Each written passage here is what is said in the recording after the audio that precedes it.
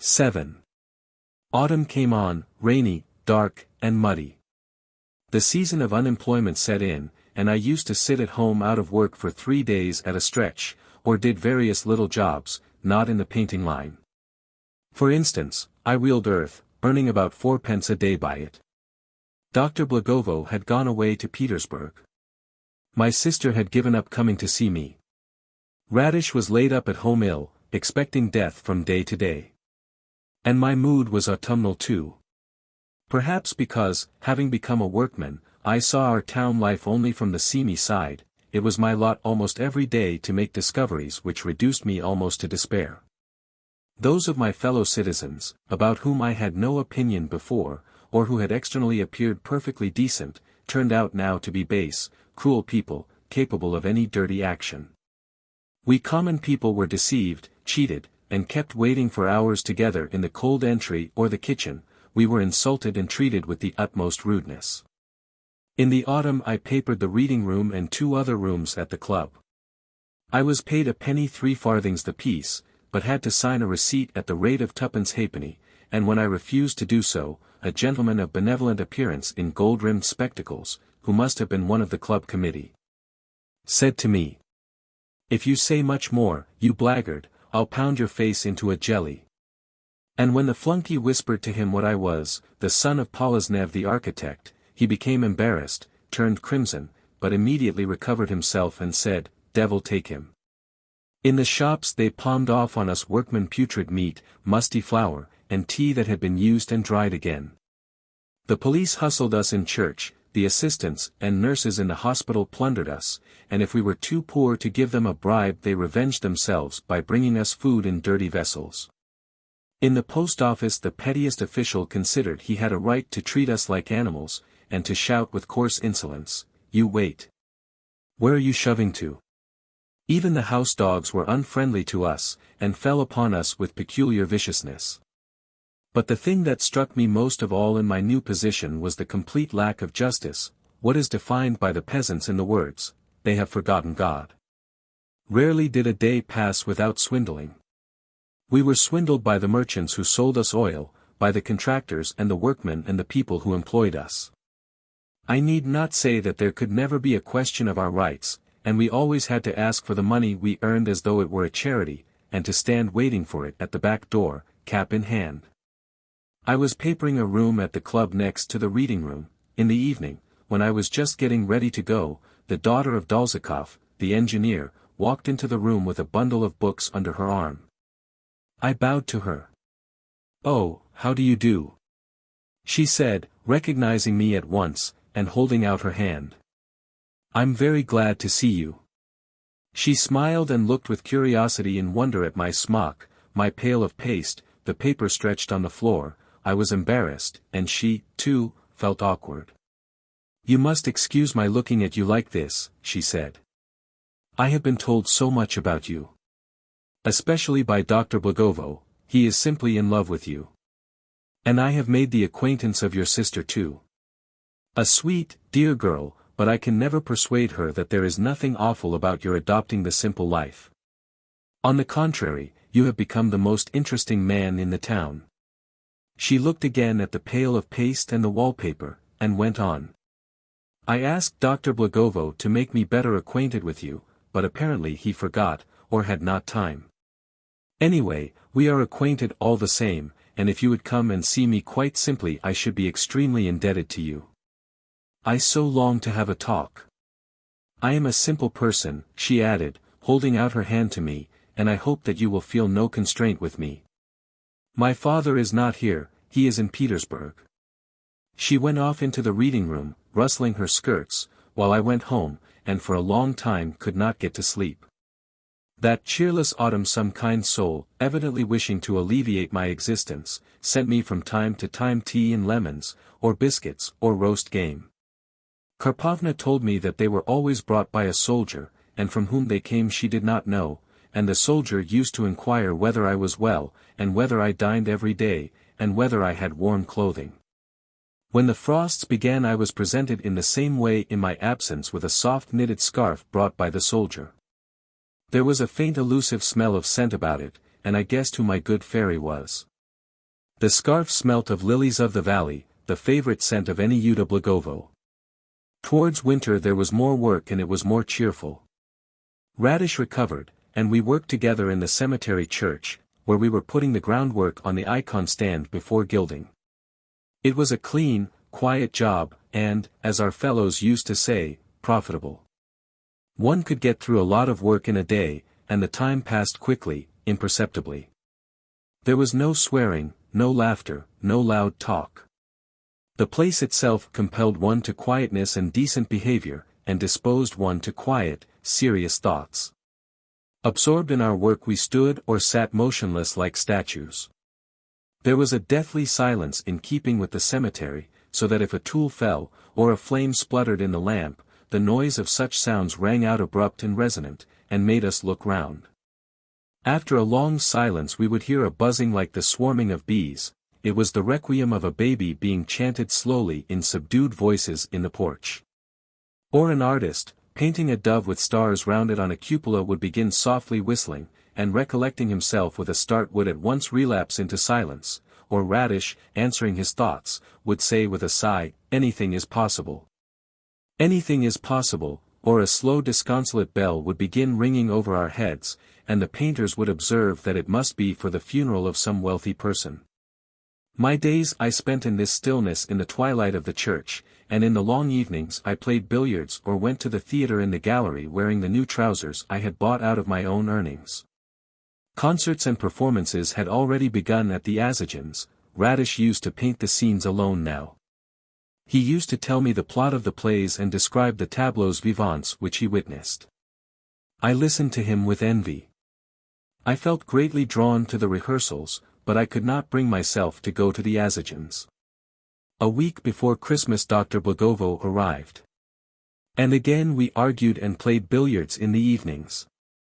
When he played he used to take off his coat and unbutton his shirt over his chest, and for some reason tried altogether to assume the air of a desperate rake. He did not drink much, but made a great uproar about it, and had a special faculty for getting through 20 rubles in an evening at such a poor cheap tavern as the Volga. My sister began coming to see me again. They both expressed surprise every time on seeing each other, but from her joyful, guilty face it was evident that these meetings were not accidental. One evening, when we were playing billiards, the doctor said to me, "I say, why don't you go and see Miss Dolzhikov? You don't know Maria Viktorovna, she is a clever creature, a charmer, a simple, good-natured soul." I described how her father had received me in the spring. "Nonsense," laughed the doctor, "the engineer's one thing and she's another. Really, my dear fellow, you mustn't be nasty to her, go and see her sometimes. For instance, let's go and see her tomorrow evening. What do you say?" He persuaded me. The next evening I put on my new serge trousers, and in some agitation I set off to Miss Dolzhikov's. The footman did not seem so haughty and terrible, nor the furniture so gorgeous, as on that morning when I had come to ask a favor. Maria Viktorovna was expecting me, and she received me like an old acquaintance, shaking hands with me in a friendly way. She was wearing a grey cloth dress with full sleeves, and had her hair done in the style which we used to call dog's ears, when it came into fashion in the town a year before. The hair was combed down over the ears, and this made Maria Viktorovna's face look broader, and she seemed to me this time very much like her father, whose face was broad and red, with something in its expression like a sledge driver. She was handsome and elegant, but not youthful looking. She looked 30, though in reality she was not more than 25. "Dear doctor, how grateful I am to you," she said, making me sit down. "If it hadn't been for him you wouldn't have come to see me. I am bored to death. My father has gone away and left me alone, and I don't know what to do with myself in this town." Then she began asking me where I was working now, how much I earned, where I lived. "Do you spend on yourself nothing but what you earn?" she asked. "No. Happy man," she sighed. "All the evil in life, it seems to me, comes from idleness, boredom, and spiritual emptiness, and all this is inevitable when one is accustomed to living at other people's expense. Don't think I am showing off, I tell you truthfully, it is not interesting or pleasant to be rich. Make to yourselves friends of the mammon of unrighteousness is said, because there is not and cannot be a mammon that's righteous. She looked round at the furniture with a grave, cold expression, as though she wanted to count it over, and went on. Comfort and luxury have a magical power, little by little they draw into their clutches even strong-willed people. At one time father and I lived simply, not in a rich style, but now you see how. It is something monstrous, she said, shrugging her shoulders, we spend up to 20,000 a year. In the provinces.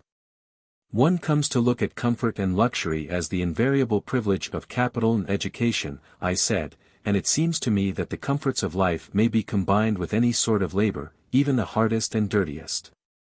Your father is rich, and yet he says himself that it has been his lot to be a mechanic and an oiler. She smiled and shook her head doubtfully. My father sometimes eats bread dipped in kvass, she said. It's a fancy, a whim. At that moment there was a ring and she got up. The rich and well-educated ought to work like everyone else, she said, and if there is comfort it ought to be equal for all. There ought not to be any privileges. But that's enough philosophizing. Tell me something amusing. Tell me about the painters. What are they like? Funny. The doctor came in. I began telling them about the painters, but, being unaccustomed to talking, I was constrained, and described them like an ethnologist, gravely and tediously. The doctor, too, told us some anecdotes of working men. He staggered about, shed tears, dropped on his knees, and, even, mimicking a drunkard, lay on the floor. It was as good as a play, and Maria Viktorovna laughed till she cried as she looked at him. Then he played on the piano and sang in his thin, pleasant tenor, while Maria Viktorovna stood by and picked out what he was to sing, and corrected him when he made a mistake. I've heard that you sing, too? I inquired. Sing, too? Cried the doctor in horror. She sings exquisitely, a perfect artist, and you talk of her singing too. What an idea! I did study in earnest at one time, she said, answering my question, but now I have given it up. Sitting on a low stool she told us of her life in Petersburg, and mimicked some celebrated singers, imitating their voice and manner of singing. She made a sketch of the doctor in her album, then of me. She did not draw well, but both the portraits were like us. She laughed, and was full of mischief and charming grimaces, and this suited her better than talking about the mammon of unrighteousness, and it seemed to me that she had been talking just before about wealth and luxury, not in earnest, but in imitation of someone. She was a superb comic actress. I mentally compared her with our young ladies, and even the handsome, dignified Anyuta Blagovo could not stand comparison with her. The difference was immense, like the difference between a beautiful, cultivated rose and a wild briar. We had supper together, the three of us. The doctor and Maria Viktorovna drank red wine, champagne, and coffee with brandy in it. They clinked glasses and drank to friendship, to enlightenment, to progress, to liberty, and they did not get drunk but only flushed, and were continually, for no reason, laughing till they cried. So as not to be tiresome I drank claret too. Talented, richly endowed natures, said Miss Dolzikov, know how to live, and go their own way. Mediocre people, like myself for instance, know nothing and can do nothing of themselves. There is nothing left for them but to discern some deep social movement, and to float where they are carried by it. How can one discern what doesn't exist? Asked the doctor. We think so because we don't see it. Is that so? The social movements are the invention of the new literature. There are none among us. An argument began. There are no deep social movements among us and never have been, the doctor declared loudly. There is no end to what the new literature has invented. It has invented intellectual workers in the country, and you may search through all our villages and find at the most some lout in a reefer jacket or a black frock coat who will make 4 mistakes in spelling a word of 3 letters. Cultured life has not yet begun among us. There's the same savagery, the same uniform boorishness, the same triviality, as 500 years ago. Movements, currents there have been, but it has all been petty, paltry, bent upon vulgar and mercenary interests, and one cannot see anything important in them. If you think you have discerned a deep social movement, and in following it you devote yourself to tasks in the modern taste, such as the emancipation of insects from slavery or abstinence from beef rissoles, I congratulate you, madam.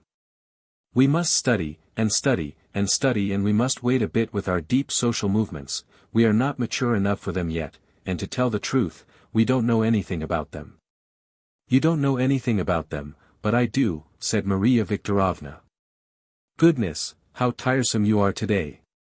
Our duty is to study and to study, to try to accumulate as much knowledge as possible, for genuine social movements arise where there is knowledge, and the happiness of mankind in the future lies only in knowledge.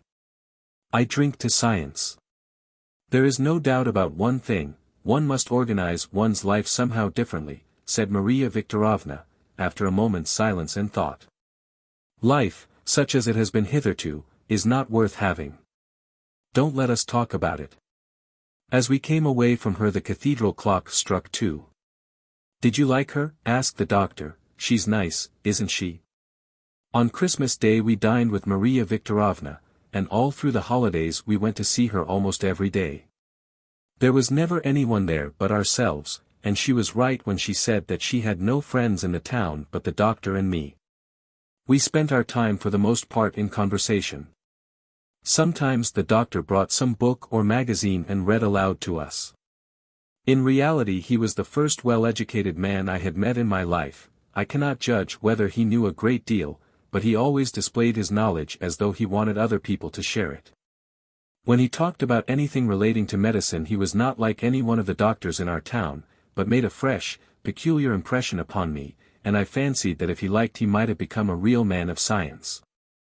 And he was perhaps the only person who had a real influence upon me at that time. Seeing him, and reading the books he gave me, I began little by little to feel a thirst for the knowledge which would have given significance to my cheerless labor. It seemed strange to me, for instance, that I had not known till then that the whole world was made up of 60 elements. I had not known what oil was, what paints were, and that I could have got on without knowing these things. My acquaintance with the doctor elevated me morally too. I was continually arguing with him and, though I usually remained of my own opinion, yet, thanks to him, I began to perceive that everything was not clear to me, and I began trying to work out as far as I could definite convictions in myself. That the dictates of conscience might be definite, and that there might be nothing vague in my mind. Yet, though he was the most cultivated and best man in the town, he was nevertheless far from perfection.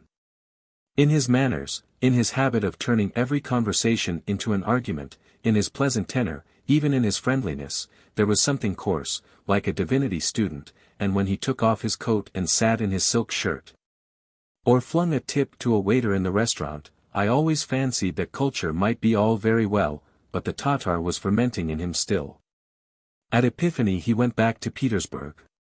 He went off in the morning, and after dinner my sister came in. Without taking off her fur coat and her cap she sat down in silence, very pale, and kept her eyes fixed on the same spot. She was chilled by the frost and one could see that she was upset by it. "You must have caught cold," I said. Her eyes filled with tears. She got up and went out to Karpovna without saying a word to me, as though I had hurt her feelings. And a little later I heard her saying, in a tone of bitter reproach, "Nurse, what have I been living for till now? What? Tell me, haven't I wasted my youth? All the best years of my life to know nothing but keeping accounts, pouring out tea, counting the halfpence, entertaining visitors, and thinking there was nothing better in the world. Nurse, do understand, I have the cravings of a human being, and I want to live, and they have turned me into something like a housekeeper. It's horrible, horrible." She flung her keys towards the door, and they fell with a jingle into my room. They were the keys of the sideboard, of the kitchen cupboard, of the cellar, and of the tea-caddy, the keys which my mother used to carry. "Oh, merciful heavens!" cried the old woman in horror. "Holy saints above!" Before going home my sister came into my room to pick up the keys, and said, "You must forgive me.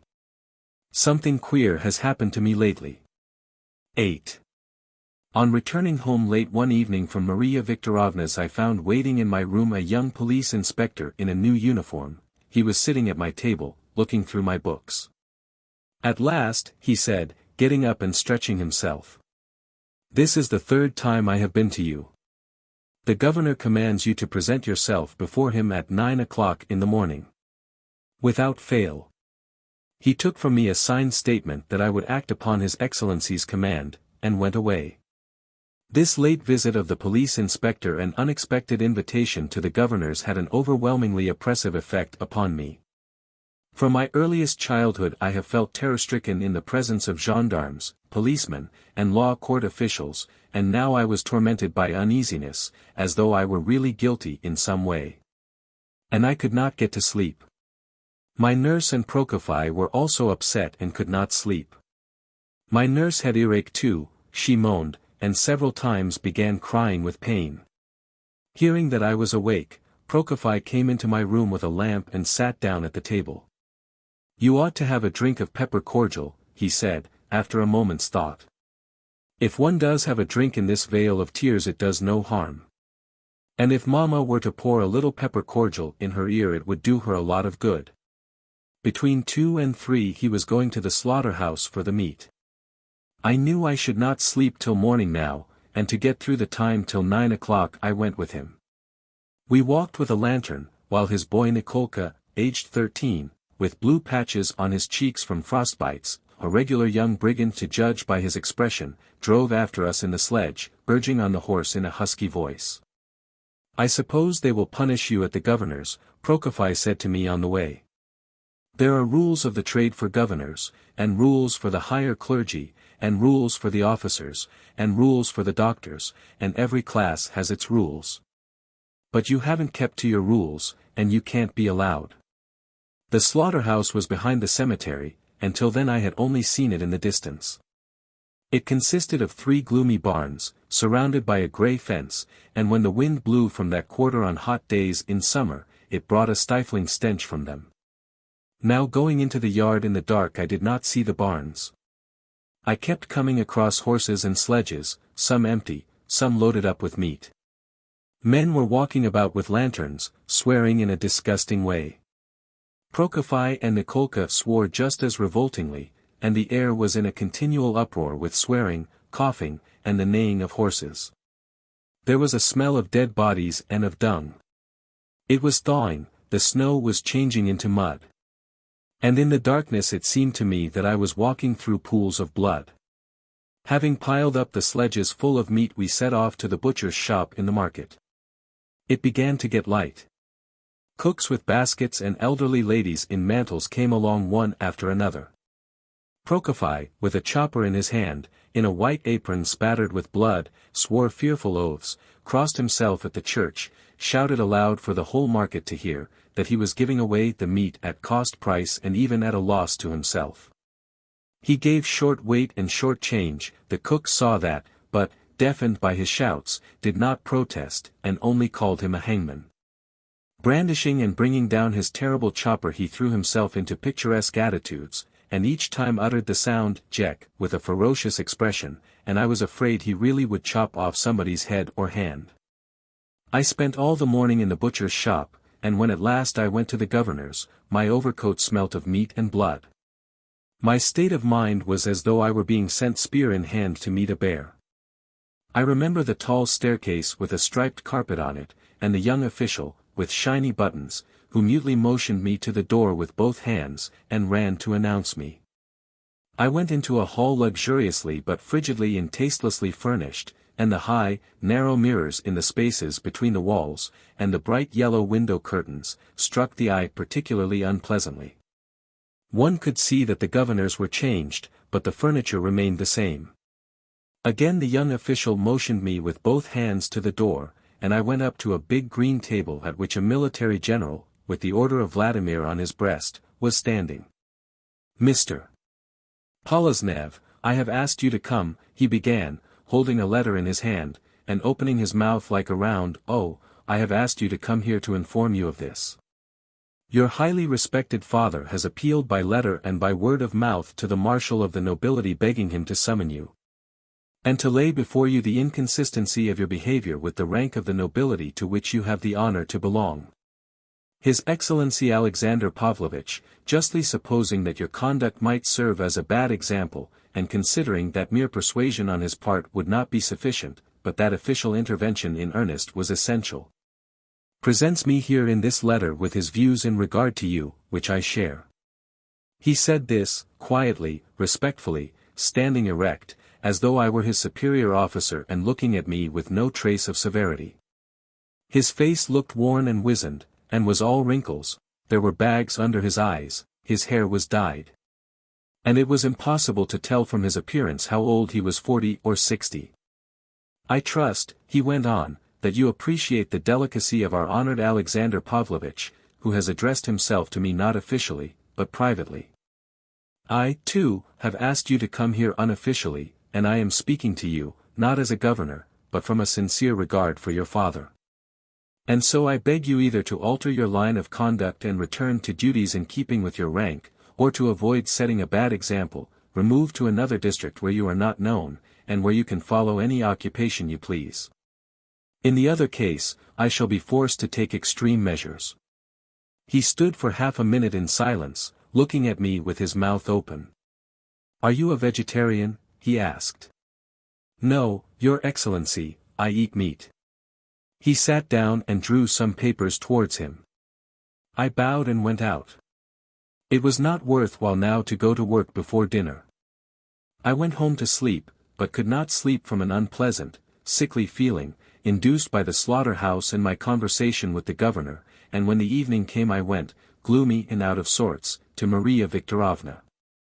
I told her how I had been at the governor's, while she stared at me in perplexity as though she did not believe it, then suddenly began laughing gaily, loudly, irrepressibly, as only good-natured laughter-loving people can.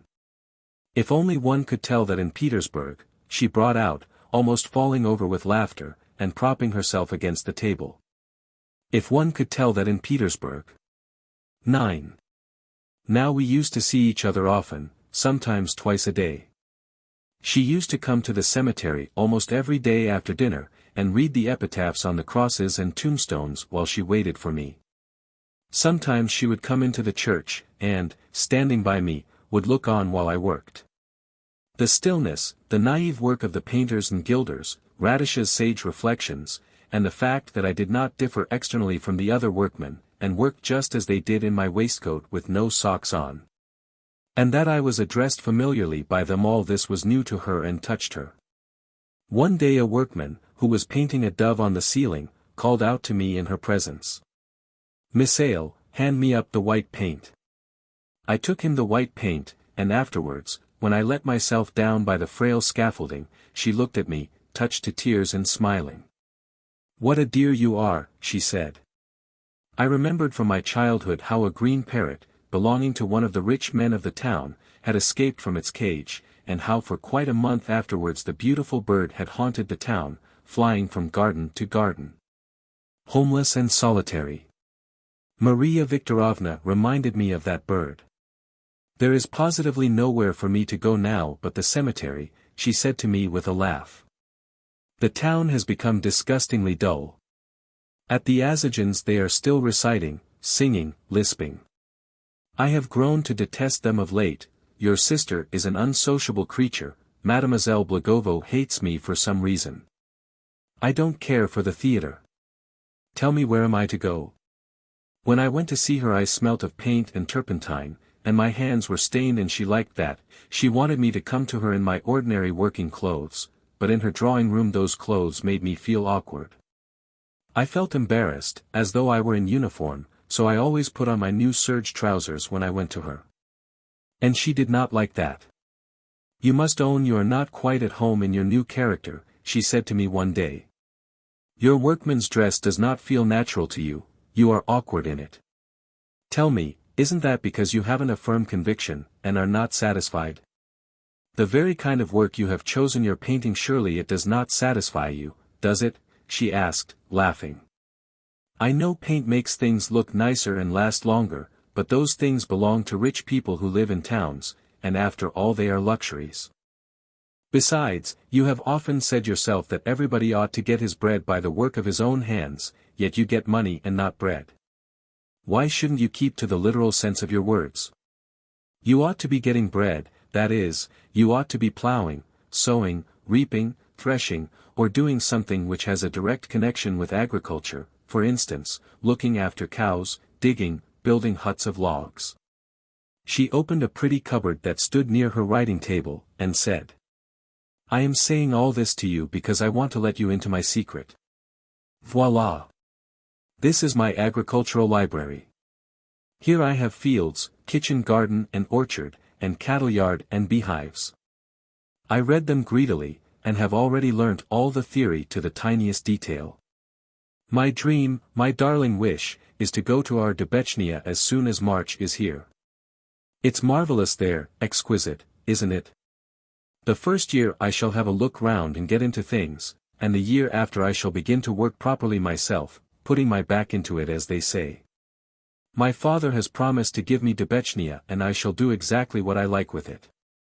Flushed, excited to tears, and laughing, she dreamed aloud how she would live at Debechnia, and what an interesting life it would be. I envied her.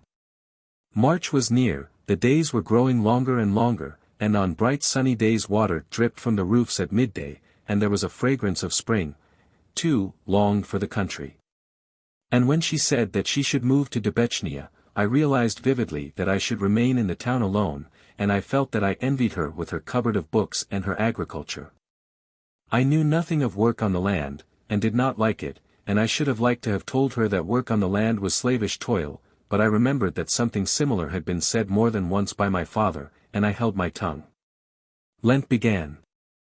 Victor Ivanitch, whose existence I had begun to forget, arrived from Petersburg. He arrived unexpectedly, without even a telegram to say he was coming. When I went in, as usual in the evening, he was walking about the drawing-room, telling some story with his face freshly washed and shaven, looking 10 years younger. His daughter was kneeling on the floor, taking out of his trunks boxes, bottles, and books, and handing them to Pavel the footman. I involuntarily drew back a step when I saw the engineer, but he held out both hands to me and said, smiling, showing his strong white teeth that looked like a sledge driver's, "Here he is, here he is. Very glad to see you, Mr. House Painter. Masha has told me all about it, she has been singing your praises.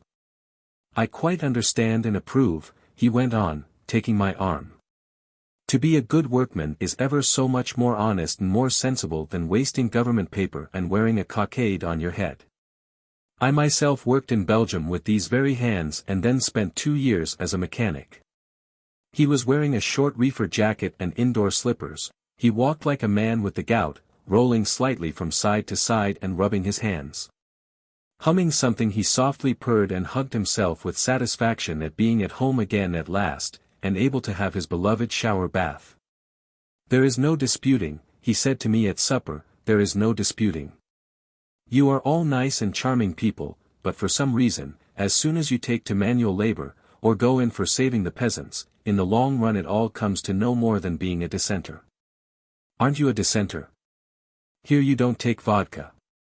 What's the meaning of that if it is not being a dissenter?" To satisfy him I drank some vodka and I drank some wine, too. We tasted the cheese, the sausage, the pâtés, the pickles, and the savories of all sorts that the engineer had brought with him, and the wine that had come in his absence from abroad. The wine was first-rate. For some reason the engineer got wine and cigars from abroad without paying duty. The caviar and the dried sturgeon someone sent him for nothing. He did not pay rent for his flat as the owner of the house provided the kerosene for the line. And altogether he and his daughter produced on me the impression that all the best in the world was at their service, and provided for them for nothing. I went on going to see them, but not with the same eagerness. The engineer made me feel constrained, and in his presence I did not feel free. I could not face his clear, guileless eyes, his reflections wearied and sickened me. I was sickened, too, by the memory that so lately I had been in the employment of this red-faced, well-fed man, and that he had been brutally rude to me.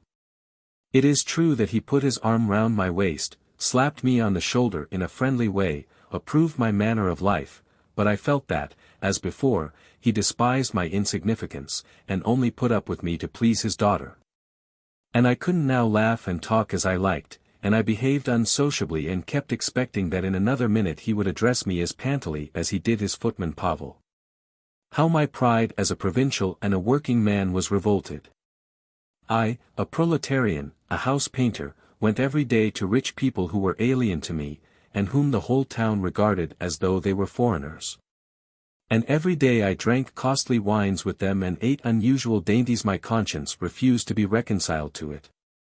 On my way to the house I sullenly avoided meeting people, and looked at them from under my brows as though I really were a dissenter, and when I was going home from the engineers I was ashamed of my well-fed condition.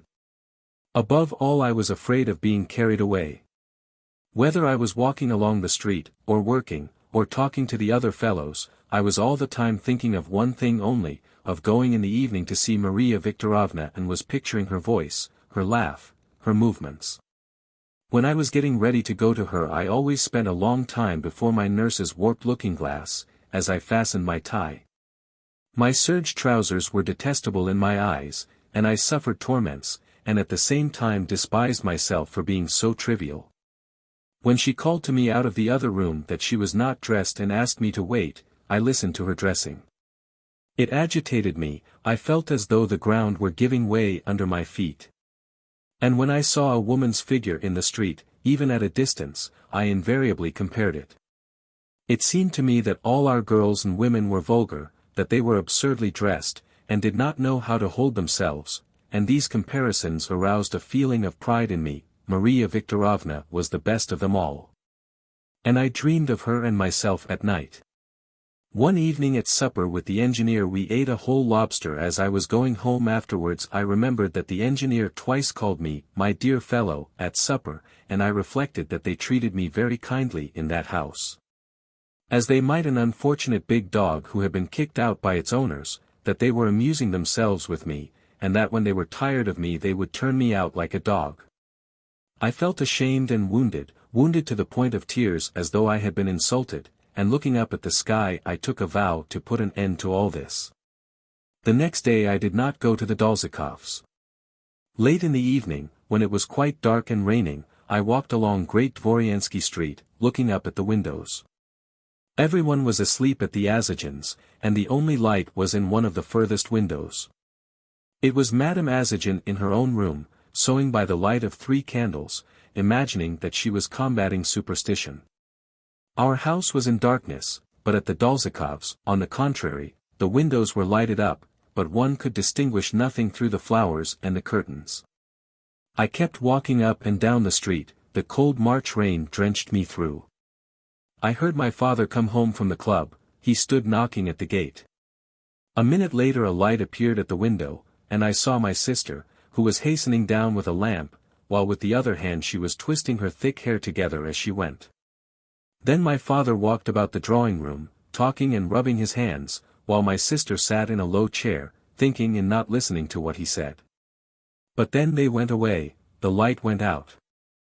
I glanced round at the engineers, and there, too, all was darkness now. In the dark and the rain I felt hopelessly alone, abandoned to the whims of destiny.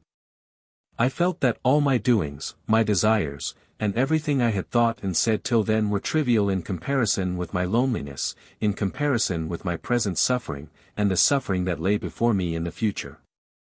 Alas, the thoughts and doings of living creatures are not nearly so significant as their sufferings. And without clearly realizing what I was doing, I pulled at the bell of the Dolzakovs' gate, broke it, and ran along the street like some naughty boy, with a feeling of terror in my heart, expecting every moment that they would come out and recognize me. When I stopped at the end of the street to take breath I could hear nothing but the sound of the rain, and somewhere in the distance a watchman striking on a sheet of iron. For a whole week I did not go to the Dolzakovs. My serge trousers were sold. There was nothing doing in the painting trade. I knew the pangs of hunger again, and earned from 2d to 4d a day, where I could, by heavy and unpleasant work. Struggling up to my knees in the cold mud, straining my chest, I tried to stifle my memories, and, as it were, to punish myself for the cheeses and preserves with which I had been regaled at the engineer's. But all the same, as soon as I lay in bed, wet and hungry, my sinful imagination immediately began to paint exquisite, seductive pictures, and with amazement I acknowledged to myself that I was in love, passionately in love, and I fell into a sound, heavy sleep, feeling that hard labor only made my body stronger and younger. One evening snow began falling most inappropriately, and the wind blew from the north as though winter had come back again. When I returned from work that evening I found Maria Viktorovna in my room. She was sitting in her fur coat, and had both hands in her muff. "Why don't you come to see me?" she asked, raising her clear, clever eyes, and I was utterly confused with delight and stood stiffly upright before her, as I used to stand facing my father when he was going to beat me. She looked into my face and I could see from her eyes that she understood why I was confused. "Why don't you come to see me?" she repeated. "If you don't want to come, you see, I have come to you." She got up and came close to me. "Don't desert me," she said, and her eyes filled with tears. "I am alone, utterly alone." She began crying, and, hiding her face in her muff, articulated, "Alone. My life is hard, very hard, and in all the world I have no one but you. Don't desert me." Looking for a handkerchief to wipe her tears she smiled. We were silent for some time, then I put my arms round her and kissed her, scratching my cheek till it bled with her hatpin as I did it. And we began talking to each other as though we had been on the closest terms for ages and ages. 2 days later she sent me to Debechnia and I was unutterably delighted to go. As I walked towards the station and afterwards, as I was sitting in the train, I kept laughing from no apparent cause, and people looked at me as though I were drunk. Snow was falling, and there were still frosts in the mornings, but the roads were already dark-colored and rooks hovered over them, cawing. At first I had intended to fit up an abode for us two, Masha and me, in the lodge at the side opposite Madame Cheprakov's lodge, but it appeared that the doves and the ducks had been living there for a long time. And it was impossible to clean it without destroying a great number of nests. There was nothing for it but to live in the comfortless rooms of the big house with the sun blinds. The peasants called the house the palace. There were more than 20 rooms in it, and the only furniture was a piano and a child's armchair lying in the attic. And if Masha had brought all her furniture from the town we should even then have been unable to get rid of the impression of immense emptiness and cold. I picked out 3 small rooms with windows looking into the garden, and worked from early morning till night, setting them to rights, putting in new panes, papering the walls, filling up the holes and chinks in the floors. It was easy, pleasant work.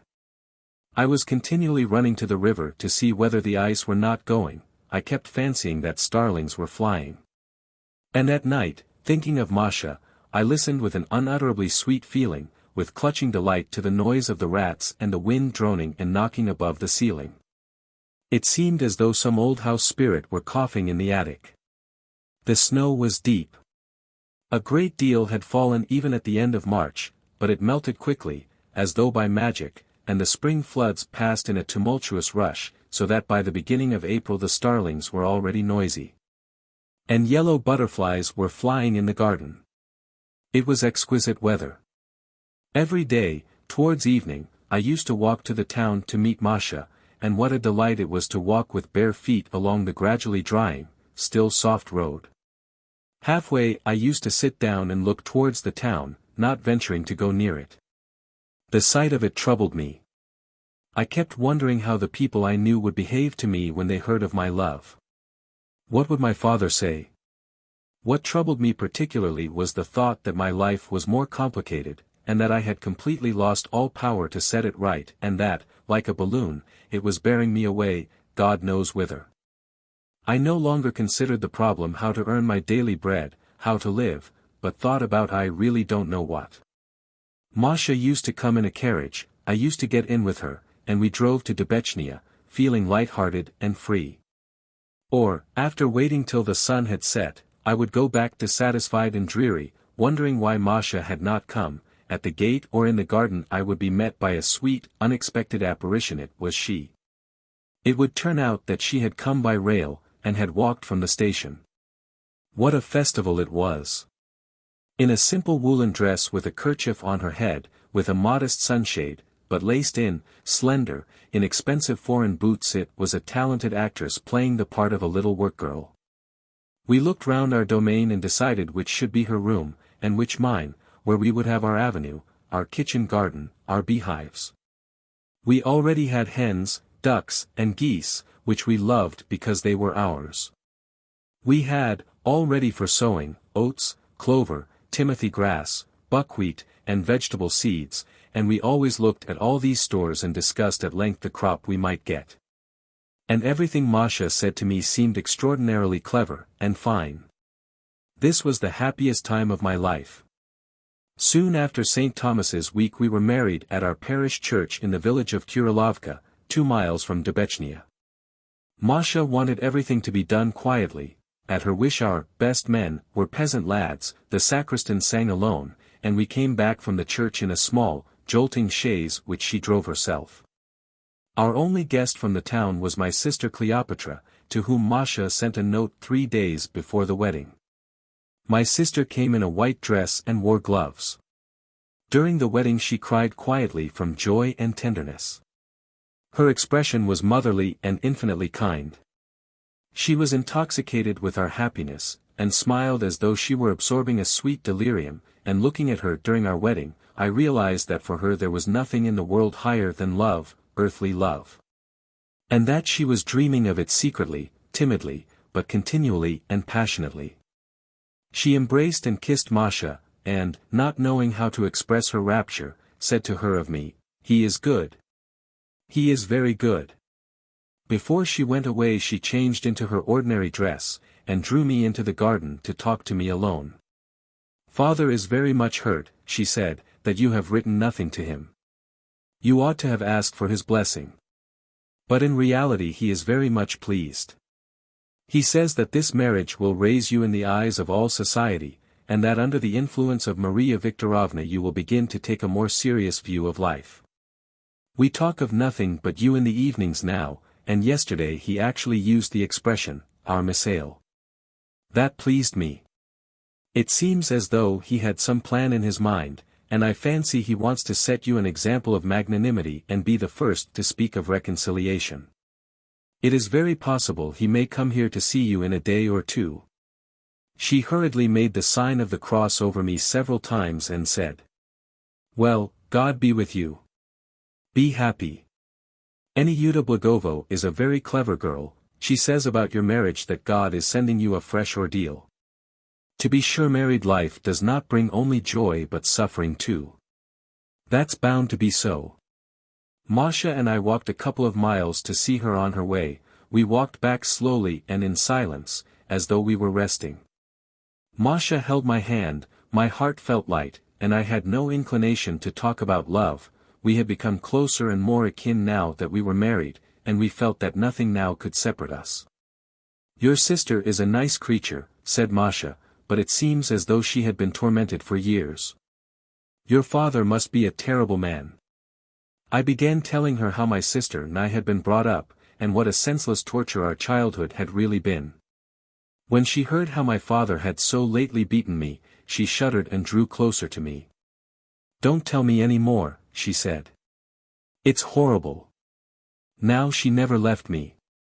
We lived together in the 3 rooms in the big house, and in the evenings we bolted the door which led to the empty part of the house, as though someone were living there whom we did not know, and were afraid of. I got up early, at dawn, and immediately set to work of some sort. I mended the carts, made paths in the garden, dug the flower beds, painted the roof of the house. When the time came to sow the oats I tried to plough the ground over again, to harrow and to sow, and I did it all conscientiously, keeping up with our labor.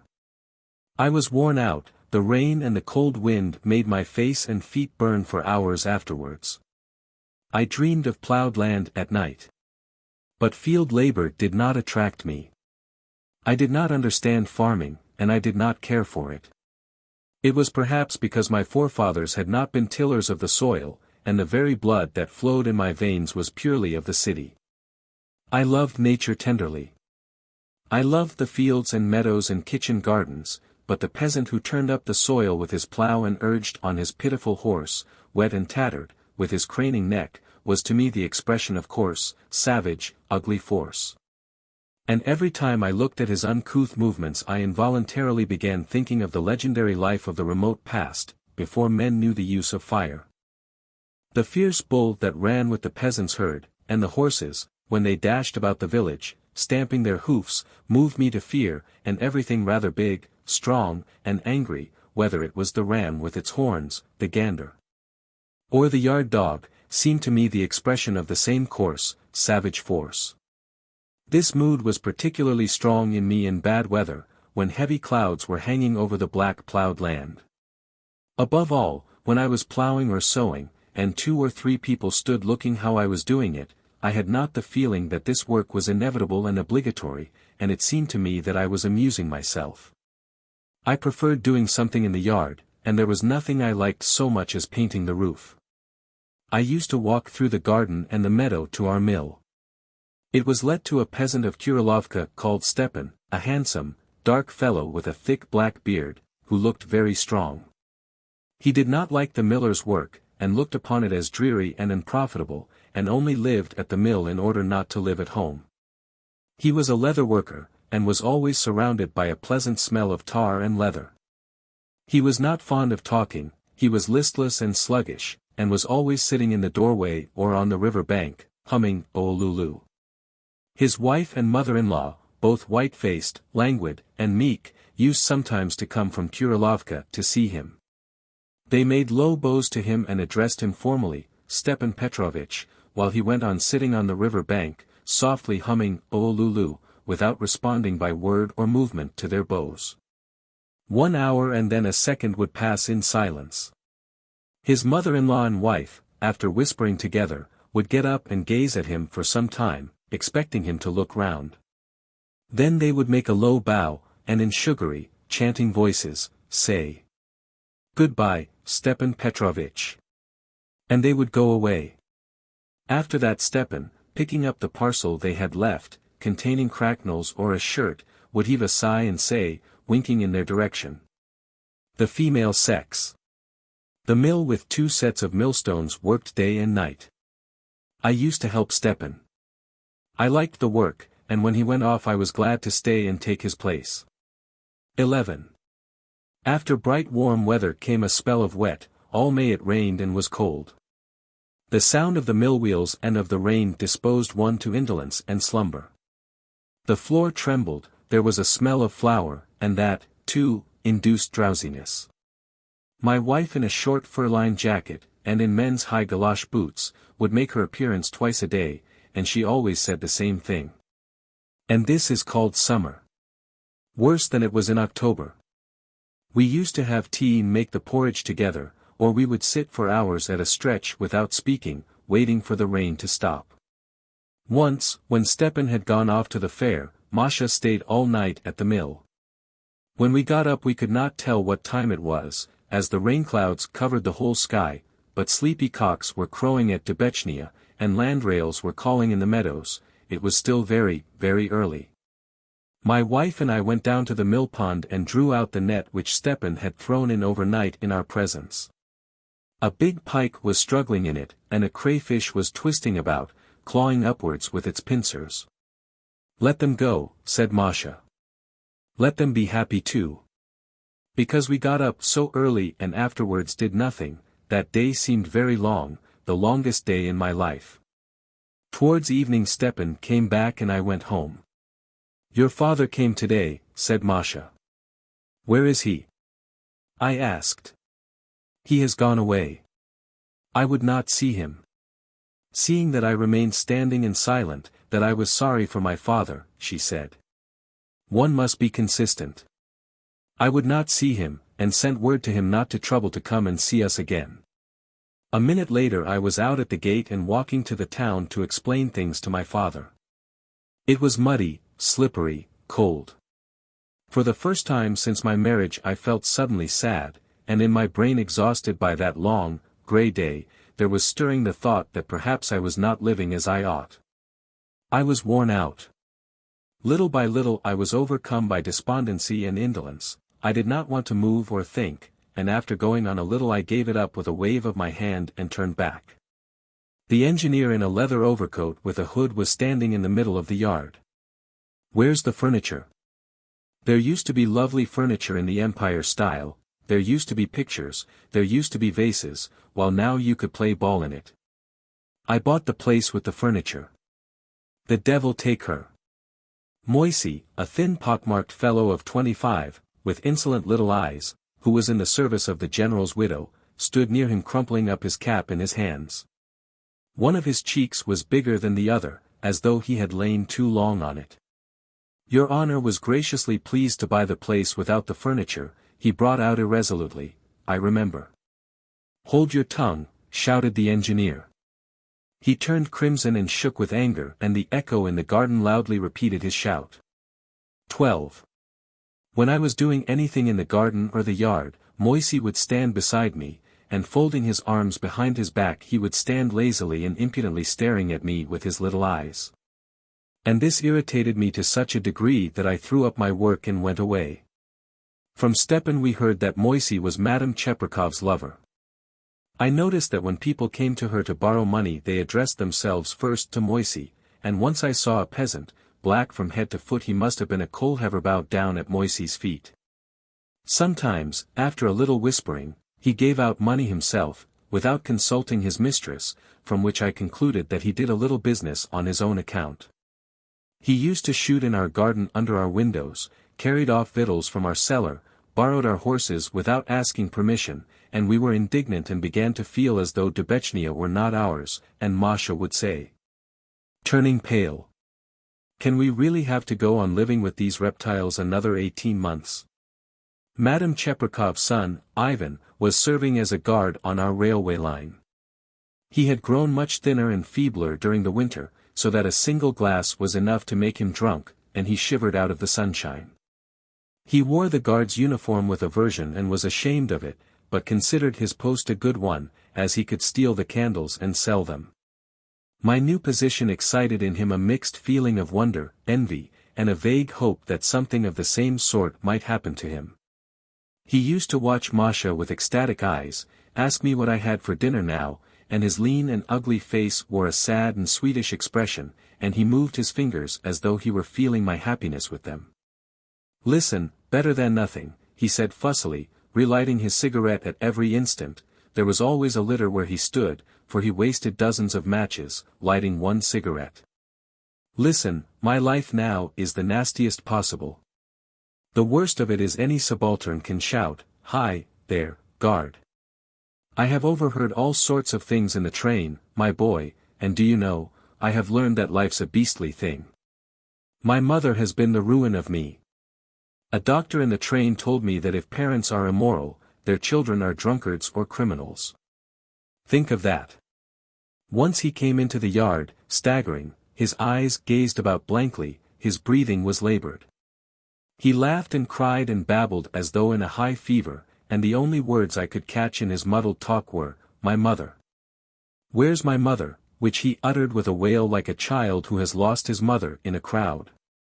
I led him into our garden and laid him down under a tree, and Masha and I took turns to sit by him all that day and all night. He was very sick, and Masha looked with aversion at his pale, wet face, and said, "Is it possible these reptiles will go on living another year and a half in our yard? It's awful. It's awful. And how many mortifications the peasants caused us. How many bitter disappointments in those early days in the spring months, when we so longed to be happy. My wife built a school. I drew a plan of a school for 60 boys, and the Zemstvo board approved of it, but advised us to build the school at Kurilovka, the big village which was only 2 miles from us. Moreover, the school at Kurilovka, in which children from 4 villages, our Dubechnia being one of the number, were taught, was old and too small, and the floor was scarcely safe to walk upon.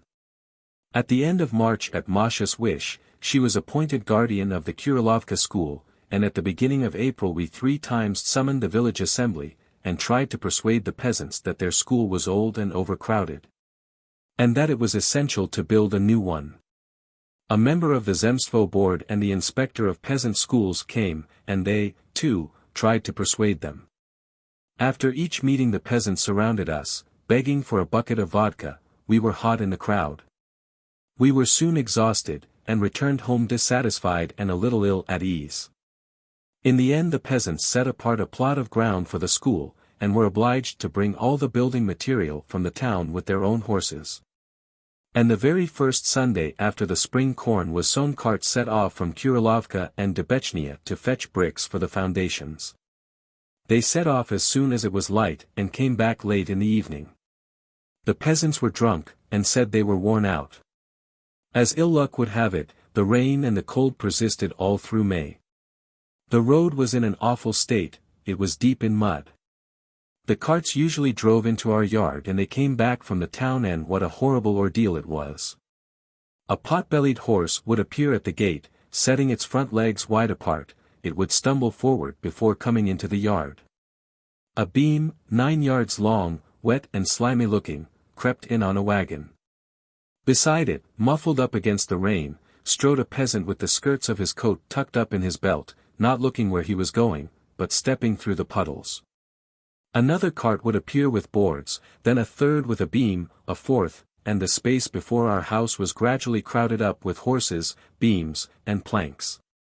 Men and women, with their heads muffled and their skirts tucked up, would stare angrily at our windows, make an uproar, and clamor for the mistress to come out to them. Coarse oaths were audible.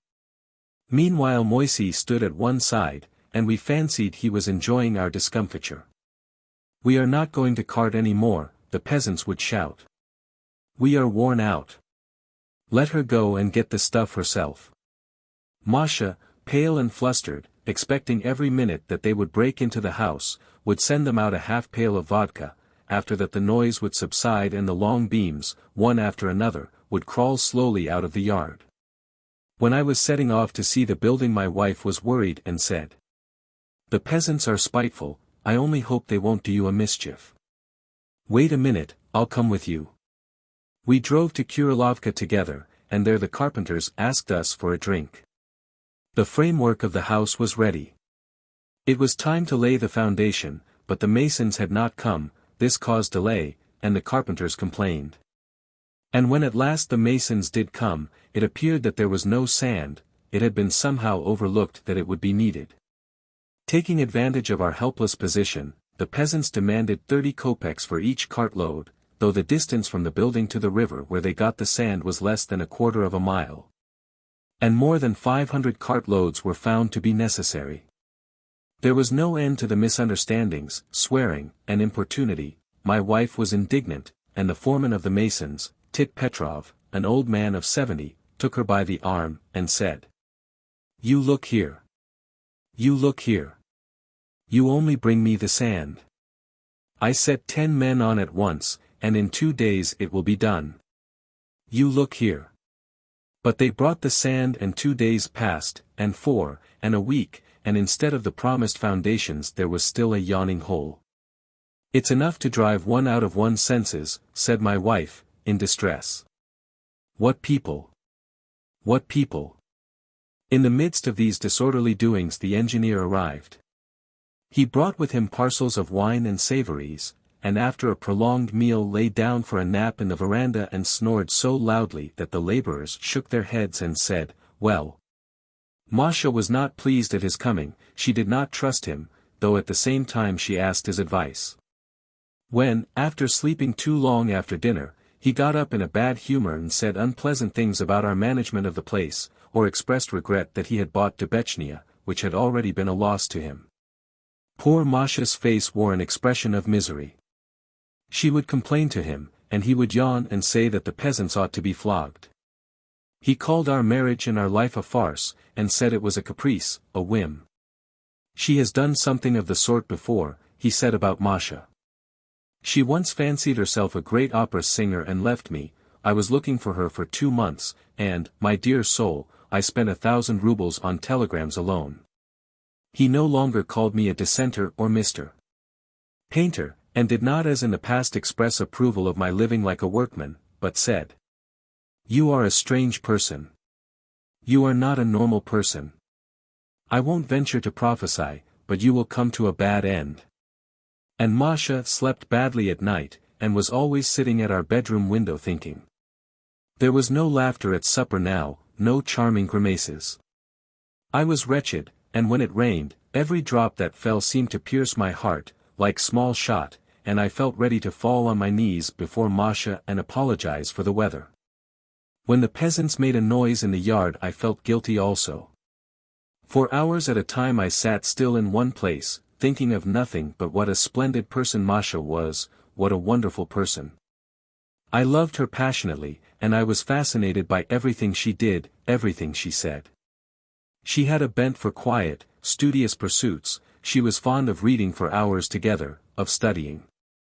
Although her knowledge of farming was only from books, she surprised us all by what she knew, and every piece of advice she gave was of value. Not one was ever thrown away, and, with all that, what nobility, what taste, what graciousness, that graciousness which is only found in well-educated people. To this woman, with her sound, practical intelligence, the disorderly surroundings with petty cares and sordid anxieties in which we were living now were an agony, I saw that and could not sleep at night. My brain worked feverishly and I had a lump in my throat. I rushed about not knowing what to do. I galloped to the town and brought Masha books, newspapers, sweets, flowers. With Stepan I caught fish, wading for hours up to my neck in the cold water in the rain to catch eel pout to vary our fare. I demeaned myself to beg the peasants not to make a noise. I plied them with vodka, bought them off, made all sorts of promises. And how many other foolish things I did. At last the rain ceased, the earth dried.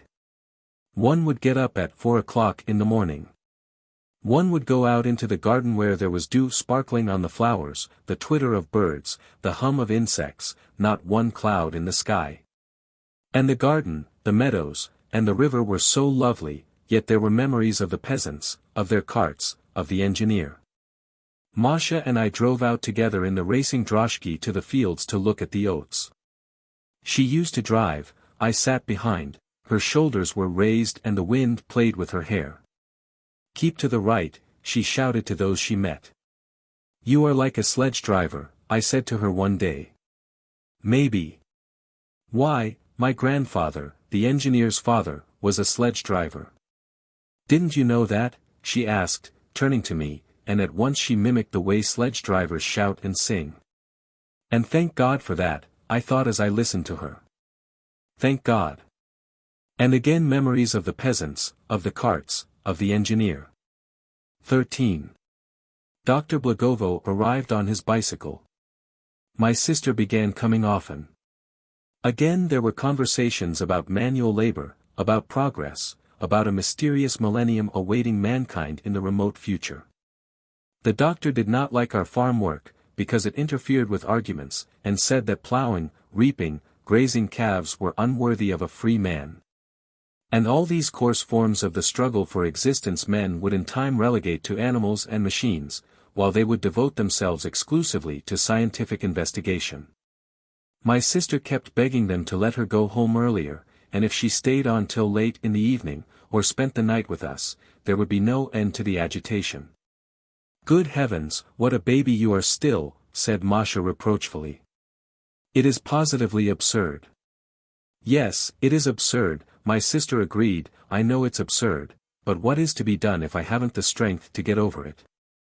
I keep feeling as though I were doing wrong.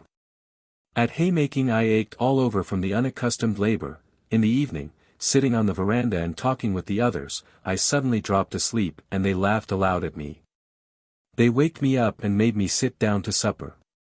I was overpowered with drowsiness and I saw the lights, the faces, and the plates as it were in a dream, heard the voices, but did not understand them. And getting up early in the morning, I took up the scythe at once, or went to the building and worked hard all day. When I remained at home on holidays I noticed that my sister and Masha were concealing something from me, and even seemed to be avoiding me. My wife was tender to me as before, but she had thoughts of her own apart, which she did not share with me. There was no doubt that her exasperation with the peasants was growing, the life was becoming more and more distasteful to her, and yet she did not complain to me. She talked to the doctor now more readily than she did to me, and I did not understand why it was so. It was the custom in our province at haymaking and harvest time for the laborers to come to the manor house in the evening and be regaled with vodka.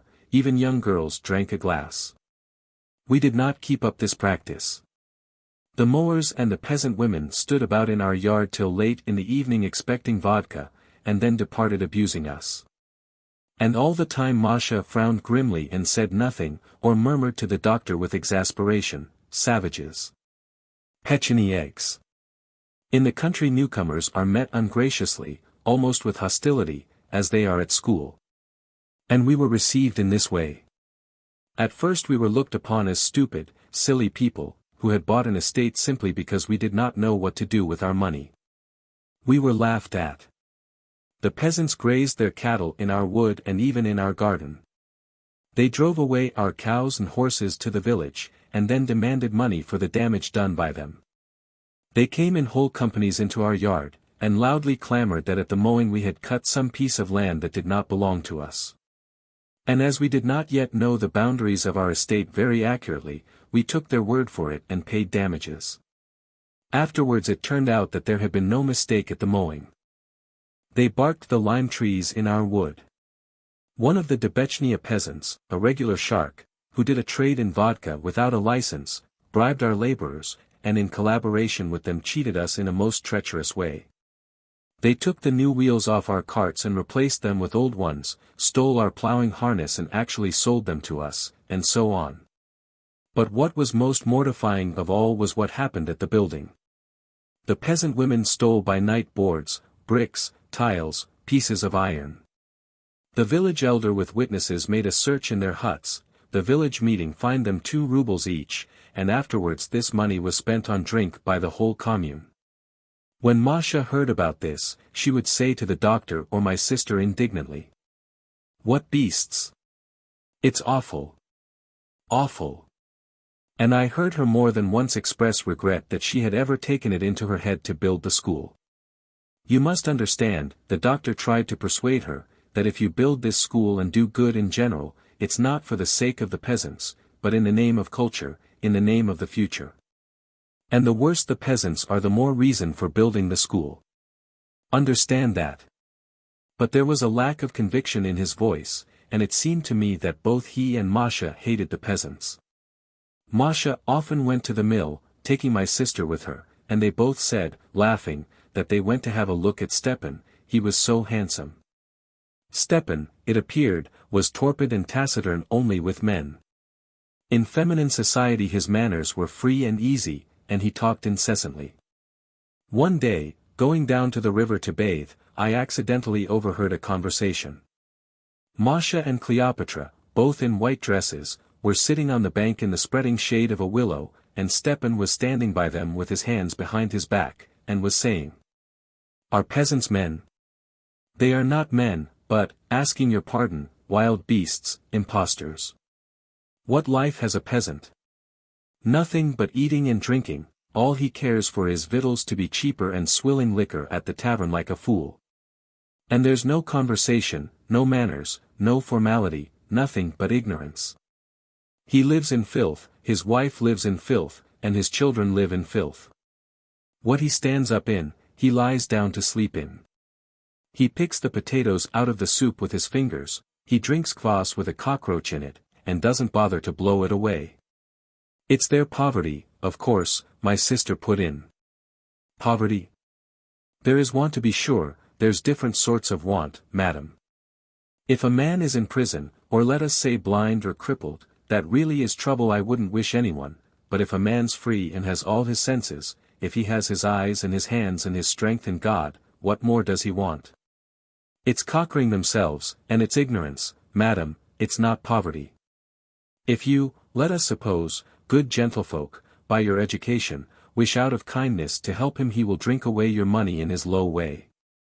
Or, what's worse, he will open a drink shop, and with your money start robbing the people. You say poverty, but does the rich peasant live better? He, too, asking your pardon, lives like a swine, coarse, loud-mouthed, cudgel-headed, broader than he is long, fat, red-faced mug. I'd like to swing my fist and send him flying, the scoundrel. There's Larion, another rich one at Debechnia, and I bet he strips the bark off your trees as much as any poor one, and he is a foul-mouthed fellow. His children are the same, and when he has had a drop too much he'll topple with his nose in a puddle and sleep there. They are all a worthless lot, madam. If you live in a village with them it is like hell. It has stuck in my teeth, that village has, and thank the Lord, the King of Heaven, I've plenty to eat and clothes to wear. I served out my time in the dragoons, I was village elder for 3 years, and now I am a free Cossack, I live where I like. I don't want to live in the village, and no one has the right to force me. They say my wife. They say you are bound to live in your cottage with your wife. But why so? I am not her hired man. Tell me, Stepan, did you marry for love? Asked Masha. Love among us in the village, answered Stepan, and he gave a laugh. Properly speaking, madam, if you care to know, this is my second marriage. I am not a Kurilovka man, I am from Zalogoshtko, but afterwards I was taken into Kurilovka when I married. You see, my father did not want to divide the land among us. There were 5 of us brothers. I took my leave and went to another village to live with my wife's family, but my first wife died when she was young. What did she die of? Of foolishness. She used to cry and cry and cry for no reason, and so she pined away. She was always drinking some sort of herbs to make her better looking, and I suppose she damaged her inside. And my second wife is a Kurilovka woman too, there is nothing in her. She's a village woman, a peasant woman, and nothing more. I was taken in when they plighted me to her. I thought she was young and fair-skinned, and that they lived in a clean way. Her mother was just like a flagellant and she drank coffee, and the chief thing, to be sure, they were clean in their ways.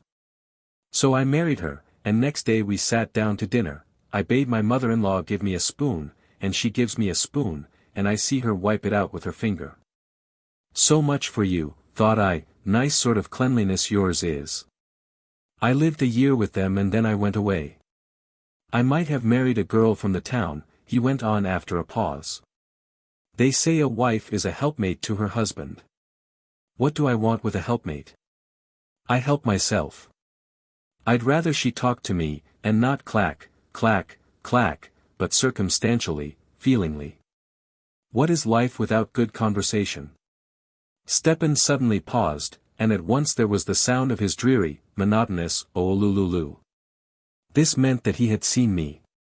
Masha used often to go to the mill, and evidently found pleasure in her conversations with Stepan.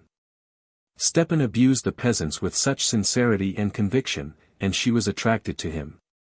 Every time she came back from the mill the feeble-minded peasant, who looked after the garden, shouted at her. "Wench Palashka! Hula, wench Palashka," and he would bark like a dog, "Ga! Ga!"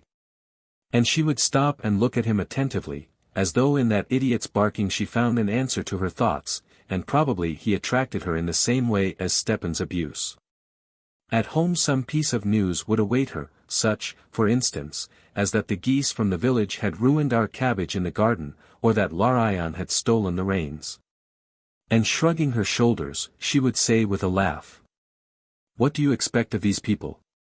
She was indignant, and there was rancor in her heart, and meanwhile I was growing used to the peasants, and I felt more and more drawn to them. For the most part they were nervous, irritable, downtrodden people. They were people whose imagination had been stifled, ignorant, with a poor, dingy outlook on life, whose thoughts were ever the same of the grey earth, of grey days, of black bread, people who cheated. But like birds hiding nothing but their head behind the tree, people who could not count.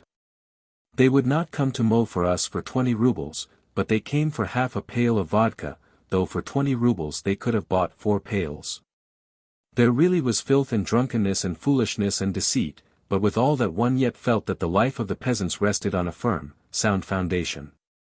However uncouth a wild animal the peasant following the plough seemed, and however he might stupefy himself with vodka, still, looking at him more closely, one felt that there was in him what was needed, something very important.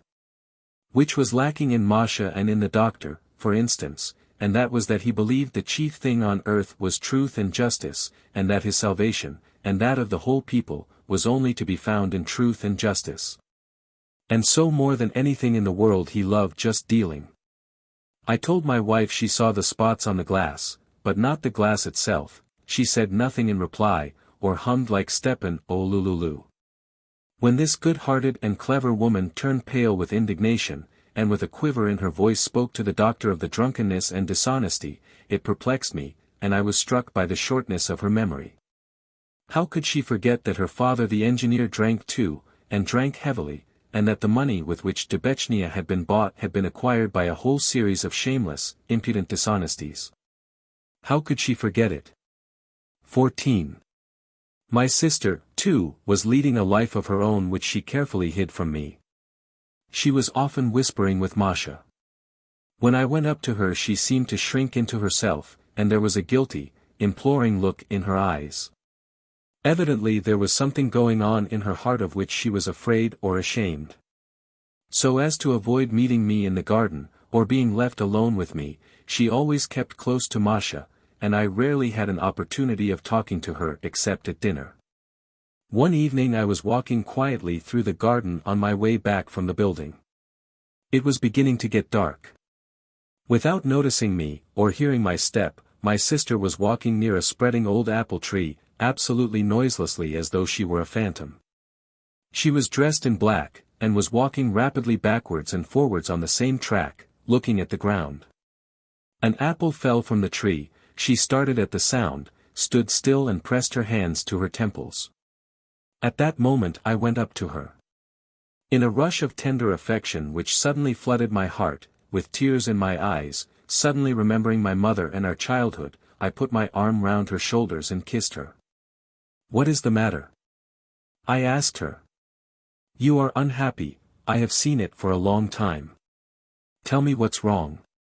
"I am frightened," she said, trembling. "What is it?" I insisted. "For God's sake, be open."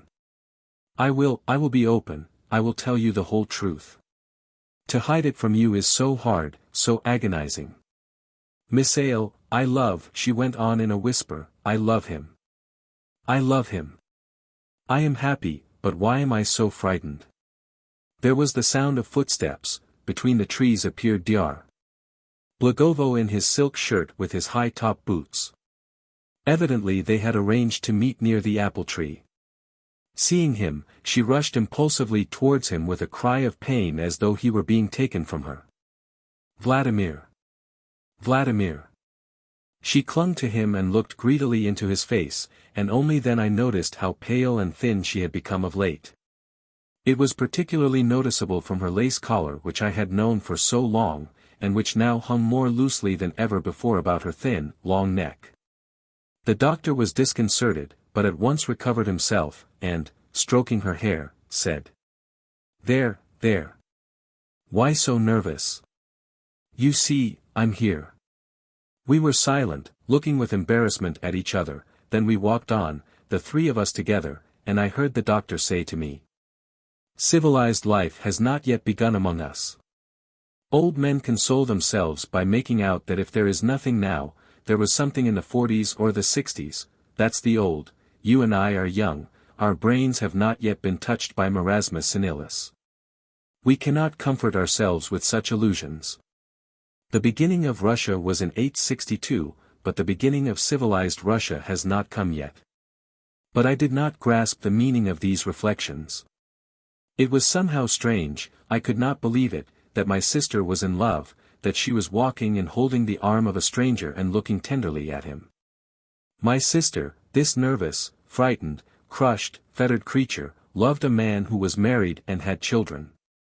I felt sorry for something, but what exactly I don't know.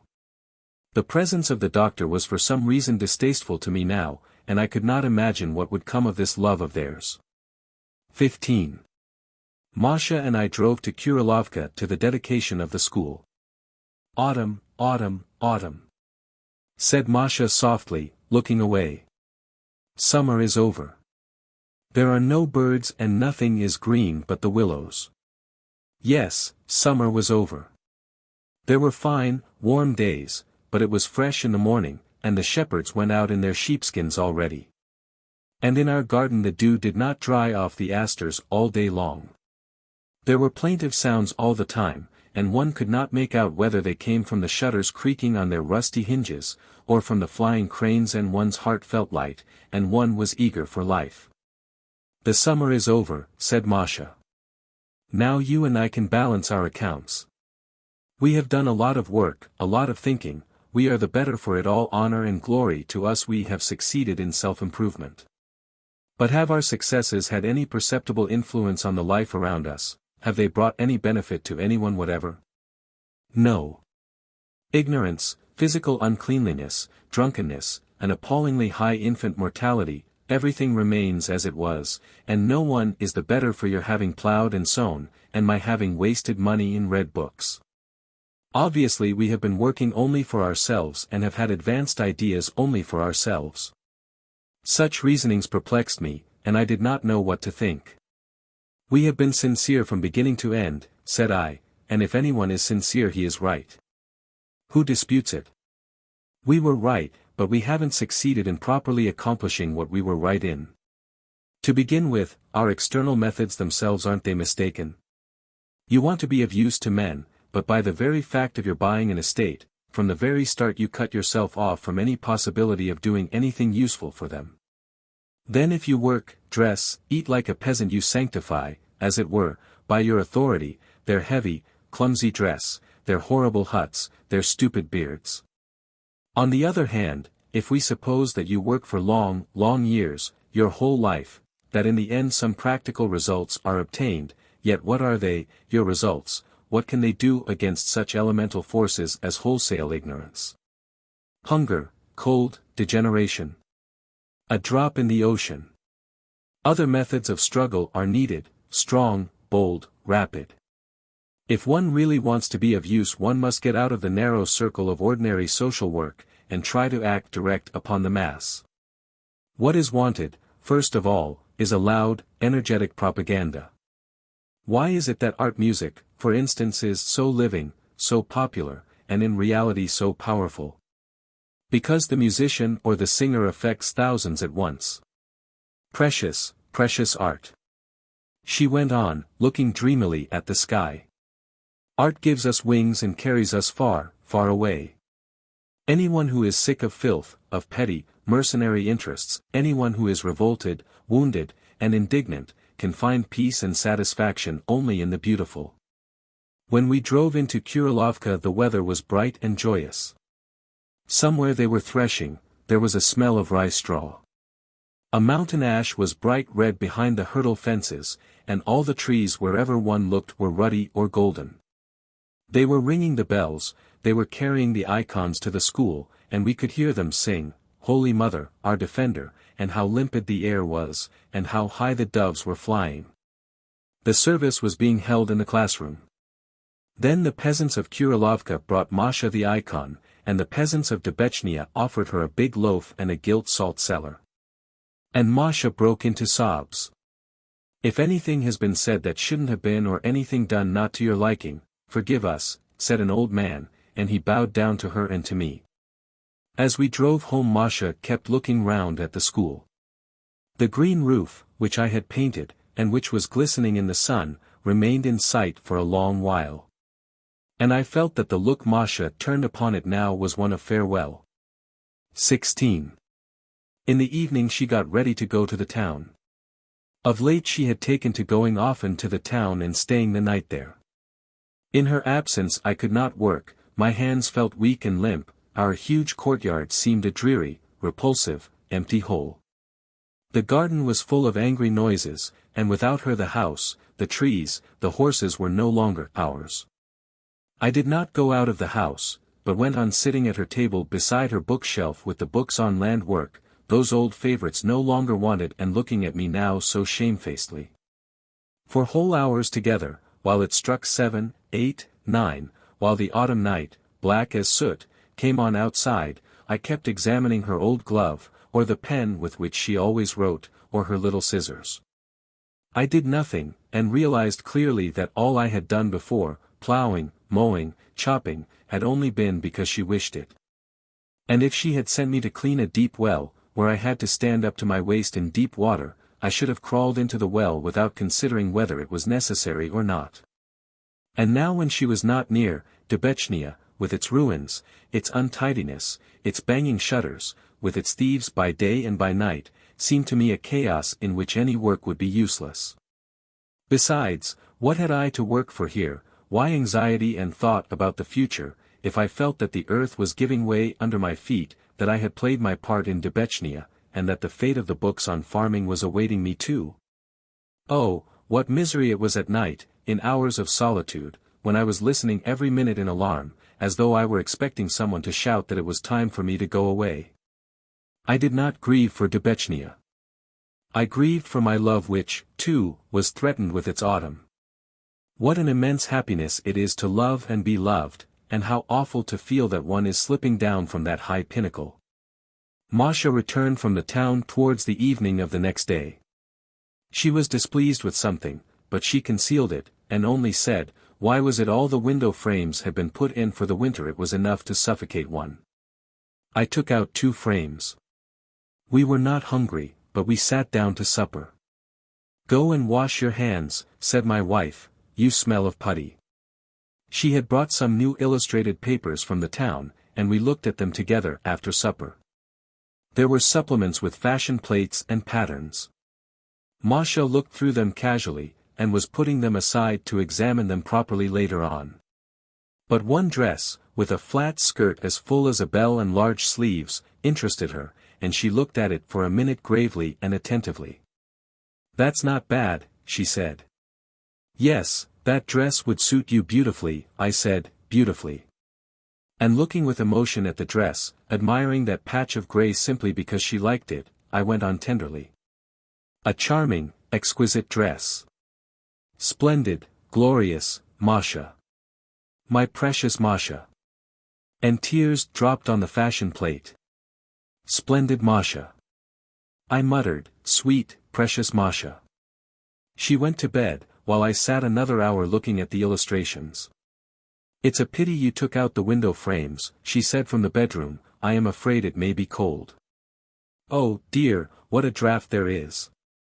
I read something out of the column of odds and ends, a receipt for making cheap ink, and an account of the biggest diamond in the world.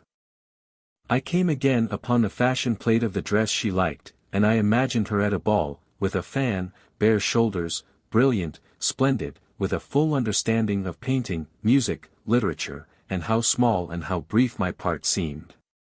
Our meeting, our marriage, had been only one of the episodes of which there would be many more in the life of this vital, richly gifted woman. All the best in the world, as I have said already, was at her service, and she received it absolutely for nothing, and even ideas and the intellectual movement in vogue served simply for her recreation, giving variety to her life. And I was only the sledge driver who drove her from one entertainment to another. Now she did not need me. She would take flight, and I should be alone. And as though in response to my thought, there came a despairing scream from the garden. "Help!" It was a shrill, womanish voice, and as though to mimic it the wind whistled in the chimney on the same shrill note. Half a minute passed, and again through the noise of the wind, but coming, it seemed, from the other end of the yard. "Help! Miss Ale, do you hear?" my wife asked me softly. "Do you hear?" She came out from the bedroom in her nightgown, with her hair down, and listened, looking at the dark window. "Someone is being murdered," she said. "That is the last straw." I took my gun and went out. It was very dark outside, the wind was high, and it was difficult to stand. I went to the gate and listened, the trees roared, the wind whistled and, probably at the feeble-minded peasants, a dog howled lazily. Outside the gates the darkness was absolute, not a light on the railway line. And near the lodge, which a year before had been the office, suddenly sounded a smothered scream. "Help! Who's there?" I called. There were 2 people struggling. One was thrusting the other out, while the other was resisting, and both were breathing heavily. "Leave go," said one, and I recognized Ivan Chekhov. It was he who was shrieking in a shrill, womanish voice, "Let go, you damned brute, or I'll bite your hand off." The other I recognized as Moisey. I separated them, and as I did so I could not resist hitting Moisey 2 blows in the face. He fell down, then got up again, and I hit him once more. "He tried to kill me," he muttered. "He was trying to get at his mama's chest. I want to lock him up in the lodge for security." Chekhov was drunk and did not recognize me. He kept drawing deep breaths, as though he were just going to shout "help" again. I left them and went back to the house. My wife was lying on her bed, she had dressed. I told her what had happened in the yard, and did not conceal the fact that I had hit Moisey. "It's terrible to live in the country," she said. "And what a long night it is. Oh dear, if only it were over." "He yelp," we heard again, a little later. "I'll go and stop them," I said. "No, let them bite each other's throats," she said with an expression of disgust. She was looking up at the ceiling, listening, while I sat beside her, not daring to speak to her, feeling as though I were to blame for their shouting "help" in the yard and for the night seeming so long.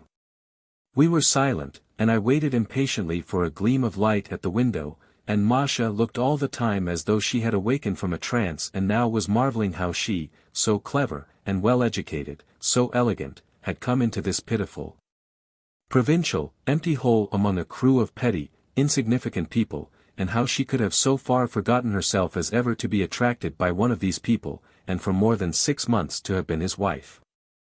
It seemed to me that at that moment it did not matter to her whether it was I, or Moisey, or Chekhov. Everything for her was merged in that savage drunken "help," I and our marriage, and our work together, and the mud and slush of autumn, and when she sighed or moved into a more comfortable position I read in her face, oh. That morning would come quickly. In the morning she went away. I spent another 3 days at Dubechnia expecting her, then I packed all our things in one room, locked it, and walked to the town. It was already evening when I rang at the engineer's, and the street lamps were burning in Great Dvoryansky Street. Pavel told me there was no one at home. Viktor Ivanitch had gone to Petersburg, and Maria Viktorovna was probably at the rehearsal at the Azagins'.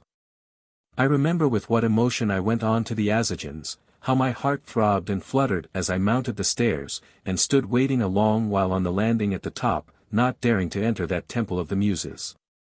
In the big room there were lighted candles everywhere, on a little table, on the piano, and on the stage, everywhere in threes, and the first performance was fixed for the 13th, and now the first rehearsal was on a Monday, an unlucky day. All part of the war against superstition.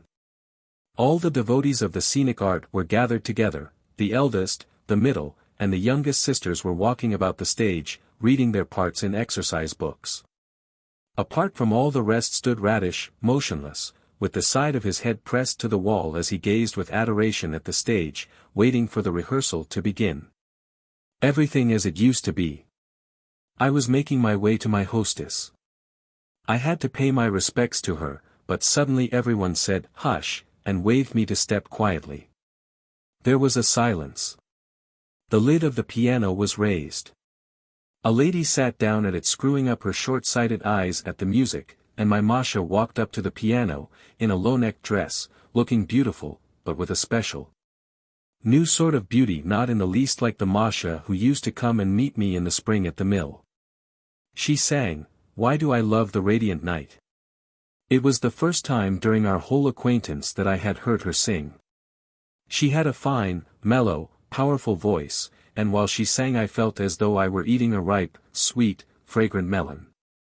She ended, the audience applauded, and she smiled, very much pleased, making play with her eyes, turning over the music, smoothing her skirts, like a bird that has at last broken out of its cage and preens its wings in freedom. Her hair was arranged over her ears, and she had an unpleasant, defiant expression in her face, as though she wanted to throw down a challenge to us all, or to shout to us as she did to her horses, "Hey, there, my beauties." And she must at that moment have been very much like her grandfather the sledge driver. "You here too?" she said, giving me her hand. "Did you hear me sing? Well, what did you think of it?" And without waiting for my answer she went on, "It's a very good thing you are here. I am going tonight to Petersburg for a short time. You'll let me go, won't you?" At midnight I went with her to the station. She embraced me affectionately, probably feeling grateful to me for not asking unnecessary questions, and she promised to write to me, and I held her hands a long time, and kissed them, hardly able to restrain my tears and not uttering a word. And when she had gone I stood watching the retreating lights, caressing her in imagination and softly murmuring, "My darling Masha, glorious Masha." I spent the night at Karpovna's, and next morning I was at work with Radish, recovering the furniture of a rich merchant who was marrying his daughter to a doctor. 17. My sister came after dinner on Sunday and had tea with me. "I read a great deal now," she said, showing me the books which she had fetched from the public library on her way to me. "Thanks to your wife and to Vladimir, they have awakened me to self-realization. They have been my salvation. They have made me feel myself a human being. In old days I used to lie awake at night with worries of all sorts, thinking what a lot of sugar we had used in the week, or hoping the cucumbers would not be too salt. And now, too, I lie awake at night, but I have different thoughts. I am distressed that half my life has been passed in such a foolish, cowardly way. I despise my past, I am ashamed of it. And I look upon our father now as my enemy. Oh, how grateful I am to your wife. And Vladimir. He is such a wonderful person. They have opened my eyes." "That's bad that you don't sleep at night," I said. "Do you think I am ill?" "Not at all." Vladimir sounded me, and said I was perfectly well. "But health is not what matters, it is not so important. Tell me, am I right?" She needed moral support, that was obvious. Masha had gone away. Dr. Blagovo was in Petersburg, and there was no one left in the town but me, to tell her she was right. She looked intently into my face, trying to read my secret thoughts, and if I were absorbed or silent in her presence she thought this was on her account, and was grieved.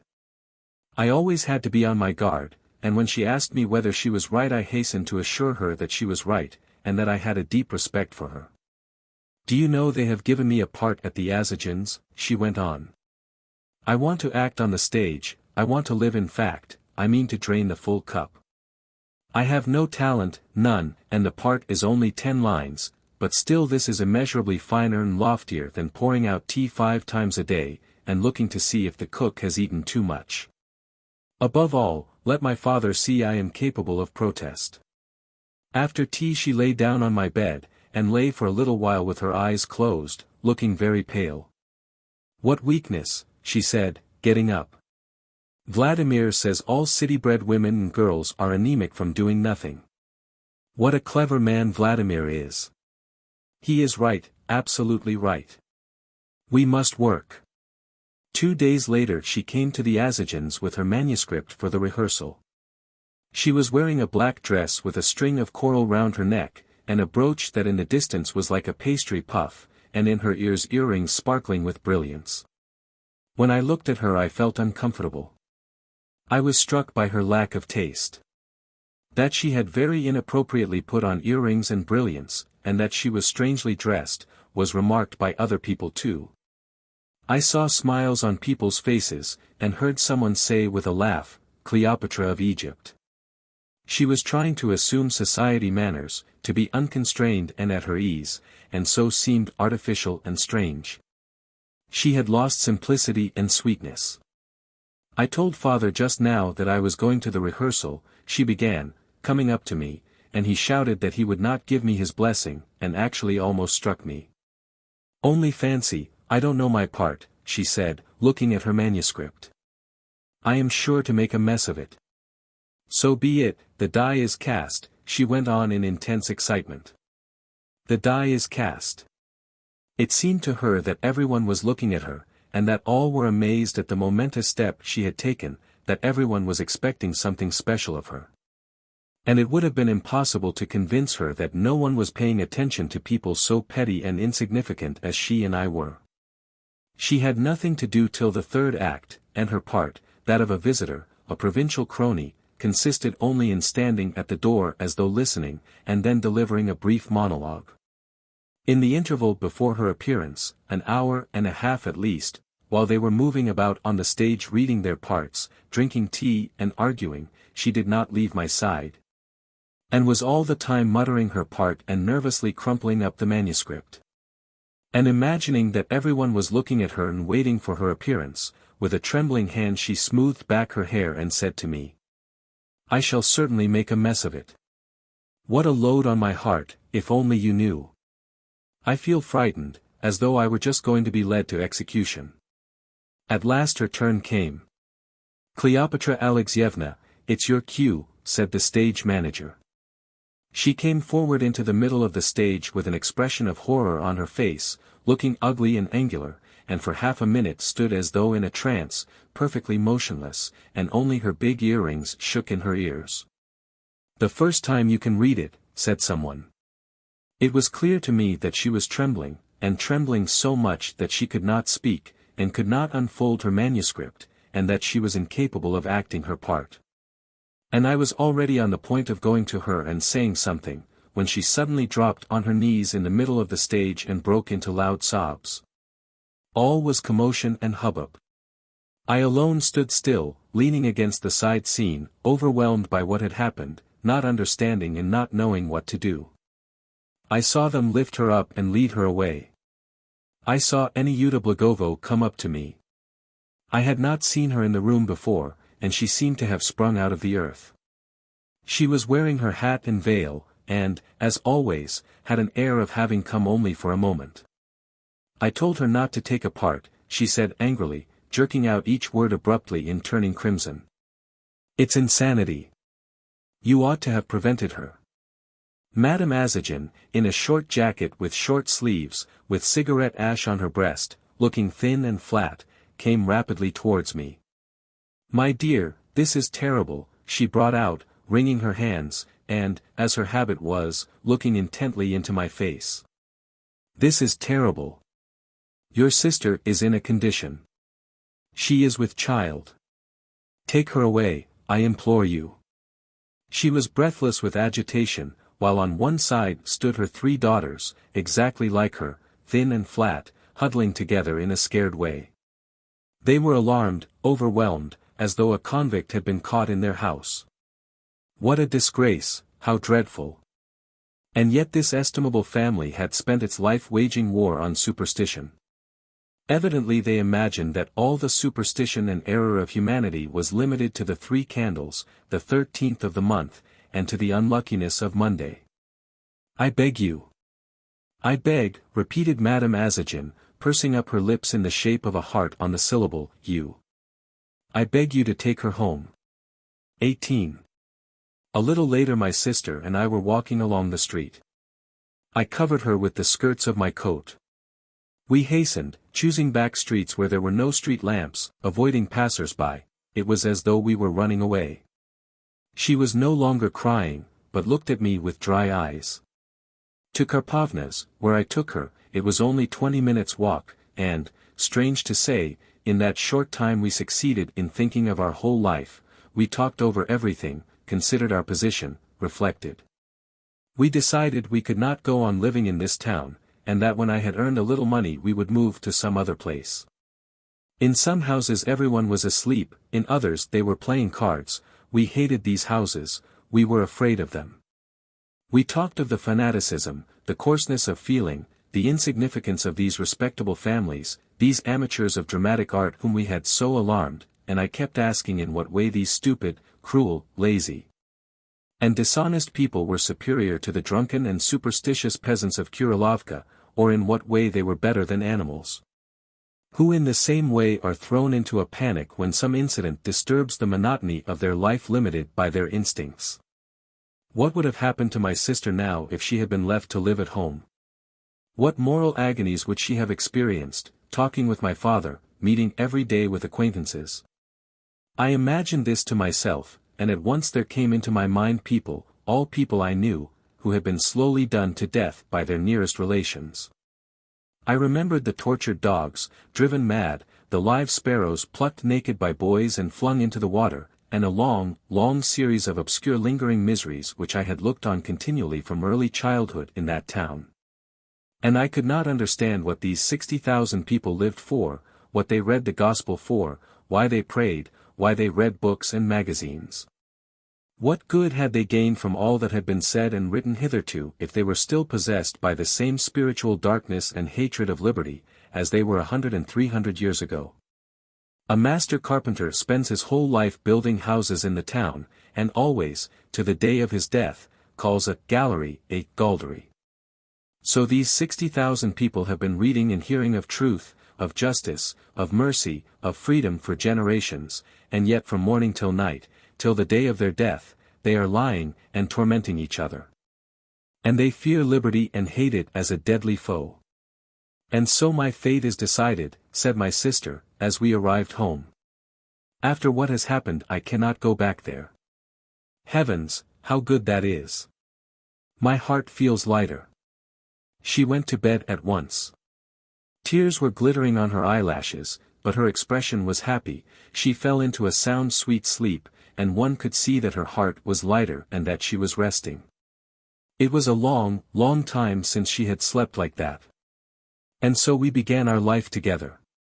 She was always singing and saying that her life was very happy, and the books I brought her from the public library I took back unread, as now she could not read. She wanted to do nothing but dream and talk of the future, mending my linen, or helping Karpovna near the stove. She was always singing, or talking of her Vladimir, of his cleverness, of his charming manners, of his kindness, of his extraordinary learning, and I assented to all she said, though by now I disliked her doctor. She wanted to work, to lead an independent life on her own account, and she used to say that she would become a school teacher or a doctor's assistant as soon as her health would permit her, and would herself do the scrubbing and the washing. Already she was passionately devoted to her child. He was not yet born, but she knew already the color of his eyes, what his hands would be like, and how he would laugh. She was fond of talking about education, and as her Vladimir was the best man in the world, all her discussion of education could be summed up in the question how to make the boy as fascinating as his father. There was no end to her talk, and everything she said made her intensely joyful. Sometimes I was delighted, too, though I could not have said why. I suppose her dreaminess infected me. I, too, gave up reading, and did nothing but dream. In the evenings, in spite of my fatigue, I walked up and down the room, with my hands in my pockets, talking of Masha. What do you think? I would ask of my sister. When will she come back? I think she'll come back at Christmas, not later. What has she to do there? As she doesn't write to you, it's evident she will come back very soon. That's true, I assented, though I knew perfectly well that Masha would not return to our town. I missed her fearfully, and could no longer deceive myself, and tried to get other people to deceive me. My sister was expecting her doctor, and I Masha. And both of us talked incessantly, laughed, and did not notice that we were preventing Karpovna from sleeping. She lay on the stove and kept muttering. The samovar hummed this morning, it did hum. Oh, it bodes no good, my dears, it bodes no good. No one ever came to see us but the postman, who brought my sister letters from the doctor, and Prokofy, who sometimes came in to see us in the evening, and after looking at my sister without speaking went away. And when he was in the kitchen said, "Every class ought to remember its rules, and anyone, who is so proud that he won't understand that, will find it a vale of tears." He was very fond of the phrase, a vale of tears. One day it was in Christmas week, when I was walking by the bazaar he called me into the butcher's shop, and not shaking hands with me, announced that he had to speak to me about something very important. His face was red from the frost and vodka. Near him, behind the counter, stood Nikolka, with the expression of a brigand, holding a blood-stained knife in his hand. "I desire to express my word to you," Prokofy began. "This incident cannot continue, because, as you understand yourself that for such a veil, people will say nothing good of you or of us.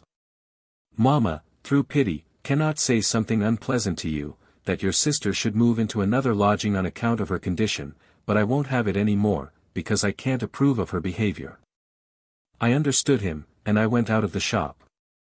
The same day my sister and I moved to Radish's. We had no money for a cab, and we walked on foot. I carried a parcel of our belongings on my back. My sister had nothing in her hands, but she gasped for breath and coughed, and kept asking whether we should get there soon. 19. At last a letter came from Masha. "Dear, good M.A." She wrote, "Our kind, gentle angel, as the old painter calls you, farewell. I am going with my father to America for the exhibition. In a few days I shall see the ocean so far from Debechnia, it's dreadful to think. It's far and unfathomable as the sky, and I long to be there in freedom. I am triumphant, I am mad, and you see how incoherent my letter is. Dear, good one, give me my freedom, make haste to break the thread, which still holds, binding you and me together. My meeting and knowing you was a ray from heaven that lighted up my existence. But my becoming your wife was a mistake, you understand that, and I am oppressed now by the consciousness of the mistake, and I beseech you, on my knees, my generous friend, quickly, quickly, before I start for the ocean. Telegraph that you consent to correct our common mistake, to remove the solitary stone from my wings, and my father, who will undertake all the arrangements, promised me not to burden you too much with formalities. And so I am free to fly whither I will. Yes. Be happy, and God bless you, forgive me, a sinner. I am well, I am wasting money, doing all sorts of silly things, and I thank God every minute that such a bad woman as I has no children. I sing and have success, but it's not an infatuation, no, it's my haven, my cell to which I go for peace. King David had a ring with an inscription on it, all things pass. When one is sad those words make one cheerful, and when one is cheerful it makes one sad. I have got myself a ring like that with Hebrew letters on it, and this talisman keeps me from infatuations. All things pass, life will pass, one wants nothing. Or at least one wants nothing but the sense of freedom, for when anyone is free, he wants nothing, nothing, nothing. Break the thread. A warm hug to you and your sister. Forgive and forget your M. My sister used to lie down in one room, and Radish, who had been ill again and was now better, in another. Just at the moment when I received this letter my sister went softly into the painter's room, sat down beside him and began reading aloud. She read to him every day, Ostrovsky or Gogol, and he listened, staring at one point, not laughing, but shaking his head and muttering to himself from time to time. Anything may happen. Anything may happen. If anything ugly or unseemly were depicted in the play he would say as though vindicatively, thrusting his finger into the book. There it is, lying. That's what it does, lying does. The plays fascinated him, both from their subjects and their moral, and from their skillful, complex construction, and he marveled at him, never calling the author by his name. How neatly he has put it all together. This time my sister read softly only one page, and could read no more, her voice would not last out. Radish took her hand and, moving his parched lips, said, hardly audibly, in a husky voice. The soul of a righteous man is white and smooth as chalk, but the soul of a sinful man is like pumice stone.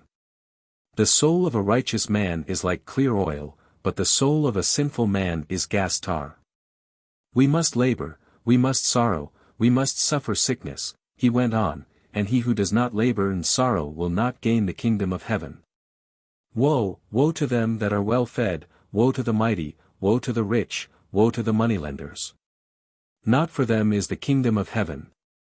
Lice eat grass, rust eats iron. And lying the soul, my sister added laughing. I read the letter through once more.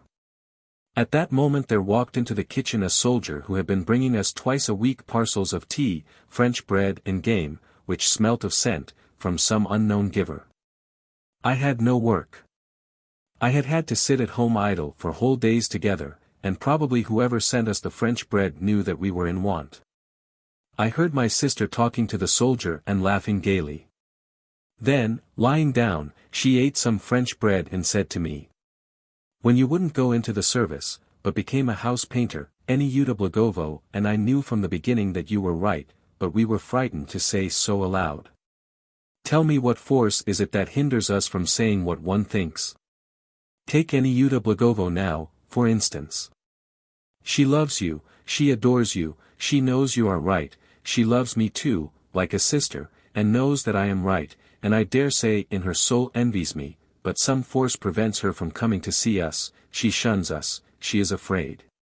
My sister crossed her arms over her breast, and said passionately, "How she loves you, if only you knew. She has confessed her love to no one but me, and then very secretly in the dark. She led me into a dark avenue in the garden, and began whispering how precious you were to her. You will see, she'll never marry, because she loves you. Are you sorry for her? Yes. It's she who has sent the bread. She is absurd really, what is the use of being so secret? I used to be absurd and foolish, but now I have got away from that and am afraid of nobody. I think and say aloud what I like, and am happy. When I lived at home I hadn't a conception of happiness, and now I wouldn't change with a queen." Dr. Blagovo arrived. He had taken his doctor's degree, and was now staying in our town with his father. He was taking a rest, and said that he would soon go back to Petersburg again. He wanted to study antitoxins against typhus, and, I believe, cholera. He wanted to go abroad to perfect his training, and then to be appointed a professor. He had already left the army service, and wore a roomy serge reefer jacket, very full trousers, and magnificent neckties. My sister was in ecstasies over his scarf pin, his studs, and the red silk handkerchief which he wore, I suppose from foppishness, sticking out of the breast pocket of his jacket. One day, having nothing to do, she and I counted up all the suits we remembered him wearing, and came to the conclusion that he had at least 10. It was clear that he still loved my sister as before, but he never once even in jest spoke of taking her with him to Petersburg or abroad. And I could not picture to myself clearly what would become of her if she remained alive and what would become of her child. She did nothing but dream endlessly, and never thought seriously of the future. She said he might go where he liked, and might abandon her even, so long as he was happy himself, that what had been was enough for her. As a rule he used to sound her very carefully on his arrival, and used to insist on her taking milk and drops in his presence. It was the same on this occasion. He sounded her and made her drink a glass of milk, and there was a smell of creosote in our room afterwards. "That's a good girl," he said, taking the glass from her. "You mustn't talk too much now, you've taken to chattering like a magpie of late. Please hold your tongue." She laughed. Then he came into Radish's room where I was sitting and affectionately slapped me on the shoulder. "Well, how goes it, old man?" he said, bending down to the invalid. "Your honor," said Radish, moving his lips slowly, "your honor, I venture to submit. We all walk in the fear of God, we all have to die. Permit me to tell you the truth. Your honor, the kingdom of heaven will not be for you. There's no help for it," the doctor said jestingly, "there must be somebody in hell, you know." And all at once something happened with my consciousness. As though I were in a dream, as though I were standing on a winter night in the slaughterhouse yard, and Prokofy beside me, smelling of pepper cordial. I made an effort to control myself, and rubbed my eyes, and at once it seemed to me that I was going along the road to the interview with the governor. Nothing of the sort had happened to me before, or has happened to me since, and these strange memories that were like dreams, I ascribed to overexhaustion of my nerves. I lived through the scene at the slaughterhouse, and the interview with the governor, and at the same time was dimly aware that it was not real. When I came to myself I saw that I was no longer in the house, but in the street, and was standing with the doctor near a lamppost. It's sad," he was saying, and tears were trickling down his cheeks.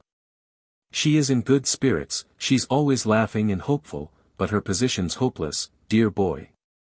Your Radish hates me, and is always trying to make me feel that I have treated her badly. He is right from his standpoint, but I have my point of view too, and I shall never regret all that has happened. One must love, we ought all to love, oughtn't we? There would be no life without love. Anyone who fears and avoids love is not free. Little by little he passed to other subjects, began talking of science, of his dissertation which had been liked in Petersburg. He was carried away by his subject, and no longer thought of my sister, nor of his grief, nor of me. Life was of absorbing interest to him. She has America and her ring with the inscription on it, I thought, while this fellow has his doctor's degree in a professor's chair to look forward to, and only my sister and I are left with the old things. When I said goodbye to him, I went up to the lamp-post and read the letter once more. And I remembered vividly how that spring morning she had come to me at the mill, lain down and covered herself with her jacket. She wanted to be like a simple peasant woman. And how, another time it was in the morning also, we drew the net out of the water, and heavy drops of rain fell upon us from the riverside willows, and we laughed. It was dark in our house in Great Dvoryansky Street. I got over the fence and, as I used to do in the old days, went by the back way to the kitchen to borrow a lantern. There was no one in the kitchen. The samovar hissed near the stove, waiting for my father. Who pours out my father's tea now? I thought. Taking the lantern, I went out to the shed, built myself up a bed of old newspapers and lay down. The hooks on the walls looked forbidding, as they used to of old, and their shadows flickered. It was cold. I felt that my sister would come in a minute, and bring me supper, but at once I remembered that she was ill and was lying at Radish's, and it seemed to me strange that I should have climbed over the fence and be lying here in this unheated shed. My mind was in a maze, and I saw all sorts of absurd things. There was a ring. A ring familiar from childhood. First the wire rustled against the wall, then a short plaintive ring in the kitchen. It was my father come back from the club. I got up and went into the kitchen. Axinia the cook clasped her hands on seeing me, and for some reason burst into tears. "My own," she said softly. "My precious. Oh Lord." And she began crumpling up her apron in her agitation. In the window there were standing jars of berries in vodka. I poured myself out a teacupful and greedily drank it off, for I was intensely thirsty. Axinia had quite recently scrubbed the table and benches, and there was that smell in the kitchen which is found in bright, snug kitchens kept by tidy cooks. And that smell and the chirp of the cricket used to lure us as children into the kitchen, and put us in the mood for hearing fairy tales and playing at kings. "Where's Cleopatra?" Axinia asked softly, in a fluster, holding her breath. "And where is your cap, my dear? Your wife, you say, has gone to Petersburg. She had been our servant in our mother's time, and used once to give Cleopatra and me our baths, and to her we were still children who had to be talked to for their good. For a quarter of an hour or so she laid before me all the reflections which she had with the sagacity of an old servant been accumulating in the stillness of that kitchen, all the time since we had seen each other. She said that the doctor could be forced to marry Cleopatra, he only needed to be thoroughly frightened, and that if an appeal were promptly written the bishop would annul the first marriage. That it would be a good thing for me to sell Dubechnia without my wife's knowledge, and put the money in the bank in my own name, that if my sister and I were to bow down at my father's feet and ask him properly, he might perhaps forgive us. That we ought to have a service sung to the Queen of Heaven. "Come, go along, my dear, and speak to him," she said, when she heard my father's cough. "Go along, speak to him, bow down, your head won't drop off." I went in. My father was sitting at the table sketching a plan of a summer villa, with Gothic windows, and with a fat turret like a fireman's watchtower, something peculiarly stiff and tasteless. Going into the study I stood still where I could see this drawing. I did not know why I had gone into my father, but I remember that when I saw his lean face, his red neck, and his shadow on the wall, I wanted to throw myself on his neck, and as Axinia had told me, bow down at his feet. But the sight of the summer villa with the Gothic windows, and the fat turret, restrained me. "Good evening," I said. He glanced at me, and at once dropped his eyes on his drawing. "What do you want?" he asked, after waiting a little. "I have come to tell you my sister's very ill. She can't live very long," I added in a hollow voice. Well, sighed my father, taking off his spectacles, and laying them on the table. What thou sowest that shalt thou reap. What thou sowest, he repeated, getting up from the table, that shalt thou reap. I ask you to remember how you came to me 2 years ago, and on this very spot I begged you, I besought you to give up your errors. I reminded you of your duty, of your honor, of what you owed to your forefathers whose traditions we ought to preserve as sacred. Did you obey me? You scorned my counsels, and obstinately persisted in clinging to your false ideals. Worse still, you drew your sister into the path of error with you, and led her to lose her moral principles and sense of shame. Now you are both in a bad way. Well, as thou sowest, so shalt thou reap. As he said this, he walked up and down the room. He probably imagined that I had come to him to confess my wrongdoings, and he probably expected that I should begin begging him to forgive my sister and me. I was cold, I was shivering as though I were in a fever, and spoke with difficulty in a husky voice. And I beg you, too, to remember, I said, on this very spot I besought you to understand me, to reflect, to decide with me how and for what we should live, and in answer you began talking about our forefathers. About my grandfather who wrote poems. One tells you now that your only daughter is hopelessly ill, and you go on again about your forefathers, your traditions. And such frivolity in your old age, when death is close at hand, and you haven't more than 5 or 10 years left. What have you come here for? My father asked sternly, evidently offended at my reproaching him for his frivolity. I don't know. I love you, I am unutterably sorry that we are so far apart, so you see I have come. I love you still, but my sister has broken with you completely. She does not forgive you, and will never forgive you now. Your very name arouses her aversion for the past, for life. And who is to blame for it? Cried my father. It's your fault, you scoundrel. Well, suppose it is my fault. I said. I admit I have been to blame in many things, but why is it that this life of yours, which you think binding upon us, too, why is it so dreary, so barren? How is it that in not one of these houses you have been building for the last 30 years has there been anyone from whom I might have learnt how to live, so as not to be to blame? There is not one honest man in the whole town. These houses of yours are nests of damnation, where mothers and daughters are made away with, where children are tortured. My poor mother. I went on in despair. My poor sister. One has to stupefy oneself with vodka, with cards, with scandal. One must become a scoundrel, a hypocrite, or go on drawing plans for years and years, so as not to notice all the horrors that lie hidden in these houses. Our town has existed for hundreds of years, and all that time it has not produced one man of service to our country, not one. You have stifled in the germ everything in the least living and bright.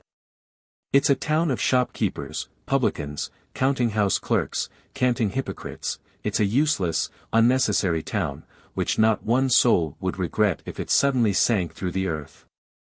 I don't want to listen to you, you scoundrel, said my father, and he took up his ruler from the table. You are drunk. Don't dare come and see your father in such a state. I tell you for the last time, and you can repeat it to your depraved sister, that you'll get nothing from me, either of you. I have torn my disobedient children out of my heart, and if they suffer for their disobedience and obstinacy I do not pity them. You can go whence you came.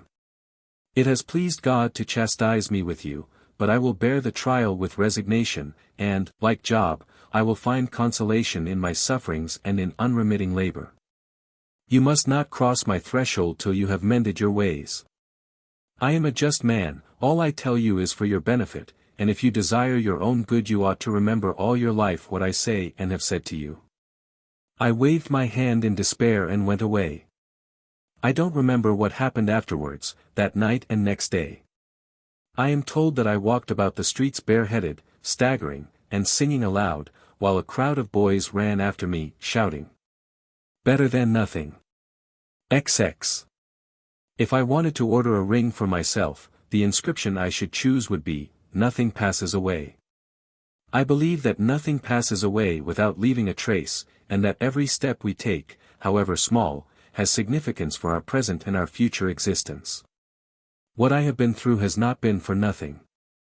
My great troubles, my patience, have touched people's hearts, and now they don't call me better than nothing, they don't laugh at me, and when I walk by the shops they don't throw water over me.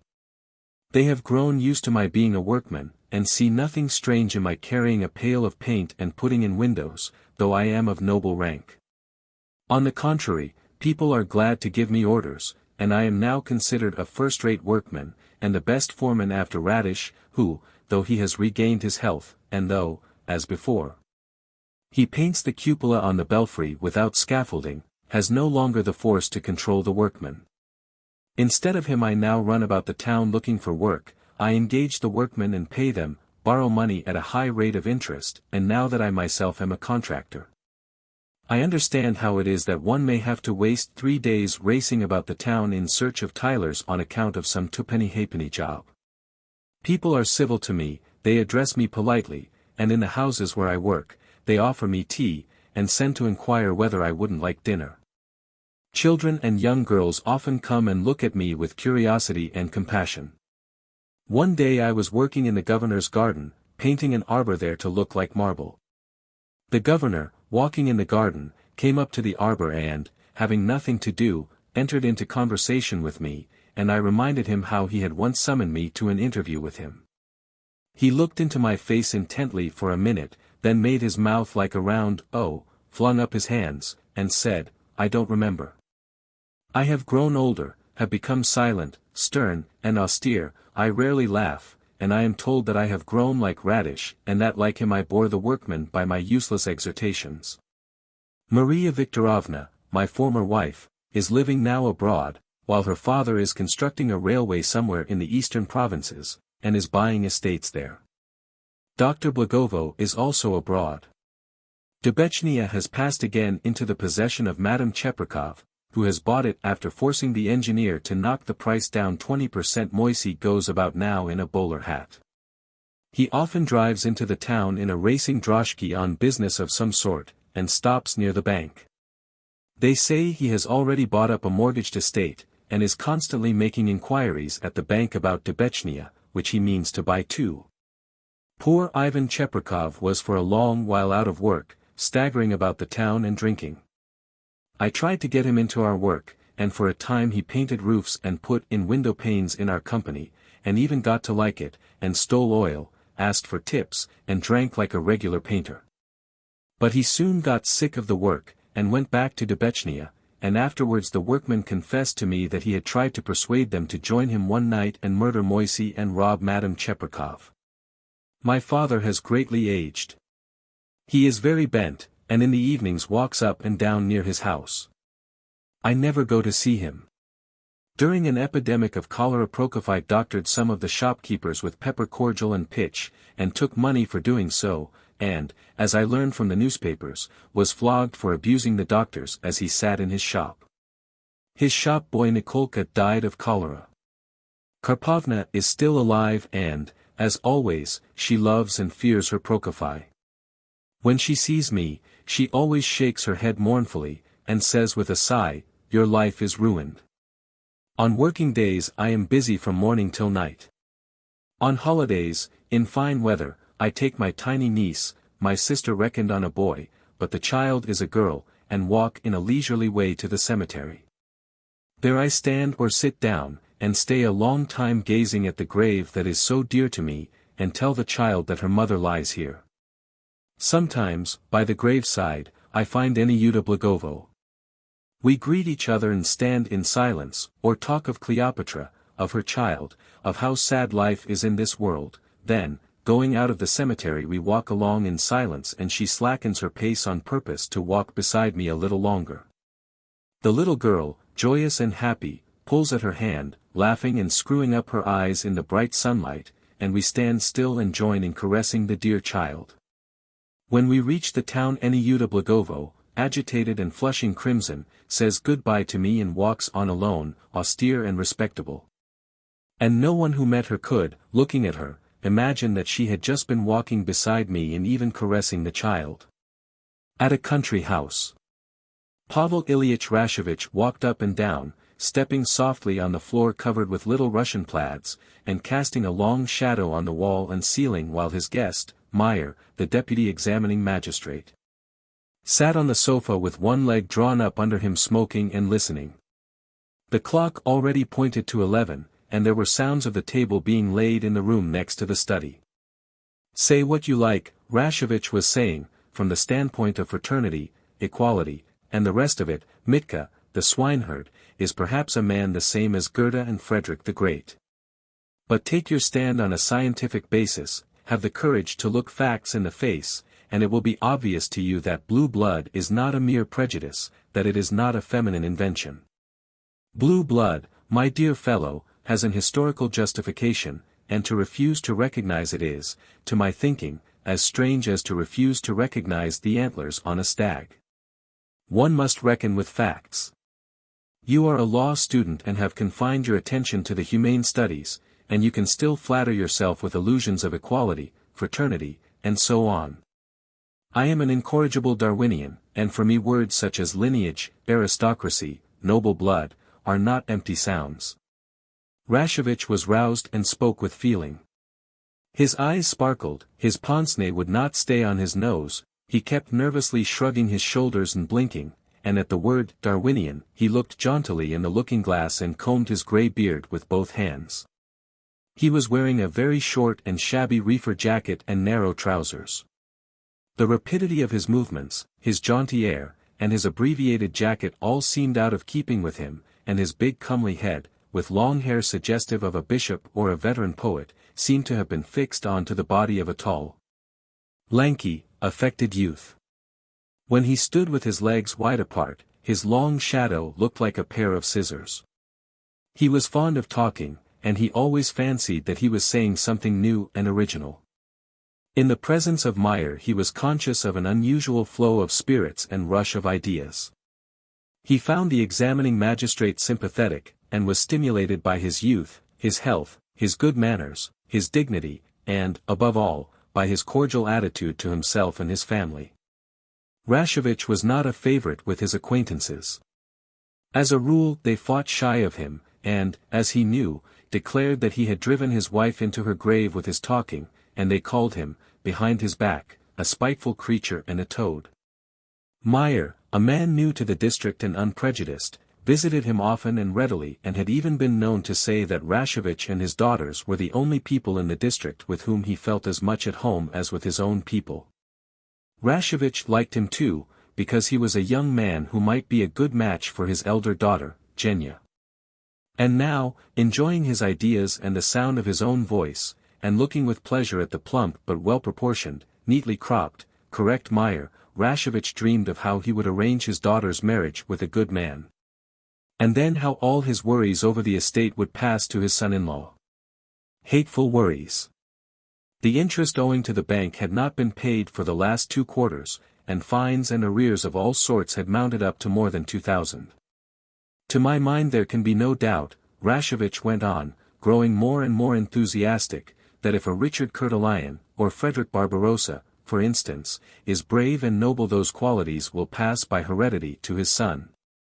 Together with the convolutions and bumps of the brain, and if that courage and nobility of soul are preserved in the son by means of education and exercise, and if he marries a princess who is also noble and brave, those qualities will be transmitted to his grandson, and so on, until they become a generic characteristic and pass organically into the flesh and blood. Thanks to a strict sexual selection, to the fact that high-born families have instinctively guarded themselves against marriage with their inferiors, and young men of high rank have not married just anybody, lofty spiritual qualities have been transmitted from generation to generation in their full purity, have been preserved, and as time goes on have, through exercise, become more exalted and lofty. For the fact that there is good in humanity we are indebted to nature, to the normal, natural, consistent order of things, which has throughout the ages scrupulously segregated blue blood from plebeian.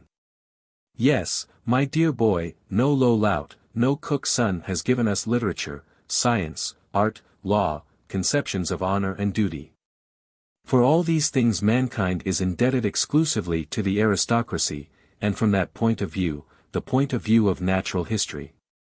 An inferior Sobokovich by the very fact of his blue blood is superior and more useful than the very best merchant, even though the latter may have built 15 museums. Say what you like. And when I refuse to shake hands with a low lout or a cook's son, or to let him sit down to table with me, by that very act I am safeguarding what is the best thing on earth. And am carrying out one of Mother Nature's finest designs for leading us up to perfection.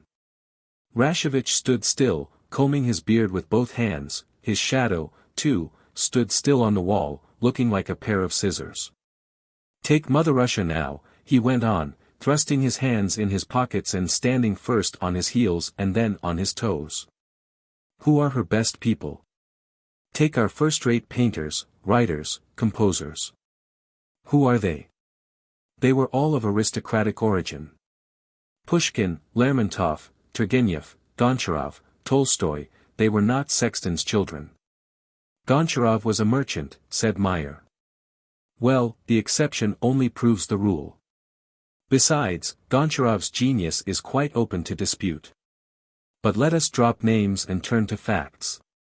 What would you say, my good sir, for instance, to this eloquent fact, when one of the mob forces his way where he has not been permitted before, into society, into the world of learning, of literature, into the zemstvo or the law courts, observe.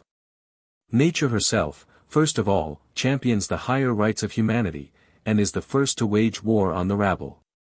As soon as the plebeian forces himself into a place he is not fit for he begins to ail, to go into consumption, to go out of his mind, and to degenerate, and nowhere do we find so many puny, neurotic wrecks, consumptives, and starvelings of all sorts as among these darlings. They die like flies in autumn. If it were not for this providential degeneration there would not have been a stone left standing of our civilization, the rabble would have demolished everything. Tell me, if you please, what has the inroad of the barbarians given us so far? What has the rabble brought with it? Rashevitch assumed a mysterious, frightened expression, and went on, never has literature and learning been at such low ebb among us as now. The men of today, my good sir, have neither ideas nor ideals, and all their sayings and doings are permeated by one spirit to get all they can and to strip someone to his last thread. All these men of today who give themselves out as honest and progressive people can be bought at a ruble apiece. And the distinguishing mark of the intellectual of today is that you have to keep strict watch over your pocket when you talk to him, or else he will run off with your purse. Rashevitch winked and burst out laughing. Upon my soul, he will, he said, in a thin, gleeful voice. And morals? What of their morals? Rashevitch looked round towards the door. No one is surprised nowadays when a wife robs and leaves her husband. What's that, a trifle? Nowadays, my dear boy, a chit of a girl of 12 is scheming to get a lover, and all these amateur theatricals and literary evenings are only invented to make it easier to get a rich merchant to take a girl on as his mistress. Mothers sell their daughters, and people make no bones about asking a husband at what price he sells his wife, and one can haggle over the bargain, you know, my dear. Meyer, who had been sitting motionless and silent all the time, suddenly got up from the sofa and looked at his watch. I beg your pardon, Pavel Ilyitch, he said, it is time for me to be going. But Pavel Ilyitch, who had not finished his remarks, put his arm round him and, forcibly reseating him on the sofa, vowed that he would not let him go without supper. And again Meyer sat and listened, but he looked at Rashevitch with perplexity and uneasiness, as though he were only now beginning to understand him. Patches of red came into his face. And when at last a maidservant came in to tell them that the young ladies asked them to go to supper, he gave a sigh of relief and was the first to walk out of the study. At the table in the next room were Rashevitch's daughters, Genya and Ureta, girls of 24 and 22 respectively, both very pale, with black eyes, and exactly the same height. Genya had her hair down, and Ureta had hers done up high on her head. Before eating anything they each drank a wineglassful of bitter liqueur, with an air as though they had drunk it by accident for the first time in their lives, and both were overcome with confusion and burst out laughing. Don't be naughty, girls, said Rashevitch. Genya and Ureta talked French with each other, and Russian with their father and their visitor. Interrupting one another, and mixing up French words with Russian, they began rapidly describing how just at this time in August, in previous years, they had set off to the boarding school and what fun it had been. Now there was nowhere to go, and they had to stay at their home in the country, summer and winter without change. Such dreariness.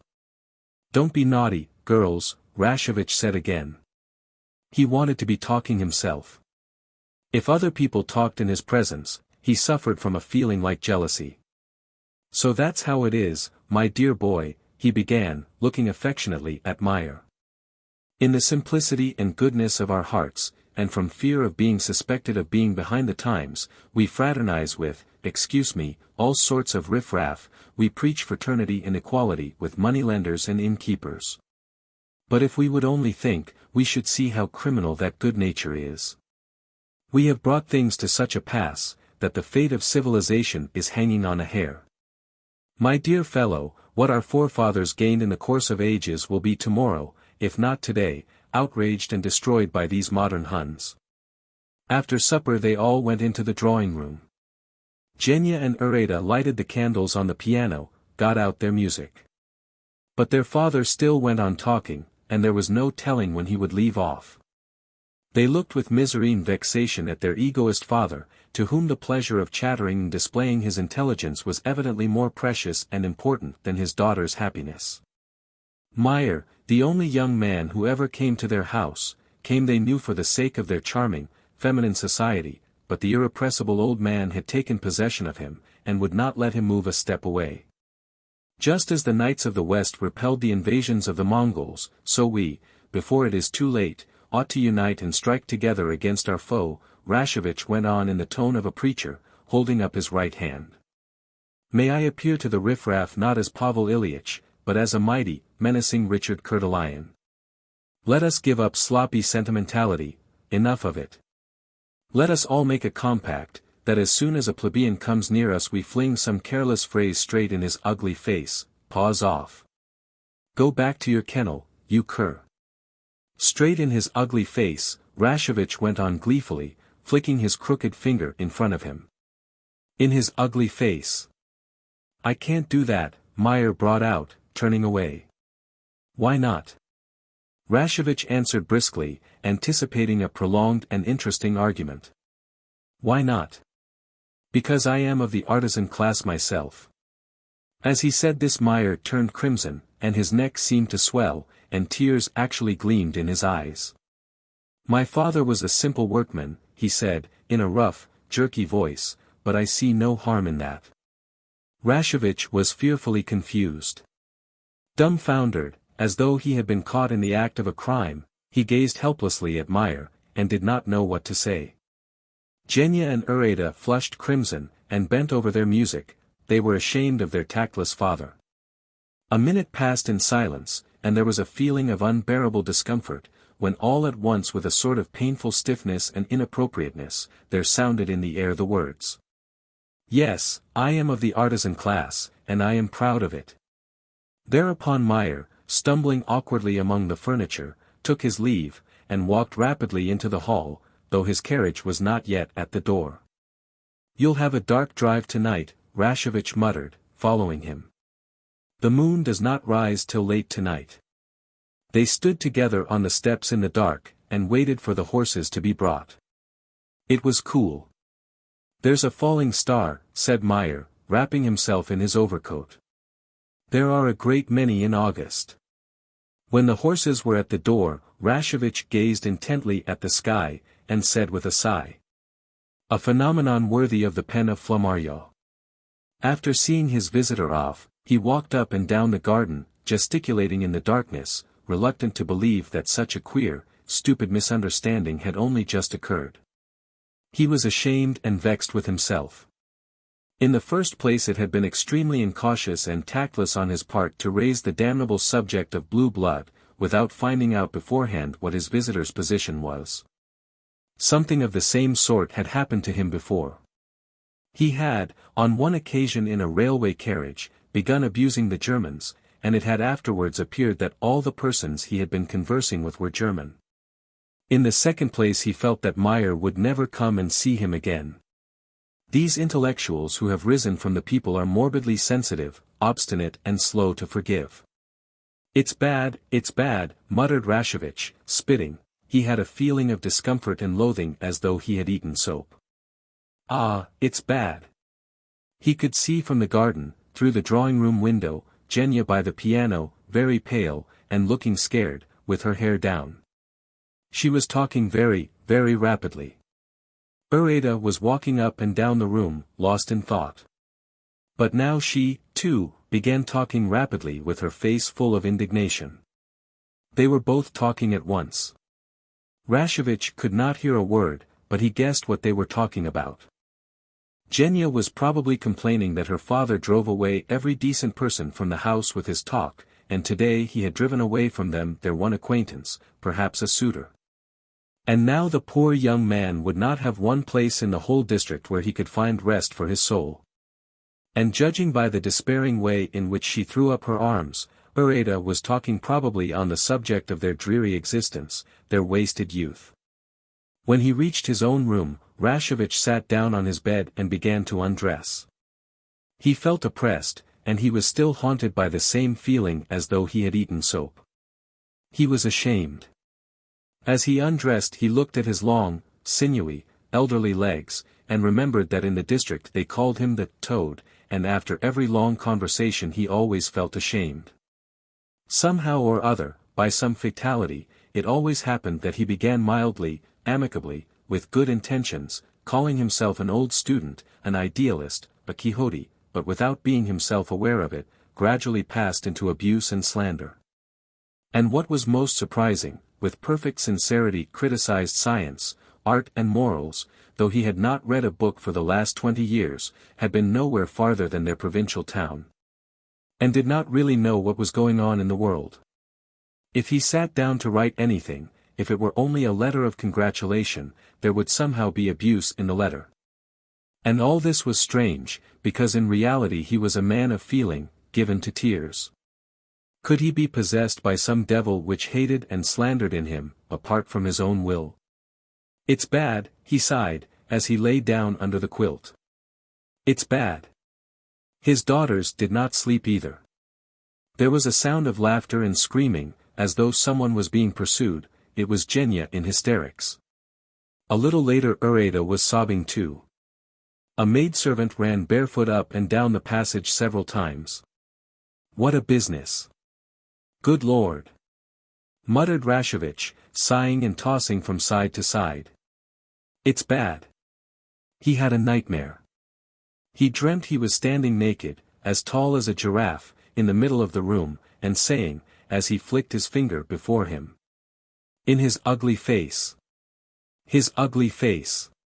His ugly face!" He woke up in a fright, and first of all remembered that a misunderstanding had happened in the evening, and that Meyer would certainly not come again. He remembered, too, that he had to pay the interest at the bank, to find husbands for his daughters, that one must have food and drink, and close at hand were illness, old age, unpleasantnesses, that soon it would be winter. And that there was no wood. It was past 9 o'clock in the morning. Rashevitch slowly dressed, drank his tea and ate 2 hunks of bread and butter. His daughters did not come down to breakfast, they did not want to meet him, and that wounded him. He lay down on his sofa in his study, then sat down to his table and began writing a letter to his daughters. His hands shook and his eyes smarted.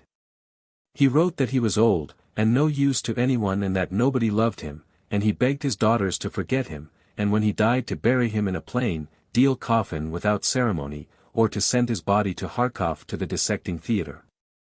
He felt that every line he wrote reeked of malice and affectation, but he could not stop, and went on writing and writing. "The Toad," he suddenly heard from the next room. It was the voice of his elder daughter, a voice with a hiss of indignation. "The Toad! The Toad!" the younger one repeated like an echo. "The Toad! A father! I admit I have had a drop. You must excuse me. I went into a beer shop on the way here, and as it was so hot had a couple of bottles. It's hot, my boy. Old Musatov took a nondescript rag out of his pocket and wiped his shaven, battered face with it. I have come only for a minute, Varenka, my angel, he went on, not looking at his son, about something very important. Excuse me, perhaps I am hindering you. Haven't you 10 rubles, my dear, you could let me have till Tuesday? You see, I ought to have paid for my lodging yesterday, and money, you see. None. Not to save my life. Young Musatov went out without a word, and began whispering the other side of the door with the landlady of the summer villa and his colleagues who had taken the villa with him. 3 minutes later he came back, and without a word gave his father a 10-ruble note. The latter thrust it carelessly into his pocket without looking at it, and said, "Merci. Well, how are you getting on? It's a long time since we met." "Yes, a long time, not since Easter. Half a dozen times I have been meaning to come to you, but I've never had time. First one thing, then another. It's simply awful. I am talking nonsense though. All that's nonsense. Don't you believe me, Varenka? I said I would pay you back the 10 rubles on Tuesday, don't believe that either. Don't believe a word I say. I have nothing to do at all, it's simply laziness, drunkenness, and I am ashamed to be seen in such clothes in the street. You must excuse me, Varenka. Here I have sent the girl to you 3 times for money and written you piteous letters. Thanks for the money, but don't believe the letters, I was telling fibs. I am ashamed to rob you, my angel, I know that you can scarcely make both ends meet yourself, and feed on locusts, but my impudence is too much for me. I am such a specimen of impudence fit for a show. You must excuse me, Varenka. I tell you the truth, because I can't see your angel face without emotion." A minute passed in silence. The old man heaved a deep sigh and said, "You might treat me to a glass of beer perhaps." His son went out without a word, and again there was a sound of whispering the other side of the door. When a little later the beer was brought in, the old man seemed to revive at the sight of the bottles and abruptly changed his tone. "I was at the races the other day, my boy," he began telling him, assuming a scared expression. "We were a party of 3, and we pooled 3 rubles on Frisky. And, thanks to that Frisky, we got 32 rubles each for our ruble. I can't get on without the races, my boy. It's a gentlemanly diversion. My virago always gives me a dressing over the races, but I go. I love it, and that's all about it." Boris, a fair-haired young man with a melancholy immobile face, was walking slowly up and down, listening in silence. When the old man stopped to clear his throat, he went up to him and said, "I bought myself a pair of boots the other day, father, which turn out to be too tight for me. Won't you take them? I'll let you have them cheap." "If you like," said the old man with a grimace, "only for the price you gave for them, without any cheapening." "Very well, I'll let you have them on credit." The son groped under the bed and produced the new boots. The father took off his clumsy, rusty, evidently second-hand boots and began trying on the new ones. "A perfect fit," he said. "Right, let me keep them. And on Tuesday, when I get my pension, I'll send you the money for them. That's not true, though," he went on, suddenly falling into the same tearful tone again. "And it was a lie about the races, too, and a lie about the pension. And you are deceiving me, Varenka. I feel your generous tactfulness. I see through you. Your boots were too small, because your heart is too big. Ah, Varenka, Varenka. I understand it all and feel it." "Have you moved into new lodgings?" his son interrupted, to change the conversation. "Yes, my boy. I move every month. My virago can't stay long in the same place with her temper. I went to your lodgings, I meant to ask you to stay here with me. In your state of health it would do you good to be in the fresh air." "No," said the old man, with a wave of his hand, "the woman wouldn't let me, and I shouldn't care to myself. 100 times you have tried to drag me out of the pit, and I have tried myself, but nothing came of it. Give it up. I must stick in my filthy hole. This minute, here I am sitting, looking at your angel face, yet something is drawing me home to my hole. Such is my fate. You can't draw a dung beetle to a rose. But it's time I was going, my boy. It's getting dark. Wait a minute then, I'll come with you. I have to go to town today myself. Both put on their overcoats and went out. When a little while afterwards they were driving in a cab, it was already dark, and lights began to gleam in the windows. I've robbed you, Varenka, the father muttered. Poor children, poor children. It must be a dreadful trouble to have such a father. Varenka, my angel, I cannot lie when I see your face. You must excuse me. What my depravity has come to, my God. Here I have just been robbing you, and put you to shame with my drunken state. I am robbing your brothers, too, and put them to shame, and you should have seen me yesterday. I won't conceal it, Varenka. Some neighbors, a wretched crew, came to see my virago. I got drunk, too, with them, and I blackguarded you poor children for all I was worth. I abused you, and complained that you had abandoned me. I wanted, you see, to touch the drunken hussies' hearts, and pose as an unhappy father. It's my way, you know, when I want to screen my vices I throw all the blame on my innocent children. I can't tell lies and hide things from you, Varenka. I came to see you as proud as a peacock, but when I saw your gentleness and kind heart, my tongue clave to the roof of my mouth, and it upset my conscience completely. Hush, father, let's talk of something else. Mother of God, what children I have, the old man went on, not heeding his son. What wealth God has bestowed on me. Such children ought not to have had a black sheep like me for a father, but a real man with soul and feeling. I am not worthy of you. The old man took off his cap with a button at the top and crossed himself several times.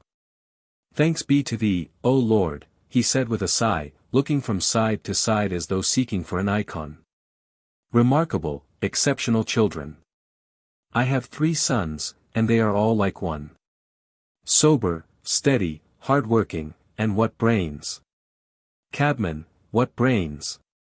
Grigory alone has brains enough for 10. He speaks French, he speaks German, and talks better than any of your lawyers. One is never tired of listening. My children, I can't believe that you are mine. I can't believe it. You are a martyr, my Varenka, I am ruining you, and I shall go on ruining you. You give to me endlessly, though you know your money is thrown away. The other day I sent you a pitiful letter, I described how ill I was, but you know I was lying, I wanted the money for rum. And you give to me because you are afraid to wound me by refusing. I know all that, and feel it. Grisha's a martyr, too. On Thursday I went to his office, drunk, filthy, ragged, reeking of vodka like a cellar.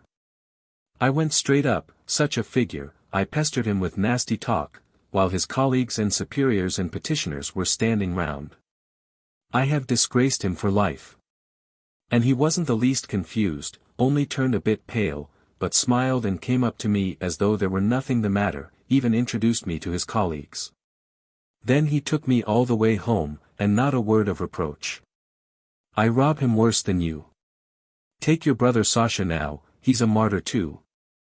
He married, as you know, a colonel's daughter of an aristocratic circle, and got a dowry with her. You would think he would have nothing to do with me. No, brother, after his wedding he came with his young wife and paid me the first visit, in my hole. Upon my soul. The old man gave a sob and then began laughing. And at that moment, as luck would have it, we were eating grated radish with kvass and frying fish, and there was a stink enough in the flat to make the devil sick. I was lying down. Had a drop. My virago bounced out at the young people with her face crimson. It was a disgrace in fact. But Sasha rose superior to it all. Yes, our Sasha is a good fellow, said Boris. The most splendid fellow. You are all pure gold, you and Grisha and Sasha and Sonia. I worry you, torment you, disgrace you, rob you, and all my life I have not heard one word of reproach from you, you have never given me one cross look. It would be all very well if I had been a decent father to you, but as it is, you have had nothing from me but harm. I am a bad, dissipated man. Now, thank God, I am quieter and I have no strength of will, but in old days when you were little I had determination, will. Whatever I said or did I always thought it was right. Sometimes I'd come home from the club at night, drunk and ill-humored, and scold at your poor mother for spending money. The whole night I would be railing at her, and think it the right thing too. You would get up in the morning and go to school, while I'd still be venting my temper upon her. Heavens! I did torture her, poor martyr. When you came back from school and I was asleep you didn't dare to have dinner till I got up. At dinner again there would be a flare-up. I dare say you remember. I wish no one such a father. God sent me to you for a trial. Yes, for a trial. Hold out, children, to the end. Honor thy father and thy days shall be long. Perhaps for your noble conduct God will grant you long life. Cabman, stop. The old man jumped out of the cab and ran into a tavern. Half an hour later he came back, cleared his throat in a drunken way, and sat down beside his son. Where's Sonia now? He asked. Still at boarding school? No, she left in May, and is living now with Sasha's mother-in-law. There, said the old man in surprise. She is a jolly good girl. So she is following her brother's example. Ah, Barenka, she has no mother, no one to rejoice over her. I say, Barenka, does she know how I am living? Boris made no answer. 5 minutes passed in profound silence. The old man gave a sob, wiped his face with a rag and said. I love her, Barenka. She is my only daughter, you know, and in one's old age there is no comfort like a daughter. Could I see her, Barenka? Of course, when you like. Really? And she won't mind? Of course not, she has been trying to find you so as to see you. Upon my soul. What children? Cabman, Arrange it, Barenka darling. She is a young lady now, delicatesse, consommé, and all the rest of it in a refined way, and I don't want to show myself to her in such an abject state. I'll tell you how we'll contrive to work it. For 3 days I will keep away from spirits, to get my filthy, drunken phiz into better order. Then I'll come to you, and you shall lend me for the time some suit of yours, I'll shave and have my hair cut, then you go and bring her to your flat. Will you? Very well. Cabman, stop. The old man sprang out of the cab again and ran into a tavern. While Boris was driving with him to his lodging he jumped out twice again, while his son sat silent and waited patiently for him. When, after dismissing the cab, they made their way across a long, filthy yard to the virago's lodging, the old man put on an utterly shamefaced and guilty air, and began timidly clearing his throat and clicking with his lips. Barenka, he said in an ingratiating voice, if my virago begins saying anything, don't take any notice and behave to her, you know, affably. She is ignorant and impudent, but she's a good baggage. There is a good, warm heart beating in her bosom. The long yard ended, and Boris found himself in a dark entry. The swing door creaked, there was a smell of cooking and a smoking samovar. There was a sound of harsh voices. Passing through the passage into the kitchen Boris could see nothing but thick smoke, a line with washing on it, and the chimney of the samovar through a crack of which golden sparks were dropping. And here is my cell, said the old man, stooping down and going into a little room with a low-pitched ceiling, and an atmosphere unbearably stifling from the proximity of the kitchen. Here 3 women were sitting at the table regaling themselves. Seeing the visitors, they exchanged glances and left off eating. Well, did you get it? One of them, apparently the virago herself, asked abruptly. Yes, yes, muttered the old man. Well, Boris, pray sit down. Everything is plain here, young man, we live in a simple way. He bustled about in an aimless way. He felt ashamed before his son, and at the same time apparently he wanted to keep up before the women his dignity as cock of the walk, and as a forsaken, unhappy father. "Yes, young man, we live simply with no nonsense," he went on muttering. "We are simple people, young man. We are not like you, we don't want to keep up a show before people. No. Shall we have a drink of vodka?" One of the women, she was ashamed to drink before a stranger, heaved a sigh and said, "Well, I'll have another drink on account of the mushrooms. They are such mushrooms, they make you drink even if you don't want to. Ivan Gerasimych, offer the young gentleman, perhaps he will have a drink." The last word she pronounced in a mincing drawl. "Have a drink, young man," said the father, not looking at his son. "We have no wine or liqueurs, my boy, we live in a plain way." "He doesn't like our ways," sighed the virago. Never mind, he'll have a drink." Not to offend his father by refusing, Boris took a wineglass and drank in silence. When they brought in the samovar, to satisfy the old man, he drank 2 cups of disgusting tea in silence, with a melancholy face. Without a word he listened to the virago dropping hints about there being in this world cruel, heartless children who abandon their parents. "I know what you are thinking now," said the old man, after drinking more and passing into his habitual state of drunken excitement. "You think I have let myself sink into the mire, that I am to be pitied, but to my thinking, this simple life is much more normal than your life. I don't need anybody, and I don't intend to eat humble pie. I can't endure a wretched boy's looking at me with compassion." After tea he cleaned a herring and sprinkled it with onion, with such feeling, that tears of emotion stood in his eyes. He began talking again about the races and his winnings, about some Panama hat for which he had paid 16 rubles the day before. He told lies with the same relish with which he ate herring and drank. His son sat on in silence for an hour, and began to say goodbye. "I don't venture to keep you," the old man said, haughtily. "You must excuse me, young man, for not living as you would like." He ruffled up his feathers, snorted with dignity, and winked at the women. "Goodbye, young man," he said, seeing his son into the entry. "Attendas." In the entry, where it was dark, he suddenly pressed his face against the young man's sleeve and gave a sob. "I should like to have a look at Sinichka," he whispered. "Arrange it, Barenka, my angel. I'll shave, I'll put on your suit. I'll put on a straight face. I'll hold my tongue while she is there. Yes, I will hold my tongue." He looked round timidly towards the door, through which the women's voices were heard, checked his sobs, and said aloud, "Goodbye, young man. Attendas." On the road. Upon the breast of a gigantic crag, a golden cloudlet rested for one night. Lermontov.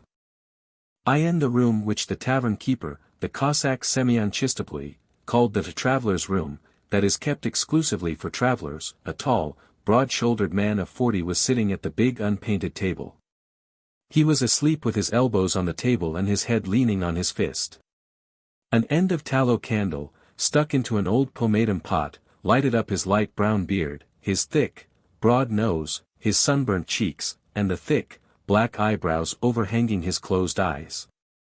The nose and the cheeks and the eyebrows, all the features, each taken separately, were coarse and heavy, like the furniture and the stove in the traveller's room. But taken all together they gave the effect of something harmonious and even beautiful. Such is the lucky star, as it is called, of the Russian face, the coarser and harsher its features the softer and more good-natured it looks.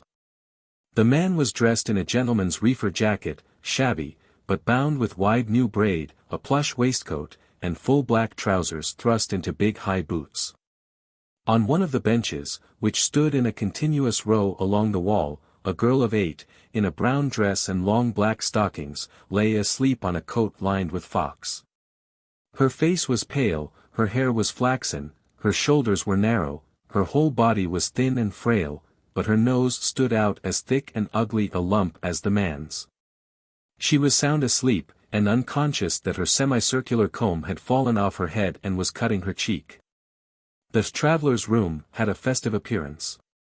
The air was full of the smell of freshly scrubbed floors, there were no rags hanging as usual on the line that ran diagonally across the room, and a little lamp was burning in the corner over the table, casting a patch of red light on the icon of St. George the Victorious. From the icon stretched on each side of the corner a row of cheap oleographs, which maintained a strict and careful gradation in the transition from the sacred to the profane. In the dim light of the candle end and the red icon lamp the pictures looked like one continuous stripe, covered with blurs of black. When the tiled stove, trying to sing in unison with the weather, drew in the air with a howl, while the logs, as though waking up, burst into bright flame and hissed angrily, red patches began dancing on the log walls. And over the head of the sleeping man could be seen first the elder seraphim, then the Shah Nasir-ed-Din, then a fat, brown baby with goggle eyes, whispering in the ear of a young girl with an extraordinarily blank and indifferent face. Outside a storm was raging.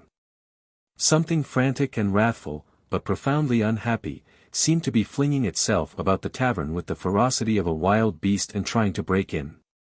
Banging at the doors, knocking at the windows and on the roof, scratching at the walls, it alternately threatened and besought, then subsided for a brief interval, and then with a gleeful, treacherous howl burst into the chimney. But the wood flared up, and the fire, like a chained dog, flew wrathfully to meet its foe, a battle began, and after it sobs, shrieks, howls of wrath. In all of this there was the sound of angry misery and unsatisfied hate, and the mortified impatience of something accustomed to triumph. Bewitched by this wild, inhuman music the traveller's room seemed spellbound forever, but all at once the door creaked and the potboy, in a new print shirt, came in. Limping on one leg, and blinking his sleepy eyes, he snuffed the candle with his fingers, put some more wood on the fire and went out.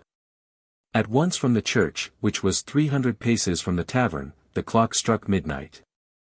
The wind played with the chimes as with the snowflakes. Chasing the sounds of the clock it whirled them round and round over a vast space, so that some strokes were cut short or drawn out in long, vibrating notes, while others were completely lost in the general uproar. One stroke sounded as distinctly in the room as though it had chimed just under the window. The child, sleeping on the fox skin, started and raised her head. For a minute she stared blankly at the dark window, at Nasir-ed-Din over whom a crimson glow from the fire flickered at that moment, then she turned her eyes upon the sleeping man. "Daddy," she said. But the man did not move. The little girl knitted her brow angrily, lay down, and curled up her legs. Someone in the tavern gave a loud, prolonged yawn. Soon afterwards there was the squeak of the swing door and the sound of indistinct voices. Someone came in, shaking the snow off, and stamping in felt boots which made a muffled thud. "What is it?" a woman's voice asked languidly. "Mademoiselle Ilovaisky has come," answered a bass voice. Again there was the squeak of the swing door.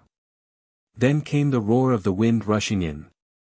Someone, probably the lame boy, ran to the door leading to the traveller's room, coughed deferentially, and lifted the latch. "This way, lady, please," said a woman's voice in dulcet tones. "It's clean in here, my beauty."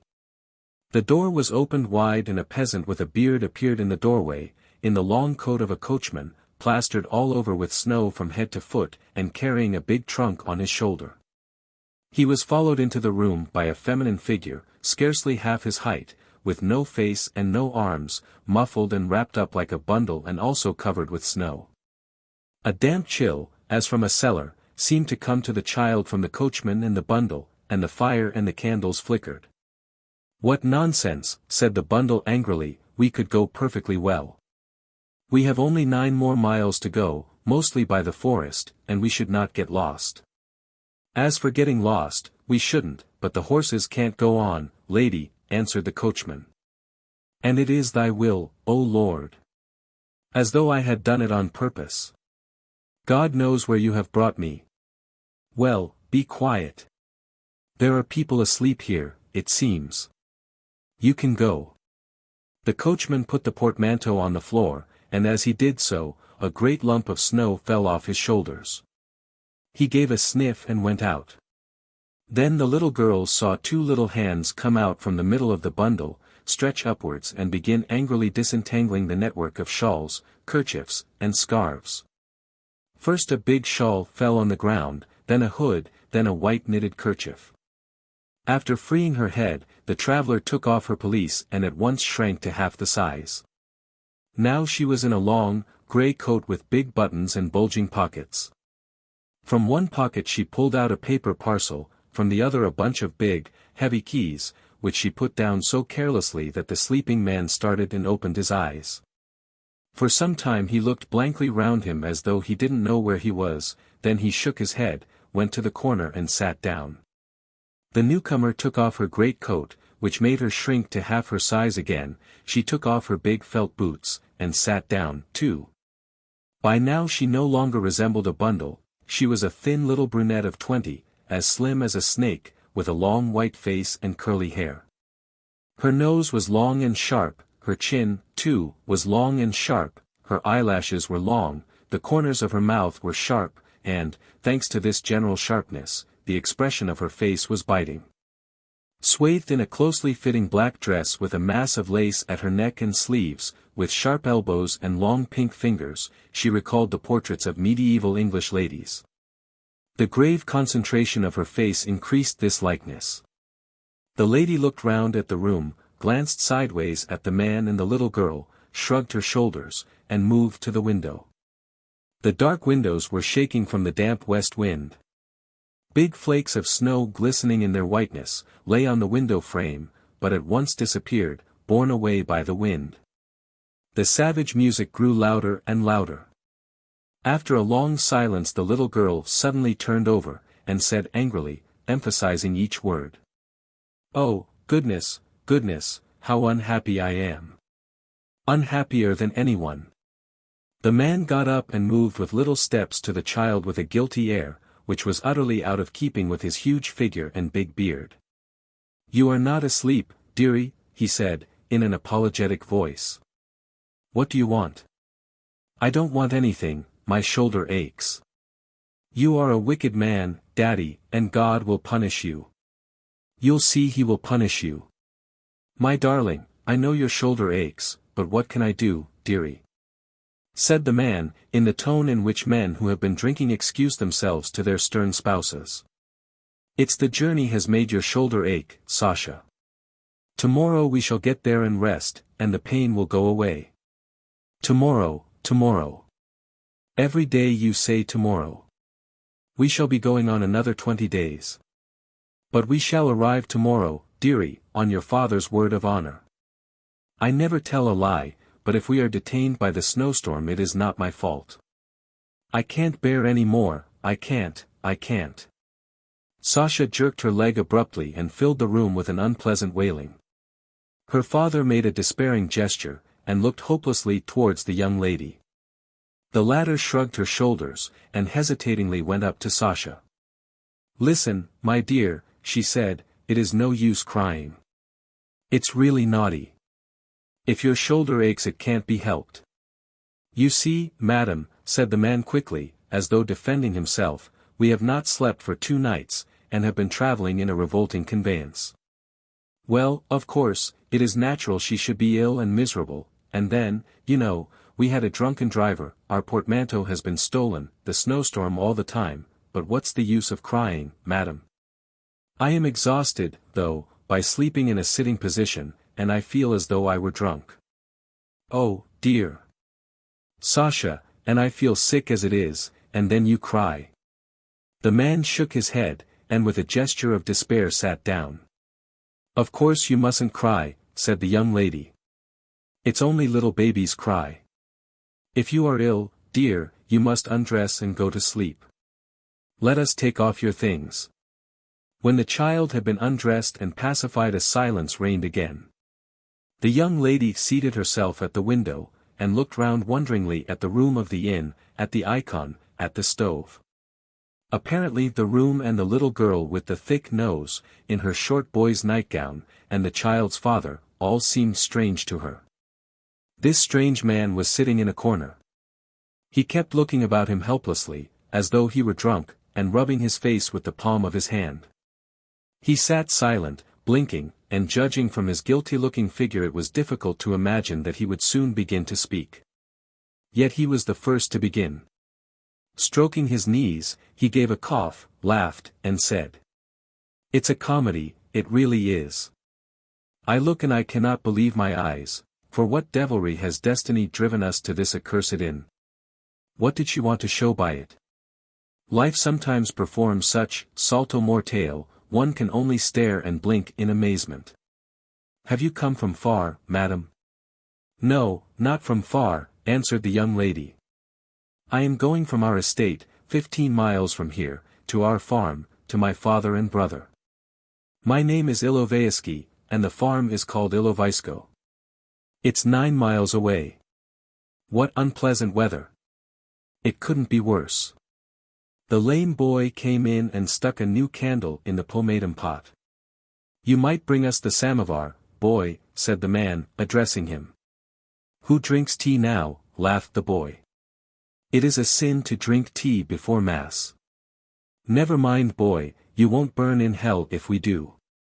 Over the tea the new acquaintances got into conversation. Mli. Ilovayski learned that her companion was called Grigory Petrovich Lyarev, that he was the brother of the Lyarev who was marshal of nobility in one of the neighboring districts, and he himself had once been a landowner. But had run through everything in his time. Lyarev learned that her name was Maria Mihailovna, that her father had a huge estate, but that she was the only one to look after it as her father and brother looked at life through their fingers, were irresponsible, and were too fond of harriers. "My father and brother are all alone at the farm," she told him, brandishing her fingers. She had the habit of moving her fingers before her pointed face as she talked, and after every sentence moistened her lips with her sharp little tongue. "They, I mean men, are an irresponsible lot, and don't stir a finger for themselves. I can fancy there will be no one to give them a meal after the fast. We have no mother, and we have such servants that they can't lay the tablecloth properly when I am away. You can imagine their condition now. They will be left with nothing to break their fast, while I have to stay here all night. How strange it all is." She shrugged her shoulders, took a sip from her cup, and said, "There are festivals that have a special fragrance. At Easter, Trinity, and Christmas there is a peculiar scent in the air. Even unbelievers are fond of those festivals. My brother, for instance, argues that there is no God, but he is the first to hurry to matins at Easter." Lyarev raised his eyes to Mlle Ilovayski and laughed. "They argue that there is no God," she went on, laughing too, "but why is it, tell me, all the celebrated writers, the learned men, clever people generally, in fact, believe towards the end of their life? If a man does not know how to believe when he is young, madam, he won't believe in his old age if he is ever so much of a writer." Judging from Lyarev's cough he had a bass voice, but, probably from being afraid to speak aloud, or from exaggerated shyness, he spoke in a tenor. After a brief pause he heaved a sigh and said, "The way I look at it is that faith is a faculty of the spirit. It is just the same as a talent, one must be born with it. So far as I can judge by myself, by the people I have seen in my time, and by all that is done around us, this faculty is present in Russians in its highest degree. Russian life presents us with an uninterrupted succession of convictions and aspirations, and if you care to know, it has not yet the faintest notion of lack of faith or skepticism. If a Russian does not believe in God, it means he believes in something else." Lyarev took a cup of tea from Mlle Ilovayski, drank off half in one gulp, and went on. "I will tell you about myself. Nature has implanted in my breast an extraordinary faculty for belief. Whisper it not to the night, but half my life I was in the ranks of the atheists and nihilists, but there was not 1 hour in my life in which I ceased to believe. All talents, as a rule, show themselves in early childhood, and so my faculty showed itself when I could still walk upright under the table. My mother liked her children to eat a great deal, and when she gave me food she used to say, 'Eat. Soup is the great thing in life.' I believed, and ate the soup 10 times a day, ate like a shark, ate till I was disgusted and stupefied. My nurse used to tell me fairy tales, and I believed in house spirits, in wood elves, and in goblins of all kinds. I used sometimes to steal corrosive sublimate from my father, sprinkle it on cakes, and carry them up to the attic that the house spirits, you see, might eat them and be killed. And when I was taught to read and understand what I read, then there was a fine to do. I ran away to America and went off to join the brigands, and wanted to go into a monastery, and hired boys to torture me for being a Christian. And note that my faith was always active, never dead. If I was running away to America I was not alone, but seduced someone else, as great a fool as I was, to go with me, and was delighted when I was nearly frozen outside the town gates and when I was thrashed. If I went to join the brigands I always came back with my face battered. A most restless childhood, I assure you. And when they sent me to the high school and pelted me with all sorts of truths, that is, that the earth goes round the sun, or that white light is not white, but is made up of 7 colors, my poor little head began to go round. Everything was thrown into a whirl in me, Nabhan who made the sun stand still, and my mother who in the name of the prophet Elijah disapproved of lightning conductors, and my father who was indifferent to the truths I had learned. My enlightenment inspired me. I wandered about the house and stables like one possessed, preaching my truths, was horrified by ignorance, glowed with hatred for anyone who saw in white light nothing but white light. But all that's nonsense and childishness. Serious, so to speak, manly enthusiasms began only at the university. You have, no doubt, madam, taken your degree somewhere. I studied at Novocherkassk at the Don Institute. Then you have not been to a university. So you don't know what science means. All the sciences in the world have the same passport, without which they regard themselves as meaningless, the striving towards truth. Every one of them, even pharmacology, has for its aim not utility, not the alleviation of life, but truth. It's remarkable. When you set to work to study any science, what strikes you first of all is its beginning.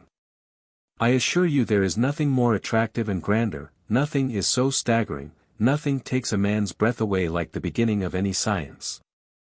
From the first 5 or 6 lectures you are soaring on wings of the brightest hopes, you already seem to yourself to be welcoming truth with open arms. And I gave myself up to science, heart and soul, passionately, as to the woman one loves. I was its slave, I found it the sun of my existence, and asked for no other. I studied day and night without rest, ruined myself over books, wept when before my eyes men exploited science for their own personal ends. But my enthusiasm did not last long. The trouble is that every science has a beginning but not an end, like a recurring decimal. Zoology has discovered 35,000 kinds of insects, chemistry reckons 60 elements. If in time tens of noughts can be written after these figures, zoology and chemistry will be just as far from their end as now, and all contemporary scientific work consists in increasing these numbers. I saw through this trick when I discovered the 35001 ST and felt no satisfaction. Well, I had no time to suffer from disillusionment, as I was soon possessed by a new faith. I plunged into nihilism, with its manifestos, its black divisions, and all the rest of it. I went to the people, worked in factories, worked as an oiler, as a barge hauler. Afterwards, when wandering over Russia, I had a taste of Russian life, I turned into a fervent devotee of that life. I loved the Russian people with poignant intensity. I loved their God and believed in him, and in their language, their creative genius. And so on, and so on. I have been a Slavophile in my time, I used to pester Chekhov with letters, and I was a Ukrainophile, and an archaeologist, and a collector of specimens of peasant art. I was enthusiastic over ideas, people, events, places. My enthusiasm was endless. 5 years ago I was working for the abolition of private property, my last creed was non-resistance to evil. Sasha gave an abrupt sigh and began moving. Lyarev got up and went to her. "Won't you have some tea, dearie?" he asked tenderly. "Drink it yourself," the child answered rudely. Lyarev was disconcerted, and went back to the table with a guilty step. Then you have had a lively time, said Mlllovaesky, you have something to remember. Well, yes, it's all very lively when one sits over tea and chatters to a kind listener, but you should ask what that liveliness has cost me. What price have I paid for the variety of my life? You see, madam, I have not held my convictions like a German doctor of philosophy, Zierlichmann Ehrlich, I have not lived in solitude, but every conviction I have had has bound my back to the yoke, has torn my body to pieces. Judge, for yourself. I was wealthy like my brothers, but now I am a beggar. In the delirium of my enthusiasm I smashed up my own fortune and my wife's a heap of other people's money. Now I am 42, old age is close upon me, and I am homeless, like a dog that has dropped behind its wagon at night. All my life I have not known what peace meant, my soul has been in continual agitation, distressed even by its hopes. I have been wearied out with heavy irregular work, have endured privation, have 5 times been in prison, have dragged myself across the provinces of Archangel and of Tobolsk, it's painful to think of it. I have lived, but in my fever I have not even been conscious of the process of life itself. Would you believe it, I don't remember a single spring, I never noticed how my wife loved me, how my children were born. What more can I tell you? I have been a misfortune to all who have loved me. My mother has worn mourning for me all these 15 years, while my proud brothers, who have had to wince, to blush, to bow their heads, to waste their money on my account, have come in the end to hate me like poison. Lyarev got up and sat down again. If I were simply unhappy I should thank God, he went on without looking at his listener. My personal unhappiness sinks into the background when I remember how often in my enthusiasms I have been absurd, far from the truth, unjust, cruel, dangerous. How often I have hated and despised those whom I ought to have loved, and vice versa, I have changed 1,000 times.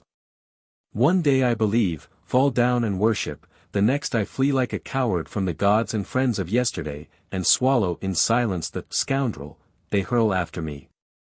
God alone has seen how often I have wept and bitten my pillow in shame for my enthusiasms. Never once in my life have I intentionally lied or done evil, but my conscience is not clear. I cannot even boast, madam, that I have no one's life upon my conscience, for my wife died before my eyes, worn out by my reckless activity. Yes, my wife. I tell you they have 2 ways of treating women nowadays. Some measure women's skulls to prove woman is inferior to man, pick out her defects to mock at her, to look original in her eyes, and to justify their sensuality. Others do their utmost to raise women to their level, that is, force them to learn by heart the 35,000 species, to speak and write the same foolish things as they speak and write themselves. Lyarev's face darkened. I tell you that woman has been and always will be the slave of man, he said in a bass voice, striking his fist on the table. She is the soft, tender wax which a man always molds into anything he likes. My God! For the sake of some trumpery masculine enthusiasm she will cut off her hair, abandon her family, die among strangers. Among the ideas for which she has sacrificed herself there is not a single feminine one. An unquestioning, devoted slave. I have not measured skulls, but I say this from hard, bitter experience, the proudest, most independent women, if I have succeeded in communicating to them my enthusiasm, have followed me without criticism, without question. And done anything I chose. I have turned a nun into a nihilist who, as I heard afterwards, shot a gendarme. My wife never left me for a minute in my wanderings, and like a weathercock changed her faith in step with my changing enthusiasms. Lyarev jumped up and walked up and down the room. A noble, sublime slavery, he said, clasping his hands. It is just in it that the highest meaning of woman's life lies. Of all the fearful medley of thoughts and impressions accumulated in my brain from my association with women, my memory, like a filter, has retained no ideas, no clever saying, no philosophy, nothing but that extraordinary resignation to fate. That wonderful mercifulness, forgiveness of everything. Lyarev clenched his fists, stared at a fixed point, and with a sort of passionate intensity, as though he were savoring each word as he uttered it, hissed through his clenched teeth. That great-hearted fortitude, faithfulness unto death, poetry of the heart. The meaning of life lies in just that unrepining martyrdom, in the tears which would soften a stone, in the boundless, all-forgiving love which brings light and warmth into the chaos of life. Mli. Ilovaisky got up slowly, took a step towards Lyarev, and fixed her eyes upon his face. From the tears that glittered on his eyelashes, from his quivering, passionate voice, from the flush on his cheeks, it was clear to her that women were not a chance, not a simple subject of conversation. They were the object of his new enthusiasm, or, as he said himself, his new faith. For the first time in her life she saw a man carried away, fervently believing. With his gesticulations, with his flashing eyes he seemed to her mad, frantic, but there was a feeling of such beauty in the fire of his eyes, in his words, in all the movements of his huge body, that without noticing what she was doing she stood facing him as though rooted to the spot, and gazed into his face with delight. "Take my mother," he said, stretching out his hand to her with an imploring expression on his face. "I poisoned her existence, according to her ideas disgraced the name of Lyarev, did her as much harm as the most malignant enemy. And what do you think? My brothers give her little sums for holy bread and church services, and outraging her religious feelings, she saves that money and sends it in secret to her erring Grigory. This trifle alone elevates and ennobles the soul far more than all the theories, all the clever sayings and the 35,000 species.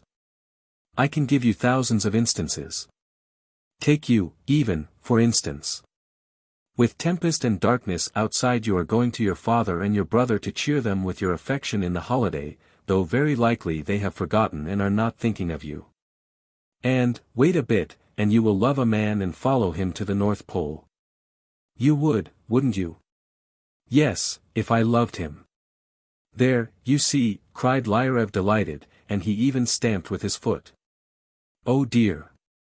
How glad I am that I have met you. Fate is kind to me, I am always meeting splendid people. Not a day passes but one makes acquaintance with somebody one would give one's soul for. There are ever so many more good people than bad in this world. Here, see, for instance, how openly and from our hearts we have been talking as though we had known each other 100 years. Sometimes, I assure you, one restrains oneself for 10 years and holds one's tongue, is reserved with one's friends and one's wife, and meets some cadet in a train and babbles one's whole soul out to him. It is the first time I have the honor of seeing you, and yet I have confessed to you as I have never confessed in my life. Why is it? Rubbing his hands and smiling good-humoredly, Lyarev walked up and down the room, and fell to talking about women again. Meanwhile they began ringing for matins. Goodness, wailed Sasha. He won't let me sleep with his talking. Oh, yes, said Lyarev, startled. I am sorry, darling, sleep, sleep. I have 2 boys besides her, he whispered. They are living with their uncle, madam, but this one can't exist a day without her father. She's wretched, she complains, but she sticks to me like a fly to honey. I have been chattering too much, madam, and it would do you no harm to sleep. Wouldn't you like me to make up a bed for you? Without waiting for permission he shook the wet pelisse, stretched it on a bench, fur side upwards, collected various shawls and scarves, put the overcoat folded up into a roll for a pillow. And all this he did in silence with a look of devout reverence, as though he were not handling a woman's rags, but the fragments of holy vessels. There was something apologetic, embarrassed about his whole figure, as though in the presence of a weak creature he felt ashamed of his height and strength. When Mli Ilovaisky had lain down, he put out the candle and sat down on a stool by the stove. So, madam, he whispered, lighting a fat cigarette and puffing the smoke into the stove. Nature has put into the Russian an extraordinary faculty for belief, a searching intelligence, and the gift of speculation, but all that is reduced to ashes by irresponsibility, laziness, and dreamy frivolity. Yes. She gazed wonderingly into the darkness, and saw only a spot of red on the icon and the flicker of the light of the stove on Lyarev's face. The darkness, the chime of the bells, the roar of the storm, the lame boy, Sasha with her fretfulness, unhappy Lyarev and his sayings, all this was mingled together, and seemed to grow into one huge impression. And God's world seemed to her fantastic, full of marvels and magical forces. All that she had heard was ringing in her ears, and human life presented itself to her as a beautiful poetic fairy tale without an end. The immense impression grew and grew, clouded consciousness, and turned into a sweet dream.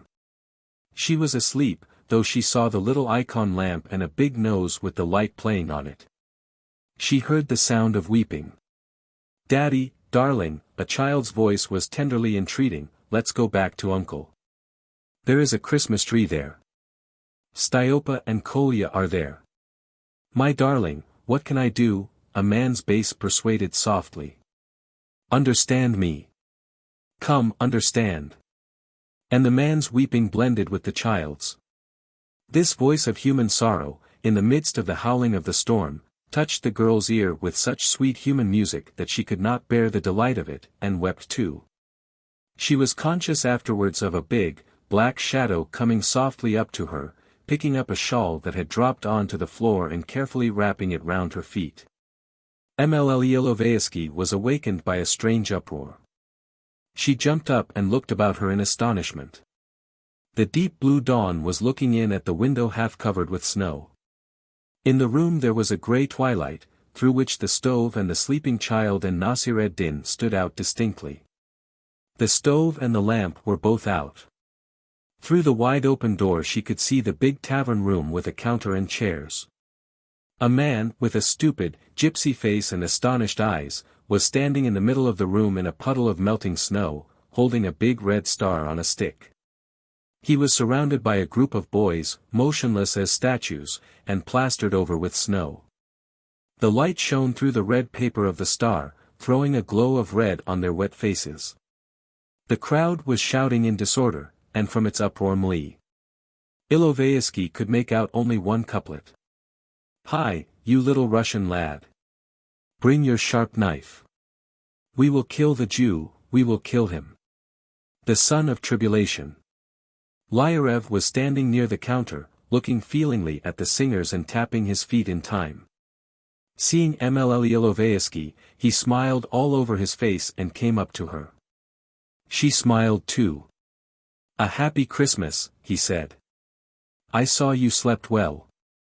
She looked at him, said nothing, and went on smiling.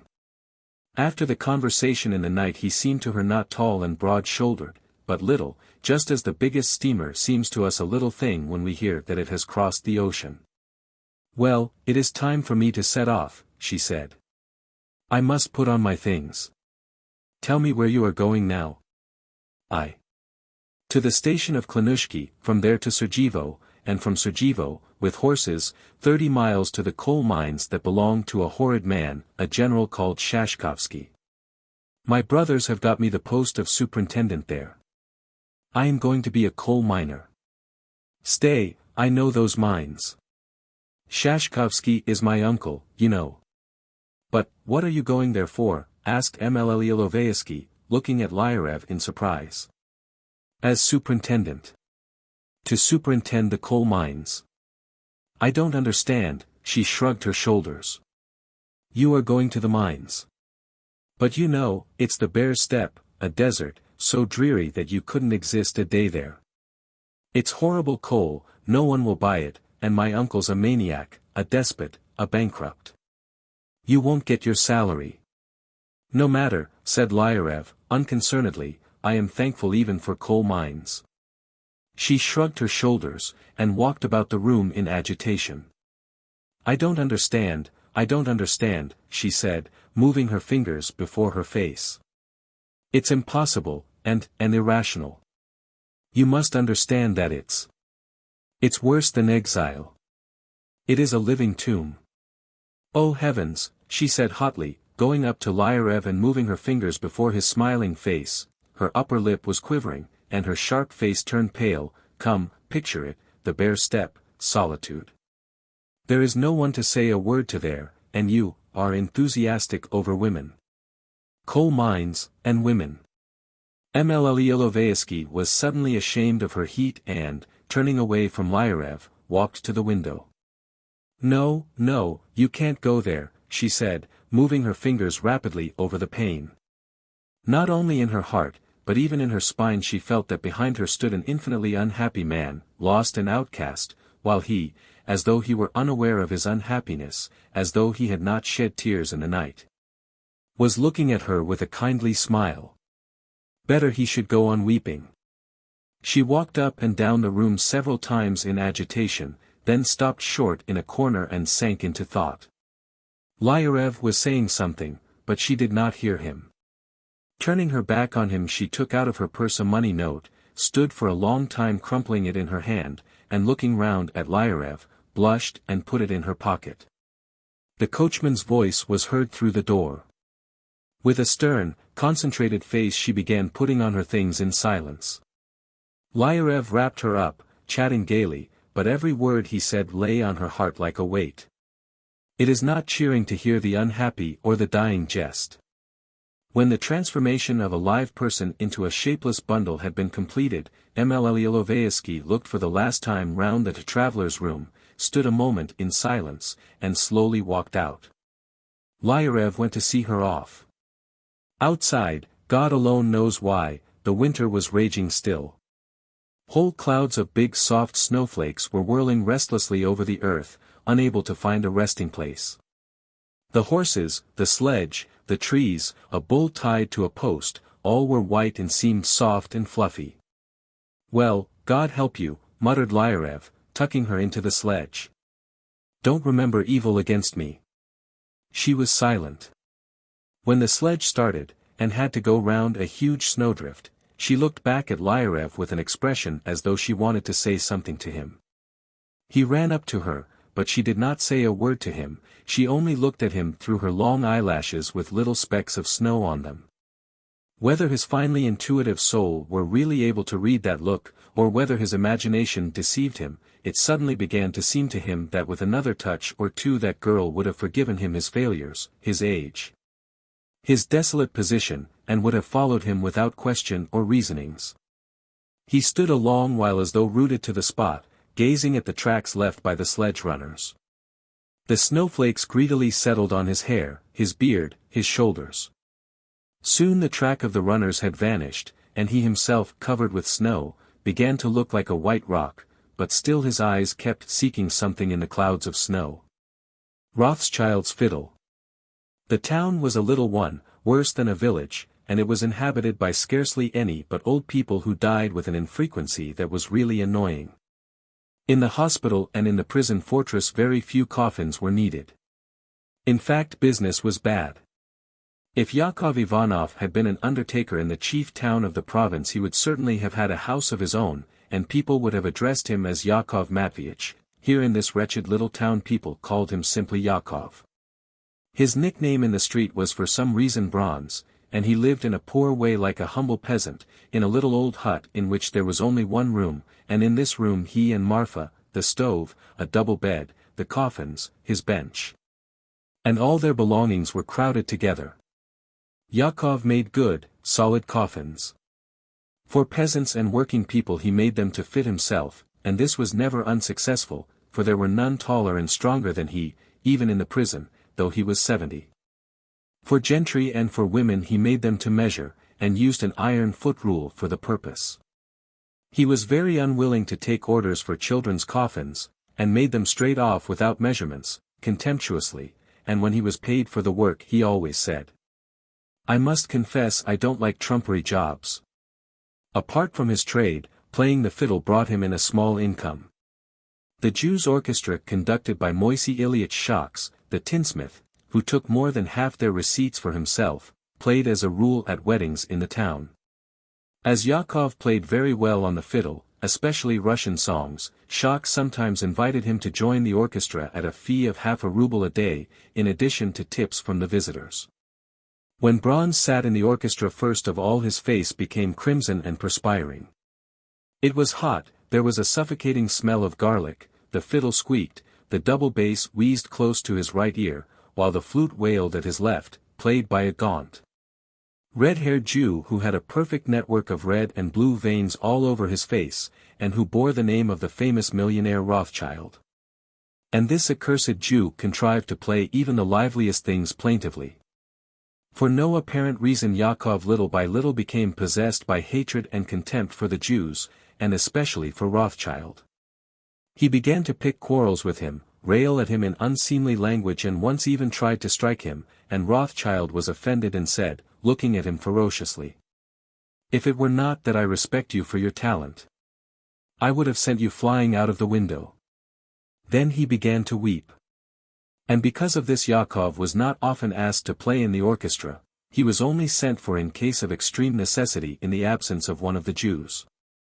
Chekhov was never in a good temper, as he was continually having to put up with terrible losses. For instance, it was a sin to work on Sundays or saints' days, and Monday was an unlucky day, so that in the course of the year there were some 200 days on which, whether he liked it or not, he had to sit with his hands folded. And only think, what a loss that meant. If anyone in the town had a wedding without music, or if Shocks did not send for Chekhov, that was a loss, too. The superintendent of the prison was ill for 2 years and was wasting away, and Chekhov was impatiently waiting for him to die, but the superintendent went away to the chief town of the province to be doctored, and there took and died. There's a loss for you, 10 rubles at least, as there would have been an expensive coffin to make, lined with brocade. The thought of his losses haunted Chekhov, especially at night. He laid his fiddle on the bed beside him, and when all sorts of nonsensical ideas came into his mind he touched a string, the fiddle gave out a sound in the darkness, and he felt better. On the 6th of May of the previous year Marfa had suddenly been taken ill. The old woman's breathing was labored, she drank a great deal of water, and she staggered as she walked, yet she lighted the stove in the morning and even went herself to get water. Towards evening she lay down. Chekhov played his fiddle all day. When it was quite dark he took the book in which he used every day to put down his losses, and, feeling dull, he began adding up the total for the year. It came to more than 1,000 rubles. This so agitated him that he flung the reckoning beads down, and trampled them under his feet. Then he picked up the reckoning beads, and again spent a long time clicking with them and heaving deep, strained sighs. His face was crimson and wet with perspiration. He thought that if he had put that lost 1,000 rubles in the bank, the interest for a year would have been at least 40 rubles, so that 40 rubles was a loss too. In fact, wherever one turned there were losses and nothing else. Chekhov. Marfa called unexpectedly. "I am dying." He looked round at his wife. Her face was rosy with fever, unusually bright and joyful looking. Bronze, accustomed to seeing her face always pale, timid, and unhappy looking, was bewildered. It looked as if she really were dying and were glad that she was going away for ever from that hut, from the coffins, and from Chekhov. And she gazed at the ceiling and moved her lips, and her expression was one of happiness, as though she saw death as her deliverer and were whispering with him. It was daybreak, from the windows one could see the flush of dawn. Looking at the old woman, Chekhov for some reason reflected that he had not once in his life been affectionate to her, had had no feeling for her, had never once thought to buy her a kerchief, or to bring her home some dainty from a wedding. But had done nothing but shout at her, scold her for his losses, shake his fists at her. It is true he had never actually beaten her, but he had frightened her, and at such times she had always been numb with terror. Why, he had forbidden her to drink tea because they spent too much without that, and she drank only hot water. And he understood why she had such a strange, joyful face now, and he was overcome with dread. As soon as it was morning he borrowed a horse from a neighbor and took Marfa to the hospital. There were not many patients there, and so he had not long to wait, only 3 hours. To his great satisfaction the patients were not being received by the doctor, who was himself ill, but by the assistant, Maxim Nikolaich, an old man of whom everyone in the town used to say that, though he drank and was quarrelsome, he knew more than the doctor. "I wish you good day," said Chekhov, leading his old woman into the consulting room. "You must excuse us, Maxim Nikolaich, We are always troubling you with our trumpery affairs. Here you see my better half is ailing, the partner of my life, as they say, excuse the expression.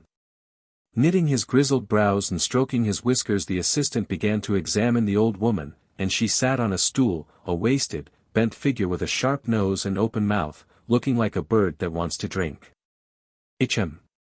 Ah! The assistant said slowly, and he heaved a sigh. Influenza and possibly fever. There's typhus in the town now. Well, the old woman has lived her life, thank God.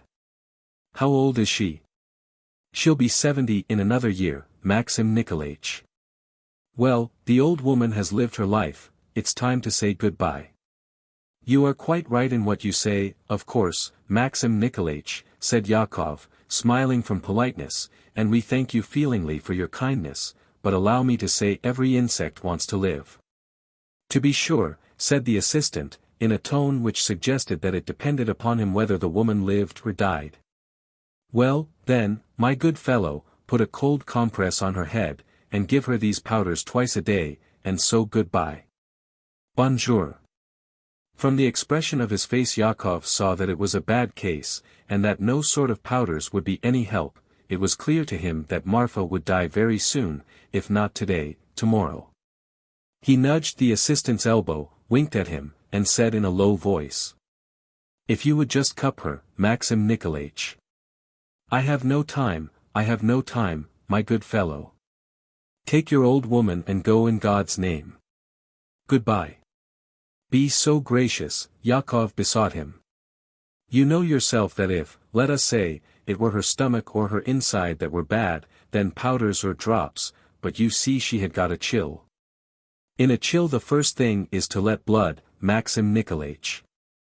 But the assistant had already sent for the next patient, and a peasant woman came into the consulting room with a boy. Go along. Go along, he said to Yakov, frowning. It's no use to dash. In that case put on leeches, anyway. Make us pray for you forever. The assistant flew into a rage and shouted. You speak to me again. You blockhead. Yakov flew into a rage too, and he turned crimson all over, but he did not utter a word. He took Marfa on his arm and led her out of the room. Only when they were sitting in the cart he looked morosely and ironically at the hospital, and said. A nice set of artists they have settled here. No fear, but he would have cupped a rich man, but even a leech he grudges to the poor. The Herods. When they got home and went into the hut, Marfa stood for 10 minutes holding on to the stove. It seemed to her that if she were to lie down Yakov would talk to her about his losses, and scold her for lying down and not wanting to work. Yakov looked at her drearily and thought that tomorrow was St. John the Divine's, and next day St. Nikolai the Wonder Workers, and the day after that was Sunday, and then Monday, an unlucky day. For 4 days he would not be able to work, and most likely Marfa would die on one of those days, so he would have to make the coffin today. He picked up his iron rule, went up to the old woman and took her measure. Then she lay down, and he crossed himself and began making the coffin. When the coffin was finished Bronze put on his spectacles and wrote in his book, Marfa Ivanov's coffin, 2 rubles, 40 kopecks. And he heaved a sigh. The old woman lay all the time silent with her eyes closed. But in the evening, when it got dark, she suddenly called the old man. Do you remember, Yakov, she asked, looking at him joyfully. Do you remember 50 years ago God gave us a little baby with flaxen hair? We used always to be sitting by the river then, singing songs under the willows, and laughing bitterly, she added, the baby girl died. Yakov racked his memory, but could not remember the baby or the willows. It's your fancy, he said. The priest arrived, he administered the sacrament and extreme unction. Then Marfa began muttering something unintelligible, and towards morning she died. Old women, neighbors, washed her, dressed her, and laid her in the coffin. To avoid paying the sacristan, Yakov read the psalms over the body himself, and they got nothing out of him for the grave, as the grave digger was a crony of his. For peasants carried the coffin to the graveyard, not for money, but from respect. The coffin was followed by old women, beggars, and a couple of crazy saints, and the people who met it crossed themselves piously. And Chekhov was very much pleased that it was so creditable, so decorous, and so cheap, and no offense to anyone. As he took his last leave of Marfa he touched the coffin and thought, a good piece of work. But as he was going back from the cemetery he was overcome by acute depression. He didn't feel quite well, his breathing was labored and feverish, his legs felt weak, and he had a craving for drink. And thoughts of all sorts forced themselves on his mind. He remembered again that all his life he had never felt for Marfa, had never been affectionate to her. The 52 years they had lived in the same hut had dragged on a long, long time, but it had somehow happened that in all that time he had never once thought of her, had paid no attention to her, as though she had been a cat or a dog. And yet, every day, she had lighted the stove, had cooked and baked, had gone for the water, had chopped the wood, had slept with him in the same bed. And when he came home drunk from the weddings always reverently hung his fiddle on the wall and put him to bed, and all this in silence, with a timid, anxious expression. Rothschild, smiling and bowing, came to meet Chekhov. "I was looking for you, uncle," he said. "Moisey Ilyich sends you his greetings and bids you come to him at once." Chekhov felt in no mood for this. He wanted to cry. "Leave me alone," he said, and walked on. "How can you?" Rothschild said, fluttered, running on in front. "Moisey Ilyich will be offended. He bade you come at once." Chekhov was revolted at the Jew's gasping for breath and blinking, and having so many red freckles on his face. And it was disgusting to look at his green coat with black patches on it, and all his fragile, refined figure. "Why are you pestering me, garlic?" shouted Chekhov. "Don't persist." The Jew got angry and shouted too. "Not so noisy, please, or I'll send you flying over the fence." "Get out of my sight," roared Chekhov, and rushed at him with his fists. "One can't live for you scabby Jews." Rothschild, half dead with terror, crouched down and waved his hands over his head, as though to ward off a blow. Then he leapt up and ran away as fast as his legs could carry him. As he ran he gave little skips and kept clasping his hands, and Chekhov could see how his long thin spine wriggled. Some boys, delighted at the incident, ran after him shouting, "Jew! Jew!" Some dogs joined in the chase barking. Someone burst into a roar of laughter, then gave a whistle. The dogs barked with even more noise and unanimity. Then a dog must have bitten Rothschild, as a desperate, sickly scream was heard. Chekhov went for a walk on the grazing ground, then wandered on at random in the outskirts of the town, while the street boys shouted, "Here's bronze! Here's bronze!" He came to the river, where the curlews floated in the air uttering shrill cries and the ducks quacked. The sun was blazing hot, and there was a glitter from the water, so that it hurt the eyes to look at it. Chekhov walked by a path along the bank and saw a plump, rosy-cheeked lady come out of the bathing shed, and thought about her, "Ugh! You otter!" Not far from the bathing shed boys were catching crayfish with bits of meat. Seeing him, they began shouting spitefully, "Bronze! Bronze!" And then he saw an old spreading willow tree with a big hollow in it, and a crow's nest on it. And suddenly there rose up vividly in Chekhov's memory a baby with flaxen hair, and the willow tree Marfa had spoken of. Why, that is it, the same willow tree green, still, and sorrowful. How old it has grown, poor thing. He sat down under it and began to recall the past. On the other bank, where now there was the water meadow, in those days there stood a big birchwood, and yonder on the bare hillside that could be seen on the horizon an old pine forest used to be a bluish patch in the distance. Big boats used to sail on the river. But now it was all smooth and unruffled, and on the other bank there stood now only one birch tree, youthful and slender like a young lady, and there was nothing on the river but ducks and geese. And it didn't look as though there had ever been boats on it. It seemed as though even the geese were fewer than of old. Chekhov shut his eyes, and in his imagination huge flocks of white geese soared, meeting one another. He wondered how it had happened that for the last 40 or 50 years of his life he had never once been to the river, or if he had been by it he had not paid attention to it. Why, it was a decent-sized river, not a trumpery one. He might have gone in for fishing and sold the fish to merchants, officials, and the barkeeper at the station, and then have put money in the bank.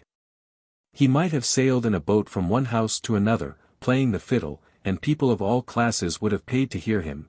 He might have tried getting big boats afloat again that would be better than making coffins.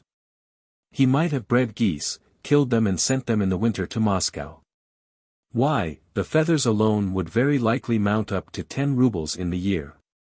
But he had wasted his time, he had done nothing of this. What losses! Ah! What losses! And if he had gone in for all those things at once, catching fish and playing the fiddle, and running boats and killing geese, what a fortune he would have made. But nothing of this had happened, even in his dreams. Life had passed uselessly without any pleasure, had been wasted for nothing, not even a pinch of snuff. There was nothing left in front, and if one looked back there was nothing there but losses, and such terrible ones, it made one cold all over. And why was it a man could not live so as to avoid these losses and misfortunes? One wondered why they had cut down the birch copse and the pine forest. Why was he walking with no reason on the grazing ground? Why do people always do what isn't needful? Why had Yakov all his life scolded, bellowed, shaken his fists, ill-treated his wife, and, one might ask, what necessity was there for him to frighten and insult the Jew that day? Why did people in general hinder each other from living? What losses were due to it? What terrible losses! If it were not for hatred and malice people would get immense benefit from one another. In the evening and the night he had visions of the baby, of the willow, of fish, of slaughtered geese, and Marfa looking in profile like a bird that wants to drink, and the pale, pitiful face of Rothschild. And faces moved down from all sides and muttered of losses. He tossed from side to side, and got out of bed 5 times to play the fiddle. In the morning he got up with an effort and went to the hospital. The same Maxim Nikolaich told him to put a cold compress on his head, and gave him some powders, and from his tone and expression of face Yakov realized that it was a bad case and that no powders would be any use. As he went home afterwards, he reflected that death would be nothing but a benefit. He would not have to eat or drink, or pay taxes or offend people, and, as a man lies in his grave not for 1 year but for hundreds and thousands, if one reckoned it up the gain would be enormous. A man's life meant loss, death meant gain. This reflection was, of course, a just one, but yet it was bitter and mortifying. Why was the order of the world so strange, that life, which is given to man only once, passes away without benefit? He was not sorry to die, but at home, as soon as he saw his fiddle, it sent a pang to his heart and he felt sorry. He could not take the fiddle with him to the grave, and now it would be left forlorn, and the same thing would happen to it as to the birch copse and the pine forest. Everything in this world was wasted and would be wasted. Yakov went out of the hut and sat in the doorway, pressing the fiddle to his bosom. Thinking of his wasted, profitless life, he began to play, he did not know what, but it was plaintive and touching, and tears trickled down his cheeks. And the harder he thought, the more mournfully the fiddle wailed. The latch clicked once and again, and Rothschild appeared at the gate. He walked across half the yard boldly, but seeing Yakov he stopped short, and seemed to shrink together, and probably from terror, began making signs with his hands as though he wanted to show on his fingers what o'clock it was. "Come along, it's all right," said Yakov in a friendly tone, and he beckoned him to come up. "Come along." Looking at him mistrustfully and apprehensively, Rothschild began to advance, and stopped 7 feet off. "Be so good as not to beat me," he said, ducking. "Moisey Ilyich has sent me again." "Don't be afraid," he said, "go to Yakov again and tell him," he said, "we can't get on without him. There is a wedding on Wednesday." "Yes. Mr. Shapovalov is marrying his daughter to a good man. And it will be a grand wedding, oh," added the Jew, screwing up one eye. "I can't come," said Yakov, breathing hard. "I'm ill, brother." And he began playing again, and the tears gushed from his eyes onto the fiddle. Rothschild listened attentively, standing sideways to him and folding his arms on his chest. The scared and perplexed expression on his face, little by little, changed to a look of woe and suffering. He rolled his eyes as though he were experiencing an agonizing ecstasy, and articulated, "Vach." And tears slowly ran down his cheeks and trickled on his greenish coat. And Yakov lay in bed all the rest of the day grieving. In the evening, when the priest confessing him asked, did he remember any special sin he had committed? Straining his failing memory, he thought again of Marfa's unhappy face, and the despairing shriek of the Jew when the dog bit him, and said, hardly audibly, "Give the fiddle to Rothschild." "Very well," answered the priest. "And now everyone in the town asks where Rothschild got such a fine fiddle. Did he buy it or steal it? Or perhaps it had come to him as a pledge. He gave up the flute long ago, and now plays nothing but the fiddle." As plaintive sounds flow now from his bow, as came once from his flute, but when he tries to repeat what Yakov played, sitting in the doorway, the effect is something so sad and sorrowful that his audience weep. And he himself rolls his eyes and articulates, "Vach." And this new air was so much liked in the town that the merchants and officials used to be continually sending for Rothschild and making him play it over and over again a dozen times. Ivan Matveitch. Between 5 and 6 in the evening. A fairly well-known man of learning, we will call him simply the man of learning, is sitting in his study nervously biting his nails. "It's positively revolting," he says, continually looking at his watch. "It shows the utmost disrespect for another man's time and work. In England such a person would not earn a farthing, he would die of hunger. You wait a minute, when you do come." And feeling a craving to vent his wrath and impatience upon someone, the man of learning goes to the door leading to his wife's room and knocks. "Listen, Katya," he says in an indignant voice. "If you see Pyotr Danilitch, tell him that decent people don't do such things. It's abominable. He recommends a secretary, and does not know the sort of man he is recommending. The wretched boy is 2 or 3 hours late with unfailing regularity every day. Do you call that a secretary? Those 2 or 3 hours are more precious to me than 2 or 3 years to other people. When he does come I will swear at him like a dog, and won't pay him and will kick him out. It's no use standing on ceremony with people like that. You say that every day, and yet he goes on coming and coming. But today I have made up my mind. I have lost enough through him.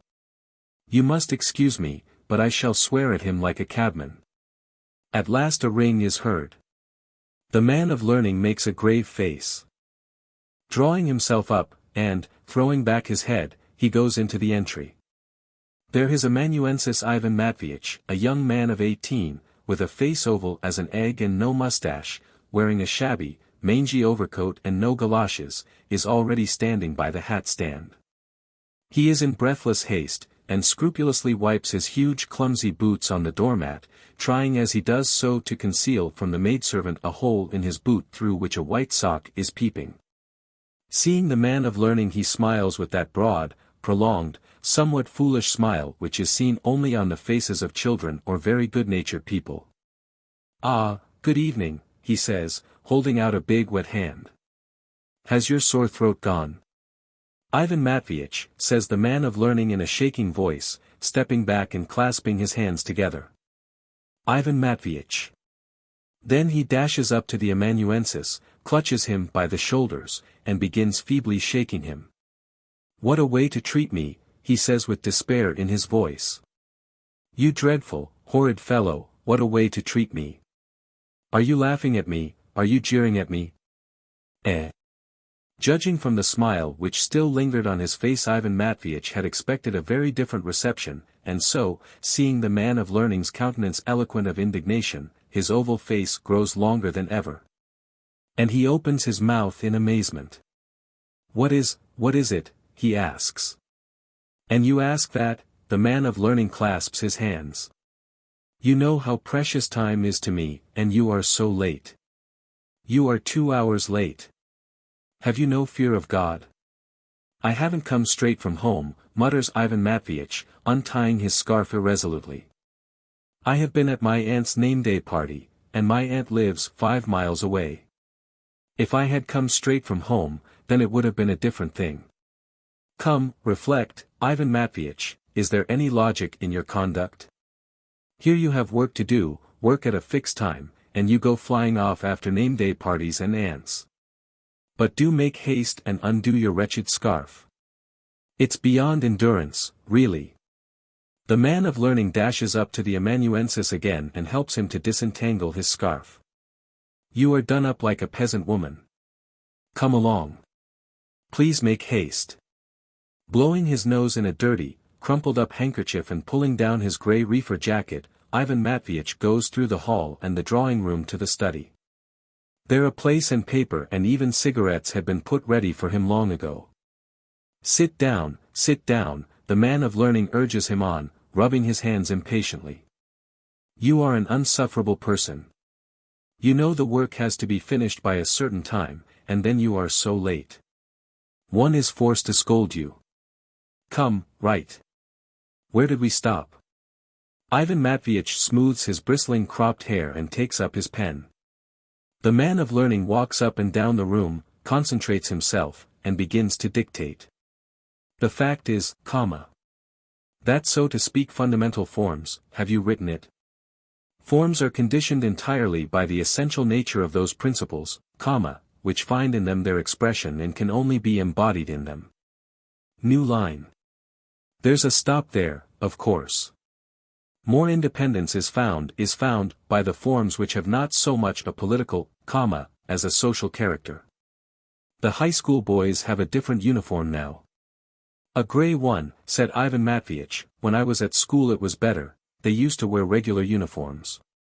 Oh dear, write please, says the man of learning wrathfully. Character, have you written it?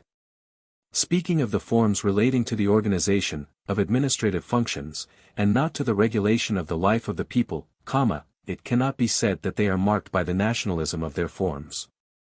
The last 3 words in inverted commas. AIE, tut, so what did you want to say about the high school? That they used to wear a different uniform in my time. Aha. Indeed. Is it long since you left the high school? But I told you that yesterday. It is 3 years since I left school. I left in the 4th class. And why did you give up high school? Asks the man of learning, looking at Ivan Matveitch's writing. Oh, through family circumstances. Must I speak to you again, Ivan Matveitch? When will you get over your habit of dragging out the lines? There ought not to be less than 40 letters in a line. What, do you suppose I do it on purpose, says Ivan Matveitch, offended. There are more than 40 letters in some of the other lines. You count them. And if you think I don't put enough in the line, you can take something off my pay. Oh dear, that's not the point. You have no delicacy, really. At the least thing you drag in money. The great thing is to be exact, Ivan Matveitch, to be exact is the great thing. You ought to train yourself to be exact. The maidservant brings in a tray with 2 glasses of tea on it, and a basket of rusks. Ivan Matveitch takes his glass awkwardly with both hands, and at once begins drinking it. The tea is too hot. To avoid burning his mouth Ivan Matveitch tries to take a tiny sip. He eats 1 rusk, then a second, then a third, and, looking sideways, with embarrassment, at the man of learning, timidly stretches after a 4th. The noise he makes in swallowing, the relish with which he smacks his lips, and the expression of hungry greed in his raised eyebrows irritate the man of learning. Make haste and finish, time is precious. You dictate, I can drink and write at the same time. I must confess I was hungry. I should think so after your walk. Yes, and what wretched weather. In our parts there is a scent of spring by now. There are puddles everywhere. The snow is melting. You are a southerner, I suppose. From the Don region. It's quite spring with us by March. Here it is frosty, everyone's in a fur coat, but there you can see the grass. It's dry everywhere, and one can even catch tarantulas. And what do you catch tarantulas for? Oh. To pass the time, says Ivan Matveitch, and he sighs. It's fun catching them.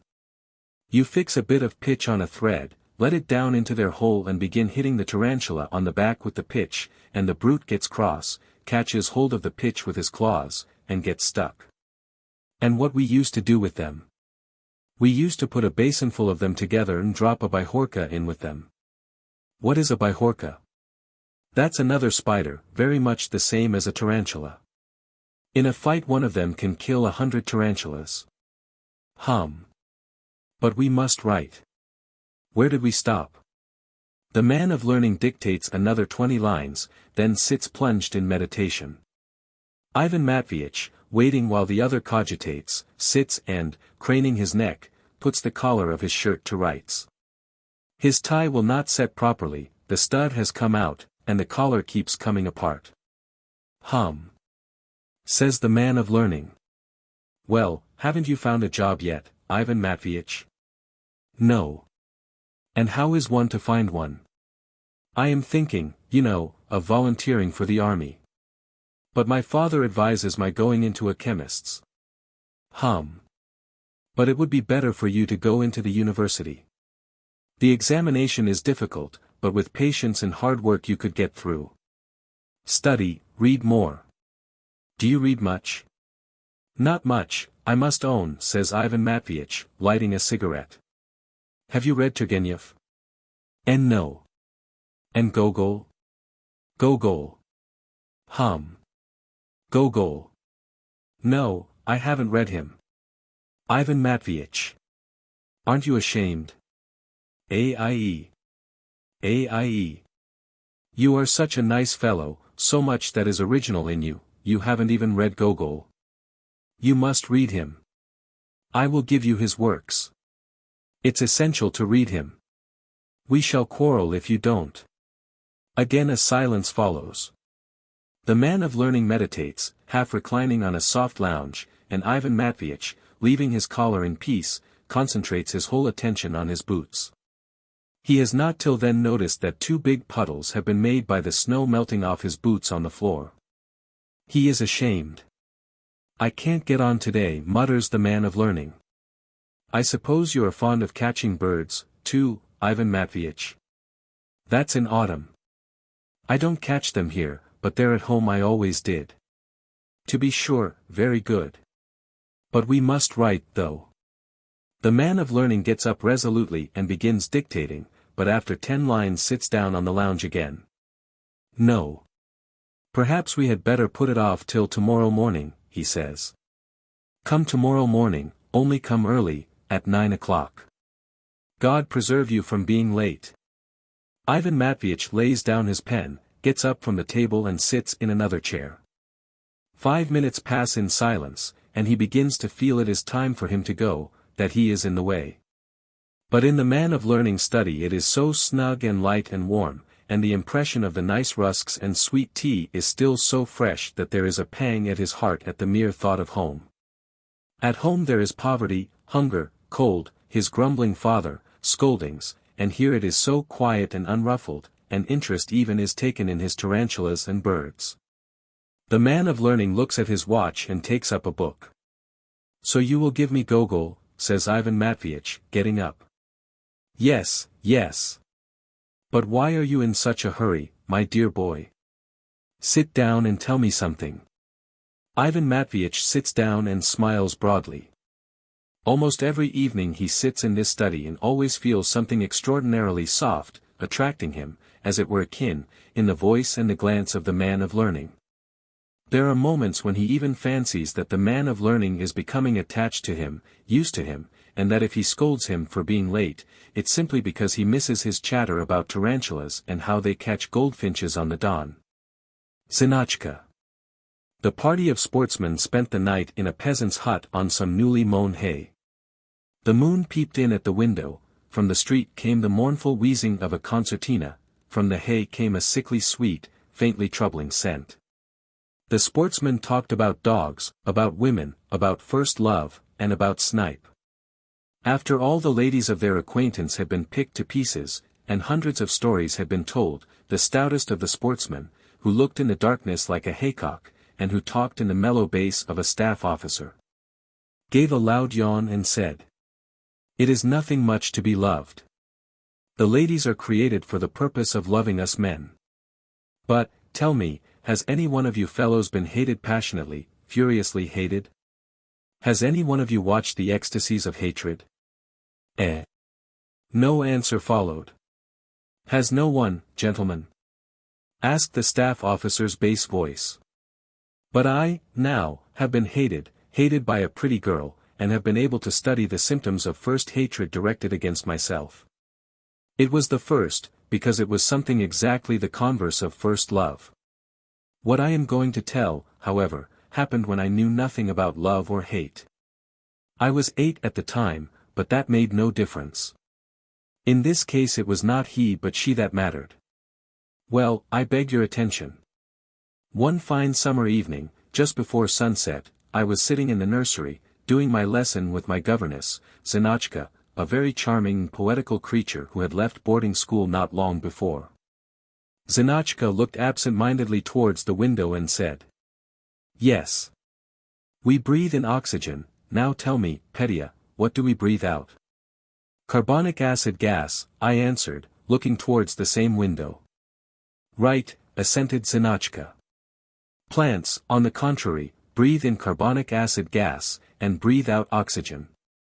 Carbonic acid gas is contained in seltzer water, and in the fumes from the samovar. It is a very noxious gas. Near Naples there is the so-called Cave of Dogs, which contains carbonic acid gas. A dog dropped into it is suffocated and dies. This luckless Cave of Dogs near Naples is a chemical marvel beyond which no governess ventures to go." Zinotchka always hotly maintained the usefulness of natural science, but I doubt if she knew any chemistry beyond this cave. Well, she told me to repeat it. I repeated it. She asked me what was meant by the horizon. I answered. And meantime, while we were ruminating over the horizon and the cave, in the yard below, my father was just getting ready to go shooting.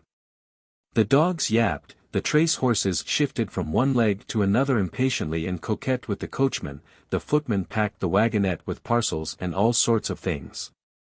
Beside the wagonette stood a brake in which my mother and sisters were sitting to drive to a name-day party at the Ivanetskys'.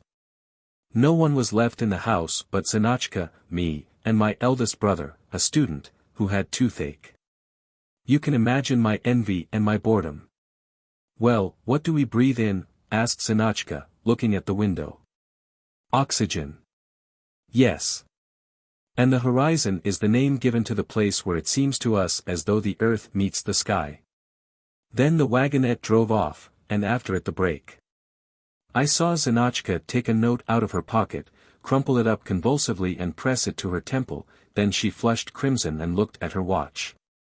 "So, remember," she said, "that near Naples is the so-called Cave of Dogs." She glanced at her watch again and went on, "where the sky seems to us to meet the earth." The poor girl in violent agitation walked about the room, and once more glanced at her watch. There was another half-hour before the end of our lesson. "Now arithmetic," she said, breathing hard and turning over the pages of the sum book with a trembling hand. "Come, you work out problem 325 and I will be back directly." She went out. I heard her scurry down the stairs, and then I saw her dart across the yard in her blue dress and vanish through the garden gate. The rapidity of her movements, the flush on her cheeks and her excitement, aroused my curiosity. Where had she run, and what for? Being intelligent beyond my years, I soon put 2 and 2 together, and understood it all. She had run into the garden, taking advantage of the absence of my stern parents, to steal in among the raspberry bushes, or to pick herself some cherries. If that were so, dash it all, I would go and have some cherries too. I threw aside the sum book and ran into the garden. I ran to the cherry orchard, but she was not there. Passing by the raspberries, the gooseberries, and the watchman's shanty, she crossed the kitchen garden and reached the pond, pale, and starting at every sound. I stole after her, and what I saw, my friends, was this. At the edge of the pond, between the thick stumps of two old willows, stood my elder brother, Sasha. One could not see from his face that he had toothache. He looked towards Zinotchka as she approached him, and his whole figure was lighted up by an expression of happiness as though by sunshine. And Zinotchka, as though she were being driven into the cave of dogs, and were being forced to breathe carbonic acid gas, walked towards him, scarcely able to move one leg before the other, breathing hard, with her head thrown back. To judge from appearances she was going to a rendezvous for the first time in her life. But at last she reached him. For half a minute they gazed at each other in silence, as though they could not believe their eyes. Thereupon some force seemed to shove Zinotchka. She laid her hands on Sasha's shoulders and let her head droop upon his waistcoat. Sasha laughed, muttered something incoherent, and with the clumsiness of a man head over ears in love, laid both hands on Zinotchka's face. And the weather, gentlemen, was exquisite. The hill behind which the sun was setting, the two willows, the green bank, the sky all together with Sasha and Zinotchka were reflected in the pond, perfect stillness, you can imagine it. Millions of butterflies with long whiskers gleamed golden above the reeds, beyond the garden they were driving the cattle. In fact, it was a perfect picture. Of all I had seen the only thing I understood was that Sasha was kissing Zinotchka. That was improper. If Maman heard of it they would both catch it. Feeling for some reason ashamed I went back to the nursery, not waiting for the end of the rendezvous. There I sat over the sum book, pondered and reflected. A triumphant smile strayed upon my countenance. On one side it was agreeable to be the possessor of another person's secret. On the other it was also very agreeable that such authorities as Sasha and Zinotchka might at any moment be convicted by me of ignorance of the social proprieties. Now they were in my power, and their peace was entirely dependent on my magnanimity. I'd let them know. When I went to bed, Zinotchka came into the nursery as usual to find out whether I had dropped asleep without undressing and whether I had said my prayers. I looked at her pretty, happy face and grinned. I was bursting with my secret and itching to let it out. I had to drop a hint and enjoy the effect. I know, I said, grinning. GYY. What do you know? GYY. I saw you near the willows kissing Sasha. I followed you and saw it all. Zinotchka started, flushed all over, and overwhelmed by my hint, she sank down on the chair, on which stood a glass of water and a candlestick. I saw you, kissing. I repeated, sniggering and enjoying her confusion. Aha! I'll tell Mama. Cowardly Zinotchka gazed at me intently, and convincing herself that I really did know all about it, clutched my hand in despair and muttered in a trembling whisper. Petya, it is low. I beg of you, for God's sake. Be a man, don't tell anyone. Decent people don't spy. It's low. I entreat you.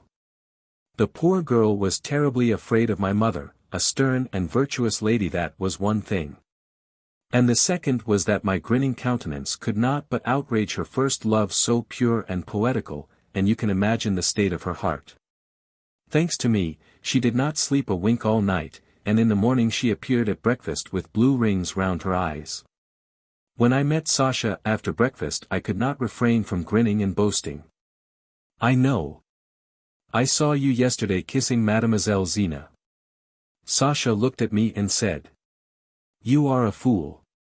He was not so cowardly as Zinotchka, and so my effect did not come off. That provoked me to further efforts. If Sasha was not frightened it was evident that he did not believe that I had seen and knew all about it.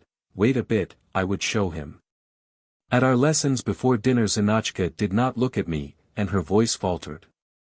Instead of trying to scare me she tried to propitiate me in every way, giving me full marks, and not complaining to my father of my naughtiness. Being intelligent beyond my years I exploited her secret. I did not learn my lessons, walked into the schoolroom on my head, and said all sorts of rude things.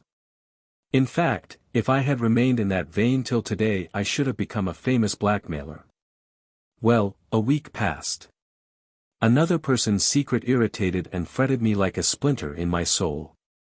I longed at all costs to blurt it out and gloat over the effect.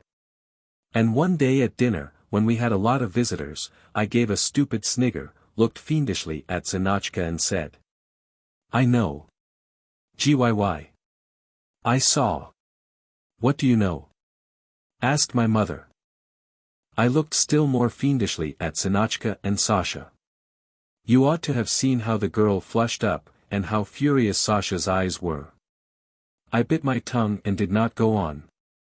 Zinotchka gradually turned pale, clenched her teeth, and ate no more dinner. At our evening lessons that day I noticed a striking change in Zinotchka's face.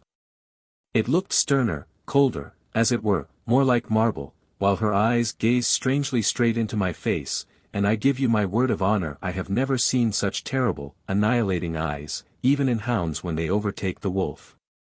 I understood their expression perfectly, when in the middle of a lesson she suddenly clenched her teeth and hissed through them.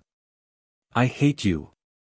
Oh, you vile, loathsome creature, if you knew how I hate you, how I detest your cropped head, your vulgar, prominent ears." But at once she took fright and said, "I am not speaking to you, I am repeating a part out of a play." Then, my friends, at night I saw her come to my bedside and gaze a long time into my face. She hated me passionately, and could not exist away from me. The contemplation of my hated pug of a face had become a necessity to her. I remember a lovely summer evening, with the scent of hay, perfect stillness, and so on. The moon was shining. I was walking up and down the avenue, thinking of cherry jam. Suddenly Zinotchka, looking pale and lovely, came up to me, she caught hold of my hand, and breathlessly began expressing herself. "Oh, how I hate you! I wish no one harm as I do you. Let me tell you that. I want you to understand that. You understand, moonlight," her pale face, breathless with passion, the stillness, little pig as I actually enjoyed it. I listened to her, looked at her eyes. At first I liked it, and enjoyed the novelty. Then I was suddenly seized with terror, I gave a scream, and ran into the house at breakneck speed. I made up my mind that the best thing to do was to complain to Maman. And I did complain, mentioning incidentally how Sasha had kissed Zinotchka. I was stupid, and did not know what would follow, or I should have kept the secret to myself. After hearing my story Maman flushed with indignation and said, "It is not your business to speak about that, you are still very young." But, what an example for children! My Maman was not only virtuous but diplomatic. To avoid a scandal she did not get rid of Zinotchka at once, but set to work gradually, systematically, to pave the way for her departure, as one does with well-bred but intolerable people. I remember that when Zinotchka did leave us the last glance she cast at the house was directed at the window at which I was sitting, and I assure you, I remember that glance to this day. Zinotchka soon afterwards became my brother's wife. She is the Zinaida Nikolaevna whom you know. The next time I met her I was already an ensign. In spite of all her efforts she could not recognize the hated Petya in the ensign with his mustache, but still she did not treat me quite like a relation. And even now, in spite of my good-humored baldness, meek corpulence, and unassuming air, she still looks askance at me, and feels put out when I go to see my brother. Hatred it seems can no more be forgotten than love. Shoo! I hear the cock crowing. Good night. Milord. Lie down. Bad weather. Big raindrops were pattering on the dark windows. It was one of those disgusting summer holiday rains which, when they have begun, last a long time for weeks, till the frozen holiday maker grows used to it, and sinks into complete apathy. It was cold. There was a feeling of raw, unpleasant dampness. The mother-in-law of a lawyer, called Kvashin, and his wife, Nadezhda Filipovna, dressed in waterproofs and shawls, were sitting over the dinner table in the dining room. It was written on the countenance of the elder lady that she was, thank God, well-fed, well-clothed and in good health, that she had married her only daughter to a good man, and now could play her game of patience with an easy conscience. Her daughter, a rather short, plump, fair young woman of 20, with a gentle anemic face, was reading a book with her elbows on the table. Judging from her eyes, she was not so much reading as thinking her own thoughts, which were not in the book. Neither of them spoke. There was the sound of the pattering rain, and from the kitchen they could hear the prolonged yawns of the cook. XVIII himself was not at home. On rainy days he did not come to the summer villa, but stayed in town. Damp, rainy weather affected his bronchitis and prevented him from working. He was of the opinion that the sight of the grey sky and the tears of rain on the windows deprived one of energy and induced the spleen. In the town, where there was greater comfort, bad weather was scarcely noticed.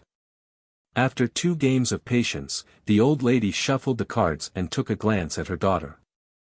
"I have been trying with the cards whether it will be fine tomorrow, and whether our Alexei Stepanovitch will come," she said. "It is 5 days since he was here. The weather is a chastisement from God." Nadezhda Filipovna looked indifferently at her mother, got up, and began walking up and down the room. "The barometer was rising yesterday," she said doubtfully, "but they say it is falling again today." The old lady laid out the cards in 3 long rows and shook her head. "Do you miss him?" she asked, glancing at her daughter. "Of course. I see you do. I should think so. He hasn't been here for 5 days. In May the utmost was 2, or at most 3 days, and now it is serious, 5 days. I am not his wife, and yet I miss him. And yesterday, when I heard the barometer was rising, I ordered them to kill a chicken and prepare a carp for Alexei Stepanovitch. He likes them. Your poor father couldn't bear fish, but he likes it. He always eats it with relish. My heart aches for him," said the daughter. "We are dull, but it is duller still for him, you know, Mama." "I should think so. In the law courts day in and day out, and in the empty flat at night alone like an owl. And what is so awful, Mama, he is alone there without servants, there is no one to set the samovar or bring him water. Why didn't he engage a valet for the summer months? And what use is the summer villa at all if he does not care for it? I told him there was no need to have it, but no, it is for the sake of your health," he said, "and what is wrong with my health? It makes me ill that he should have to put up with so much on my account." Looking over her mother's shoulder, the daughter noticed a mistake in the patience, bent down to the table and began correcting it. A silence followed. Both looked at the cards and imagined how their Alexei Stepanovitch, utterly forlorn, was sitting now in the town in his gloomy, empty study and working, hungry, exhausted, yearning for his family. "Do you know what, Mama?" said Nadezhda Filipovna suddenly, and her eyes began to shine. "If the weather is the same tomorrow I'll go by the first train and see him in town. Anyway, I shall find out how he is, have a look at him, and pour out his tea." And both of them began to wonder how it was that this idea, so simple and easy to carry out, had not occurred to them before. It was only half an hour in the train to the town, and then 20 minutes in a cab. They said a little more, and went off to bed in the same room, feeling more contented. "Oh ho ho ho!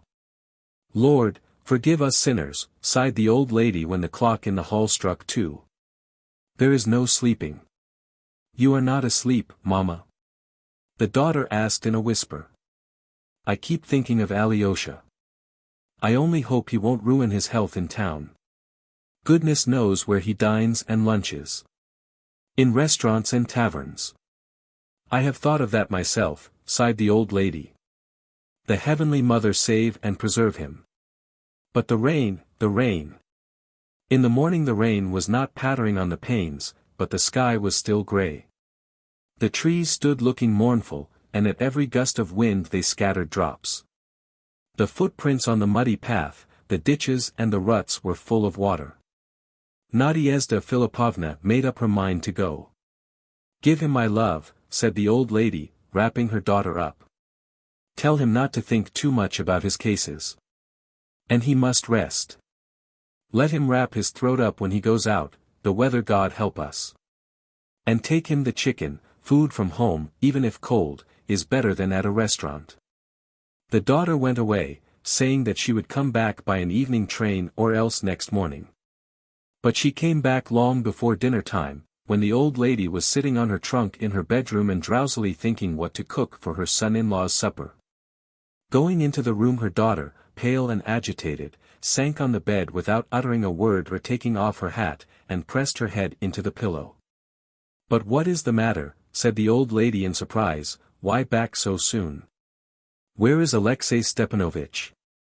Nadezhda Filipovna raised her head and gazed at her mother with dry, imploring eyes. "He is deceiving us, Mama," she said. "What are you saying?" "Christ be with you!" cried the old lady in alarm, and her cap slipped off her head. "Who is going to deceive us? Lord, have mercy on us!" "He is deceiving us, Mama," repeated her daughter, and her chin began to quiver. "How do you know?" cried the old lady, turning pale. "Our flat is locked up. The porter tells me that Alyosha has not been home once for these 5 days. He is not living at home. He is not at home, not at home." She waved her hands and burst into loud weeping, uttering nothing but, "Not at home. Not at home." She began to be hysterical. "What's the meaning of it?" muttered the old woman in horror. "Why, he wrote the day before yesterday that he never leaves the flat. Where is he sleeping? Holy saints!" Nadezhda Filipovna felt so faint that she could not take off her hat. She looked about her blankly, as though she had been drugged, and convulsively clutched at her mother's arms. "What a person to trust, a porter," said the old lady, fussing round her daughter and crying. "What a jealous girl you are! He is not going to deceive you, and how dare he? We are not just anybody. Though we are of the merchant class, yet he has no right, for you are his lawful wife. We can take proceedings. I gave 20,000 rubles with you. You did not want for a dowry." And the old lady herself sobbed and gesticulated, and she felt faint, too, and lay down on her trunk. Neither of them noticed that patches of blue had made their appearance in the sky, that the clouds were more transparent, that the first sunbeam was cautiously gliding over the wet grass in the garden. That with renewed gaiety the sparrows were hopping about the puddles which reflected the racing clouds. Towards evening XVIII arrived. Before leaving town he had gone to his flat and had learned from the porter that his wife had come in his absence. "Here I am," he said gaily, coming into his mother-in-law's room and pretending not to notice their stern and tear-stained faces. "Here I am. It's 5 days since we have seen each other." He rapidly kissed his wife's hand in his mother-in-law's, and with the air of a man delighted at having finished a difficult task, he lolled in an armchair. "Oof," he said, puffing out all the air from his lungs. "Here I have been worried to death. I have scarcely sat down. For almost 5 days now I have been, as it were, bivouacking. I haven't been to the flat once, would you believe it? I have been busy the whole time with the meeting of Shipyanov's and Ivanchikov's creditors. I had to work in Galdyev's office at the shop. I've had nothing to eat or to drink, and slept on a bench. I was chilled through. I hadn't a free minute. I hadn't even time to go to the flat. That's how I came not to be at home, Nadyusha." And XVIII, holding his sides as though his back were aching, glanced stealthily at his wife and mother-in-law to see the effect of his lie, or as he called it, diplomacy. The mother-in-law and wife were looking at each other in joyful astonishment, as though beyond all hope and expectation they had found something precious, which they had lost. Their faces beamed, their eyes glowed. "My dear man," cried the old lady, jumping up, "why am I sitting here? Tea! Tea at once! Perhaps you are hungry?" "Of course he is hungry," cried his wife, pulling off her head a bandage soaked in vinegar. "Mamma, bring the wine, and the savories. Natalia, lay the table. Oh, my goodness, nothing is ready." And both of them, frightened, happy, and bustling, ran about the room. The old lady could not look without laughing at her daughter who had slandered an innocent man, and the daughter felt ashamed. The table was soon laid. XVIII, who smelt of Madeira and liqueurs and who could scarcely breathe from repletion, complained of being hungry, forced himself to munch and kept on talking of the meeting of Shipyanov's and Ivanchikov's creditors. While his wife and mother-in-law could not take their eyes off his face, and both thought, "How clever and kind he is! How handsome!" All serene, thought XVIII, as he lay down on the well-filled feather bed. Though they are regular tradesmen's wives, though they are Philistines, yet they have a charm of their own, and one can spend a day or two of the week here with enjoyment. He wrapped himself up, got warm, and as he dozed off, he said to himself, "All serene. A gentleman friend." The charming Vanda, or, as she was described in her passport, the honorable citizen Nastasia Kanavkin, found herself, on leaving the hospital, in a position she had never been in before, without a home to go to or a farthing in her pocket. What was she to do? The first thing she did was to visit a pawnbroker's and pawn her turquoise ring, her one piece of jewelry. They gave her a ruble for the ring, but what can you get for a ruble? You can't buy for that sum a fashionable short jacket, nor a big hat, nor a pair of bronze shoes, and without those things she had a feeling of being, as it were, undressed. She felt as though the very horses and dogs were staring and laughing at the plainness of her dress. And clothes were all she thought about. The question what she should eat and where she should sleep did not trouble her in the least. If only I could meet a gentleman friend, she thought to herself, I could get some money. There isn't one who would refuse me, I know. But no gentleman she knew came her way. It would be easy enough to meet them in the evening at the Renaissance, but they wouldn't let her in at the Renaissance, in that shabby dress and with no hat. What was she to do? After long hesitation, when she was sick of walking and sitting and thinking, Vanda made up her mind to fall back on her last resource, to go straight to the lodgings of some gentleman friend and ask for money. She pondered which to go to. Misha is out of the question, he's a married man. The old chap with the red hair will be at his office at this time. Vanda remembered a dentist, called Finkel, a converted Jew, who 6 months ago had given her a bracelet, and on whose head she had once emptied a glass of beer at the supper at the German club. She was awfully pleased at the thought of Finkel. He'll be sure to give it me, if only I find him at home, she thought, as she walked in his direction.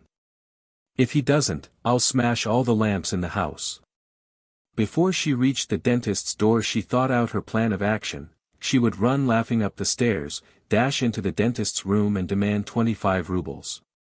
But as she touched the bell, this plan seemed to vanish from her mind of itself. Vanda began suddenly feeling frightened and nervous, which was not at all her way. She was bold and saucy enough at drinking parties, but now, dressed in everyday clothes, feeling herself in the position of an ordinary person asking a favor, who might be refused admittance, she felt suddenly timid and humiliated. She was ashamed and frightened. Perhaps he has forgotten me by now, she thought, hardly daring to pull the bell. And how can I go up to him in such a dress, looking like a beggar or some working girl? And she rang the bell irresolutely. She heard steps coming, it was the porter. Is the doctor at home? She asked. She would have been glad now if the porter had said no, but the latter, instead of answering, ushered her into the hall, and helped her off with her coat. The staircase impressed her as luxurious, and magnificent, but of all its splendors what caught her eye most was an immense looking-glass, in which she saw a ragged figure without a fashionable jacket, without a big hat, and without bronze shoes. And it seemed strange to Vanda that, now that she was humbly dressed and looked like a laundress or sewing girl, she felt ashamed, and no trace of her usual boldness and sauciness remained. And in her own mind she no longer thought of herself as Vanda, but as the Nastasia Kanavkin she used to be in the old days. "Walk in, please," said a maidservant, showing her into the consulting room. "The doctor will be here in a minute." "Sit down." Vanda sank into a soft armchair. "I'll ask him to lend it me," she thought. "That will be quite proper, for, after all, I do know him. If only that servant would go. I don't like to ask before her. What does she want to stand there for?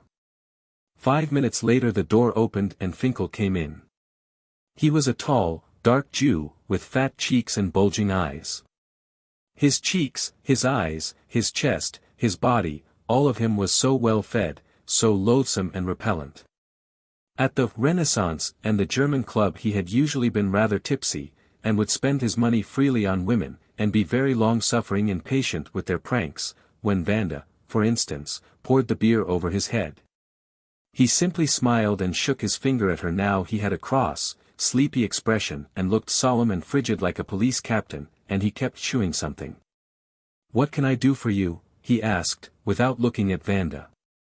Vanda looked at the serious countenance of the maid and the smug figure of Finkel, who apparently did not recognize her, and she turned red. "What can I do for you?" repeated the dentist a little irritably. "I've got toothache," murmured Vanda. "Aha! Which is the tooth?" "Where?" Vanda remembered she had a hole in one of her teeth. "At the bottom, on the right," she said. "XVIII. Open your mouth." Finkel frowned and, holding his breath, began examining the tooth. "Does it hurt?" he asked, digging into it with a steel instrument. "Yes," Vanda replied, untruthfully. "Shall I remind him?" she was wondering. "He would be sure to remember me. But that servant. Why will she stand there?" Finkel suddenly snorted like a steam engine right into her mouth, and said, "I don't advise you to have it stopped. That tooth will never be worth keeping anyhow." After probing the tooth a little more and soiling Vanda's lips and gums with his tobacco-stained fingers, he held his breath again, and put something cold into her mouth. Vanda suddenly felt a sharp pain, cried out, and clutched at Finkel's hand. It's all right," he muttered, "don't you be frightened. That tooth would have been no use to you, anyway, you must be brave." And his tobacco-stained fingers, smeared with blood, held up the tooth to her eyes, while the maid approached and put a basin to her mouth. "You wash out your mouth with cold water when you get home, and that will stop the bleeding," said Finkel. He stood before her with the air of a man expecting her to go, waiting to be left in peace. "Good day," she said, turning towards the door. "XVIII. And how about my fee?" inquired Finkel, in a jesting tone. "Oh, yes." Vanda remembered, blushing, and she handed the Jew the ruble that had been given her for her ring. When she got out into the street she felt more overwhelmed with shame than before, but now it was not her poverty she was ashamed of. She was unconscious now of not having a big hat and a fashionable jacket. She walked along the street, spitting blood, and brooding on her life, her ugly, wretched life, and the insults she had endured, and would have to endure tomorrow, and next week, and all her life, up to the very day of her death. Oh! How awful it is! My God, how fearful! Next day, however, she was back at the Renaissance, and dancing there. She had on an enormous new red hat, a new fashionable jacket, and bronze shoes. And she was taken out to supper by a young merchant up from Kazan. A trivial incident. It was a sunny August midday as, in company with a Russian prince who had come down in the world, I drove into the immense so-called Shabelsky pine forest where we were intending to look for woodcocks. In virtue of the part he plays in this story my poor prince deserves a detailed description. He was a tall, dark man, still youngish, though already somewhat battered by life, with long mustaches like a police captain's. With prominent black eyes, and with the manners of a retired army man. He was a man of Oriental type, not very intelligent, but straightforward and honest, not a bully, not a fop, and not a rake, virtues which, in the eyes of the general public, are equivalent to a certificate of being a nonentity and a poor creature. People generally did not like him. He was never spoken of in the district, except as, the illustrious duffer. I personally found the poor prince extremely nice with his misfortunes and failures, which made up indeed his whole life. First of all he was poor. He did not play cards, did not drink, had no occupation, did not poke his nose into anything, and maintained a perpetual silence, but yet he had somehow succeeded in getting through 30 to 40,000 rubles left him at his father's death. God only knows what had become of the money. All that I can say is that owing to lack of supervision a great deal was stolen by stewards, bailiffs, and even footmen. A great deal went on lending money, giving bail, and standing security. There were few landowners in the district who did not owe him money. He gave to all who asked, and not so much from good nature or confidence in people as from exaggerated gentlemanliness, as though he would say, "Take it and feel how complexities I am." By the time I made his acquaintance he had got into debt himself, had learned what it was like to have a second mortgage on his land, and had sunk so deeply into difficulties that there was no chance of his ever getting out of them again. There were days when he had no dinner, and went about with an empty cigar holder, but he was always seen clean and fashionably dressed, and always smelt strongly of ylang ylang. The prince's second misfortune was his absolute solitariness. He was not married, he had no friends nor relations. His silent and reserved character and his comme-il-faut deportment, which became the more conspicuous the more anxious he was to conceal his poverty, prevented him from becoming intimate with people. For love affairs he was too heavy, spiritless, and cold, and so rarely got on with women. When we reached the forest this prince and I got out of the chaise and walked along a narrow woodland path which was hidden among huge ferns. But before we had gone 100 paces a tall, lank figure with a long oval face, wearing a shabby reefer jacket, a straw hat, and patent leather boots, rose up from behind a young fir tree some 3 feet high. As though he had sprung out of the ground. The stranger held in one hand a basket of mushrooms, with the other he playfully fingered a cheap watch chain on his waistcoat. On seeing us he was taken aback, smoothed his waistcoat, coughed politely, and gave an agreeable smile, as though he were delighted to see such nice people as us. Then, to our complete surprise, he came up to us, scraping with his long feet on the grass, bending his whole person, and, still smiling agreeably, lifted his hat and pronounced in a sugary voice with the intonations of a whining dog. "Aie, aie. Gentlemen, painful as it is my duty to warn you that shooting is forbidden in this wood. Pardon me for venturing to disturb you, though unacquainted, but allow me to present myself. I am Grontovsky, the head clerk on Madame Kandarin's estate. Pleased to make your acquaintance, but why can't we shoot? Such is the wish of the owner of this forest." The prince and I exchanged glances. A moment passed in silence. The prince stood looking pensively at a big fly agaric at his feet, which he had crushed with his stick. Grontovsky went on smiling agreeably. His whole face was twitching, exuding honey, and even the watch chain on his waistcoat seemed to be smiling and trying to impress us all with its refinement. A shade of embarrassment passed over us like an angel passing. All 3 of us felt awkward. "Nonsense," I said. "Only last week I was shooting here."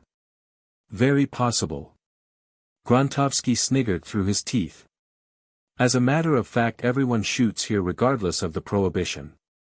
But once I have met you, it is my duty, my sacred duty to warn you. I am a man in a dependent position. If the forest were mine, on the word of honor of a Grontovsky, I should not oppose your agreeable pleasure.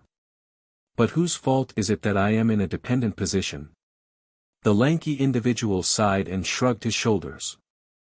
I began arguing, getting hot and protesting, but the more loudly and impressively I spoke the more mawkish and sugary Grontovsky's face became. Evidently the consciousness of a certain power over us afforded him the greatest gratification. He was enjoying his condescending tone, his politeness, his manners, and with peculiar relish pronounced his sonorous surname, of which he was probably very fond. Standing before us he felt more than at ease, but judging from the confused sideway glances he cast from time to time at his basket, only one thing was spoiling his satisfaction: the mushrooms, womanish, peasantish, prose, derogatory to his dignity.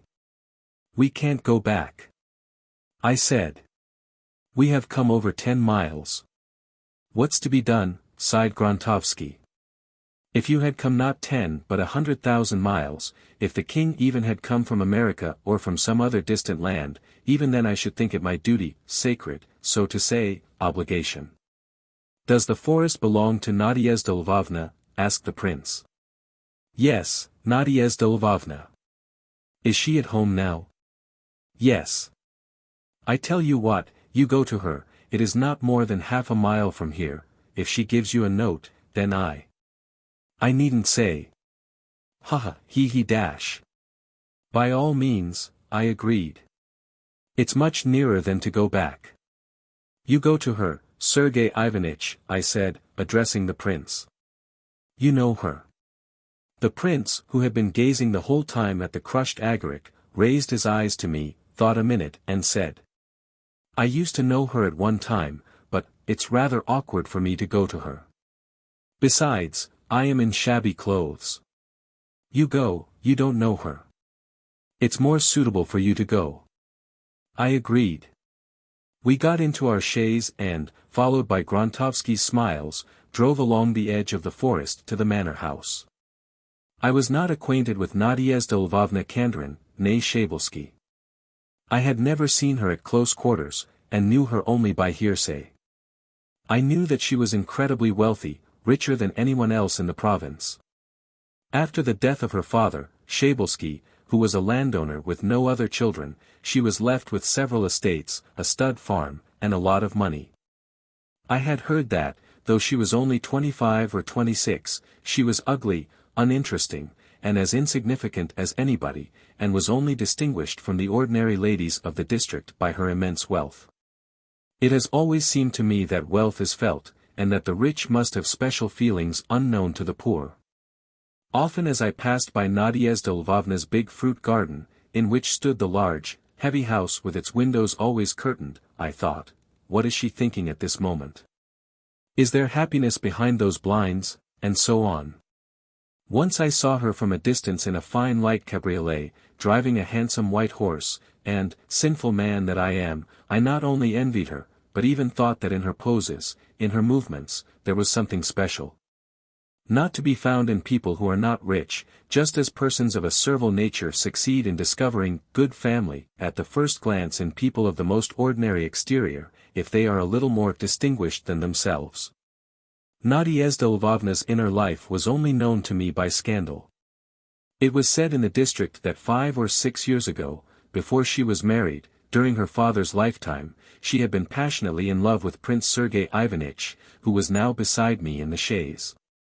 The prince had been fond of visiting her father, and used to spend whole days in his billiard room, where he played pyramids indefatigably till his arms and legs ached. 6 months before the old man's death he had suddenly given up visiting the Shabelskys. The gossip of the district having no positive facts to go upon explained this abrupt change in their relations in various ways. Some said that the prince, having observed the plain daughter's feeling for him and being unable to reciprocate it, considered it the duty of a gentleman to cut short his visits. Others maintained that old Shabelsky had discovered why his daughter was pining away, and had proposed to the poverty-stricken prince that he should marry her.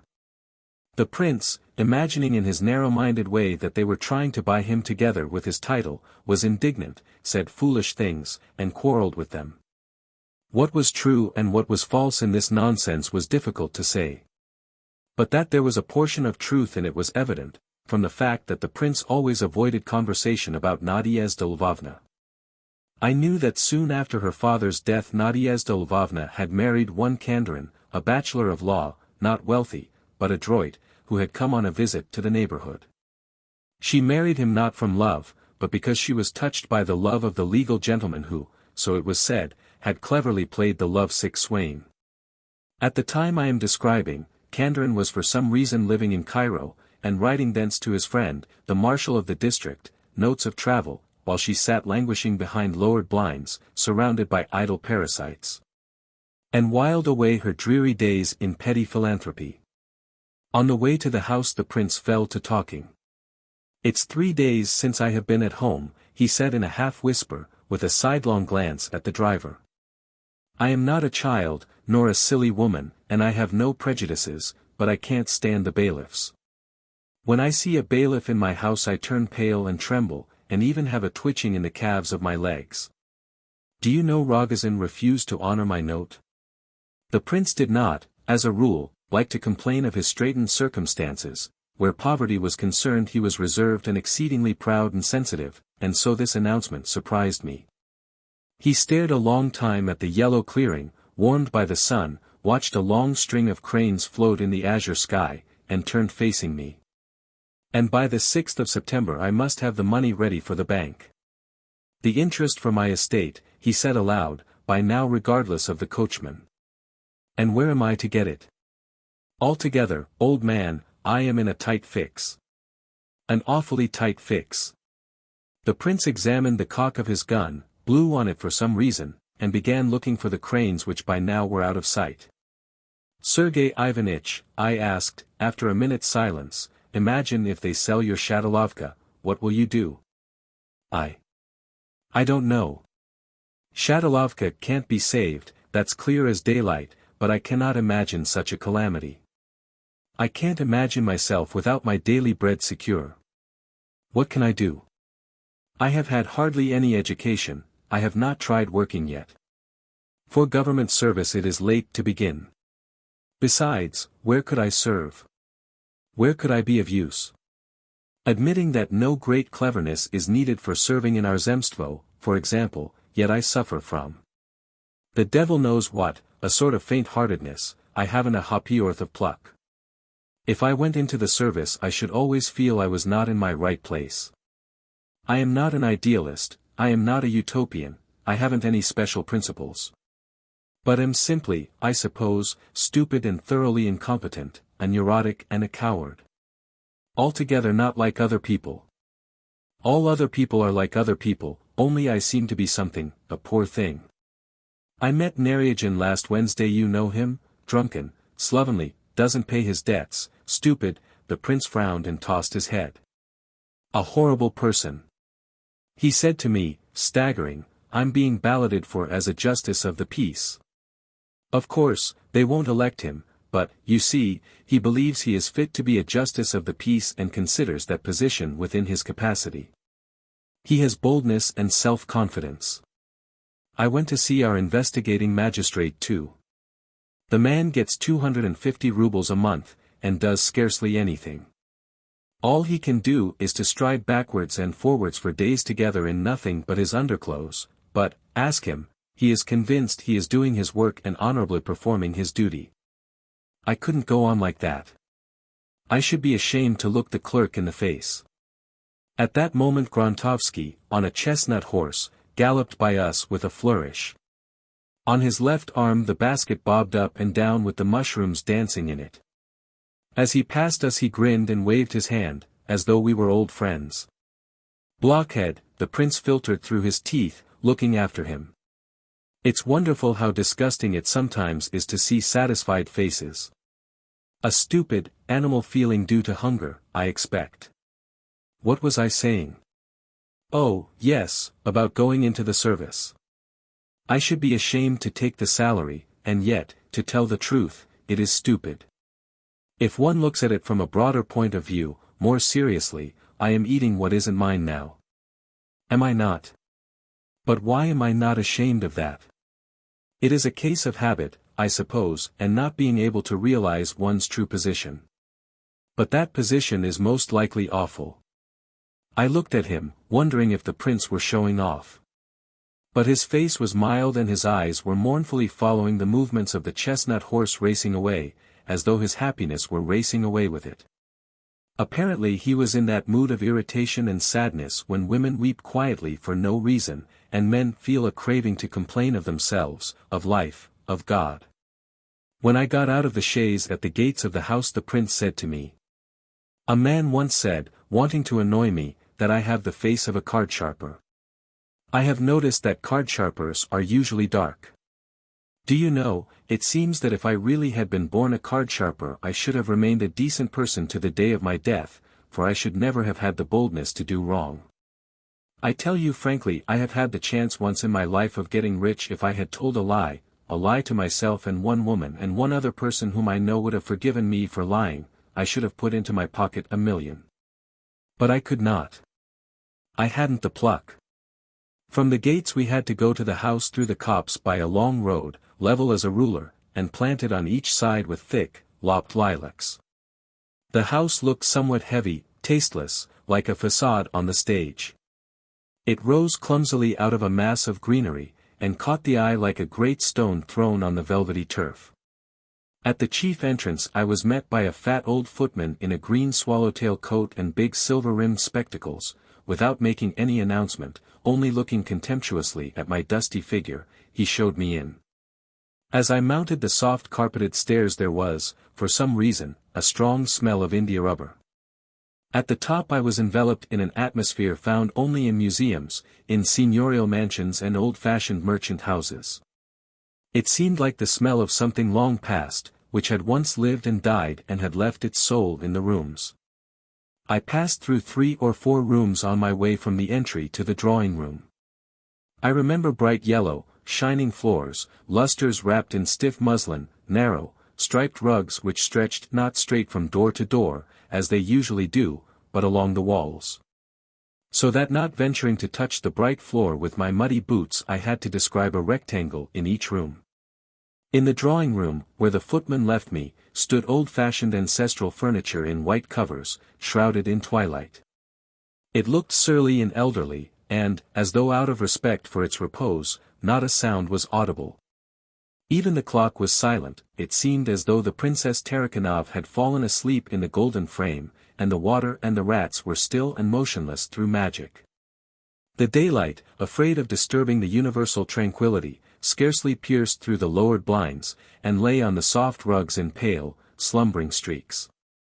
3 minutes passed and a big, elderly woman in black, with her cheek bandaged up, walked noiselessly into the drawing room. She bowed to me and pulled up the blinds. At once, enveloped in the bright sunlight, the rats and water in the picture came to life and movement. Princess Tarakanov was awakened, and the old chairs frowned gloomily. "Her honor will be here in a minute, sir," sighed the old lady, frowning too. A few more minutes of waiting and I saw Nadezhda Lvovna. What struck me first of all was that she certainly was ugly, short, scraggy, and round-shouldered. Her thick, chestnut hair was magnificent. Her face, pure and with a look of culture in it, was aglow with youth. There was a clear and intelligent expression in her eyes, but the whole charm of her head was lost through the thickness of her lips and the over-acute facial angle. I mentioned my name, and announced the object of my visit. "I really don't know what I am to say," she said, in hesitation, dropping her eyes and smiling. "I don't like to refuse, and at the same time—" "Do, please," I begged. Nadezhda Lvovna looked at me and laughed. I laughed too. She was probably amused by what Grotowski had so enjoyed, that is, the right of giving or withholding permission. My visit suddenly struck me as queer and strange. "I don't like to break the long-established rules," said Madame Kandarin. "Shooting has been forbidden on our estate for the last 6 years. "No," she shook her head resolutely. "Excuse me, I must refuse you. If I allow you I must allow others. I don't like unfairness. Either let all or no one. I am sorry." I sighed. "It's all the sadder because we have come more than 10 miles. I am not alone," I added, "Prince Sergei Ivanitch is with me."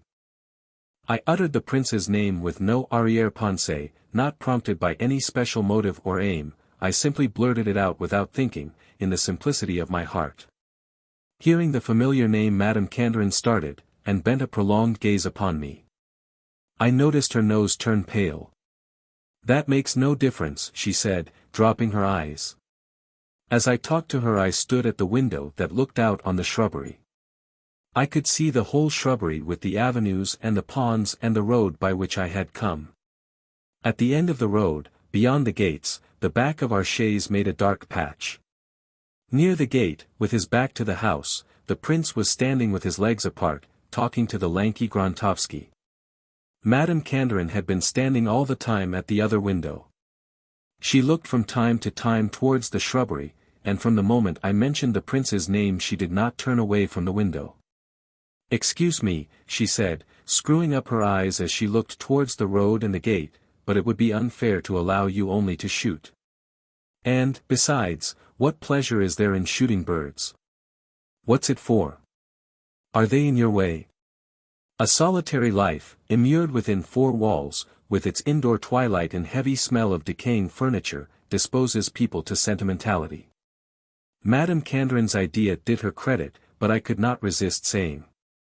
If one takes that line, one ought to go barefoot. Boots are made out of the leather of slaughtered animals. One must distinguish between a necessity and a caprice, Madame Candrin answered in a toneless voice. She had by now recognized the prince, and did not take her eyes off his figure. It is hard to describe the delight and the suffering with which her ugly face was radiant. Her eyes were smiling and shining, her lips were quivering and laughing, while her face craned closer to the panes. Keeping hold of a flower pot with both hands, with bated breath and with one foot slightly lifted, she reminded me of a dog pointing and waiting with passionate impatience for "fetch it." I looked at her and at the prince, who could not tell a lie once in his life, and I felt angry and bitter against truth and falsehood, which play such an elemental part in the personal happiness of men. The prince started suddenly, took aim and fired. A hawk, flying over him, fluttered its wings and flew like an arrow far away. He aimed too high. I said. And so, Nadyezhda Lvovna, I sighed, moving away from the window, you will not permit. Madame Candrin was silent. I have the honor to take my leave, I said, and I beg you to forgive my disturbing you. Madame Candrin would have turned facing me, and had already moved through a quarter of the angle, when she suddenly hid her face behind the hangings, as though she felt tears in her eyes that she wanted to conceal. Goodbye. Forgive me, she said softly. I bowed to her back and strode away across the bright yellow floors, no longer keeping to the carpet. I was glad to get away from this little domain of gilded boredom and sadness, and I hastened as though anxious to shake off a heavy, fantastic dream with its twilight, its enchanted princess, its lustres. At the front door a maidservant overtook me and thrust a note into my hand. Shooting is permitted on showing this. N.K., I read. Love and O'Hare Stories. Love.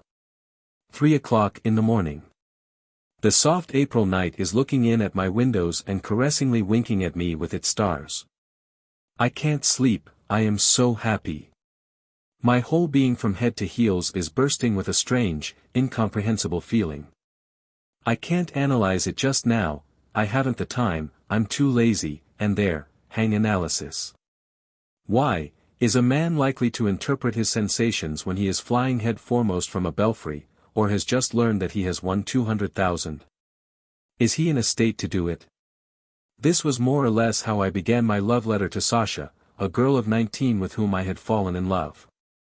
I began it 5 times, and as often tore up the sheets, scratched out whole pages, and copied it all over again. I spent as long over the letter as if it had been a novel I had to write to order. And it was not because I tried to make it longer, more elaborate, and more fervent, but because I wanted endlessly to prolong the process of this writing. When one sits in the stillness of one's study and communes with one's own daydreams while the spring night looks in at one's window. Between the lines I saw a beloved image, and it seemed to me that there were, sitting at the same table writing with me, spirits as naively happy, as foolish, and as blissfully smiling as I. I wrote continually, looking at my hand, which still ached deliciously where hers had lately pressed it, and if I turned my eyes away I had a vision of the green trellis of the little gate. Through that trellis Sasha gazed at me after I had said goodbye to her. When I was saying goodbye to Sasha I was thinking of nothing and was simply admiring her figure as every decent man admires a pretty woman. When I saw through the trellis 2 big eyes, I suddenly, as though by inspiration, knew that I was in love, that it was all settled between us, and fully decided already, that I had nothing left to do but to carry out certain formalities. It is a great delight also to seal up a love letter, and, slowly putting on one's hat and coat, to go softly out of the house and to carry the treasure to the post. There are no stars in the sky now, in their place there is a long whitish streak in the east, broken here and there by clouds above the roofs of the dingy houses. From that streak the whole sky is flooded with pale light. The town is asleep, but already the water carts have come out, and somewhere in a faraway factory a whistle sounds to wake up the workpeople. Beside the postbox, slightly moist with dew, you are sure to see the clumsy figure of a house porter, wearing a bell-shaped sheepskin and carrying a stick. He is in a condition akin to catalepsy. He is not asleep or awake, but something between. If the boxes knew how often people resort to them for the decision of their fate, they would not have such a humble air. I, anyway, almost kissed my postbox, and as I gazed at it I reflected that the post is the greatest of blessings. I beg anyone who has ever been in love to remember how one usually hurries home after dropping the letter in the box. Rapidly gets into bed and pulls up the quilt in the full conviction that as soon as one wakes up in the morning one will be overwhelmed with memories of the previous day and look with rapture at the window, where the daylight will be eagerly making its way through the folds of the curtain. Well, to facts. Next morning at midday, Sasha's maid brought me the following answer: I am delight, be sure to come to us today please, I shall expect you. Your S. Not a single comma. This lack of punctuation, and the misspelling of the word delighted, the whole letter, and even the long, narrow envelope in which it was put filled my heart with tenderness. In the sprawling but diffident handwriting I recognized Sasha's walk, her way of raising her eyebrows when she laughed, the movement of her lips.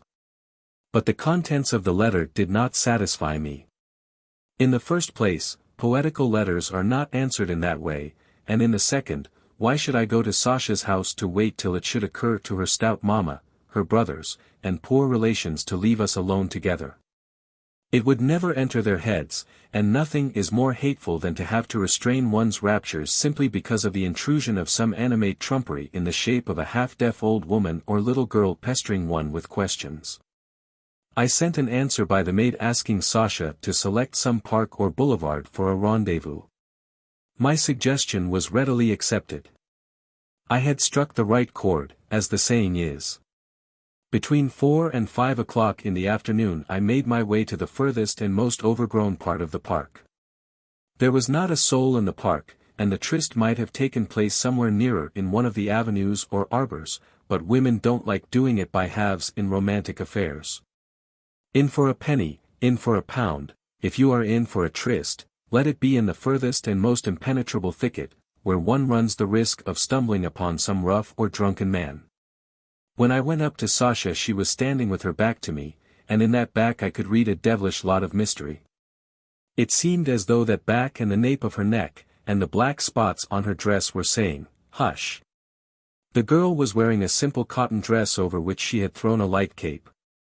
To add to the air of mysterious secrecy, her face was covered with a white veil. Not to spoil the effect, I had to approach on tiptoe and speak in a half-whisper. From what I remember now, I was not so much the essential point of the rendezvous as a detail of it. Sasha was not so much absorbed in the interview itself as in its romantic mysteriousness, my kisses, the silence of the gloomy trees, my vows. There was not a minute in which she forgot herself, was overcome, or let the mysterious expression drop from her face, and really if there had been any Ivan Sidorovitch or Sitter Ivanitch in my place she would have felt just as happy. How is one to make out in such circumstances whether one is loved or not? Whether the love is the real thing or not? From the park I took Sasha home with me. The presence of the beloved woman in one's bachelor quarters affects one like wine and music. Usually one begins to speak of the future, and the confidence and self-reliance with which one does so is beyond bounds. You make plans and projects, talk fervently of the rank of general though you have not yet reached the rank of a lieutenant. And altogether you fire off such high-flown nonsense that your listener must have a great deal of love and ignorance of life to assent to it. Fortunately for men, women in love are always blinded by their feelings and never know anything of life. Far from not assenting, they actually turn pale with holy awe, are full of reverence and hang greedily on the maniac's words. Sasha listened to me with attention, but I soon detected an absent-minded expression on her face. She did not understand me. The future of which I talked interested her only in its external aspect and I was wasting time in displaying my plans and projects before her. She was keenly interested in knowing which would be her room, what paper she would have in the room, why I had an upright piano instead of a grand piano, and so on. She examined carefully all the little things on my table, looked at the photographs, sniffed at the bottles, peeled the old stamps off the envelopes, saying she wanted them for something. "Please collect old stamps for me," she said, making a grave face. "Please do." Then she found a nut in the window, noisily cracked it and ate it. "Why don't you stick little labels on the backs of your books?" she asked, taking a look at the bookcase. "What for?" "Oh, so that each book should have its number." "And where am I to put my books?" "I've got books too, you know." "What books have you got?" I asked. Sasha raised her eyebrows, thought a moment and said, "All sorts." And if it had entered my head to ask her what thoughts, what convictions, what aims she had, she would no doubt have raised her eyebrows, thought a minute, and have said in the same way, "All sorts." Later I saw Sasha home and left her house regularly, officially engaged, and was so reckoned till our wedding. If the reader will allow me to judge merely from my personal experience, I maintain that to be engaged is very dreary, far more so than to be a husband or nothing at all. An engaged man is neither one thing nor the other, he has left one side of the river and not reached the other, he is not married and yet he can't be said to be a bachelor. But is in something not unlike the condition of the porter whom I have mentioned above. Every day as soon as I had a free moment I hastened to my fiancée.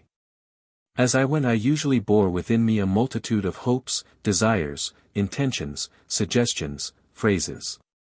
I always fancied that as soon as the maid opened the door I should, from feeling oppressed and stifled, plunge at once up to my neck into a sea of refreshing happiness. But it always turned out otherwise in fact. Every time I went to see my fiancée I found all her family and other members of the household busy over the silly trousseau. And by the way, they were hard at work sewing for 2 months and then they had less than 100 rubles worth of things. There was a smell of irons, candle grease and fumes. Bugles scrunched under one's feet. The 2 most important rooms were piled up with billows of linen, calico, and muslin, and from among the billows peeped out Sasha's little head with a thread between her teeth. All the sewing party welcomed me with cries of delight but at once led me off into the dining room where I could not hinder them nor see what only husbands are permitted to behold. In spite of my feelings, I had to sit in the dining room and converse with Pimenovna, one of the poor relations. Sasha, looking worried and excited, kept running by me with a thimble, a skein of wool or some other boring object. "Wait, wait, I shan't be a minute," she would say when I raised imploring eyes to her. "Only fancy, that wretch Stepanida has spoilt the bodice of the barège dress." And after waiting in vain for this grace, I lost my temper, went out of the house and walked about the streets in the company of the new cane I had bought. Or I would want to go for a walk or a drive with my fiancée, would go round and find her already standing in the hall with her mother, dressed to go out and playing with her parasol. "Oh, we are going to the arcade," she would say. "We have got to buy some more cashmere and change the hat. My outing is knocked on the head. I join the ladies and go with them to the arcade." It is revoltingly dull to listen to women shopping, haggling and trying to outdo the sharp shopman. I felt ashamed when Sasha, after turning over masses of material and knocking down the prices to a minimum, walked out of the shop without buying anything, or else told the shopman to cut her some half-rubles worth. When they came out of the shop, Sasha and her mamma with scared and worried faces would discuss at length having made a mistake, having bought the wrong thing, the flowers in the chintz being too dark, and so on. Yes, it is a bore to be engaged. I'm glad it's over. Now I am married. It is evening. I am sitting in my study reading. Behind me on the sofa Sasha is sitting munching something noisily. I want a glass of beer. "Sasha, look for the corkscrew." I say. "It's lying about somewhere." Sasha leaps up, rummages in a disorderly way among 2 or 3 heaps of papers, drops the matches, and without finding the corkscrew, sits down in silence. 5 minutes pass, 10. I begin to be fretted both by thirst and vexation. "Sasha, do look for the corkscrew, I say. Sasha leaps up again and rummages among the papers near me. Her munching and rustling of the papers affects me like the sound of sharpening knives against each other. I get up and begin looking for the corkscrew myself. At last it is found and the beer is uncorked. Sasha remains by the table and begins telling me something at great length. You'd better read something, Sasha, I say. She takes up a book, sits down facing me and begins moving her lips. I look at her little forehead, moving lips, and sink into thought. She is getting on for 20. I reflect. If one takes a boy of the educated class and of that age and compares them, what a difference. The boy would have knowledge and convictions and some intelligence. But I forgive that difference just as the low forehead and moving lips are forgiven. I remember in my old Lovelace days I have cast off women for a stain on their stockings, or for one foolish word, or for not cleaning their teeth, and now I forgive everything, the munching, the muddling about after the corkscrew, the slovenliness. The long talking about nothing that matters. I forgive it all almost unconsciously, with no effort of will, as though Sasha's mistakes were my mistakes, and many things which would have made me wince in old days move me to tenderness and even rapture. The explanation of this forgiveness of everything lies in my love for Sasha, but what is the explanation of the love itself, I really don't know. Lights. The dog was barking excitedly outside. An Ananiev the engineer, his assistant called von Stenberg, and I went out of the hut to see at whom it was barking. I was the visitor, and might have remained indoors, but I must confess my head was a little dizzy from the wine I had drunk, and I was glad to get a breath of fresh air.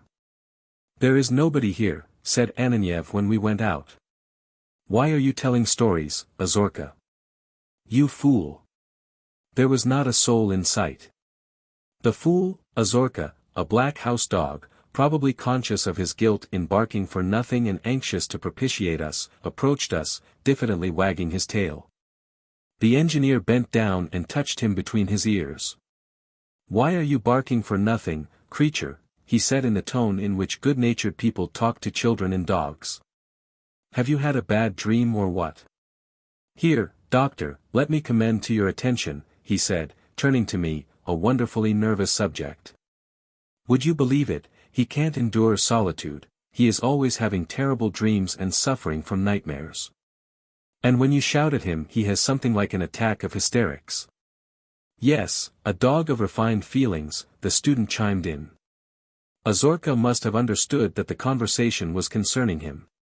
He turned his head upwards and grinned plaintively, as though to say, yes, at times I suffer unbearably, but please excuse it. It was an August night, there were stars, but it was dark.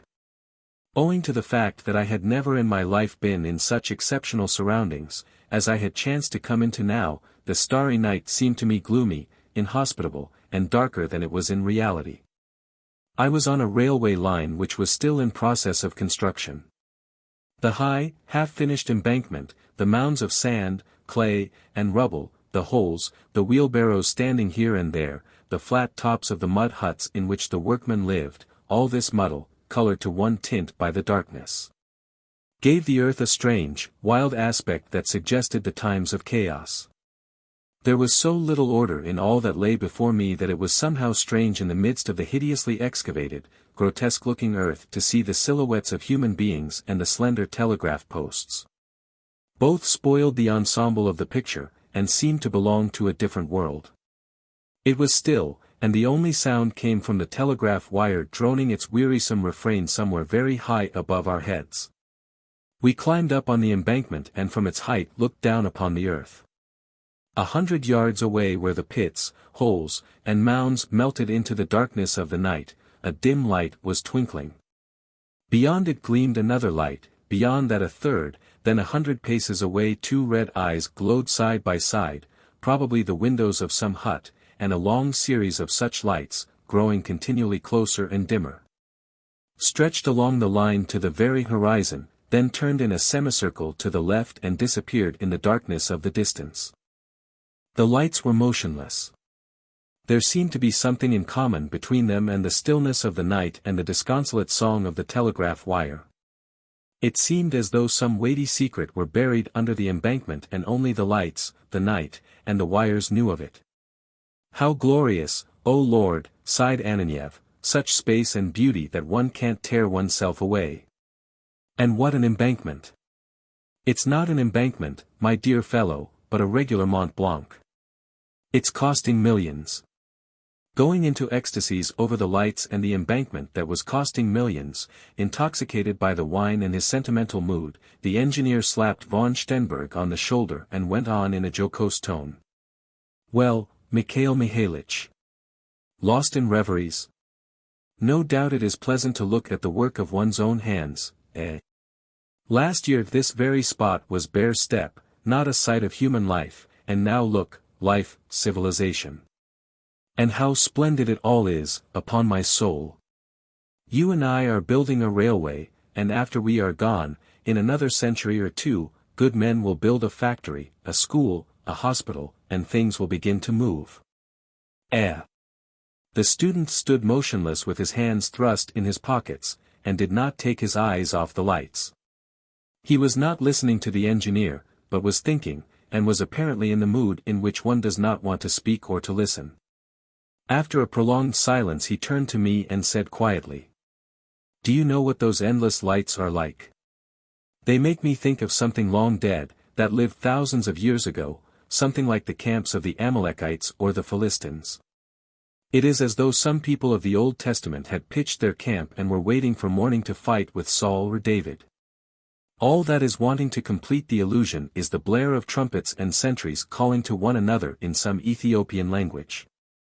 And, as though of design, the wind fluttered over the line and brought a sound like the clank of weapons.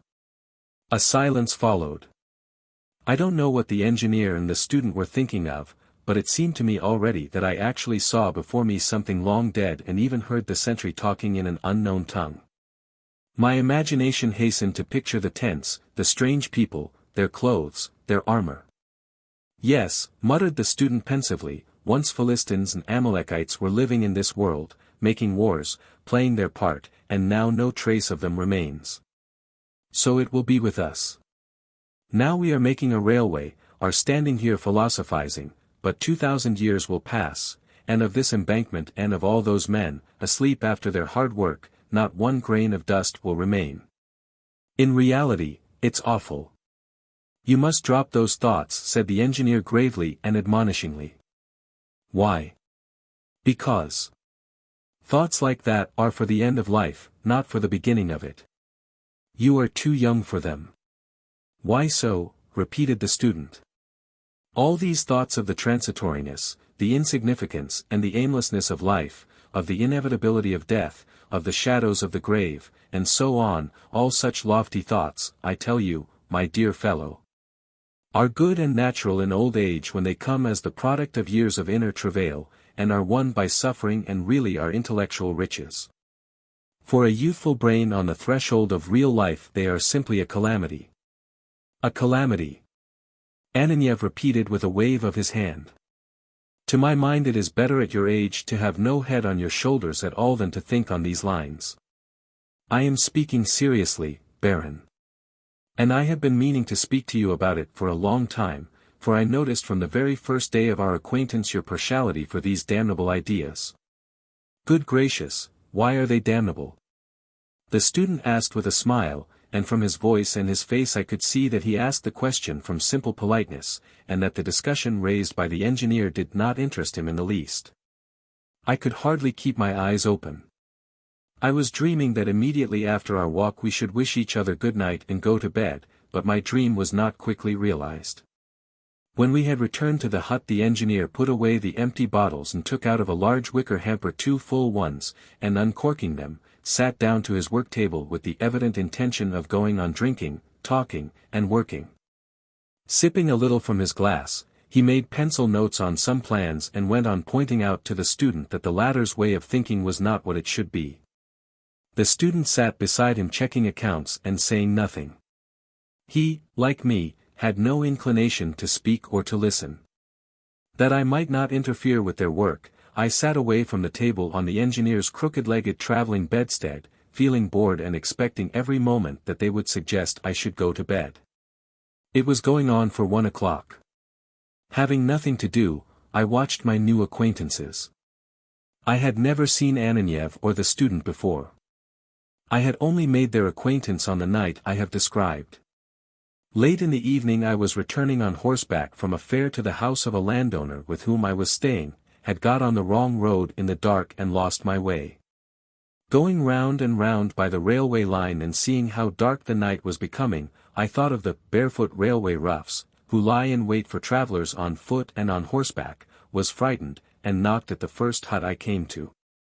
There I was cordially received by Ananiev and the student. As is usually the case with strangers casually brought together, we quickly became acquainted, grew friendly, and at first over the tea and afterward over the wine, began to feel as though we had known each other for years. At the end of an hour or so, I knew who they were and how fate had brought them from town to the faraway steppe, and they knew who I was, what my occupation and my way of thinking. Nikolai Anastasievich Ananiev, the engineer, was a broad-shouldered, thick-set man, and, judging from his appearance, he had, like Othello, begun the descent into the vale of years, and was growing rather too stout. He was just at that stage which old matchmaking women mean when they speak of a man in the prime of his age, that is, he was neither young nor old, was fond of good fare, good liquor, and praising the past, panted a little as he walked, snored loudly when he was asleep, and in his manner with those surrounding him displayed that calm imperturbable good humor which is always acquired by decent people by the time they have reached the grade of a staff officer and begun to grow stout. His hair and beard were far from being grey, but already, with a condescension of which he was unconscious, he addressed young men as "my dear boy," and felt himself entitled to lecture them good-humouredly about their way of thinking. His movements and his voice were calm, smooth, and self-confident, as they are in a man who is thoroughly well aware that he has got his feet firmly planted on the right road, that he has definite work, a secure living, a settled outlook. His sunburnt, thick-nosed face and muscular neck seemed to say, "I am well fed, healthy, satisfied with myself, and the time will come when you young people too, will be well fed, healthy, and satisfied with yourselves." He was dressed in a cotton shirt with the collar awry and in full linen trousers thrust into his high boots. From certain trifles, as for instance, from his colored worsted girdle, his embroidered collar, and the patch on his elbow, I was able to guess that he was married and in all probability tenderly loved by his wife. Baron von Stenberg, a student of the Institute of Transport, was a young man of about 3 or 24. Only his fair hair and scanty beard, and, perhaps, a certain coarseness and frigidity in his features showed traces of his descent from barons of the Baltic provinces. Everything else, his name, Mikhail Mikhailovich, his religion, his ideas, his manners, and the expression of his face were purely Russian. Wearing, like Ananiev, a cotton shirt and high boots, with his round shoulders, his hair left uncut, and his sunburnt face, he did not look like a student or a baron, but like an ordinary Russian workman. His words and gestures were few, he drank reluctantly without relish, checked the accounts mechanically, and seemed all the while to be thinking of something else. His movements and voice were calm, and smooth too, but his calmness was of a different kind from the engineer's. His sunburnt, slightly ironical, dreamy face, his eyes which looked up from under his brows, and his whole figure were expressive of spiritual stagnatio, mental sloth. He looked as though it did not matter to him in the least whether the light were burning before him or not, whether the wine were nice or nasty, and whether the accounts he was checking were correct or not. And on his intelligent, calm face I read, "I don't see so far any good in definite work, a secure living, and a settled outlook. It's all nonsense. I was in Petersburg, now I am sitting here in this hut, in the autumn I shall go back to Petersburg, then in the spring here again. What sense there is in all that I don't know, and no one knows. And so it's no use talking about it." He listened to the engineer without interest, with the condescending indifference with which cadets in the senior classes listen to an effusive and good-natured old attendant. It seemed as though there were nothing new to him in what the engineer said, and that if he had not himself been too lazy to talk, he would have said something newer and cleverer. Meanwhile Ananiev would not desist. He had by now laid aside his good-humored, jocose tone and spoke seriously, even with a fervor which was quite out of keeping with his expression of calmness.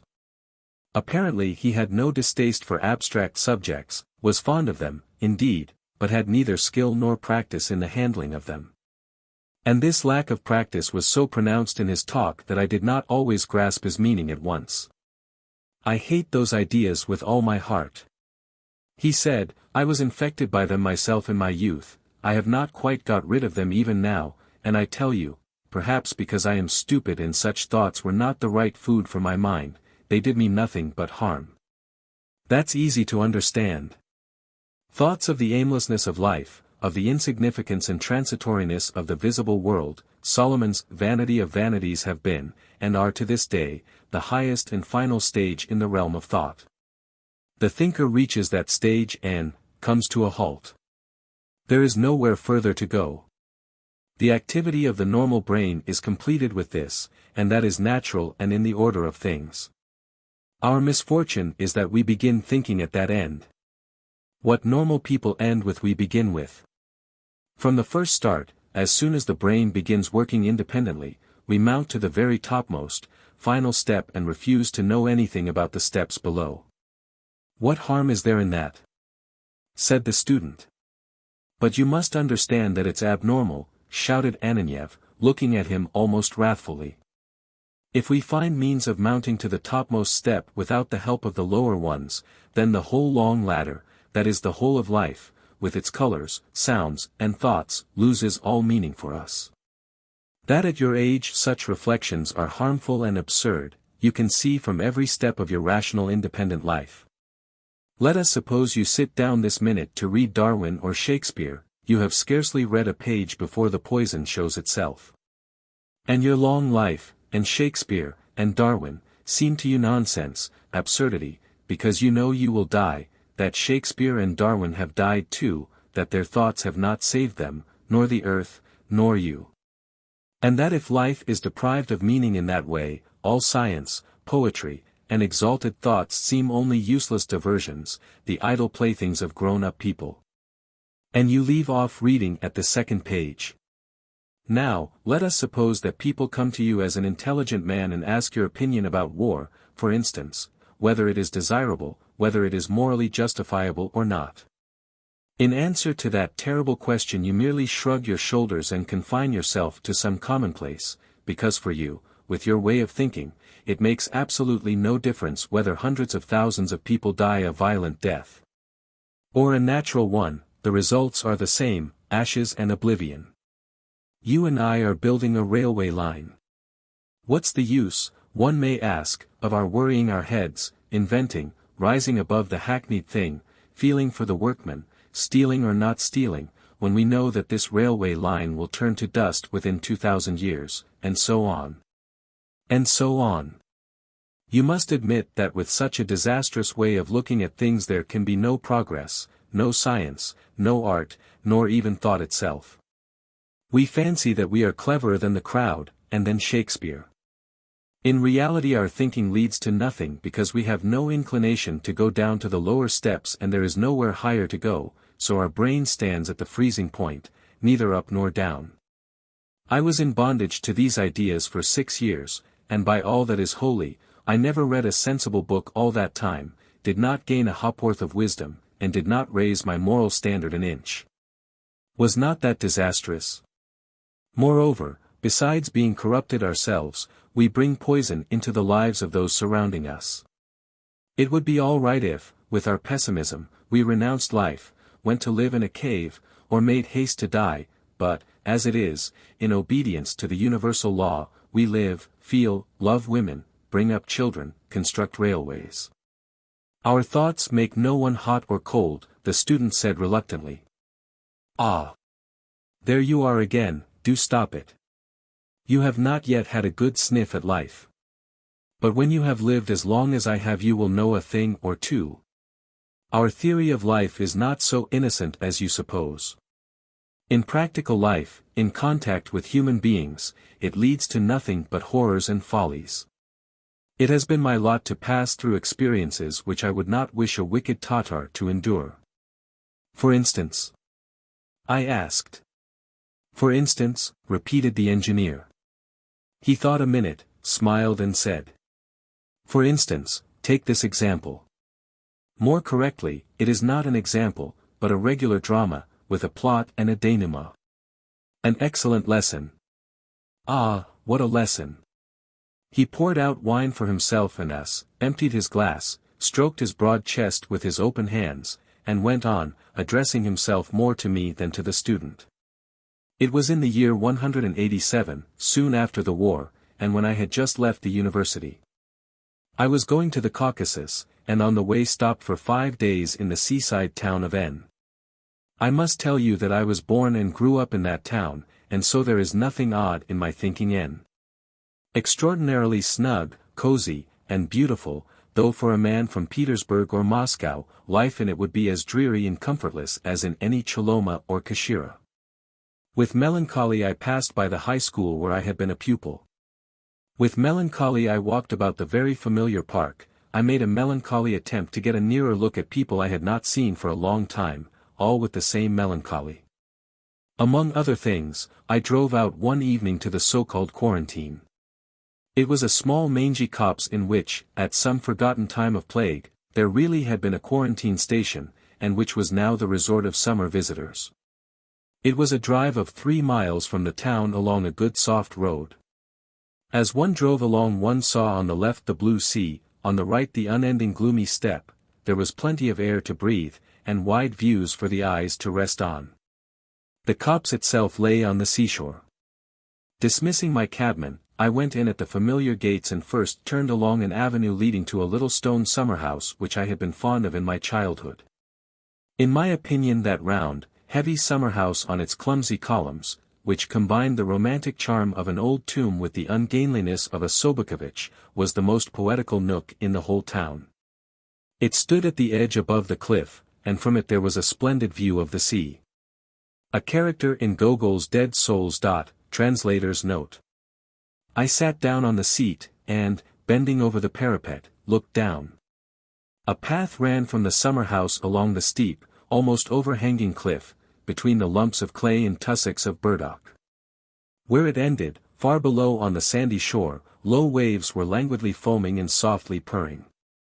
The sea was as majestic, as infinite, and as forbidding as 7 years before when I left the high school and went from my native town to the capital. In the distance there was a dark streak of smoke, a steamer was passing, and except for this hardly visible and motionless streak and the sea swallows that flitted over the water, there was nothing to give life to the monotonous view of sea and sky. To right and left of the summer-house stretched uneven clay cliffs. You know that when a man in a melancholy mood is left tête-à-tête with the sea, or any landscape which seems to him grandiose, there is always, for some reason, mixed with melancholy, a conviction that he will live and die in obscurity. And he reflectively snatches up a pencil and hastens to write his name on the first thing that comes handy. And that, I suppose, is why all convenient solitary nooks like my summer-house are always scrawled over in pencil or carved with pen-knives. I remember as though it were today, looking at the parapet I read, Ivan Korolkov, May 16, 1876. Beside Korolkov some local dreamer had scribbled freely, adding, "He stood on the desolate ocean's strand, while his soul was filled with imaginings grand. And his handwriting was dreamy, limp like wet silk." An individual called Cross, probably an insignificant, little man, felt his unimportance so deeply that he gave full license to his penknife and carved his name in deep letters an inch high.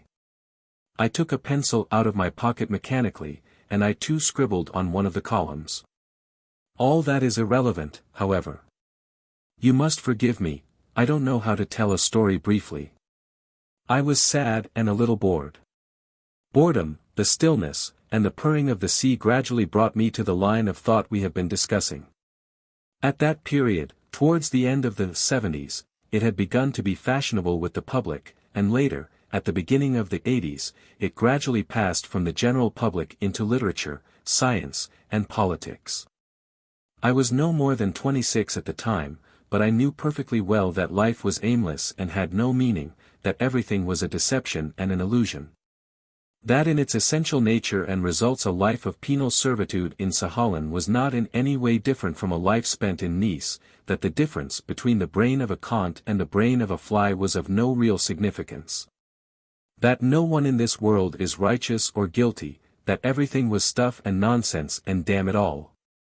I lived as though I were doing a favor to some unseen power which compelled me to live, and to which I seemed to say, look, I don't care a straw for life, but I am living.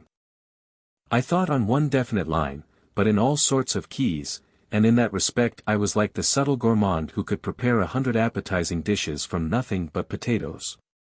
There is no doubt that I was one-sided and even to some extent narrow, but I fancied at the time that my intellectual horizon had neither beginning nor end, and that my thought was as boundless as the sea. Well, as far as I can judge by myself, the philosophy of which we are speaking has something alluring, narcotic in its nature, like tobacco or morphia. It becomes a habit, a craving. You take advantage of every minute of solitude to gloat over thoughts of the aimlessness of life and the darkness of the grave. While I was sitting in the summer house, Greek children with long noses were decorously walking about the avenues. I took advantage of the occasion and, looking at them, began reflecting in this style. Why are these children born, and what are they living for? Is there any sort of meaning in their existence? They grow up, without themselves knowing what for. They will live in this God-forsaken, comfortless hole for no sort of reason, and then they will die. And I actually felt vexed with those children because they were walking about decorously and talking with dignity, as though they did not hold their little colorless lives so cheap and knew what they were living for. I remember that far away at the end of an avenue 3 feminine figures came into sight. 3 young ladies, one in a pink dress, 2 in white, were walking arm in arm, talking and laughing.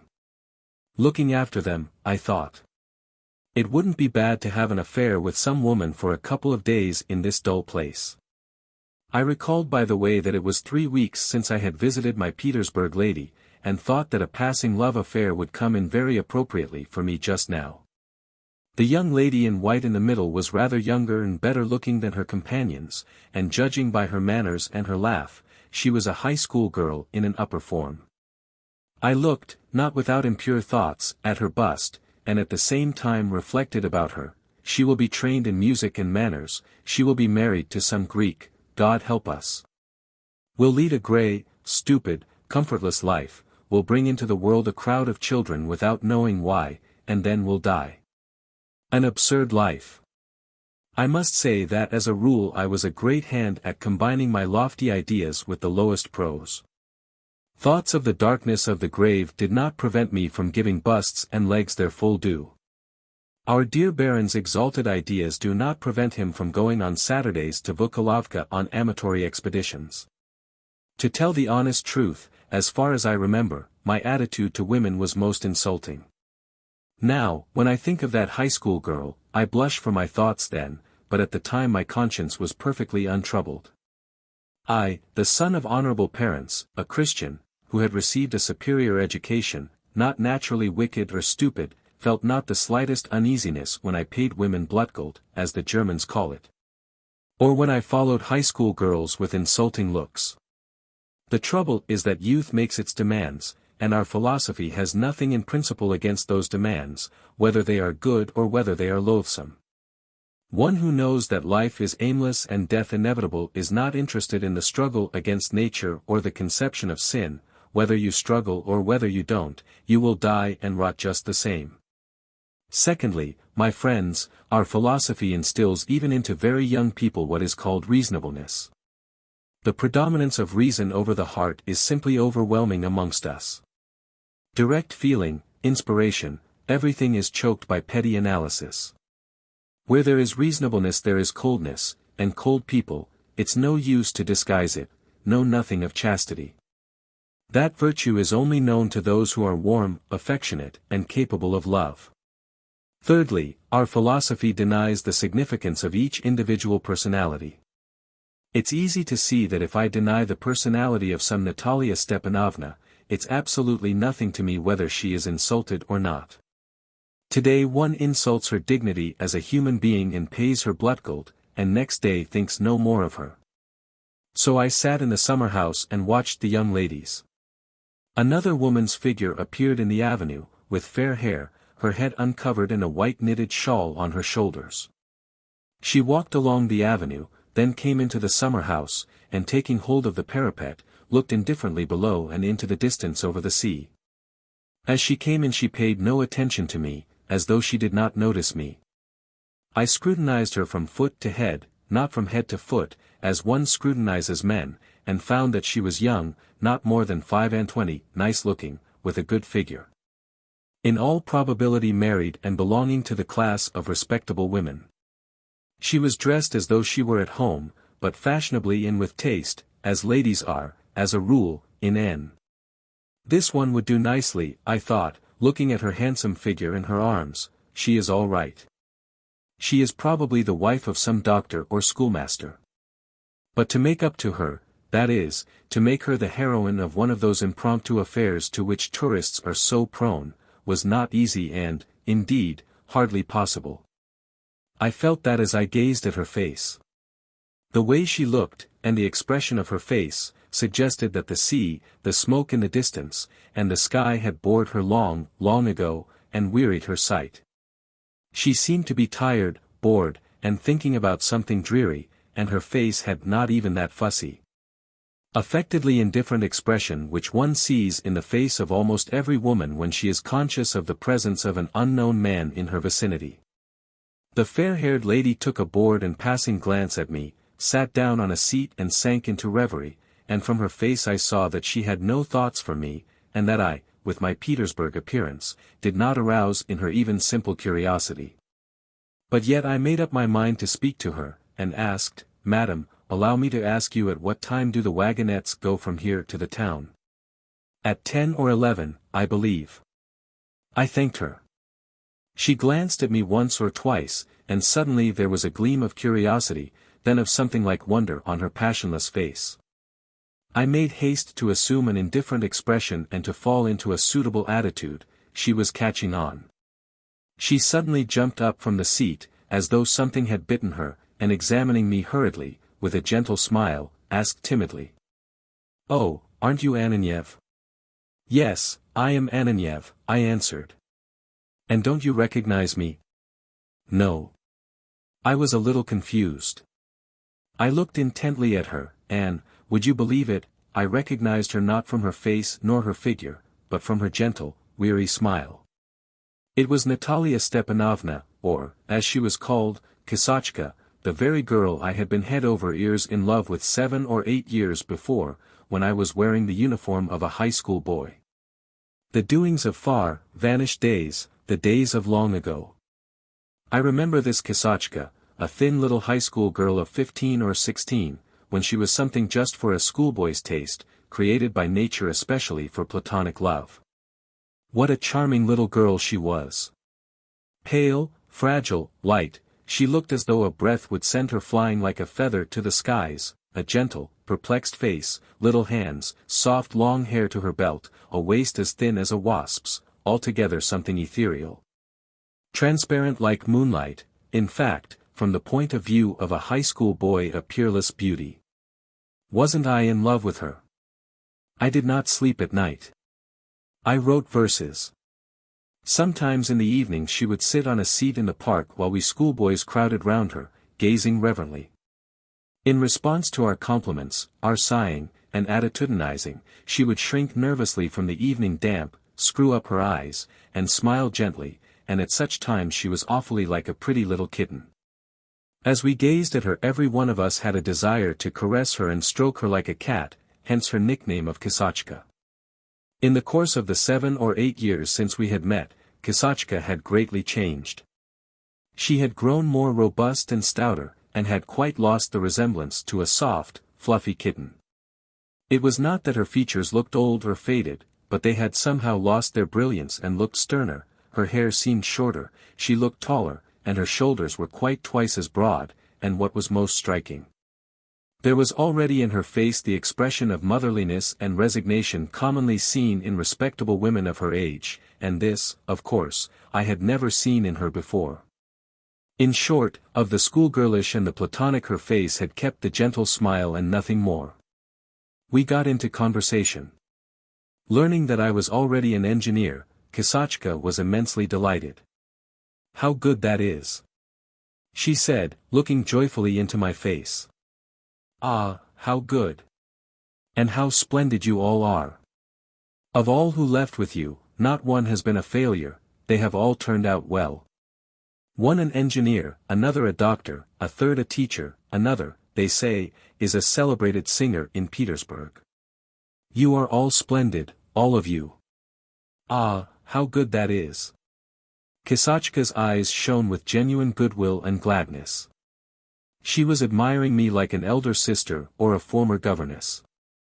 While I looked at her sweet face and thought, it wouldn't be bad to get hold of her today. "Do you remember, Natalia Stepanovna," I asked her, "how I once brought you in the park a bouquet with a note in it? You read my note, and such a look of bewilderment came into your face." "No, I don't remember that," she said, laughing. "But I remember how you wanted to challenge Florence to a duel over me." "Well, would you believe it, I don't remember that." "Well, that's all over and done with," sighed Kisachka. "At one time I was your idol, and now it is my turn to look up to all of you." From further conversation I learned that 2 years after leaving the high school, Kisachka had been married to a resident in the town who was half Greek, half Russian, had a post either in the bank or in the insurance society, and also carried on a trade in corn. He had a strange surname, something in the style of Populaki or Scarandopulo. Goodness only knows, I have forgotten. As a matter of fact, Kisachka spoke little and with reluctance about herself. The conversation was only about me. She asked me about the College of Engineering, about my comrades, about Petersburg, about my plans, and everything I said moved her to eager delight and exclamations of, "Oh, how good that is!" We went down to the sea and walked over the sands.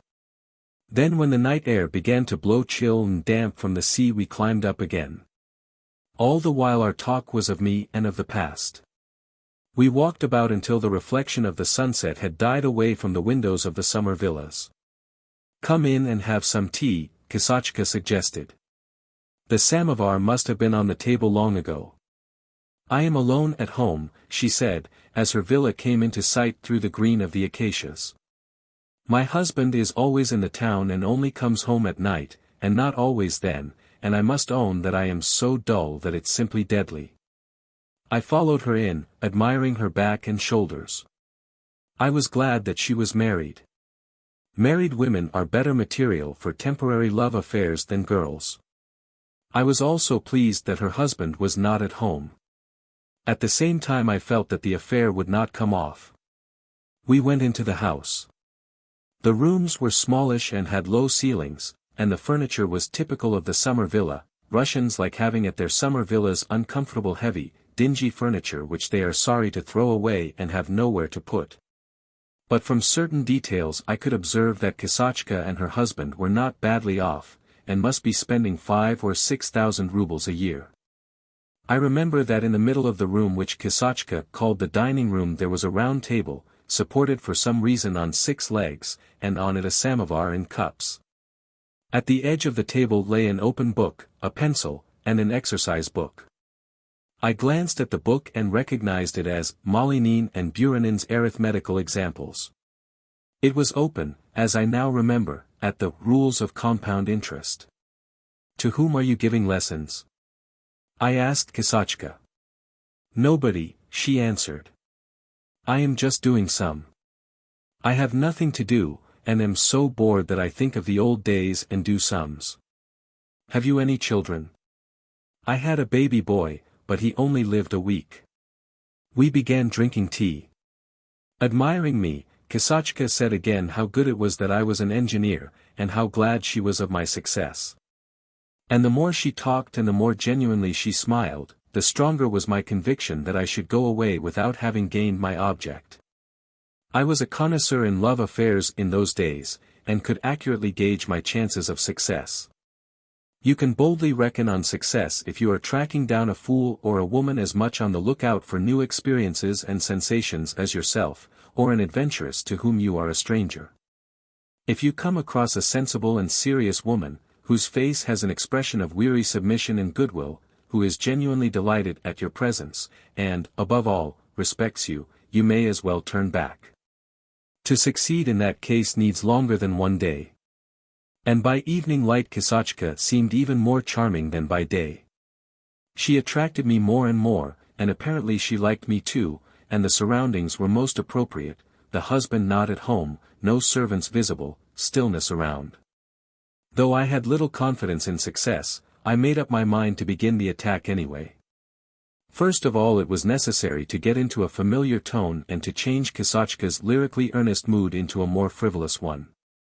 "Let us change the conversation, Natalia Stepanovna," I began. "Let us talk of something amusing. First of all, allow me, for the sake of old times, to call you Kisachka." She allowed me. "Tell me, please, Kisachka," I went on, "what is the matter with all the fair sex here? What has happened to them? In old days they were all so moral and virtuous, and now, upon my word, if one asks about anyone, one is told such things that one is quite shocked at human nature. One young lady has eloped with an officer.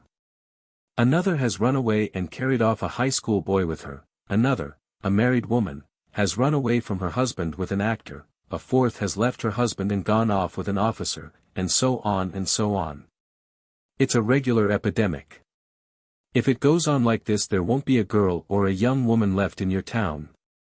I spoke in a vulgar, playful tone.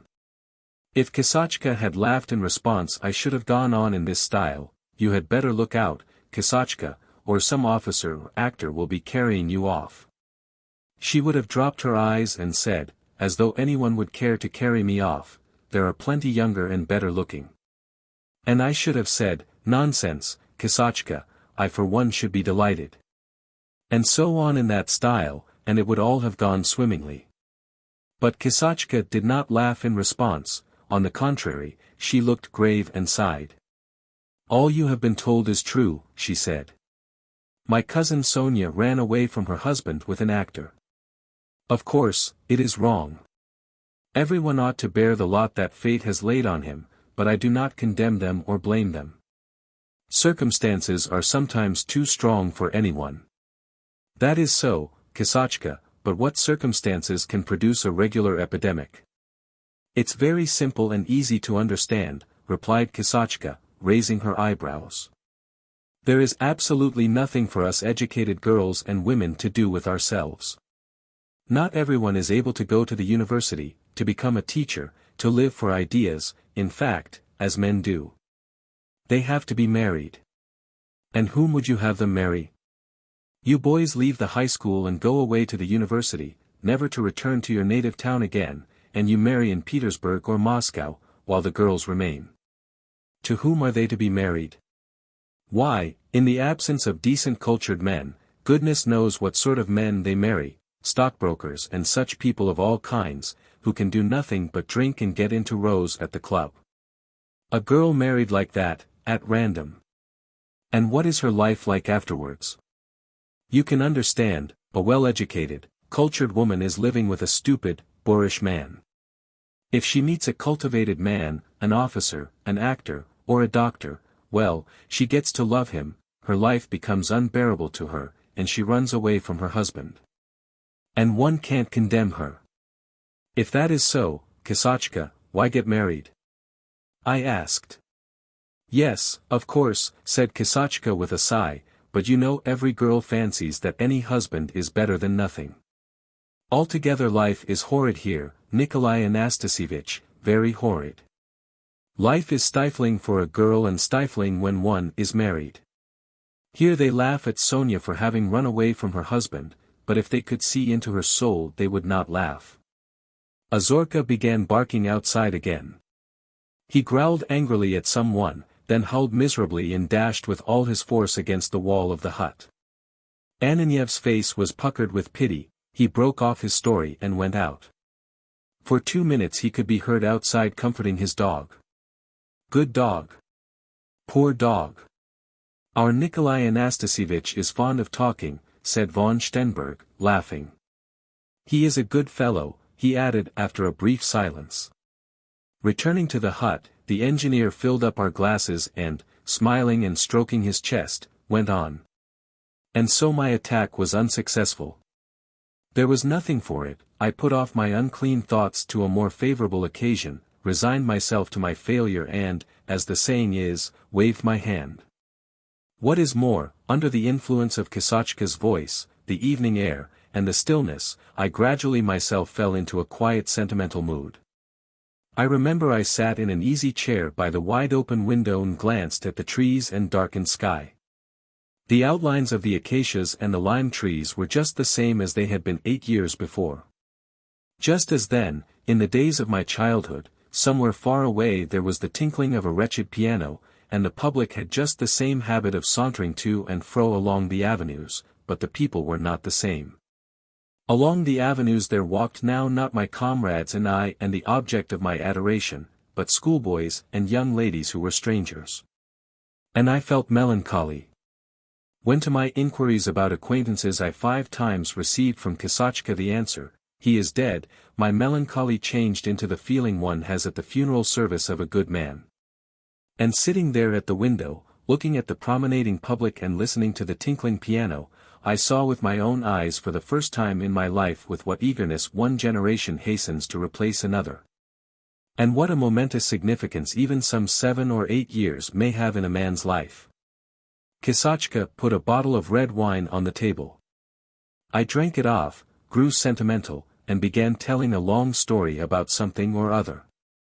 Kosachka listened as before, admiring me and my cleverness. And time passed. The sky was by now so dark that the outlines of the acacias and lime trees melted into one, the public was no longer walking up and down the avenues, the piano was silent and the only sound was the even murmur of the sea. Young people are all alike. Be friendly to a young man, make much of him, regale him with wine, let him understand that he is attractive and he will sit on, forget that it is time to go, and talk and talk and talk. His hosts cannot keep their eyes open, it's past their bedtime, and he still stays and talks. That was what I did. Once I chanced to look at the clock, it was 10:30. I began saying goodbye. "Have another glass before your walk," said Kosachka. I took another glass, again I began talking at length, forgot it was time to go, and sat down. Then there came the sound of men's voices, footsteps and the clank of spurs. "I think my husband has come in," said Kosachka listening. The door creaked, 2 voices came now from the passage and I saw 2 men pass the door that led into the dining room, one a stout, solid, dark man with a hooked nose, wearing a straw hat, and the other a young officer in a white tunic. As they passed the door they both glanced casually and indifferently at Kosachka and me, and I fancied both of them were drunk.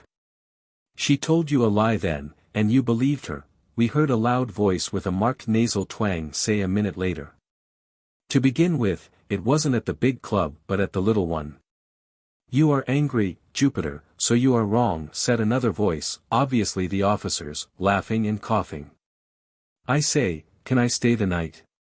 Tell me honestly, shall I be in your way?" "What a question. Not only you can, but you must. What will you have, beer or wine?" They were sitting 2 rooms away from us, talking loudly, and apparently feeling no interest in Kosachka or her visitor. A perceptible change came over Kosachka on her husband's arrival.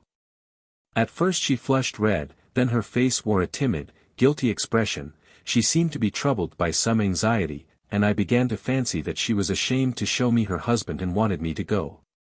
I began taking leave. Kosachka saw me to the front door. I remember well her gentle mournful smile and kind patient eyes as she pressed my hand and said, "Most likely we shall never see each other again. Well, God give you every blessing." "Thank you." Not one sigh, not one fine phrase. As she said goodbye she was holding the candle in her hand, patches of light danced over her face and neck, as though chasing her mournful smile. I pictured to myself the old Kisachka whom one used to want to stroke like a cat. I looked intently at the present Kisachka, and for some reason recalled her words, "Everyone ought to bear the lot that fate has laid on him." And I had a pang at my heart. I instinctively guessed how it was, and my conscience whispered to me that I, in my happiness and indifference, was face to face with a good, warm-hearted, loving creature, who was broken by suffering. I said goodbye and went to the gate. By now it was quite dark. In the south the evenings draw in early in July and it gets dark rapidly. Towards 10 o'clock it is so dark that you can't see an inch before your nose. I lighted a couple of dozen matches before, almost groping, I found my way to the gate. "Cab!" I shouted, going out of the gate, not a sound, not a sigh in answer. "Cab," I repeated, "hey, cab." But there was no cab of any description. The silence of the grave.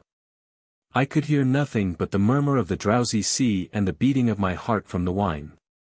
Lifting my eyes to the sky I found not a single star. It was dark and sullen. Evidently the sky was covered with clouds. For some reason I shrugged my shoulders, smiling foolishly, and once more, not quite so resolutely, shouted for a cab. The echo answered me. A walk of 3 miles across open country and in the pitch dark was not an agreeable prospect. Before making up my mind to walk, I spent a long time deliberating and shouting for a cab, then, shrugging my shoulders, I walked lazily back to the copse, with no definite object in my mind. It was dreadfully dark in the copse. Here and there between the trees the windows of the summer villas glowed a dull red. A raven, disturbed by my steps and the matches with which I lighted my way to the summer house, flew from tree to tree and rustled among the leaves. I felt vexed and ashamed, and the raven seemed to understand this, and croaked, "Craw." I was vexed that I had to walk, and ashamed that I had stayed on at Kisachka's, chatting like a boy. I made my way to the summer house, felt for the seat and sat down. Far below me, behind a veil of thick darkness, the sea kept up a low angry growl. I remember that, as though I were blind, I could see neither sky nor sea, nor even the summer house in which I was sitting. And it seemed to me as though the whole world consisted only of the thoughts that were straying through my head, dizzy from the wine, and of an unseen power murmuring monotonously somewhere below. And afterwards, as I sank into a doze, it began to seem that it was not the sea murmuring, but my thoughts, and that the whole world consisted of nothing but me. And concentrating the whole world and myself in this way, I thought no more of cabs, of the town, and of Kisachka, and abandoned myself to the sensation I was so fond of, that is, the sensation of fearful isolation when you feel that in the whole universe, dark and formless, you alone exist. It is a proud, demoniac sensation, only possible to Russians whose thoughts and sensations are as large, boundless, and gloomy as their plains, their forests, and their snow.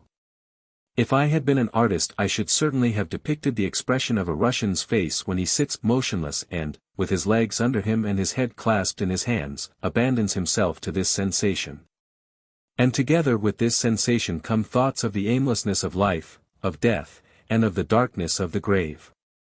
The thoughts are not worth a brass farthing, but the expression of face must be fine. While I was sitting and dozing, unable to bring myself to get up, I was warm and comfortable. All at once, against the even monotonous murmur of the sea, as though upon a canvas, sounds began to grow distinct which drew my attention from myself. Someone was coming hurriedly along the avenue. Reaching the summer house, this someone stopped, gave a sob like a little girl, and said in the voice of a weeping child, "My God, when will it all end?" Merciful heavens! Judging from the voice and the weeping I took it to be a little girl of 10 or 12. She walked irresolutely into the summer house, sat down, and began half praying, half complaining aloud. "Merciful God!" she said, crying, "It's unbearable. It's beyond all endurance. I suffer in silence, but I want to live too. Oh, my God! My God!" And so on in the same style. I wanted to look at the child and speak to her. So as not to frighten her, I first gave a loud sigh and coughed, then cautiously struck a match. There was a flash of bright light in the darkness, which lighted up the weeping figure. It was Kisochka. "Marvels upon marvels," said von Stenberg with a sigh. "Black night, the murmur of the sea, she in grief, he with a sensation of world, solitude. It's too much of a good thing. You only want Circassians with daggers to complete it. I am not telling you a tale, but fact. Well, even if it is a fact, it all proves nothing, and there is nothing new in it. Wait a little before you find fault." "Let me finish," said Ananiev, waving his hand with vexation. "Don't interfere, please. I am not telling you, but the doctor." "Well," he went on, addressing me and glancing askance at the student who bent over his books and seemed very well satisfied at having jibed at the engineer, "well, Kisochka was not surprised or frightened at seeing me.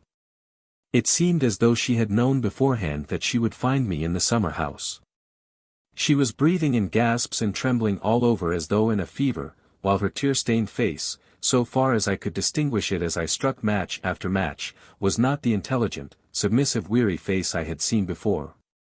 But something different, which I cannot understand to this day.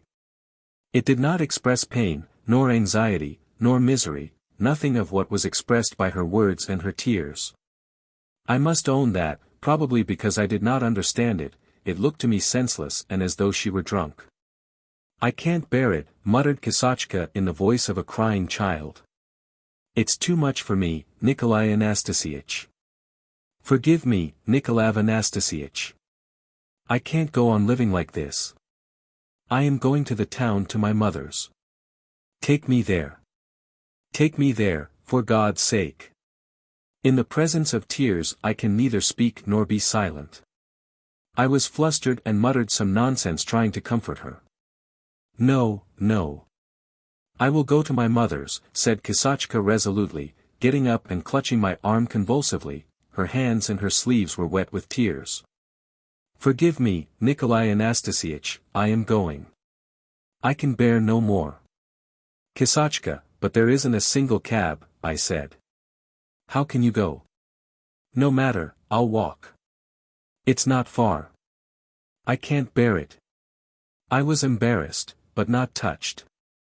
Kisochka's tears, her trembling, and the blank expression of her face suggested to me a trivial, French or Little Russian melodrama, in which every ounce of cheap shallow feeling is washed down with pints of tears. I didn't understand her, and knew I did not understand her.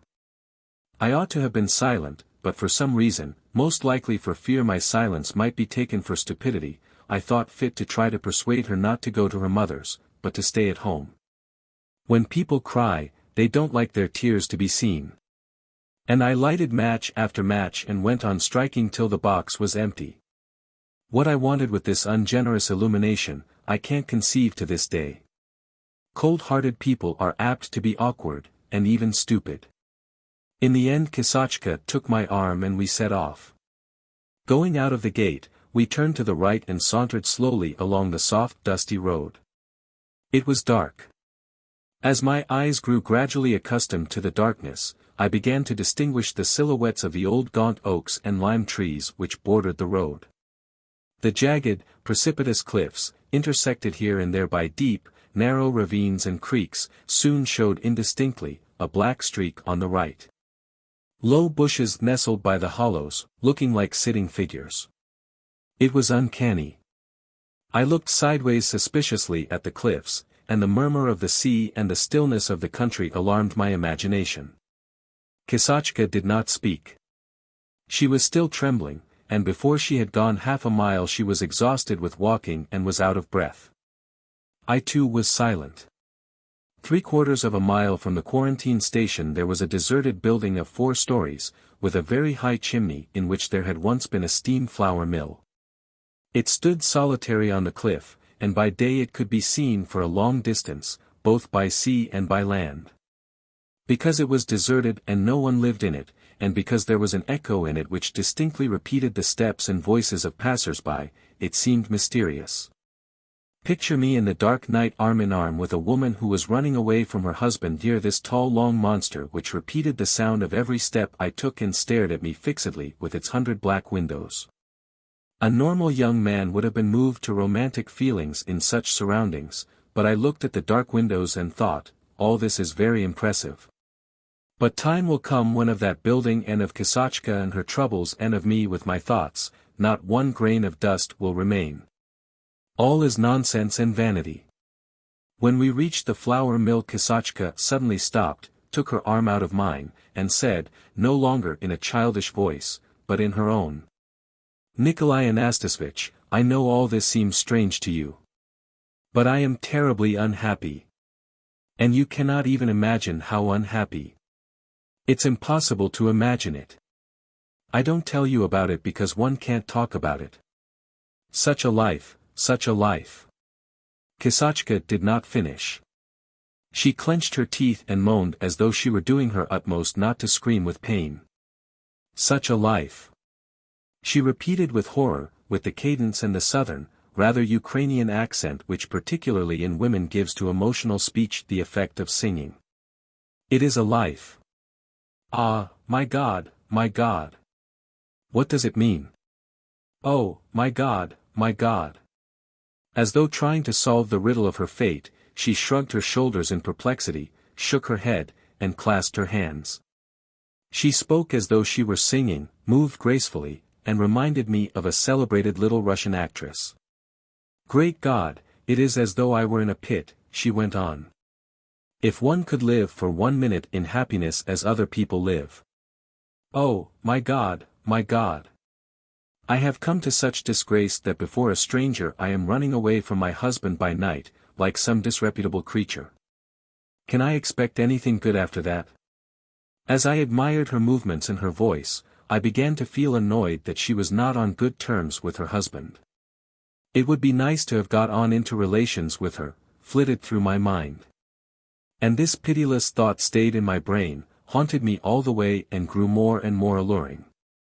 About a mile from the flour mill we had to turn to the left by the cemetery. At the turning by the corner of the cemetery there stood a stone windmill, and by it a little hut in which the miller lived. We passed the mill and the hut, turned to the left and reached the gates of the cemetery. There Kisachka stopped and said, I am going back, Nikolai Anastasievich. You go home, and God bless you, but I am going back. I am not frightened. Well, what next? I said, disconcerted. If you are going, you had better go. I have been too hasty. It was all about nothing that mattered. You and your talk took me back to the past and put all sort of ideas into my head. I was sad and wanted to cry, and my husband said rude things to me before that officer, and I could not bear it. And what's the good of my going to the town to my mother's? Will that make me any happier? I must go back. But never mind. Let us go on, said Kisachka, and she laughed. It makes no difference. I remembered that over the gate of the cemetery there was an inscription, the hour will come wherein all they that lie in the grave will hear the voice of the Son of God. I knew very well that sooner or later I and Kisachka and her husband and the officer in the white tunic would lie under the dark trees in the churchyard. I knew that an unhappy and insulted fellow creature was walking beside me. All this I recognized distinctly, but at the same time I was troubled by an oppressive and unpleasant dread that Kisachka would turn back, and that I should not manage to say to her what had to be said. Never at any other time in my life have thoughts of a higher order been so closely interwoven with the basest animal prose as on that night. It was horrible. Not far from the cemetery we found a cab. When we reached the high street, where Kisachka's mother lived, we dismissed the cab and walked along the pavement. Kisachka was silent all the while I looked at her, and I raged at myself, why don't you begin? Now's the time. About 20 paces from the hotel where I was staying, Kisachka stopped by the lamppost and burst into tears. Nikolai Anastasievich, she said, crying and laughing and looking at me with wet shining eyes, I shall never forget your sympathy. How good you are. All of you are so splendid, all of you. Honest, great-hearted, kind, clever. Ah, how good that is! She saw in me a highly educated man, advanced in every sense of the word, and on her tear-stained laughing face, together with the emotion and enthusiasm aroused by my personality. There was clearly written regret that she so rarely saw such people, and that God had not vouchsafed her the bliss of being the wife of one of them. She muttered, "Ah, how splendid it is!" The childish gladness on her face, the tears, the gentle smile, the soft hair, which had escaped from under the kerchief, and the kerchief itself thrown carelessly over her head, in the light of the street lamp reminded me of the old Kisachka whom one had wanted to stroke like a kitten. I could not restrain myself, and began stroking her hair, her shoulders, and her hands. "Kisachka, what do you want?" I muttered. "I'll go to the ends of the earth with you if you like. I will take you out of this hole and give you happiness. I love you. Let us go, my sweet." "Yes. Will you?" Kisachka's face was flooded with bewilderment. She stepped back from the street lamp and, completely overwhelmed, gazed at me with wide-open eyes. I gripped her by the arm, began showering kisses on her face, her neck, her shoulders, and went on making vows and promises. In love affairs, vows and promises are almost a physiological necessity.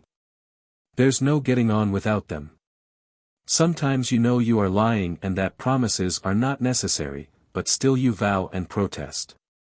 Kisachka, utterly overwhelmed, kept staggering back and gazing at me with round eyes. "Please don't. Please don't," she muttered, holding me off with her hands. I clasped her tightly in my arms. All at once she broke into hysterical tears. And her face had the same senseless blank expression that I had seen in the summer house when I lighted the matches. Without asking her consent, preventing her from speaking, I dragged her forcibly towards my hotel. She seemed almost swooning and did not walk, but I took her under the arms and almost carried her. I remember, as we were going up the stairs, some man with a red band in his cap looked wonderingly at me and bowed to Kisachka. Ananiev flushed crimson and paused. He walked up and down near the table in silence, scratched the back of his head with an air of vexation, and several times shrugged his shoulders and twitched his shoulder blades, while a shiver ran down his huge back. The memory was painful and made him ashamed, and he was struggling with himself. "It's horrible," he said, draining a glass of wine and shaking his head. "I am told that in every introductory lecture on women's diseases the medical students are admonished to remember that each one of them has a mother, a sister, a fiancée, before undressing and examining a female patient. That advice would be very good not only for medical students but for everyone who in one way or another has to deal with a woman's life. Now that I have a wife and a little daughter, oh, how well I understand that advice. How I understand it, my God. You may as well hear the rest, though." As soon as she had become my mistress, Kisachka's view of the position was very different from mine. First of all, she felt for me a deep and passionate love. What was for me an ordinary amatory episode was for her an absolute revolution in her life. I remember, it seemed to me that she had gone out of her mind. Happy for the first time in her life, looking 5 years younger, with an inspired enthusiastic face, not knowing what to do with herself for happiness. She laughed and cried and never ceased dreaming aloud how next day we would set off for the Caucasus, then in the autumn to Petersburg. How we would live afterwards. "Don't worry yourself about my husband," she said to reassure me. "He is bound to give me a divorce. Everyone in the town knows that he is living with the elder Kostovich. We will get a divorce and be married." When women love they become acclimatized and at home with people very quickly, like cats. Kisachka had only spent an hour and a half in my room when she already felt as though she were at home and was ready to treat my property as though it were her own. She packed my things in my portmanteau, scolded me for not hanging my new expensive overcoat on a peg instead of flinging it on a chair, and so on. I looked at her, listened, and felt weariness and vexation. I was conscious of a slight twinge of horror at the thought that a respectable, honest, and unhappy woman had so easily, after some 3 or 4 hours, succumbed to the first man she met. As a respectable man, you see, I didn't like it. Then, too, I was unpleasantly impressed by the fact that women of Kosachka's sort, not deep or serious, are too much in love with life, and exalt what is in reality such a trifle as love for a man to the level of bliss, misery. A complete revolution in life. Moreover, now that I was satisfied, I was vexed with myself for having been so stupid as to get entangled with a woman whom I should have to deceive. And in spite of my disorderly life I must observe that I could not bear telling lies. I remember that Kosachka sat down at my feet, laid her head on my knees, and, looking at me with shining, loving eyes, asked, "Kolya, do you love me?" "Very, very much." And she laughed with happiness. This struck me as sentimental, affected, and not clever, and meanwhile I was already inclined to look for depth of thought before everything. "Kosachka, you had better go home," I said, "or else your people will be sure to miss you and will be looking for you all over the town, and it would be awkward for you to go to your mother in the morning." Kosachka agreed. At parting we arranged to meet at midday next morning in the park, and the day after to set off together to Pyatigorsk. I went into the street to see her home, and I remember that I caressed her with genuine tenderness on the way.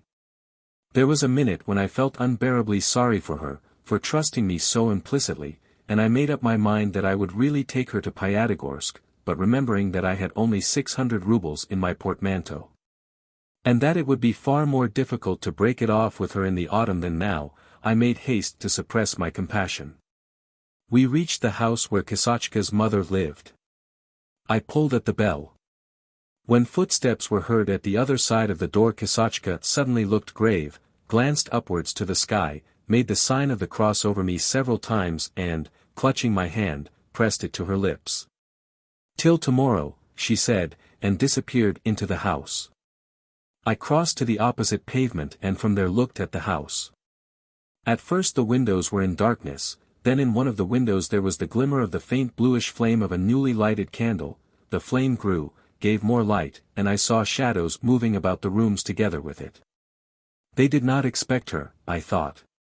Returning to my hotel room I undressed, drank off a glass of red wine, ate some fresh caviar which I had bought that day in the bazaar, went to bed in a leisurely way, and slept the sound, untroubled sleep of a tourist. In the morning I woke up with a headache and in a bad humor. Something worried me. "What's the matter?" I asked myself, trying to explain my uneasiness. "What's upsetting me?" And I put down my uneasiness to the dread that Kosachka might turn up any minute and prevent my going away, and that I should have to tell lies and act a part before her. I hurriedly dressed, packed my things, and left the hotel, giving instructions to the porter to take my luggage to the station for the 7 o'clock train in the evening. I spent the whole day with a doctor friend and left the town that evening. As you see, my philosophy did not prevent me from taking to my heels in a mean and treacherous flight. All the while that I was at my friend's, and afterwards driving to the station, I was tormented by anxiety. I fancied that I was afraid of meeting with Kosachka and a scene. In the station I purposely remained in the toilet room till the second bell rang, and while I was making my way to my compartment, I was oppressed by a feeling as though I were covered all over with stolen things. With what impatience and terror I waited for the third bell. At last the third bell that brought my deliverance rang at last, the train moved. We passed the prison, the barracks, came out into the open country, and yet, to my surprise, the feeling of uneasiness still persisted, and still I felt like a thief passionately longing to escape. It was queer. To distract my mind and calm myself I looked out of the window. The train ran along the coast. The sea was smooth, and the turquoise sky, almost half covered with the tender, golden crimson light of sunset, was gaily and serenely mirrored in it. Here and there fishing boats and rafts made black patches on its surface. The town, as clean and beautiful as a toy, stood on the high cliff, and was already shrouded in the mist of evening. The golden domes of its churches, the windows, and the greenery reflected the setting sun, glowing and melting like shimmering gold. The scent of the fields mingled with the soft damp air from the sea. The train flew rapidly along. I heard the laughter of passengers and guards. Everyone was good-humored and light-hearted, yet my unaccountable uneasiness grew greater and greater. I looked at the white mist that covered the town and I imagined how a woman with a senseless blank face was hurrying up and down in that mist by the churches and the houses, looking for me and moaning, "Oh, my God! Oh, my God!" in the voice of a little girl or the cadences of a little Russian actress. I recalled her grave face and big anxious eyes as she made the sign of the cross over me, as though I belonged to her, and mechanically I looked at the hand which she had kissed the day before. Surely I am not in love? I asked myself, scratching my hand. Only as night came on when the passengers were asleep and I was left tête-à-tête with my conscience, I began to understand what I had not been able to grasp before. In the twilight of the railway carriage the image of Kosachka rose before me, haunted me, and I recognized clearly that I had committed a crime as bad as murder. My conscience tormented me. To stifle this unbearable feeling, I assured myself that everything was nonsense and vanity, that Kosachka and I would die and decay, that her grief was nothing in comparison with death, and so on and so on. And that if you come to that, there is no such thing as free will, and that therefore I was not to blame. But all these arguments only irritated me and were extraordinarily quickly crowded out by other thoughts. There was a miserable feeling in the hand that Kosachka had kissed. I kept lying down and getting up again, drank vodka at the stations, forced myself to eat bread and butter, fell to assuring myself again that life had no meaning, but nothing was of any use. A strange and if you like absurd ferment was going on in my brain.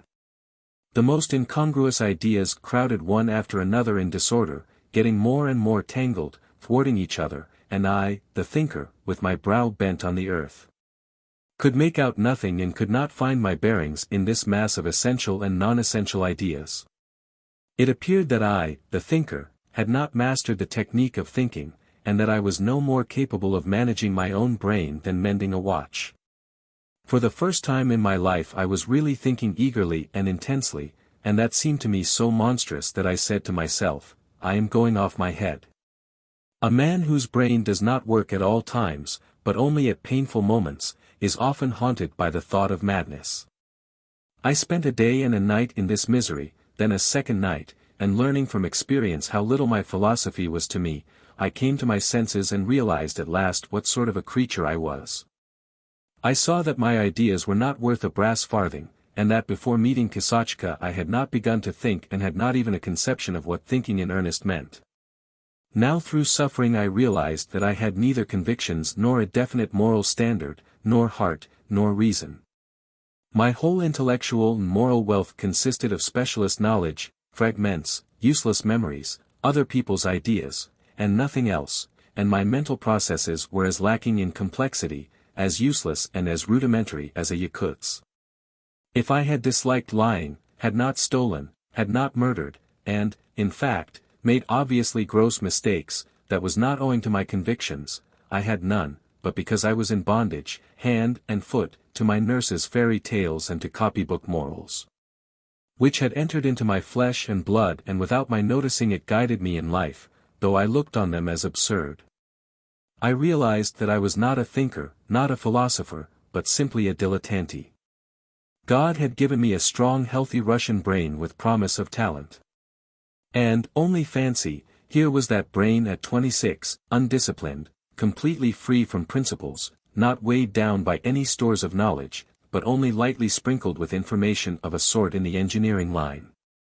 It was young and had a physiological craving for exercise, it was on the lookout for it, when all at once quite casually the fine juicy idea of the aimlessness of life and the darkness beyond the tomb descends upon it. It greedily sucks it in, puts its whole outlook at its disposal and begins playing with it, like a cat with a mouse. There is neither learning nor system in the brain, but that does not matter.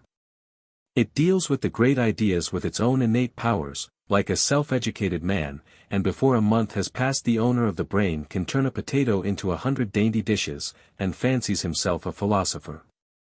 Our generation has carried this dilettantism, this playing with serious ideas into science, into literature, into politics, and into everything which it is not too lazy to go into, and with its dilettantism has introduced, too, its coldness, its boredom, and its one-sidedness, and, as it seems to me, it has already succeeded in developing in the masses a new hitherto non-existent attitude to serious ideas. I realized and appreciated my abnormality in utter ignorance, thanks to a misfortune. My normal thinking, so it seems to me now, dates from the day when I began again from the A, B, C, when my conscience sent me flying back to N. When with no philosophical subtleties I repented, besought Kisachka's forgiveness like a naughty boy and wept with her. Ananiev briefly described his last interview with Kisachka. The student filtered through his teeth when the engineer had finished. That's the sort of thing that happens. His face still expressed mental inertia, and apparently Ananiev's story had not touched him in the least. Only when the engineer, after a moment's pause, began expounding his view again and repeating what he had said at first, the student frowned irritably, got up from the table and walked away to his bed. He made his bed and began undressing. "You look as though you have really convinced someone this time," he said irritably. "Me convince anybody," said the engineer. "My dear soul, do you suppose I claim to do that? God bless you. To convince you is impossible. You can reach conviction only by way of personal experience and suffering. And then, it's queer logic," grumbled the student as he put on his nightshirt. "The ideas which you so dislike, which are so ruinous for the young are, according to you, the normal thing for the old. It's as though it were a question of gray hairs. Where do the old get this privilege? What is it based upon? If these ideas are poison, they are equally poisonous for all." "Oh, no, my dear soul, don't say so," said the engineer with a sly wink. "Don't say so. In the first place, old men are not dilettanti. Their pessimism comes to them not casually from outside, but from the depths of their own brains, and only after they have exhaustively studied the Hegels and Kants of all sorts, have suffered, have made no end of mistakes. In fact, when they have climbed the whole ladder from bottom to top. Their pessimism has both personal experience and sound philosophic training behind it. Secondly, the pessimism of old thinkers does not take the form of idle talk, as it does with you and me, but of Weltschmerz, of suffering. It rests in them on a Christian foundation because it is derived from love for humanity and from thoughts about humanity, and is entirely free from the egoism which is noticeable in dilettanti. You despise life because its meaning and its object are hidden just from you, and you are only afraid of your own death, while the real thinker is unhappy because the truth is hidden from all and he is afraid for all men. For instance, there is living not far from here the Crown Forester, Ivan Alexandrovich. He is a nice old man. At one time he was a teacher somewhere, and used to write something. The devil only knows what he was, but anyway he is a remarkably clever fellow and in philosophy he is A1. He has read a great deal and he is continually reading now. Well, we came across him lately in the Grozovsky district. They were laying the sleepers and rails just at the time. It's not a difficult job, but Ivan Alexandrovich, not being a specialist, looked at it as though it were a conjuring trick. It takes an experienced workman less than a minute to lay a sleeper and fix a rail on it. The workmen were in good form and really were working smartly and rapidly. One rascal in particular brought his hammer down with exceptional smartness on the head of the nail and drove it in at one blow, though the handle of the hammer was 2 yards or more in length and each nail was a foot long. Ivan Alexandrovich watched the workman a long time, was moved, and said to me with tears in his eyes, "What a pity that these splendid men will die. Such pessimism I understand." "All that proves nothing and explains nothing," said the student, covering himself up with a sheet, "all that is simply pounding liquid in a mortar. No one knows anything and nothing can be proved by words." He peeped out from under the sheet, lifted up his head and, frowning irritably, said quickly, "One must be very naive to believe in human words and logic and to ascribe any determining value to them. You can prove and disprove anything you like with words, and people will soon perfect the technique of language to such a point that they will prove with mathematical certainty that 2 × 2 is 7. I am fond of reading and listening, but as to believing, no thank you, I can't, and I don't want to. I believe only in God, but as for you, if you talk to me till the second coming and seduce another 500 Kosovkas, I shall believe in you only when I go out of my mind. Good night. The student hid his head under the sheet and turned his face towards the wall, meaning by this action to let us know that he did not want to speak or listen. The argument ended at that. Before going to bed the engineer and I went out of the hut, and I saw the lights once more. "We have tired you out with our chatter," said Ananiev, yawning and looking at the sky. "Well, my good sir. The only pleasure we have in this dull hole is drinking and philosophizing." "What an embankment, Lord have mercy on us," he said admiringly, as we approached the embankment. "It is more like Mount Ararat than an embankment." He paused for a little, then said, "Those lights remind the Baron of the Amalekites, but it seems to me that they are like the thoughts of man. You know the thoughts of each individual man are scattered like that in disorder, stretch in a straight line toward some goal in the midst of the darkness and, without shedding light on anything, without lighting up the night, they vanish somewhere far beyond old age. But enough philosophizing. It's time to go bye-bye." When we were back in the hut the engineer began begging me to take his bed. "Oh please," he said imploringly, pressing both hands on his heart. "I entreat you, and don't worry about me. I can sleep anywhere, and, besides, I am not going to bed just yet. Please do, it's a favor." I agreed, undressed, and went to bed, while he sat down to the table and set to work on the plans. "We fellows have no time for sleep," he said in a low voice when I had got into bed and shut my eyes. "When a man has a wife and 2 children he can't think of sleep. One must think now of food and clothes and saving for the future. And I have 2 of them, a little son and a daughter. The boy, little rascal, has a jolly little face. He's not 6 yet, and already he shows remarkable abilities, I assure you. I have their photographs here, somewhere. Ah, my children, my children." He rummaged among his papers, found their photographs, and began looking at them. I fell asleep. I was awakened by the barking of a zorka and loud voices. Von Stenberg with bare feet and ruffled hair was standing in the doorway dressed in his underclothes, talking loudly with someone. It was getting light. A gloomy dark blue dawn was peeping in at the door, at the windows, and through the crevices in the hut walls, and casting a faint light on my bed, on the table with the papers, and on Ananiev. Stretched on the floor on a cloak, with a leather pillow under his head, the engineer lay asleep with his fleshy, hairy chest uppermost. He was snoring so loudly that I pitied the student from the bottom of my heart for having to sleep in the same room with him every night. "Why on earth are we to take them?" shouted von Stenberg. "It has nothing to do with us. Go to Chalasov." "From whom do the cauldrons come?" "From Nikitin," a bass voice answered gruffly. "Well, then, take them to Chalasov. That's not in our department. What the devil are you standing there for? Drive on." "Your Honor, we have been to Chalasov already," said the bass voice still more gruffly. "Yesterday we were the whole day looking for him down the line, and were told at his hut that he had gone to the Dimkovsky section. Please take them, Your Honor." "How much longer are we to go carting them about?" "We go carting them on and on along the line, and see no end to it." "What is it?"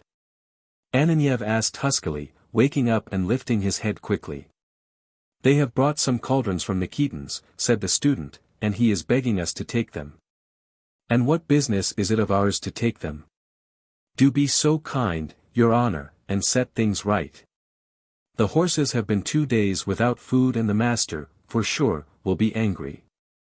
Are we to take them back, or what?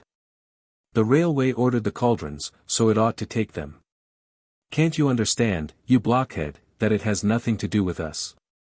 Go on to Chalasov." "What is it? Who's there?" Ananiev asked huskily again. Damnation take them all, he said, getting up and going to the door. What is it? I dressed, and 2 minutes later went out of the hut. Ananiev and the student, both in their underclothes and barefooted, were angrily and impatiently explaining to a peasant who was standing before them bareheaded, with his whip in his hand, apparently not understanding them. Both faces looked preoccupied with workaday cares. "What use are your cauldrons to me?" shouted Ananiev. "Am I to put them on my head, or what? If you can't find Chalasov, find his assistant, and leave us in peace." Seeing me, the student probably recalled the conversation of the previous night. The workaday expression vanished from his sleepy face and a look of mental inertia came into it. He waved the peasant off and walked away absorbed in thought. It was a cloudy morning. On the line where the lights had been gleaming the night before, the workmen, just roused from sleep, were swarming. There was a sound of voices and the squeaking of wheelbarrows. The working day was beginning. One poor little nag harnessed with cord was already plodding towards the embankment, tugging with its neck, and dragging along a cartful of sand. I began saying goodbye. A great deal had been said in the night, but I carried away with me no answer to any question, and in the morning, of the whole conversation there remained in my memory, as in a filter, only the lights and the image of Kisachka. As I got on the horse, I looked at the student and Ananiev for the last time, at the hysterical dog with the lusterless, tipsy-looking eyes, at the workmen flitting to and fro in the morning fog, at the embankment. At the little nag straining with its neck, and thought. There is no making out anything in this world. And when I lashed my horse and galloped along the line, and when a little later I saw nothing before me but the endless gloomy plain and the cold overcast sky, I recalled the questions which were discussed in the night. I pondered while the sun-scorched plain, the immense sky, the oak forest, dark on the horizon in the hazy distance, seemed saying to me, "Yes, there's no understanding anything in this world." The sun began to rise. A story without an end. Soon after 2 o'clock one night, long ago, the cook, pale and agitated, rushed unexpectedly into my study and informed me that Madame Momoti, the old woman who owned the house next door, was sitting in her kitchen. "She begs you to go into her, sir," said the cook, panting. "Something bad has happened about her lodger. He has shot himself or hanged himself." "What can I do?" said I. "Let her go for the doctor or for the police." "How is she to look for a doctor? She can hardly breathe, and she has huddled under the stove, she is so frightened." "You had better go round, sir." I put on my coat and hat and went to Madame Momotia's house. The gate towards which I directed my steps was open. After pausing beside it, uncertain what to do, I went into the yard without feeling for the porter's bell. In the dark and dilapidated porch the door was not locked. I opened it and walked into the entry. Here there was not a glimmer of light, it was pitch dark, and, moreover, there was a marked smell of incense. Groping my way out of the entry I knocked my elbow against something made of iron, and in the darkness stumbled against a board of some sort which almost fell to the floor. At last the door covered with torn baize was found, and I went into a little hall. I am not at the moment writing a fairy tale, and am far from intending to alarm the reader, but the picture I saw from the passage was fantastic and could only have been drawn by death. Straight before me was a door leading to a little drawing-room. 3 5-kopeck wax candles, standing in a row, threw a scanty light on the faded slate-colored wallpaper. A coffin was standing on 2 tables in the middle of the little room. The 2 candles served only to light up a swarthy yellow face with a half-open mouth and sharp nose. Billows of muslin were mingled in disorder from the face to the tips of the 2 shoes, and from among the billows peeped out 2 pale motionless hands, holding a wax cross. The dark gloomy corners of the little drawing-room, the icons behind the coffin itself, everything except the softly glimmering lights, were still as death, as the tomb itself. How strange! I thought, dumbfounded by the unexpected panorama of death. Why this haste? The lodger has hardly had time to hang himself, or shoot himself, and here is the coffin already. I looked round. On the left there was a door with a glass panel. On the right a lame hat stand with a shabby fur coat on it. Water. I heard a moan. The moan came from the left, beyond the door with the glass panel. I opened the door and walked into a little dark room with a solitary window, through which there came a faint light from a street lamp outside. "Is anyone here?" I asked.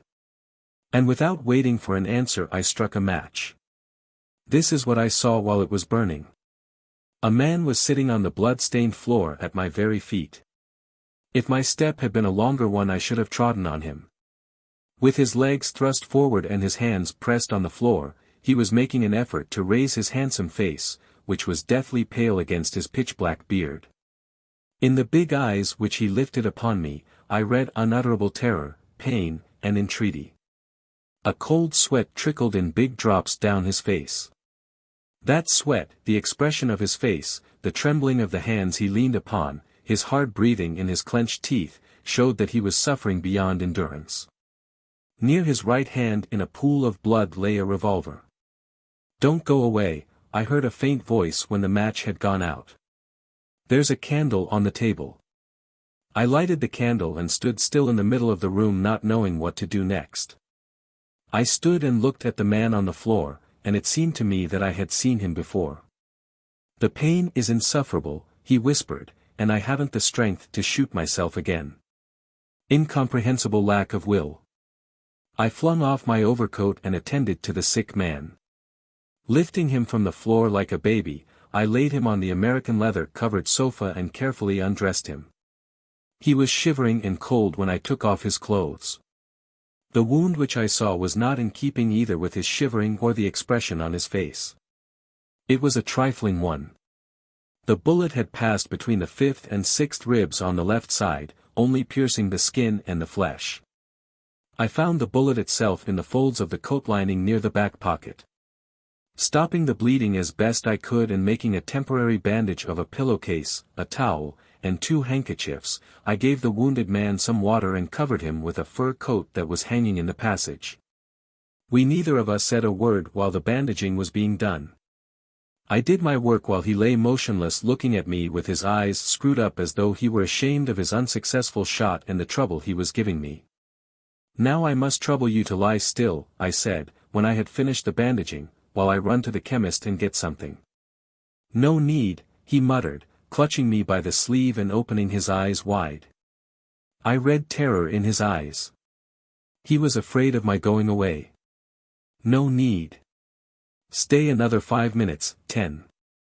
If it doesn't disgust you, do stay, I entreat you." As he begged me he was trembling and his teeth were chattering. I obeyed, and sat down on the edge of the sofa. 10 minutes passed in silence. I sat silent, looking about the room into which fate had brought me so unexpectedly. What poverty! This man who was the possessor of a handsome, effeminate face and a luxuriant well-tended beard, had surroundings which a humble working man would not have envied. A sofa with its American leather torn and peeling, a humble greasy-looking chair, a table covered with a little of paper, and a wretched oleograph on the wall, that was all I saw. Damp, gloomy, and grey. "What a wind!" said the sick man, without opening his eyes. "How it whistles." "Yes," I said.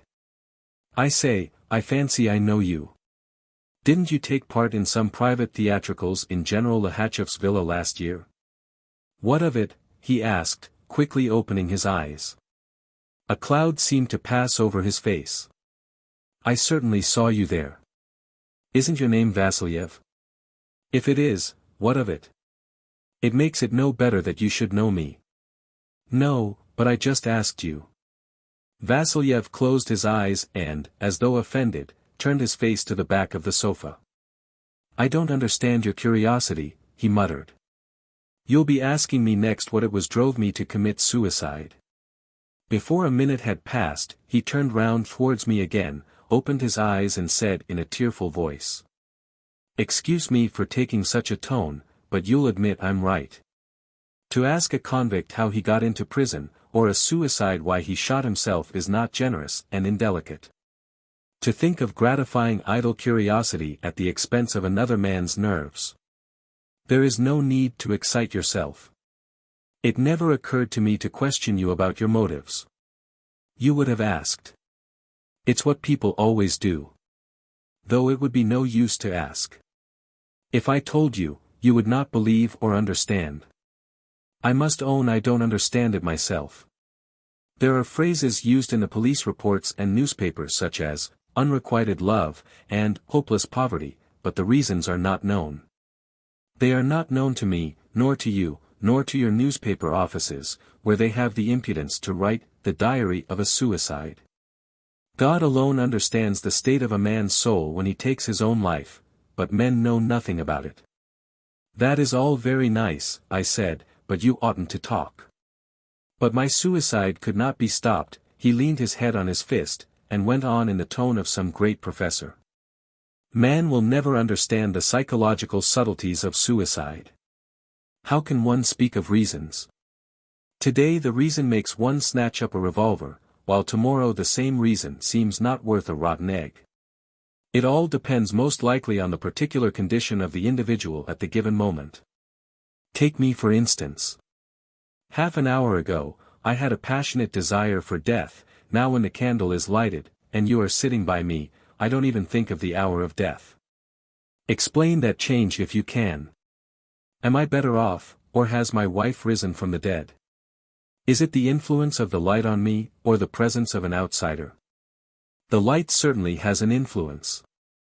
I muttered for the sake of saying something. The influence of light on the organism. The influence of light. We admit it. But you know men do shoot themselves by candlelight. And it would be ignominious indeed for the heroes of your novels if such a trifling thing as a candle were to change the course of the drama so abruptly. All this nonsense can be explained perhaps, but not by us. It's useless to ask questions or give explanations of what one does not understand. Forgive me, I said, but judging by the expression of your face, it seems to me that at this moment you are posing. Yes, Vasiliev said, startled.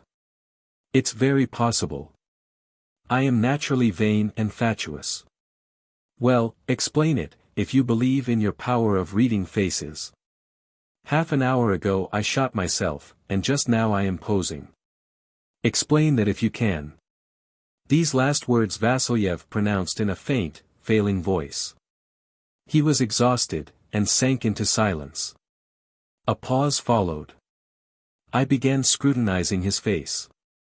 It was as pale as a dead man's. It seemed as though life were almost extinct in him, and only the signs of the suffering that the vain and fatuous man was feeling betrayed that it was still alive. It was painful to look at that face, but what must it have been for Vasiliev himself who yet had the strength to argue and, if I were not mistaken, to pose? You here, are you here? He asked suddenly, raising himself on his elbow. My God, just listen. I began listening. The rain was pattering angrily on the dark window, never ceasing for a minute. The wind howled plaintively and lugubriously. And I shall be whiter than snow, and my ears will hear gladness and rejoicing. Madame Mimodi, who had returned, was reading in the drawing-room in a languid, weary voice, neither raising nor dropping the monotonous dreary key. It is cheerful, isn't it? Whispered Vasiliev, turning his frightened eyes towards me. My God, the things a man has to see and hear.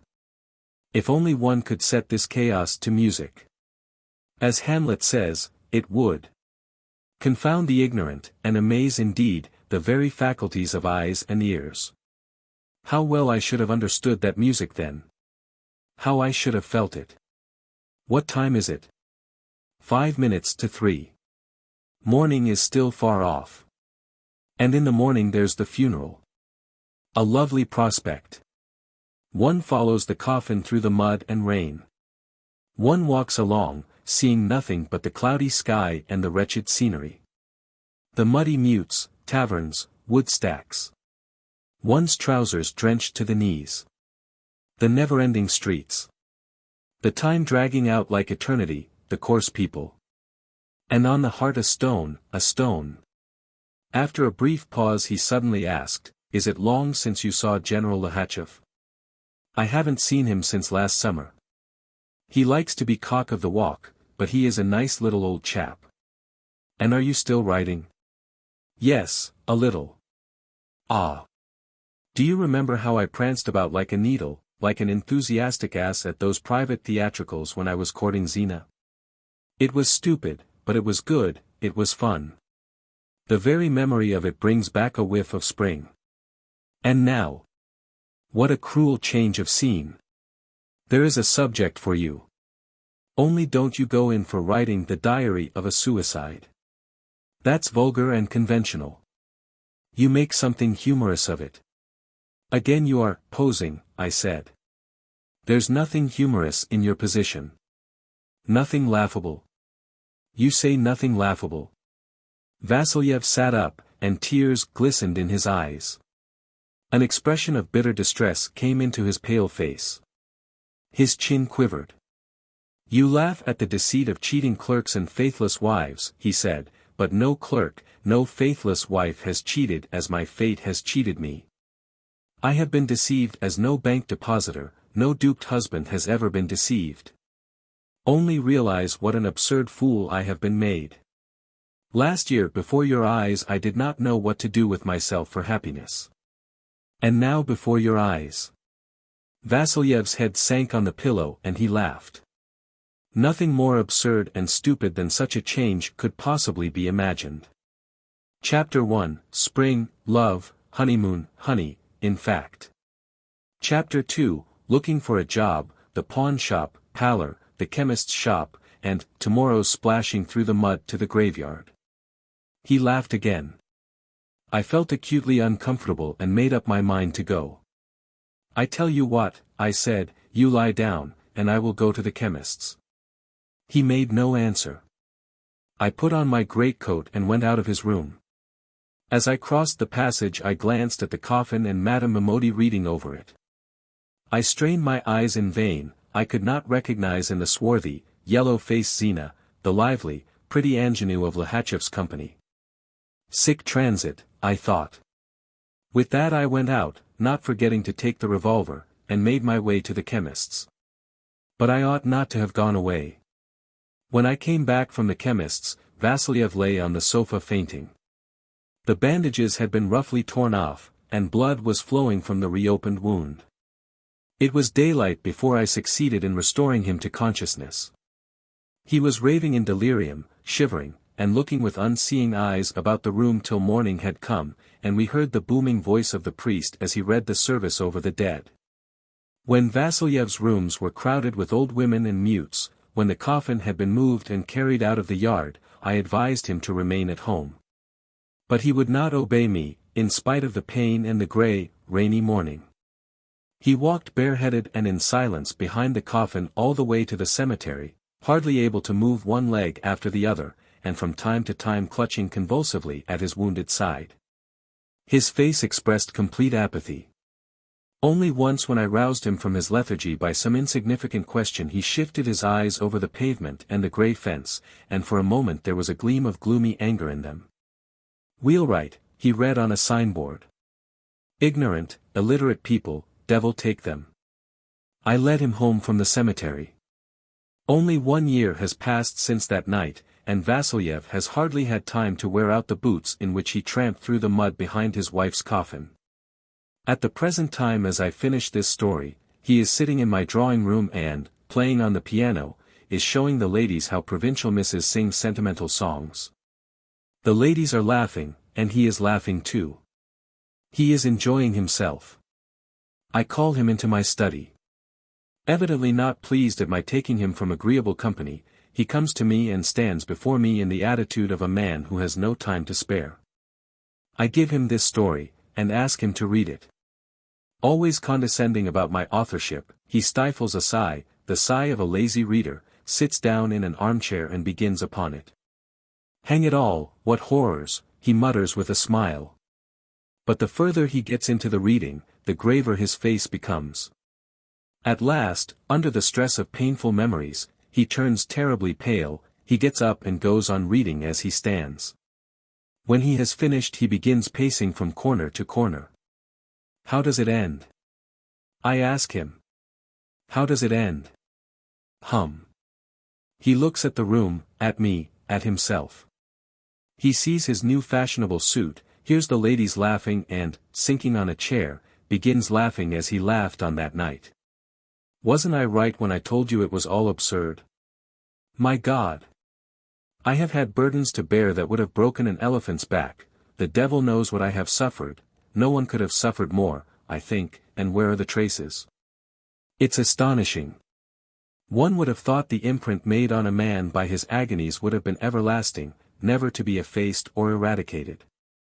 And yet that imprint wears out as easily as a pair of cheap boots. There is nothing left, not a scrap. It's as though I hadn't been suffering then, but had been dancing a mazurka. Everything in the world is transitory, and that transitoriness is absurd. A wide field for humorists. Tack on a humorous end, my friend. Pyotr Nikolaevich, are you coming soon? The impatient ladies call my hero. This minute, answers the vain and fatuous man, setting his tie straight. It's absurd and pitiful, my friend, pitiful and absurd, but what's to be done? Homo sum. And I praise Mother Nature all the same for her transmutation of substances. If we retained an agonizing memory of toothache and of all the terrors which every one of us has had to experience, if all that were everlasting, we poor mortals would have a bad time of it in this life. I look at his smiling face and I remember the despair and the horror with which his eyes were filled a year ago when he looked at the dark window. I see him, entering into his habitual role of intellectual chatterer, prepared to show off his idle theories, such as the transmutation of substances, before me. And at the same time I recall him sitting on the floor in a pool of blood with his sick imploring eyes. How will it end? I ask myself aloud. Vasilyev, whistling and straightening his tie, walks off into the drawing room, and I look after him, and feel vexed. For some reason I regret his past sufferings, I regret all that I felt myself on that man's account on that terrible night. It is as though I had lost something. Mari del.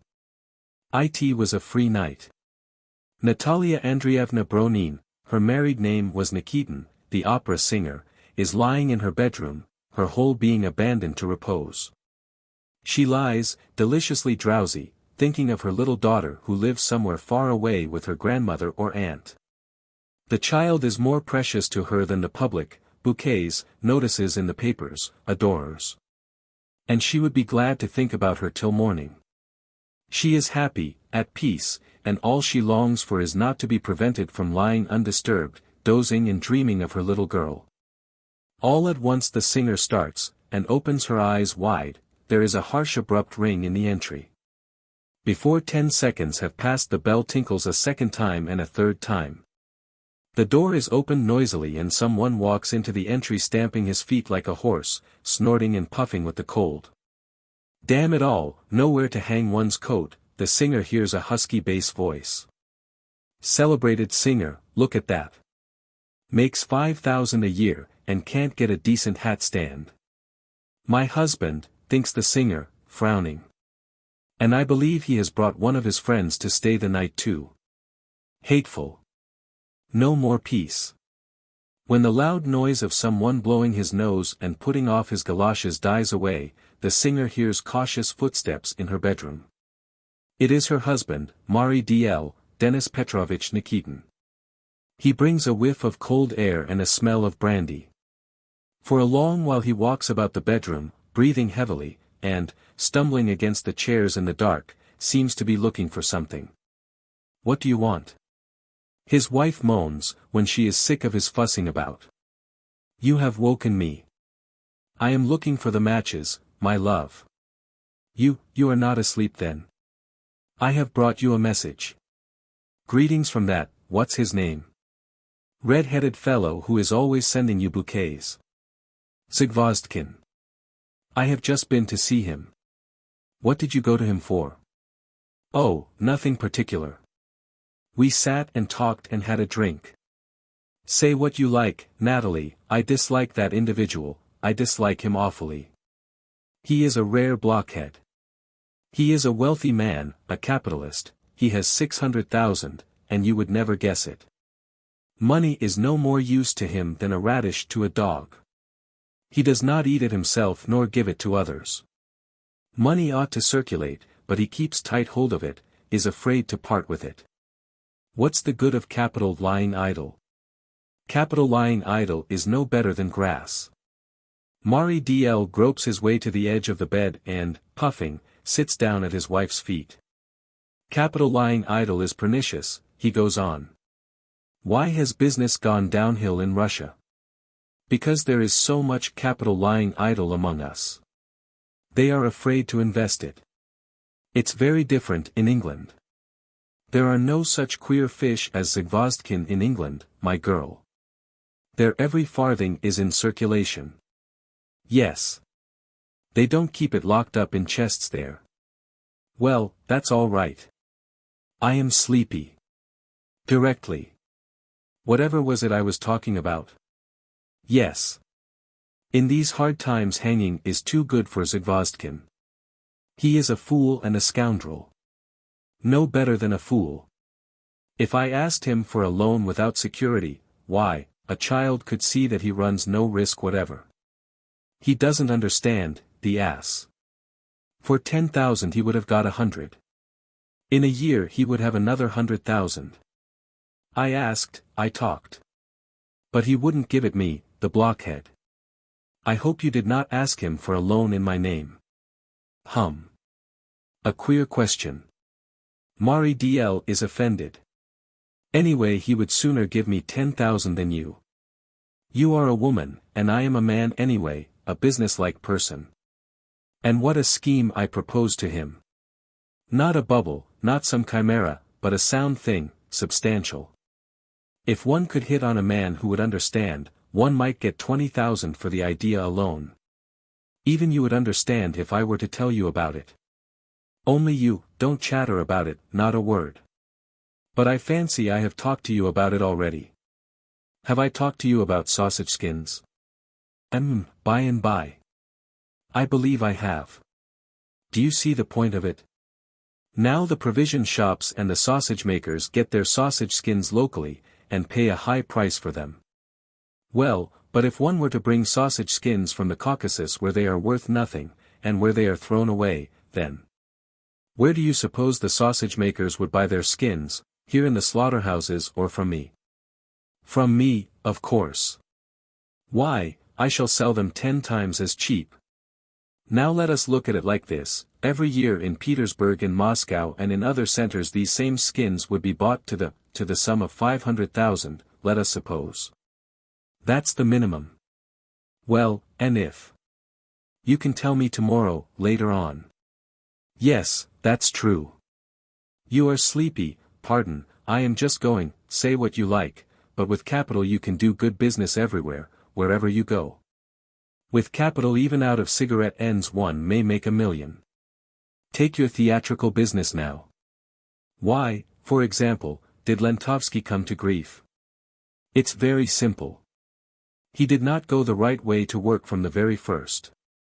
He had no capital and he went headlong to the dogs. He ought first to have secured his capital, and then to have gone slowly and cautiously. Nowadays, one can easily make money by a theater, whether it is a private one or a people's one. If one produces the right plays, charges a low price for admission, and hits the public fancy, one may put 100,000 in one's pocket the first year. You don't understand, but I am talking sense. You see, you are fond of hoarding capital, you are no better than that fool XVIII, you heap it up and don't know what for. You won't listen, you don't want to. If you were to put it into circulation, you wouldn't have to be rushing all over the place. You see, for a private theater, 5,000 would be enough for a beginning. Not like Lentovsky, of course, but on a modest scale in a small way. I have got a manager already, I have looked at a suitable building. It's only the money I haven't got. If only you understood things you would have parted with your 5%, your preference shares. No, merci. You have fleeced me enough already. Let me alone, I have been punished already. If you are going to argue like a woman, then of course, sighs Nikitin, getting up. Of course. Let me alone. Come, go away and don't keep me awake. I am sick of listening to your nonsense. To be sure. Of course. Fleeced, plundered. What we give we remember, but we don't remember what we take. I have never taken anything from you. Is that so? But when we weren't a celebrated singer, at whose expense did we live then? And who, allow me to ask, lifted you out of beggary and secured your happiness? Don't you remember that? Come, go to bed. Go along and sleep it off. Do you mean to say you think I am drunk?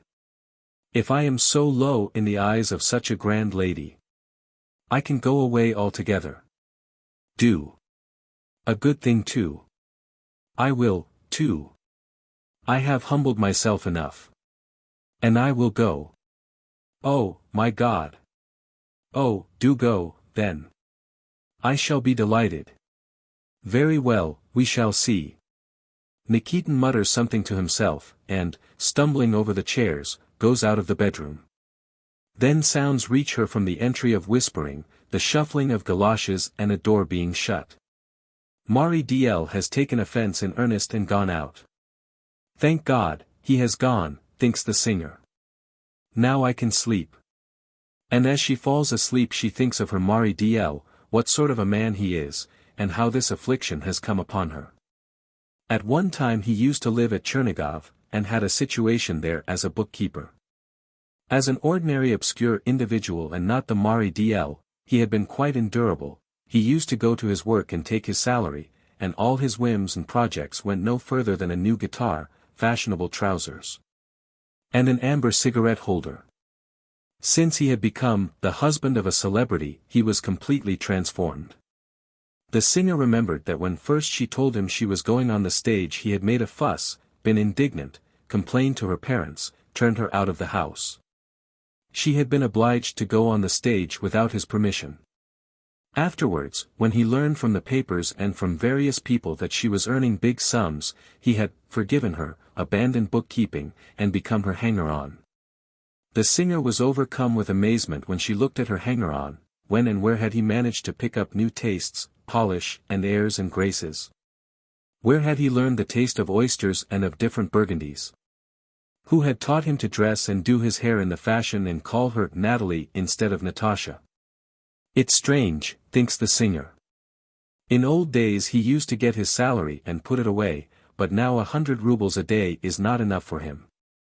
In old days he was afraid to talk before schoolboys for fear of saying something silly, and now he is over-familiar even with princes, wretched, contemptible little creature. But then the singer starts again. Again there is the clang of the bell in the entry.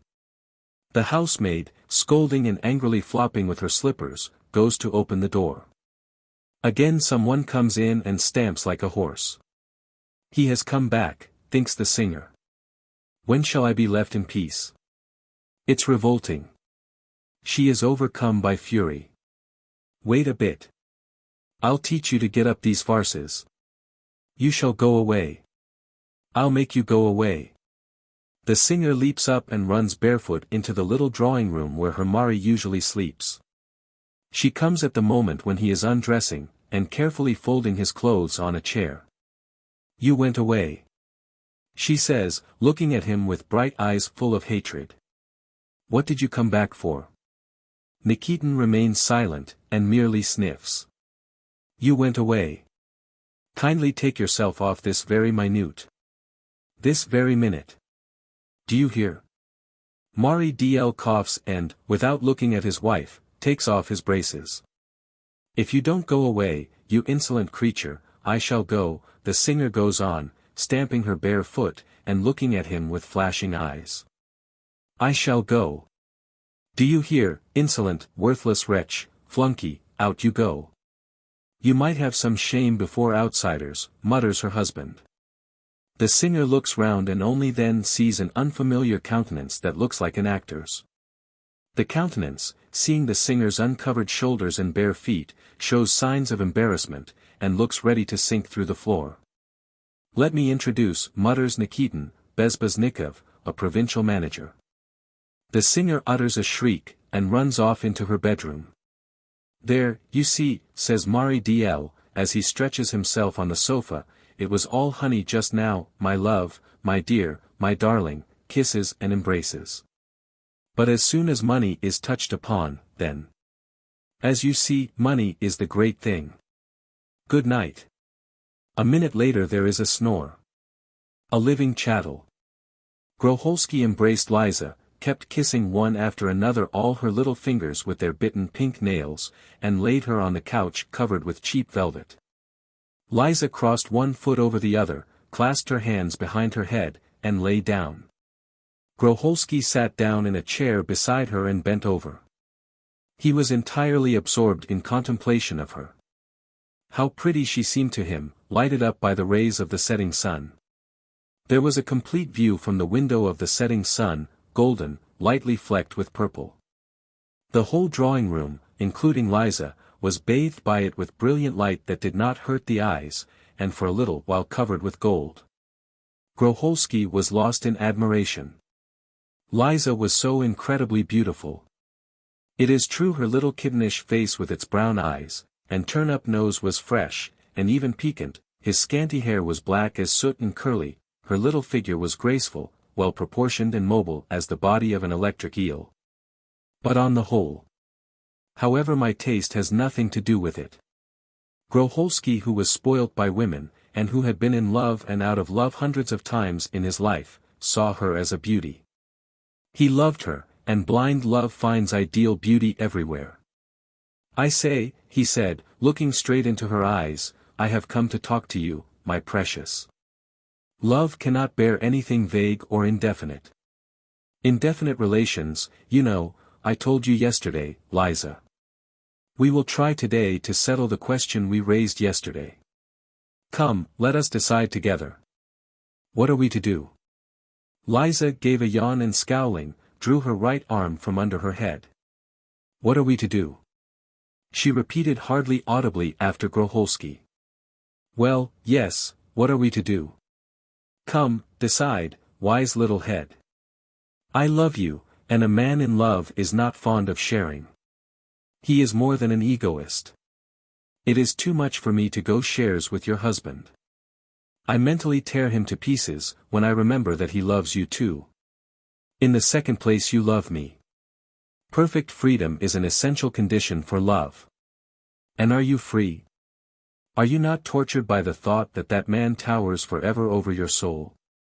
A man whom you do not love, whom very likely and quite naturally, you hate. That's the second thing. And thirdly. What is the third thing? Oh yes. We are deceiving him, and that is dishonorable. Truth before everything, Liza. Let us have done with lying. Well, then, what are we to do? You can guess. I think it necessary, obligatory, to inform him of our relations and to leave him, to begin to live in freedom. Both must be done as quickly as possible. This very evening, for instance. It's time to make an end of it. Surely you must be sick of loving like a thief. Tell Vanya. Why, yes. That's impossible. I told you yesterday, Michel, that it is impossible. Why? He will be upset. He'll make a row, do all sorts of unpleasant things.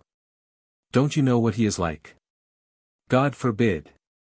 There's no need to tell him. What an idea. Groholsky passed his hand over his brow, and heaved a sigh. Yes, he said, he will be more than upset. I am robbing him of his happiness. Does he love you? He does love me. Very much. There's another complication. One does not know where to begin. To conceal it from him is base, telling him would kill him. Goodness knows what's one to do. Well, how is it to be? Groholsky pondered. His pale face wore a frown. Let us go on always as we are now, said Liza. Let him find out for himself, if he wants to. But you know that is sinful, And besides, the fact is you are mine, and no one has the right to think that you do not belong to me but to someone else. You are mine. I will not give way to anyone. I am sorry for him, God knows how sorry I am for him, Liza. It hurts me to see him. But, it can't be helped after all. You don't love him, do you? What's the good of your going on being miserable with him? We must have it out. We will have it out with him, and you will come to me. You are my wife, and not his. Let him do what he likes. He'll get over his troubles somehow. He is not the first, and he won't be the last. Will you run away? Make haste and tell me. Will you run away? Liza got up and looked inquiringly at Groholsky. Run away? Yes. To my estate. Then to the Crimea. We will tell him by letter.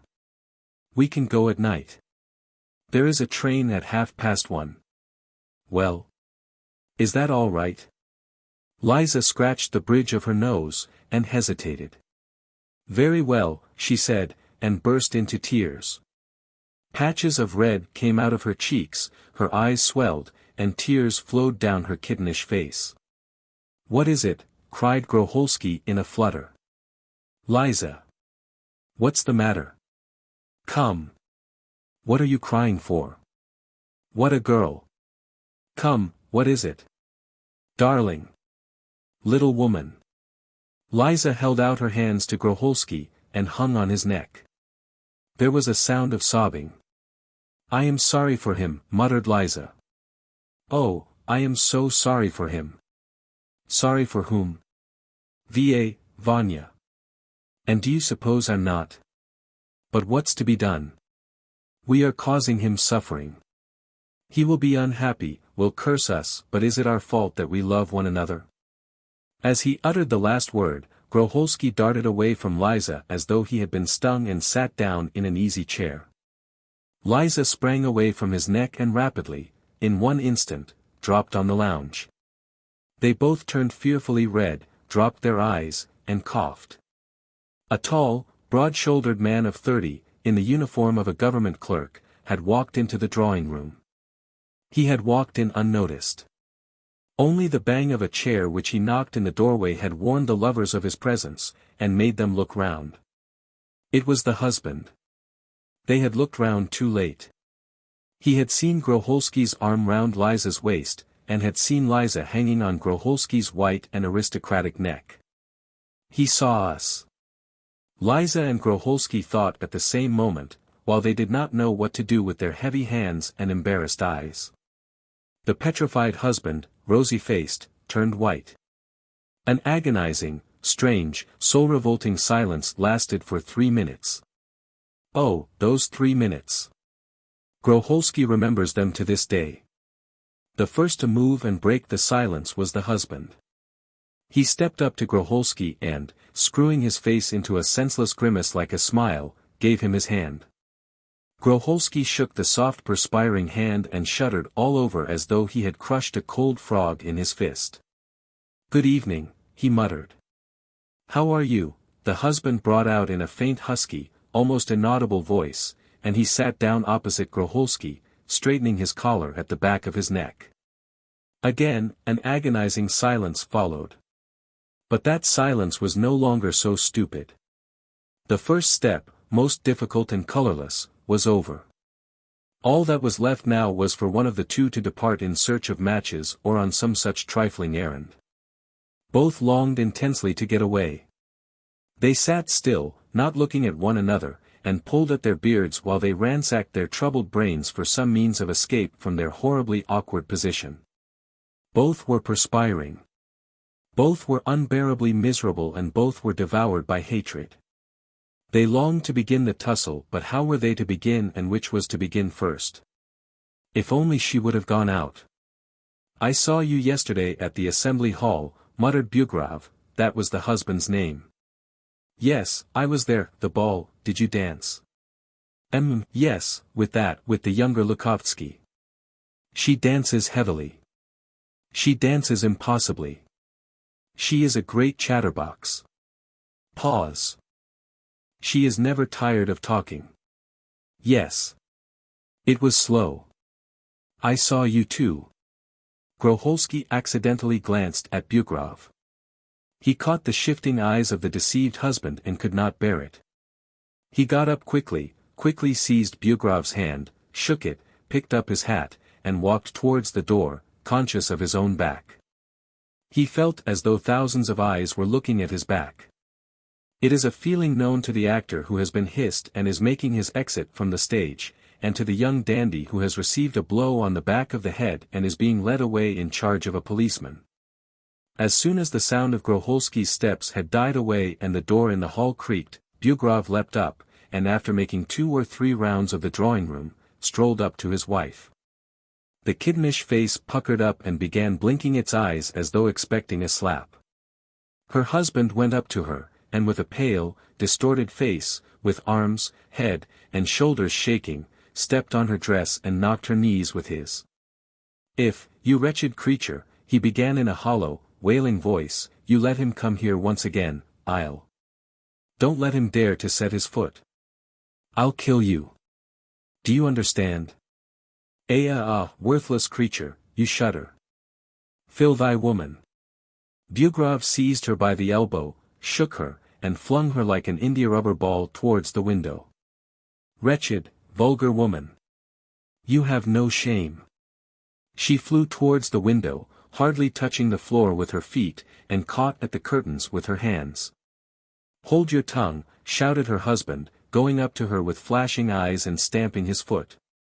She did hold her tongue, she looked at the ceiling, and whimpered while her face wore the expression of a little girl in disgrace expecting to be punished. "So that's what you are like. Eh? Carrying on with a fop. Good. And your promise before the altar? What are you? A nice wife and mother. Hold your tongue." And he struck her on her pretty supple shoulder. "Hold your tongue, you wretched creature. I'll give you worse than that. If that scoundrel dares to show himself here ever again, if I see you, listen, with that blackguard ever again, don't ask for mercy. I'll kill you, if I go to Siberia for it. And him too.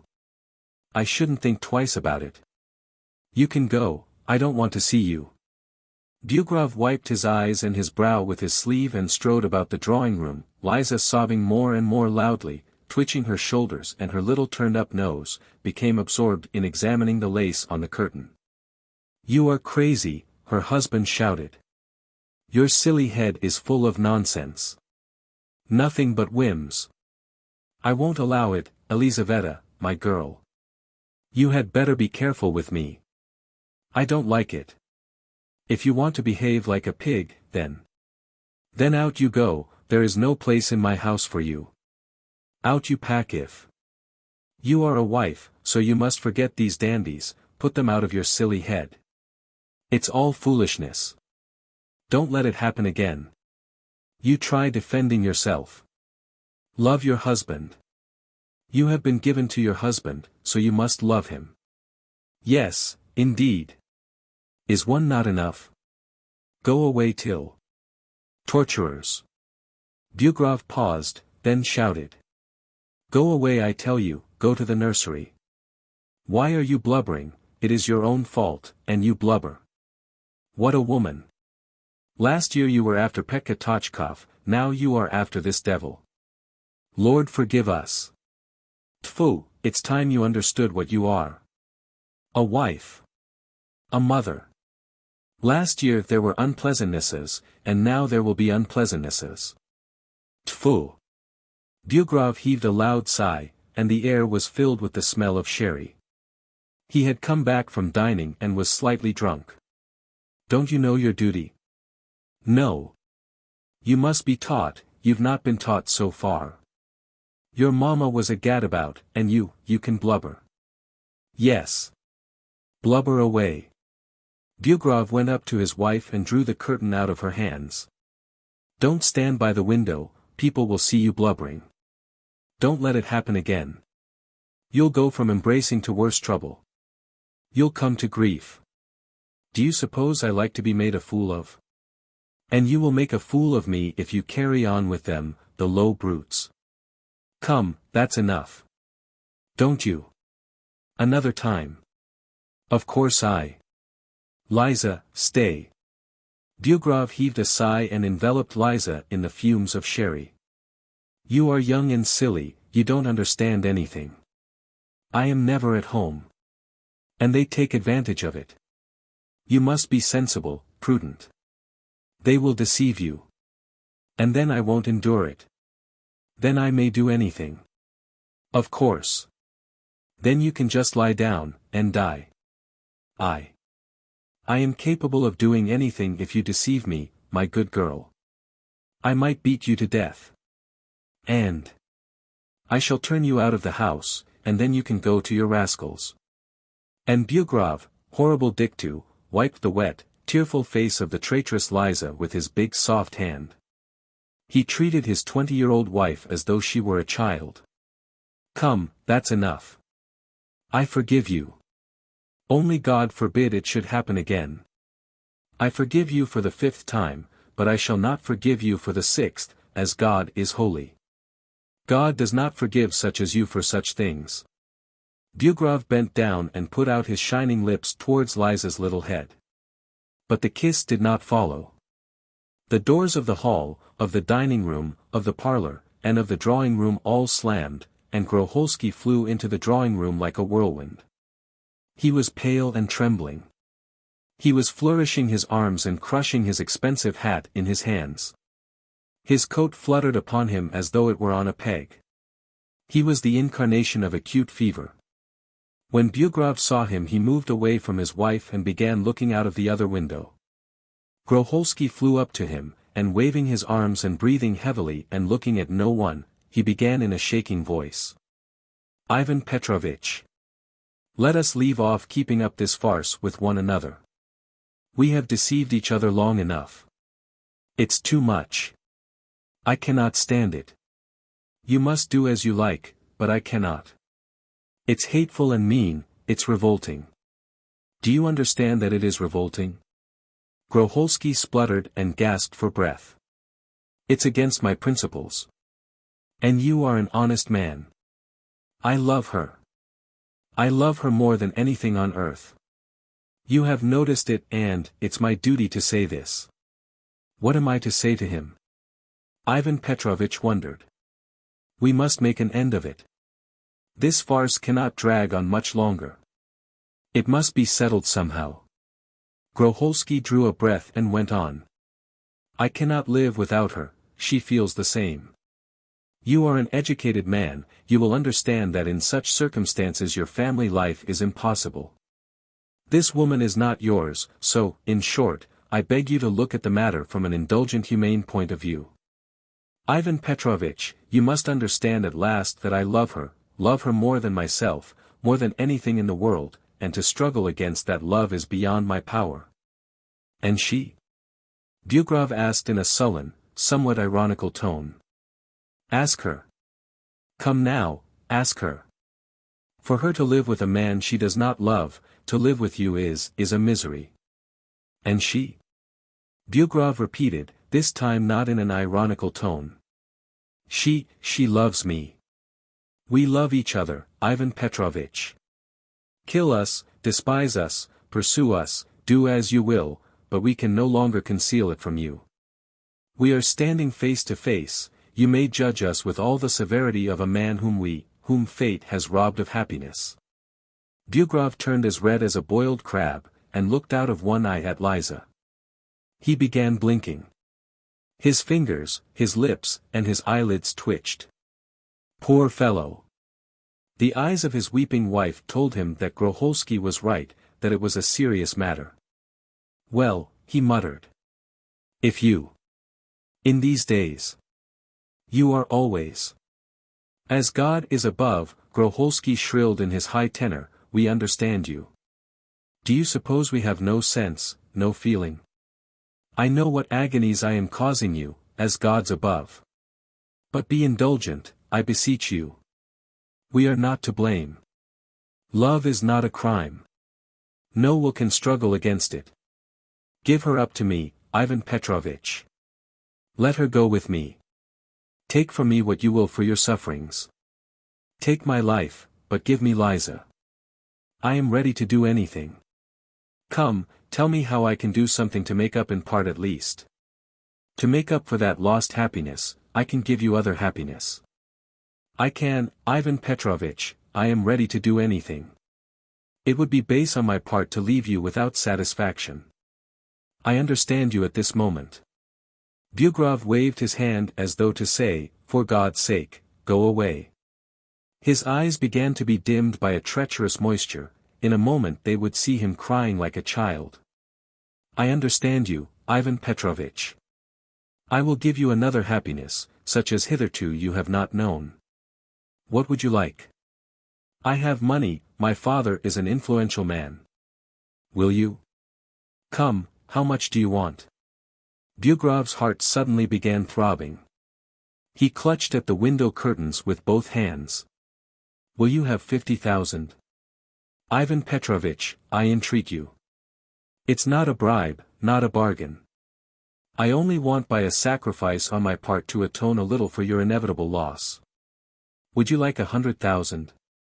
I am willing. 100,000. My God! Two immense hammers began beating on the perspiring temples of the unhappy Ivan Petrovitch. Russian sledges with tinkling bells began racing in his ears.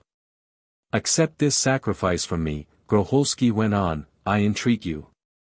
You will take a load off my conscience. I implore you. My God!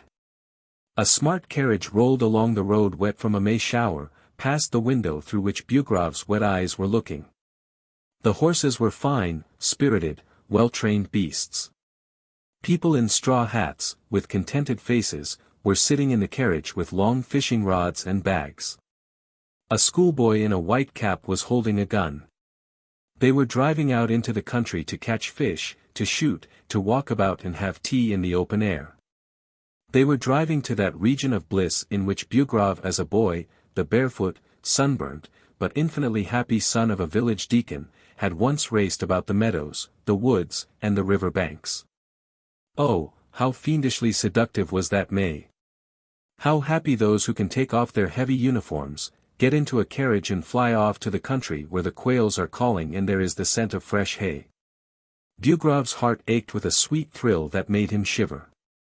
100,000. With the carriage there floated before him all the secret dreams over which he had gloated, through the long years of his life as a government clerk as he sat in the office of his department or in his wretched little study. A river, deep with fish, a wide garden with narrow avenues, little fountains, shade, flowers, arbors. A luxurious villa with terraces and turrets with an Aeolian harp and little silver bells. He had heard of the existence of an Aeolian harp from German romances. A cloudless blue sky, pure limpid air fragrant with the scents that recall his hungry, barefoot, crushed childhood. To get up at 5, to go to bed at 9, to spend the day catching fish, talking with the peasants. What happiness! Ivan Petrovitch, do not torture me. Will you take 100,000? 150,000, muttered Bugrov in a hollow voice, the voice of a husky bull. He muttered it, and bowed his head, ashamed of his words, and awaiting the answer. Good, said Groholsky, I agree. I thank you, Ivan Petrovitch. In a minute. I will not keep you waiting. Groholsky jumped up, put on his hat, and staggering backwards, ran out of the drawing room. Bugrov clutched the window curtains more tightly than ever. He was ashamed. There was a nasty, stupid feeling in his soul, but, on the other hand, what fair shining hopes swarmed between his throbbing temples. He was rich. Liza, who had grasped nothing of what was happening, darted through the half-open door trembling all over and afraid that he would come to her window and fling her away from it. She went into the nursery, laid herself down on the nurse's bed, and curled herself up. She was shivering with fever. Bugrov was left alone. He felt stifled, and he opened the window. What glorious air breathed fragrance on his face and neck! It would be good to breathe such air lolling on the cushions of a carriage. Out there, far beyond the town, among the villages and the summer villas, the air was sweeter still. Bugrov actually smiled as he dreamed of the air that would be about him when he would go out on the veranda of his villa and admire the view. Along while he dreamed. The sun had set, and still he stood and dreamed, trying his utmost to cast out of his mind the image of Liza which obstinately pursued him in all his dreams. "I have brought it, Ivan Petrovitch." Groholsky, re-entering, whispered above his ear. "I have brought it, take it. Here. In this roll there are 40,000. With this check will you kindly get 20 the day after tomorrow from Valentinov? Here is a bill of exchange, a check. The remaining 30,000 in a day or two. My steward will bring it to you." Groholsky, pink and excited, with all his limbs in motion, laid before Bugrov a heap of rolls of notes and bundles of papers. The heap was big, and of all sorts of hues and tints. Never in the course of his life had Bugrov seen such a heap. He spread out his fat fingers and, not looking at Groholsky, fell to going through the bundles of notes and bonds. Groholsky spread out all the money, and moved restlessly about the room, looking for the Dulcinea who had been bought and sold. Filling his pockets and his pocketbook, Bugrov thrust the securities into the table drawer, and, drinking off half a decanter full of water, dashed out into the street. "Cab," he shouted in a frantic voice. At 11:30 that night he drove up to the entrance of the Paris Hotel. He went noisily upstairs and knocked at the door of Groholsky's apartments. He was admitted. Groholsky was packing his things in a portmanteau, Liza was sitting at the table trying on bracelets. They were both frightened when Bugrov went in to them. They fancied that he had come for Liza and had brought back the money which he had taken in haste without reflection. But Bugrov had not come for Liza. Ashamed of his new get-up and feeling frightfully awkward in it, he bowed and stood at the door in the attitude of a flunky. The get-up was superb. Bugrov was unrecognizable. His huge person, which had never hitherto worn anything but a uniform, was clothed in a fresh, brand-new suit of fine French cloth and of the most fashionable cut. On his feet spats shone with sparkling buckles. He stood ashamed of his new get-up, and with his right hand covered the watch chain for which he had, an hour before, paid 300 rubles. "I have come about something," he began. "A business agreement is beyond price. I am not going to give up Mishutka." "What Mishutka?" asked Groholsky. "My son." Groholsky and Liza looked at each other. Liza's eyes bulged, her cheeks flushed, and her lips twitched. "Very well," she said. She thought of Mishutka's warm little cot. It would be cruel to exchange that warm little cot for a chilly sofa in the hotel, and she consented. "I shall see him," she said. Bugrov bowed, walked out, and flew down the stairs in his splendor, cleaving the air with his expensive cane. "Home," he said to the cabman. "I am starting at 5 o'clock tomorrow morning. You will come. If I am asleep, you will wake me. We are driving out of town." 2. It was a lovely August evening. The sun, set in a golden background lightly flecked with purple, stood above the western horizon on the point of sinking behind the faraway tumuli. In the garden, shadows and half-shadows had vanished, and the air had grown damp, but the golden light was still playing on the treetops. It was warm.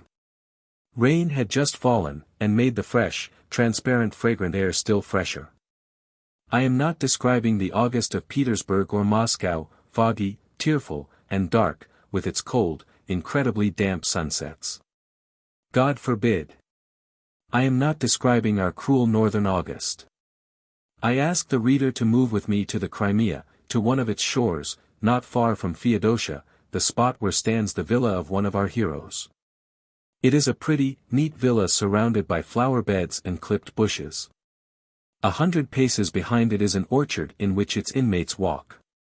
Groholsky pays a high rent for that villa, 1,000 rubles a year, I believe. The villa is not worth that rent, but it is pretty. Tall, with delicate walls and very delicate parapets, fragile, slender, painted a pale blue color, hung with curtains, portieres, draperies, it suggests a charming, fragile Chinese lady. On the evening described above, Groholsky and Liza were sitting on the veranda of this villa. Groholsky was reading Novoye Vremya and drinking milk out of a green mug. A siphon of seltzer water was standing on the table before him. Groholsky imagined that he was suffering from catarrh of the lungs, and by the advice of Dr. Dmitriev consumed an immense quantity of grapes, milk, and seltzer water. Liza was sitting in a soft easy chair some distance from the table. With her elbows on the parapet, and her little face propped on her little fists, she was gazing at the villa opposite. The sun was playing upon the windows of the villa opposite, the glittering panes reflected the dazzling light. Beyond the little garden and the few trees that surrounded the villa there was a glimpse of the sea with its waves, its dark blue color, its immensity, its white masts. It was so delightful. Groholsky was reading an article by Anonymous, and after every dozen lines he raised his blue eyes to Liza's back. The same passionate, fervent love was shining in those eyes still. He was infinitely happy in spite of his imaginary catarrh of the lungs. Liza was conscious of his eyes upon her back, and was thinking of Mishutka's brilliant future, and she felt so comfortable, so serene. She was not so much interested by the sea, and the glittering reflection on the windows of the villa opposite as by the wagons which were trailing up to that villa one after another. The wagons were full of furniture and all sorts of domestic articles. Liza watched the trellis gates and big glass doors of the villa being opened and the men bustling about the furniture and wrangling incessantly. Big armchairs and a sofa covered with dark raspberry-colored velvet, tables for the hall, the drawing room and the dining room, a big double bed and a child's cot were carried in by the glass doors. Something big, wrapped up in sacking, was carried in too.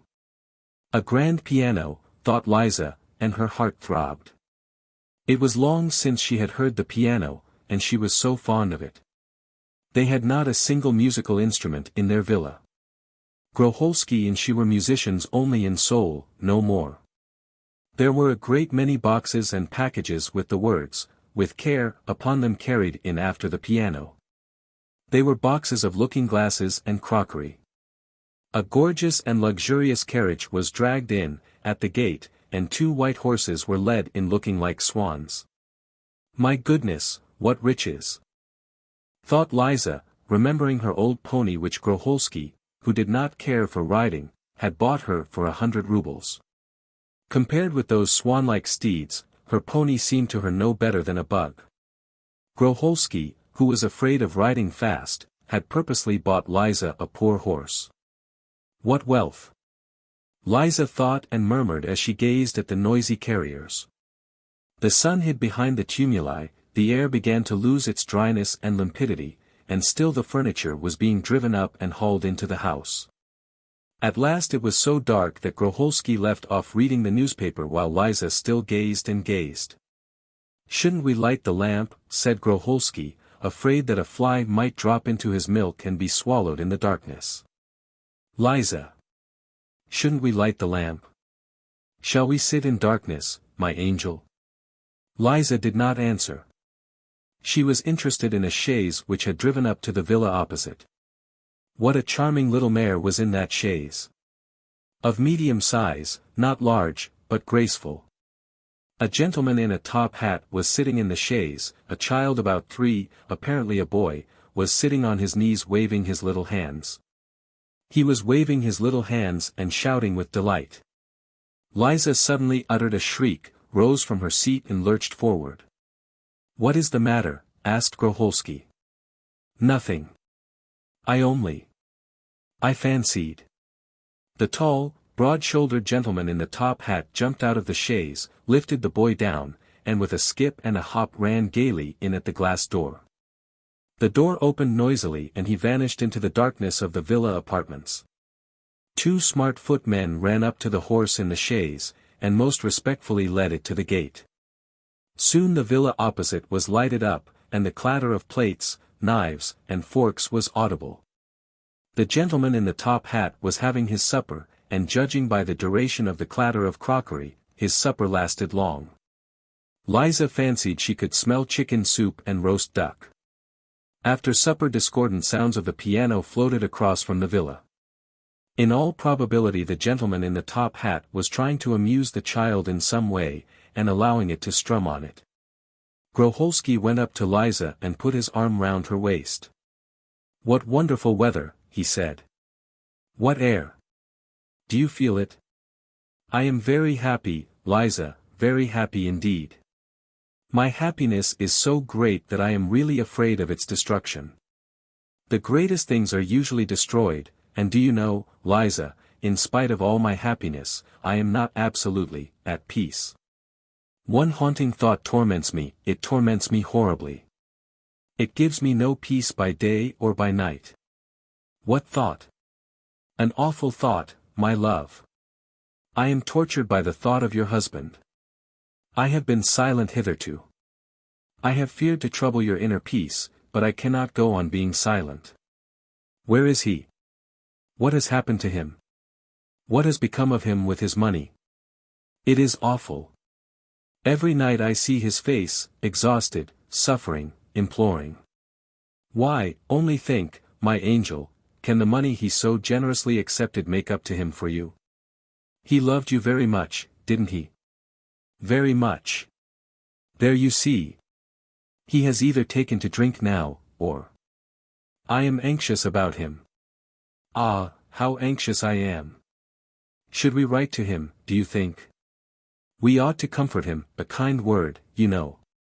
Groholsky heaved a deep sigh, shook his head, and sank into an easy chair exhausted by painful reflection. Leaning his head on his fists he fell to musing. Judging from his face, his musings were painful. "I am going to bed," said Liza, "it's time." Liza went to her own room, undressed, and dived under the bedclothes. She used to go to bed at 10 o'clock and get up at 10. She was fond of her comfort. She was soon in the arms of Morpheus. Throughout the whole night she had the most fascinating dreams. She dreamed whole romances, novels, Arabian Nights. The hero of all these dreams was the gentleman in the top hat, who had caused her to utter a shriek that evening. The gentleman in the top hat was carrying her off from Groholsky, was singing, was beating Groholsky in her, was flogging the boy under the window, was declaring his love, and driving her off in the chaise. Oh, dreams! In one night, lying with one's eyes shut, one may sometimes live through more than 10 years of happiness. That night Liza lived through a great variety of experiences, and very happy ones, even in spite of the beating. Waking up between 6 and 7, she flung on her clothes, hurriedly did her hair, and without even putting on her Tatar slippers with pointed toes, ran impulsively on to the veranda. Shading her eyes from the sun with one hand, and with the other holding up her slipping clothes, she gazed at the villa opposite. Her face beamed. There could be no further doubt it was he. On the veranda in the villa opposite there was a table in front of the glass door. A tea service was shining and glistening on the table with a silver samovar at the head. Ivan Petrovitch was sitting at the table. He had in his hand a glass in a silver holder, and was drinking tea. He was drinking it with great relish.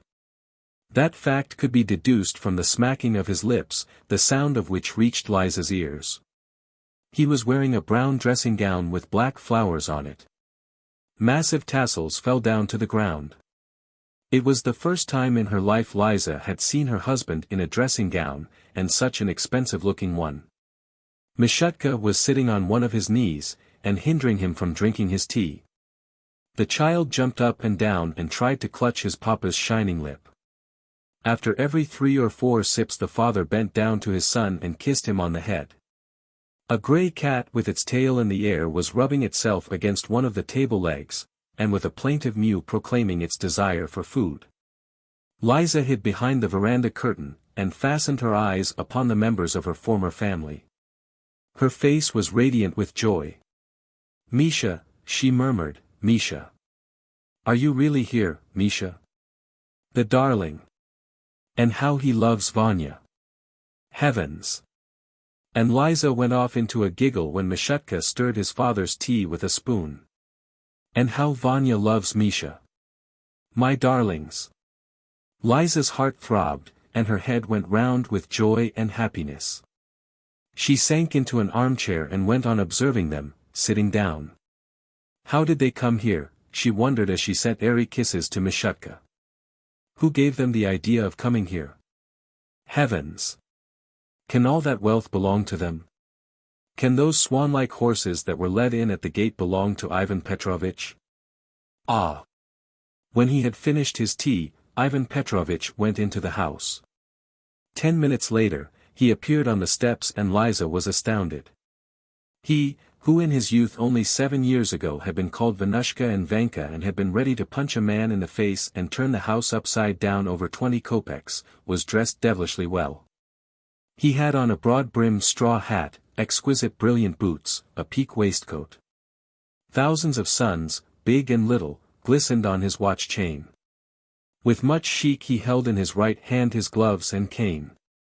And what swagger, what style there was in his heavy figure when, with a graceful motion of his hand, he bade the footman bring the horse round. He got into the chaise with dignity, and told the footmen standing round the chaise to give him Mishutka and the fishing tackle they had brought. Setting Mishutka beside him, and putting his left arm round him, he held the reins and drove off. "Gui up," shouted Mishutka. Liza, unaware of what she was doing, waved her handkerchief after them. If she had looked in the glass she would have been surprised at her flushed, laughing, and, at the same time, tear-stained face. She was vexed that she was not beside her gleeful boy, and that she could not for some reason shower kisses on him at once. For some reason. Away with all your petty delicacies. Grisha! Grisha! Liza ran into Groholski's bedroom and set to work to wake him. Get up, they have come. The darling. Who has come? Asked Groholski, waking up. Our people. Vanya and Misha, they have come, they are in the villa opposite. I looked out, and there they were drinking tea. And Misha too. What a little angel our Misha has grown. If only you had seen him. Mother of God. Seen whom? Why, you are. Who has come? Come where? Vanya and Misha. I have been looking at the villa opposite, while they were sitting drinking tea. Misha can drink his tea by himself now. Didn't you see them moving in yesterday? It was they who arrived. Groholski rubbed his forehead and turned pale. Arrived? Your husband? He asked. Why, yes. What for? Most likely he is going to live here. They don't know we are here. If they did, they would have looked at our villa, but they drank their tea and took no notice. Where is he now? But for God's sake do talk sense. Oh, where is he? He has gone fishing with Misha in the chaise. Did you see the horses yesterday? Those are their horses. Vanya's. Vanya drives with them. Do you know what, Grisha? We will have Misha to stay with us. We will, won't we? He is such a pretty boy. Such an exquisite boy. Groholski pondered, while Liza went on talking and talking. This is an unexpected meeting, said Groholski, after prolonged and, as usual, harassing reflection. Well, who could have expected that we should meet here? Well. There it is. So be it. It seems that it is fated. I can imagine the awkwardness of his position when he meets us. Shall we have Misha to stay with us? Yes, we will. It will be awkward meeting him. Why, what can I say to him? What can I talk of? It will be awkward for him and awkward for me. We ought not to meet. We will carry on communications, if necessary, through the servants. My head does ache so, Lizochka. My arms and legs too, I ache all over. Is my head feverish? Liza put her hand on his forehead and found that his head was hot. I had dreadful dreams all night. I shan't get up today. I shall stay in bed. I must take some quinine. Send me my breakfast here, little woman. Groholski took quinine and lay in bed the whole day. He drank warm water, moaned, had the sheets and pillowcase changed, whimpered, and induced an agonizing boredom in all surrounding him. He was insupportable when he imagined he had caught a chill. Liza had continually to interrupt her inquisitive observations and run from the veranda to his room. At dinner time she had to put on mustard plasters. How boring all this would have been, O reader, if the villa opposite had not been at the service of my heroine. Liza watched that villa all day long and was gasping with happiness. At 10 o'clock Ivan Petrovitch and Mishutka came back from fishing and had breakfast. At 2 o'clock they had dinner, and at 4 o'clock they drove off somewhere in a carriage. The white horses bore them away with the swiftness of lightning. At 7 o'clock visitors came to see them, all of them men. They were playing cards on 2 tables in the veranda till midnight. One of the men played superbly on the piano. The visitors played, ate, drank, and laughed. Ivan Petrovitch, guffawing loudly, told them an anecdote of Armenian life at the top of his voice, so that all the villas round could hear. It was very gay and Mishutka sat up with them till midnight. Misha is merry, he is not crying, thought Liza, so he does not remember his mamma. So he has forgotten me. And there was a horrible bitter feeling in Liza's soul. She spent the whole night crying. She was fretted by her little conscience, and by vexation, misery, and the desire to talk to Mishutka and kiss him. In the morning she got up with a headache and tear-stained eyes. Her tears Groholski put down to his own account. "Do not weep, darling," he said to her, "I am all right today, my chest is a little painful, but that is nothing." While they were having tea, lunch was being served at the villa opposite. Ivan Petrovitch was looking at his plate, and seeing nothing but a morsel of goose dripping with fat. "I am very glad," said Groholski, looking askance at Bugrov, "very glad that his life is so tolerable. I hope that decent surroundings anyway may help to stifle his grief. Keep out of sight, Liza. They will see you. I am not disposed to talk to him just now. God be with him. Why trouble his peace?" But the dinner did not pass off so quietly.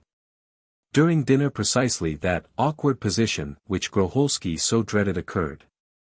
Just when the partridges, Groholski's favorite dish, had been put on the table, Liza was suddenly overcome with confusion, and Groholski began wiping his face with his dinner napkin. On the veranda of the villa opposite they saw Bugrov. He was standing with his arms leaning on the parapet, and staring straight at them, with his eyes starting out of his head. "Go in, Liza, go in," Groholski whispered. "I said we must have dinner indoors. What a girl you are, really." Bugrov stared, and suddenly began shouting.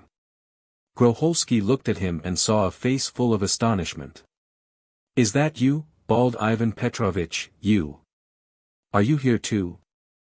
Groholski passed his fingers from one shoulder to another, as though to say, "My chest is weak, and so I can't shout across such a distance."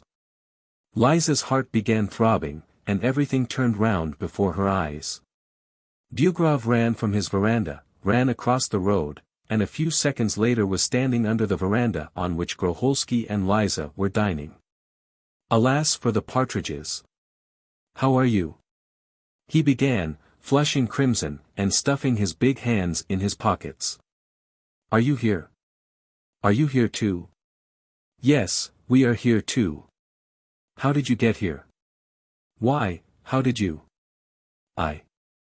It's a long story, a regular romance, my good friend. But don't put yourselves out, eat your dinner. I've been living, you know, ever since then, in the Oriol province. I rented an estate. A splendid estate. But do eat your dinner. I stayed there from the end of May, but now I have given it up. It was cold there, and, well, the doctor advised me to go to the Crimea. Are you ill, then? Inquired Groholski. Oh, well. There always seems, as it were, something gurgling here. And at the word, here, Ivan Petrovitch passed his open hand from his neck down to the middle of his stomach. So you are here too? Yes, that's very pleasant. Have you been here long? Since July. Oh, and you, Liza, how are you? Quite well. Quite well, answered Liza, and was embarrassed. You miss Mishutka, I'll be bound. Eh? Well, he's here with me. I'll send him over to you directly with Nikifor. This is very nice. Well, goodbye. I have to go off directly. I made the acquaintance of Prince Terhimazov yesterday, delightful man, though he is an Armenian. So he has a croquet party today, we are going to play croquet. Goodbye. The carriage is waiting. Ivan Petrovitch whirled round, tossed his head, and, waving adieu to them, ran home. Unhappy man, said Groholsky, heaving a deep sigh as he watched him go off. In what way is he unhappy? Asked Liza. To see you and not have the right to call you his. Fool. Liza was so bold to think. Idiot. Before evening Liza was hugging and kissing Mishutka. At first the boy howled, but when he was offered jam, he was all friendly smiles. For 3 days Groholsky and Liza did not see Bugrov. He had disappeared somewhere, and was only at home at night. On the 4th day he visited them again at dinner time. He came in, shook hands with both of them, and sat down to the table. His face was serious. I have come to you on business, he said. Read this. And he handed Groholsky a letter. Read it. Read it aloud. Groholsky read as follows. My beloved and consoling, never forgotten son Ioan. I have received the respectful and loving letter in which you invite your aged father to the mild and salubrious Crimea, to breathe the fragrant air, and behold strange lands. To that letter I reply that on taking my holiday, I will come to you, but not for long. My colleague, Father Gerasim, is a frail and delicate man, and cannot be left alone for long. I am very sensible of your not forgetting your parents, your father and your mother. You rejoice your father with your affection, and you remember your mother in your prayers, and so it is fitting to do. Meet me at Feodosia. What sort of town is Feodosia, what is it like? It will be very agreeable to see it. Your godmother, who took you from the font, is called Feodosia. You write that God has been graciously pleased that you should win 200,000 rubles. That is gratifying to me. But I cannot approve of your having left the service while still of a grade of little importance, even a rich man ought to be in the service. I bless you always, now and hereafter. Ilya and Seryozka Andronov send you their greetings. You might send them 10 rubles each, they are badly off. Your loving father. Pyotr Bugrov, priest. Groholsky read this letter aloud, and he and Liza both looked inquiringly at Bugrov. You see what it is, Ivan Petrovitch began hesitatingly. I should like to ask you, Liza, not to let him see you, to keep out of his sight while he is here. I have written to him that you are ill and gone to the Caucasus for a cure. If you meet him, you see yourself. It's awkward. Very well, said Liza.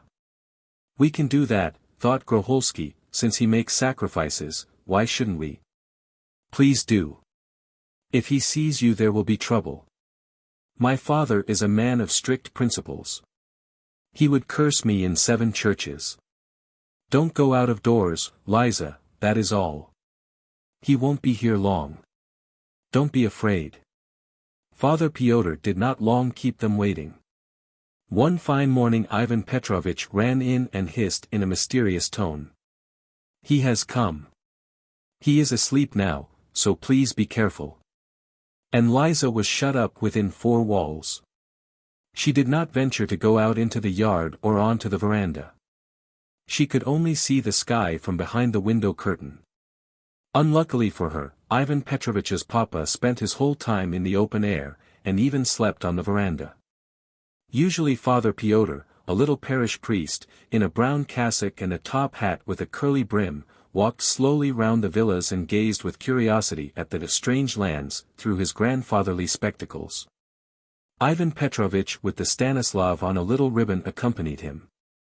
He did not wear a decoration as a rule, but before his own people he liked to show off. In their society he always wore the Stanislav. Liza was bored to death. Groholsky suffered too.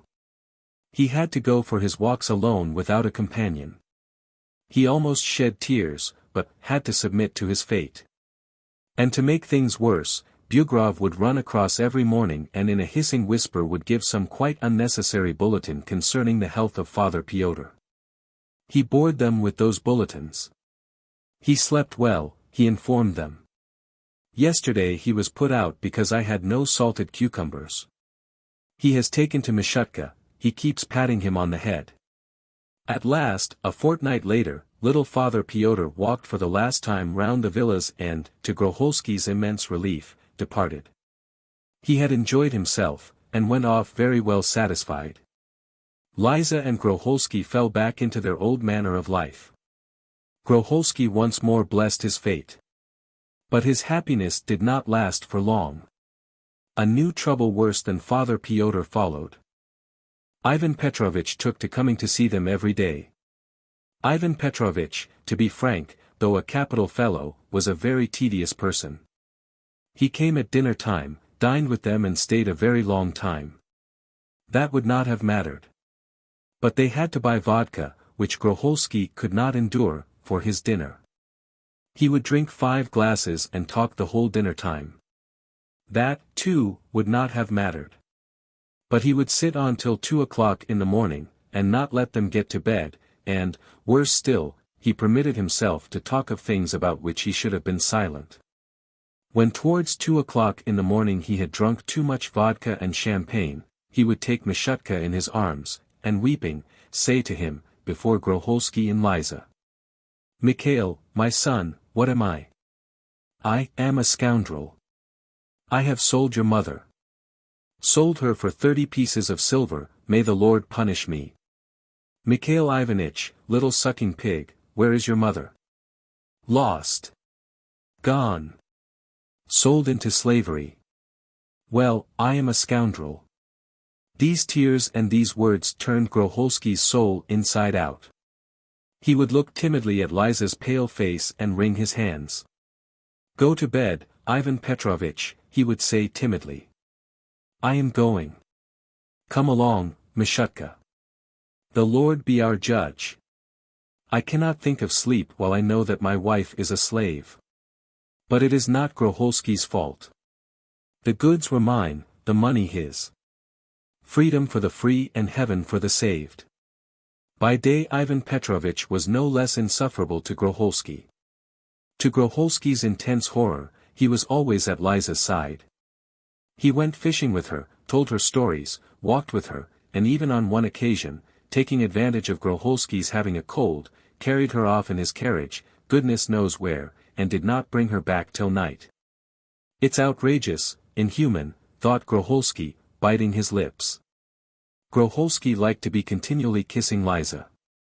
He could not exist without those honeyed kisses, and it was awkward to kiss her before Ivan Petrovitch. It was agony. The poor fellow felt forlorn, but fate soon had compassion on him. Ivan Petrovitch suddenly went off somewhere for a whole week. Visitors had come and carried him off with them. And Mishutka was taken too. One fine morning Groholsky came home from a walk good-humored and beaming. "He has come," he said to Liza, rubbing his hands. "I am very glad he has come." "Ha ha ha. What are you laughing at? There are women with him." "What women?" "I don't know. It's a good thing he has got women. A capital thing, in fact. He is still young and fresh. Come here. Look." Groholsky led Liza onto the veranda, and pointed to the villa opposite. They both held their sides, and roared with laughter. It was funny. Ivan Petrovitch was standing on the veranda of the villa opposite, smiling. Two dark-haired ladies and Mishutka were standing below, under the veranda. The ladies were laughing, and loudly talking French. French women, observed Groholsky. The one nearest us isn't at all bad-looking. Lively damsels, but that's no matter. There are good women to be found even among such. But they really do go too far. What was funny was that Ivan Petrovitch bent across the veranda, and stretching with his long arms, put them round the shoulders of one of the French girls, lifted her in the air, and set her giggling on the veranda. After lifting up both ladies onto the veranda, he lifted up Mishutka too. The ladies ran down and the proceedings were repeated. Powerful muscles, I must say, muttered Groholsky looking at this scene. The operation was repeated some 6 times, the ladies were so amiable as to show no embarrassment whatever when the boisterous wind disposed of their inflated skirts as it willed while they were being lifted. Groholsky dropped his eyes in a shamefaced way when the ladies flung their legs over the parapet as they reached the veranda. But Liza watched and laughed. What did she care? It was not a case of men misbehaving themselves, which would have put her, as a woman, to shame, but of ladies. In the evening, Ivan Petrovitch flew over, and with some embarrassment announced that he was now a man with a household to look after. You mustn't imagine they are just anybody, he said. It is true they are French. They shout at the top of their voices, and drink, but we all know. The French are brought up to be like that. It can't be helped. The prince, Ivan Petrovitch added, let me have them almost for nothing. He said, take them. Take them. I must introduce you to the prince sometime. A man of culture. He's forever writing. And do you know what their names are? One is Fanny, the other Isabella. There's Europe, ha ha ha. The West. Goodbye. Ivan Petrovitch left Liza and Groholsky in peace, and devoted himself to his ladies.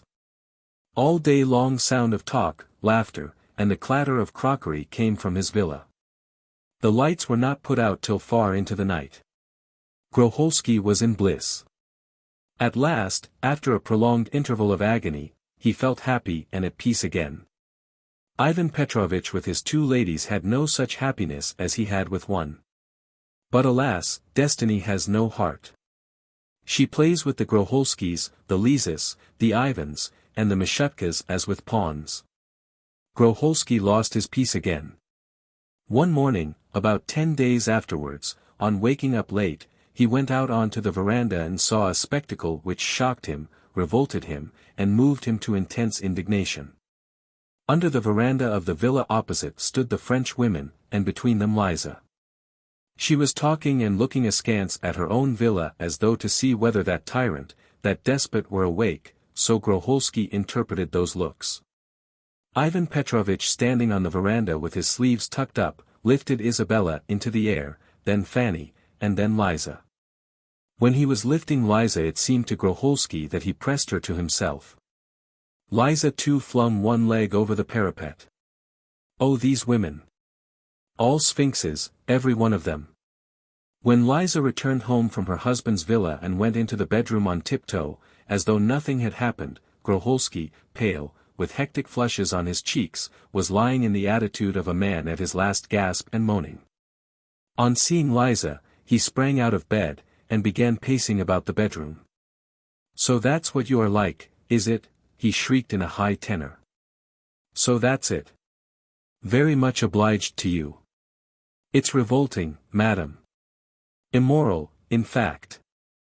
Let me tell you that. Liza turned pale, and of course burst into tears. When women feel that they are in the right, they scold and shed tears, when they are conscious of being in fault, they shed tears only. On a level with those depraved creatures. It's lower than any impropriety. Why, do you know what they are? They are kept women. Cocottes. And you a respectable woman go rushing off where they are. And he. What does he want? What more does he want of me? I don't understand it. I have given him half of my property, I have given him more. You know it yourself. I have given him what I have not myself. I have given him almost all. And he. I've put up with your calling him Vanya, though he has no right whatever to such intimacy.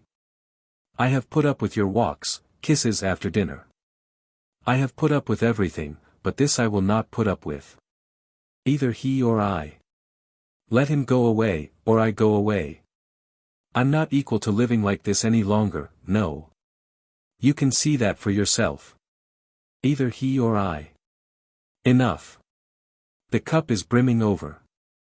I have suffered a great deal as it is. I am going to talk to him at once, this minute. What is he, after all? What has he to be proud of? No, indeed. He has no reason to think so much of himself. Groholsky said a great many more valiant and stinging things, but did not go at once. He felt timid and abashed. He went to Ivan Petrovitch 3 days later.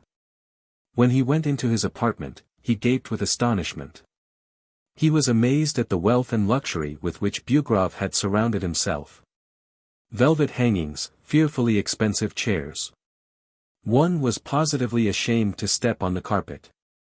Groholsky had seen many rich men in his day, but he had never seen such frenzied luxury. And the higgledy-piggledy muddle he saw when, with an inexplicable tremor, he walked into the drawing-room. Plates with bits of bread on them were lying about on the grand piano, a glass was standing on a chair. Under the table there was a basket with a filthy rag in it. Nutshells were strewn about in the windows. Bugrov himself was not quite in his usual trim when Groholsky walked in. With a red face and uncombed locks he was pacing about the room in deshabille, talking to himself, apparently much agitated. Mishutka was sitting on the sofa there in the drawing-room, and was making the air vibrate with a piercing scream. It's awful, Grigory Vassilyevich. Bugrov began on seeing Groholsky, such disorder, such disorder. Please sit down. You must excuse my being in the costume of Adam and Eve. It's of no consequence. Horrible disorderliness. I don't understand how people can exist here, I don't understand it. The servants won't do what they are told, the climate is horrible, everything is expensive. Stop your noise, Bugrov shouted, suddenly coming to a halt before Mishutka. Stop it, I tell you. Little beast, won't you stop it? And Bugrov pulled Mishutka's ear. That's revolting, Ivan Petrovitch, said Groholsky in a tearful voice. How can you treat a tiny child like that? You really are. Let him stop yelling then. Be quiet, I'll whip you. Don't cry, Misha darling. Papa won't touch you again. Don't beat him, Ivan Petrovitch, why, he is hardly more than a baby. There, there. Would you like a little horse? I'll send you a little horse. You really are hard-hearted. Groholsky paused, and then asked. And how are your ladies getting on, Ivan Petrovitch? Not at all. I've turned them out without ceremony. I might have gone on keeping them, but it's awkward. The boy will grow up. A father's example. If I were alone, then it would be a different thing. Besides, what's the use of my keeping them? Poof, it's a regular farce. I talk to them in Russian, and they answer me in French. They don't understand a thing, you can't knock anything into their heads. I've come to you about something, Ivan Petrovitch, to talk things over. It's nothing very particular. But just 2 or 3 words. In reality, I have a favor to ask of you. What's that? Would you think it possible, Ivan Petrovitch, to go away? We are delighted that you are here. It's very agreeable for us, but it's inconvenient, don't you know? You will understand me. It's awkward in a way. Such indefinite relations, such continual awkwardness in regard to one another. We must part. It's essential in fact. Excuse my saying so, but you must see for yourself, of course, that in such circumstances to be living side by side leads to reflections, that is. Not to reflections, but there is a certain awkward feeling. Yes. That is so, I have thought of it myself. Very good, I will go away. We shall be very grateful to you. Believe me, Ivan Petrovitch, we shall preserve the most flattering memory of you. The sacrifice which you... Very good. Only what am I to do with all this? I say, you buy this furniture of mine. What do you say? It's not expensive, 8,010. The furniture, the carriage, the grand piano. Very good. I will give you 10,000. Well, that is capital. I will set off tomorrow. I shall go to Moscow. It's impossible to live here. Everything is so dear. Awfully dear. The money fairly flies. You can't take a step without spending 1,000. I can't go on like that. I have a child to bring up. Well, thank God that you will buy my furniture. That will be a little more in hand, or I should have been regularly bankrupt. Groholsky got up, took leave of Bugrov, and went home rejoicing. In the evening he sent him 10,000 rubles. Early next morning Bugrov and Mishutka were already at Feodosia. 3. Several months had passed, spring had come. With spring, fine bright days had come too. Life was not so dull and hateful, and the earth was more fair to look upon. There was a warm breeze from the sea and the open country. The earth was covered with fresh grass, fresh leaves were green upon the trees. Nature had sprung into new life, and had put on new array. It might be thought that new hopes and new desires would surge up in man when everything in nature is renewed, and young and fresh, but it is hard for man to renew life. Groholsky was still living in the same villa. His hopes and desires, small and unexacting, were still concentrated on the same Liza, on her alone, and on nothing else. As before, he could not take his eyes off her, and gloated over the thought, how happy I am. The poor fellow really did feel awfully happy. Liza sat as before on the veranda, and unaccountably stared with bored eyes at the villa opposite and the trees near it through which there was a peep at the dark blue sea. As before, she spent her days for the most part in silence, often in tears and from time to time in putting mustard plasters on Groholsky. She might be congratulated on one new sensation, however. There was a worm gnawing at her vitals. That worm was misery. She was fearfully miserable, pining for her son, for her cheerful manner of life. Her life in the past had not been particularly cheerful, but still it was livelier than her present existence. When she lived with her husband she used from time to go to a theater, to an entertainment, to visit acquaintances. But here with Groholsky it was all quietness and emptiness. Besides, here there was one man, and he with his ailments and his continual mawkish kisses, was like an old grandfather for ever shedding tears of joy. It was boring. Here she had not Mihail Sergeitch who used to be fond of dancing the mazurka with her. She had not Spiridon Nikolaitch, the son of the editor of the Provincial News. Spiridon Nikolaitch sang well and recited poetry. Here she had not a table set with lunch for visitors. She had not Gerasimovna, the old nurse who used to be continually grumbling at her for eating too much jam. She had no one. There was simply nothing for her but to lie down and die of depression. Groholsky rejoiced in his solitude, but he was wrong to rejoice in it. All too soon he paid for his egoism. At the beginning of May, when the very air seemed to be in love and faint with happiness, Groholsky lost everything, the woman he loved and... That year Bugrov, too, visited the Crimea. He did not take the villa opposite, but pottered about, going from one town to another with Mishutka. He spent his time eating, drinking, sleeping, and playing cards. He had lost all relish for fishing, shooting and the French women, who, between ourselves, had robbed him a bit.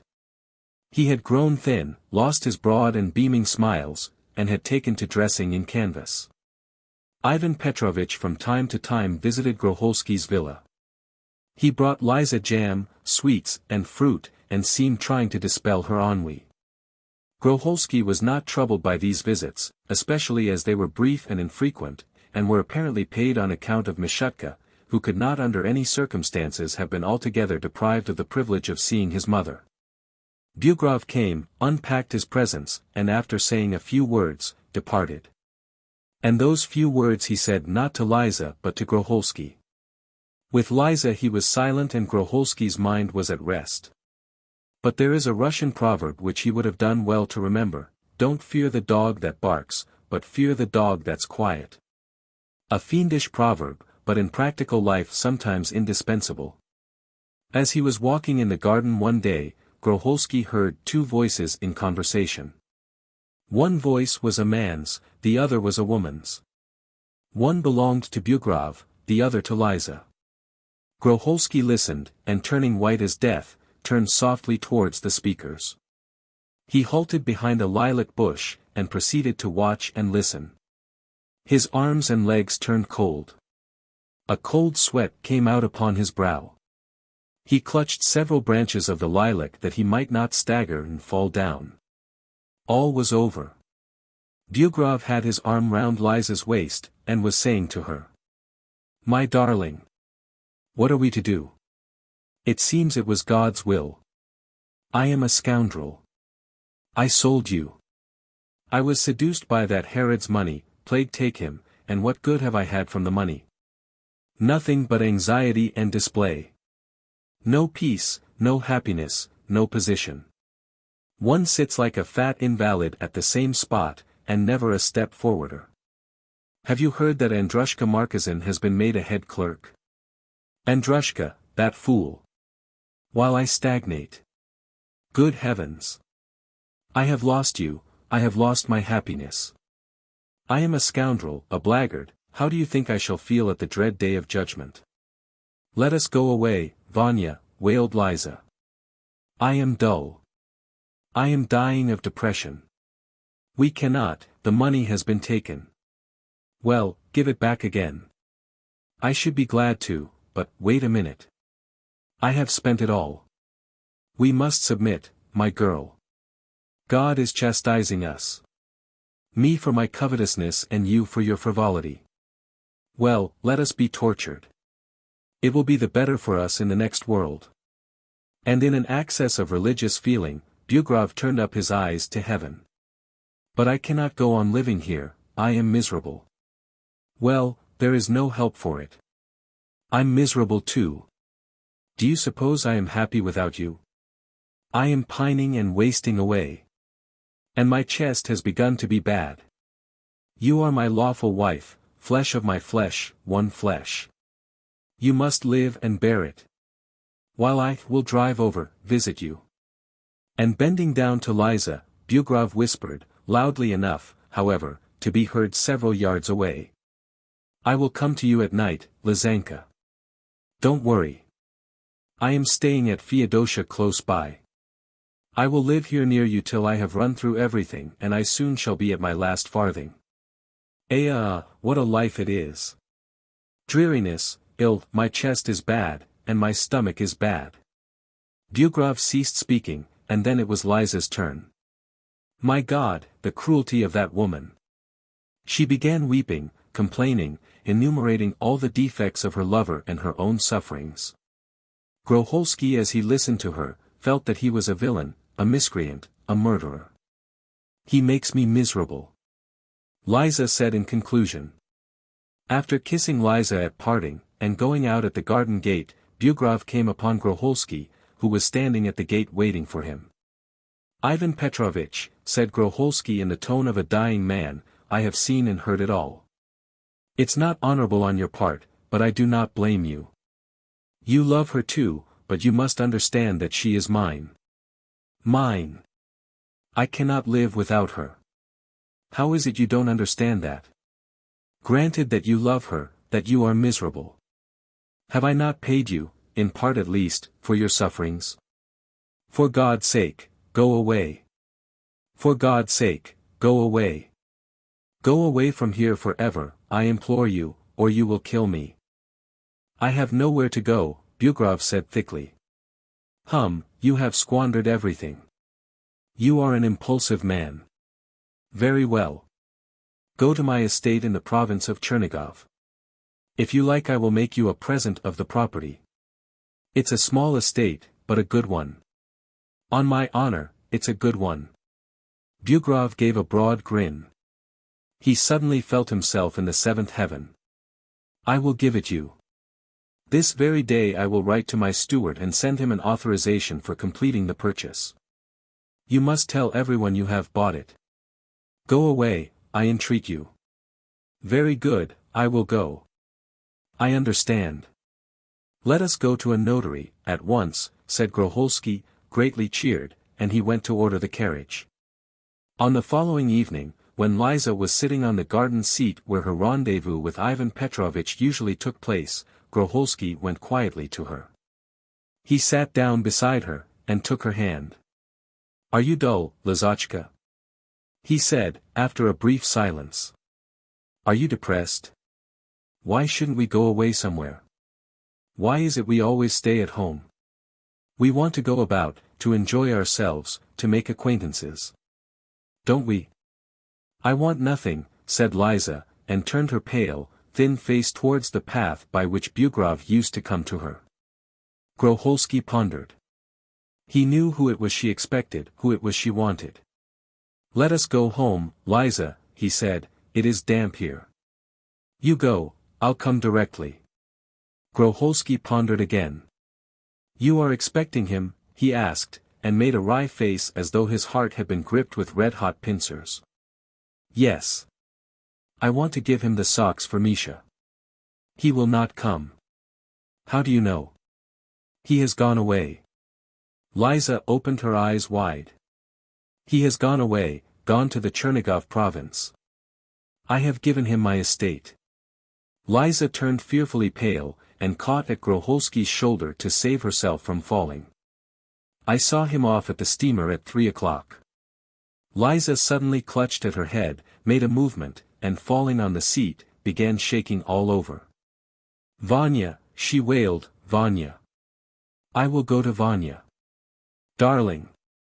She had a fit of hysterics. And from that evening, right up to July, 2 shadows could be seen in the park in which the summer visitors took their walks. The shadows wandered about from morning till evening, and made the summer visitors feel dismal. After Liza's shadow invariably walked the shadow of Groholsky. I call them shadows because they had both lost their natural appearance. They had grown thin and pale and shrunken, and looked more like shadows than living people. Both were pining away like fleas in the classic anecdote of the Jew who sold insect powder. At the beginning of July, Liza ran away from Groholsky, leaving a note in which she wrote that she was going for a time to her son. For a time. She ran away by night when Groholsky was asleep.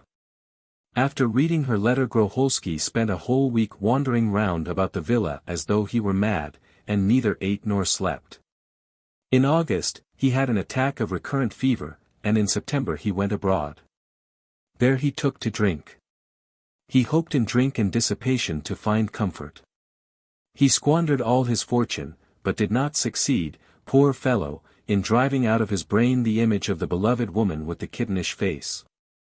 Men do not die of happiness, nor do they die of misery. Groholsky's hair went grey, but he did not die, he is alive to this day. He came back from abroad to have just a peep at Liza. Bugrov met him with open arms, and made him stay for an indefinite period. He is staying with Bugrov to this day. This year I happened to be passing through Groholyovka, Bugrov's estate. I found the master and the mistress of the house having supper. Ivan Petrovitch was highly delighted to see me, and fell to pressing good things upon me. He had grown rather stout, and his face was a trifle puffy, though it was still rosy and looked sleek and well-nourished. He was not bald. Liza, too, had grown fatter. Plumpness did not suit her. Her face was beginning to lose the kittenish look, and was, alas, more suggestive of the seal. Her cheeks were spreading upwards, outwards, and to both sides. The Bugrovs were living in first-rate style. They had plenty of everything. The house was overflowing with servants and edibles. When we had finished supper we got into conversation. Forgetting that Liza did not play, I asked her to play us something on the piano. She does not play, said Bugrov, she is no musician. Hey, you there. Ivan. Call Grigory Vasilyevich here. What's he doing there? And turning to me, Bugrov added, our musician will come directly, he plays the guitar. We keep the piano for Mishutka, we are having him taught. 5 minutes later, Groholsky walked into the room, sleepy, unkempt, and unshaven. He walked in, bowed to me, and sat down on one side. Why, whoever goes to bed so early, said Bugrov, addressing him. What a fellow you are really. He's always asleep, always asleep. The sleepy head. Come, play us something lively. Groholsky turned the guitar, touched the strings, and began singing. Yesterday I waited for my dear one. I listened to the singing, looked at Bugrov's well-fed countenance, and thought, nasty brute. I felt like crying. When he had finished singing, Groholsky bowed to us, and went out. And what am I to do with him? Bugrov said when he had gone away. I do have trouble with him. In the day he is always brooding and brooding. And at night he moans. He sleeps, but he sighs and moans in his sleep. It is a sort of illness. What am I to do with him, I can't think. He won't let us sleep. I am afraid that he will go out of his mind. People think he is badly treated here. In what way is he badly treated? He eats with us, and he drinks with us. Only we won't give him money. If we were to give him any he would spend it on drink or waste it. That's another trouble for me. Lord forgive me, a sinner. They made me stay the night. When I woke next morning, Bugrov was giving someone a lecture in the adjoining room. Set a fool to say his prayers, and he will crack his skull on the floor. Why, who paints or is green? Do think, blockhead. Use your sense. Why don't you speak? I made a mistake, said a husky tenor apologetically. The tenor belonged to Groholsky. Groholsky saw me to the station. He is a despot, a tyrant, he kept whispering to me all the way. He is a generous man, but a tyrant. Neither heart nor brain are developed in him. He tortures me. If it were not for that noble woman, I should have gone away long ago. I am sorry to leave her. It's somehow easier to endure together. Groholsky heaved a sigh, and went on. She is with child. You notice it? It is really my child. Mine. She soon saw her mistake, and gave herself to me again. She cannot endure him. You are a rag, I could not refrain from saying to Groholsky. Yes, I am a man of weak character. That is quite true. I was born so. Do you know how I came into the world? My late papa cruelly oppressed a certain little clerk, it was awful how he treated him. He poisoned his life. Well, and my late mamma was tender-hearted. She came from the people, she was of the working class. She took that little clerk to her heart from pity. Well, and so I came into the world. The son of the ill-treated clerk. How could I have a strong will? Where was I to get it from? But that's the second bell. Goodbye. Come and see us again, but don't tell Ivan Petrovitch what I have said about him. I pressed Groholsky's hand, and got into the train. He bowed towards the carriage, and went to the water barrel, I suppose he was thirsty. The doctor. It was still in the drawing-room, so still that a housefly that had flown in from outside could be distinctly heard brushing against the ceiling. Olga Ivanovna, the lady of the villa, was standing by the window, looking out at the flower-beds and thinking. Dar. Tsvyatkov, who was her doctor as well as an old friend, and had been sent for to treat her son Misha, was sitting in an easy chair and swinging his hat, which he held in both hands, and he too was thinking. Except them, there was not a soul in the drawing-room or in the adjoining rooms. The sun had set, and the shades of evening began settling in the corners under the furniture and on the cornices. The silence was broken by Olga Ivanovna. "No misfortune more terrible can be imagined," she said, without turning from the window. "You know that life has no value for me whatever apart from the boy." "Yes, I know that," said the doctor.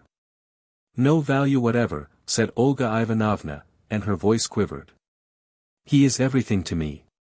He is my joy, my happiness, my wealth. And if, as you say, I cease to be a mother, if he dies, there will be nothing left of me but a shadow. I cannot survive it." Wringing her hands, Olga Ivanovna walked from one window to the other and went on. "When he was born, I wanted to send him away to the Foundling Hospital, you remember that, but, my God, how can that time be compared with now? Then I was vulgar, stupid, feather-headed, but now I am a mother, do you understand? I am a mother, and that's all I care to know. Between the present and the past there is an impassable gulf." Silence followed again. The doctor shifted his seat from the chair to the sofa and impatiently playing with his hat, kept his eyes fixed upon Olga Ivanovna. From his face it could be seen that he wanted to speak, and was waiting for a fitting moment. "You are silent, but still I do not give up hope," said the lady, turning round. "Why are you silent?" "I should be as glad of any hope as you, Olga, but there is none," Tsvaytkov answered. "We must look the hideous truth in the face. The boy has a tumor on the brain, and we must try to prepare ourselves for his death, for such cases never recover. Nikolai, are you certain you are not mistaken? Such questions lead to nothing. I am ready to answer as many as you like, but it will make it no better for us." Olga Ivanovna pressed her face into the window curtains, and began weeping bitterly. The doctor got up and walked several times up and down the drawing-room, then went to the weeping woman, and lightly touched her arm.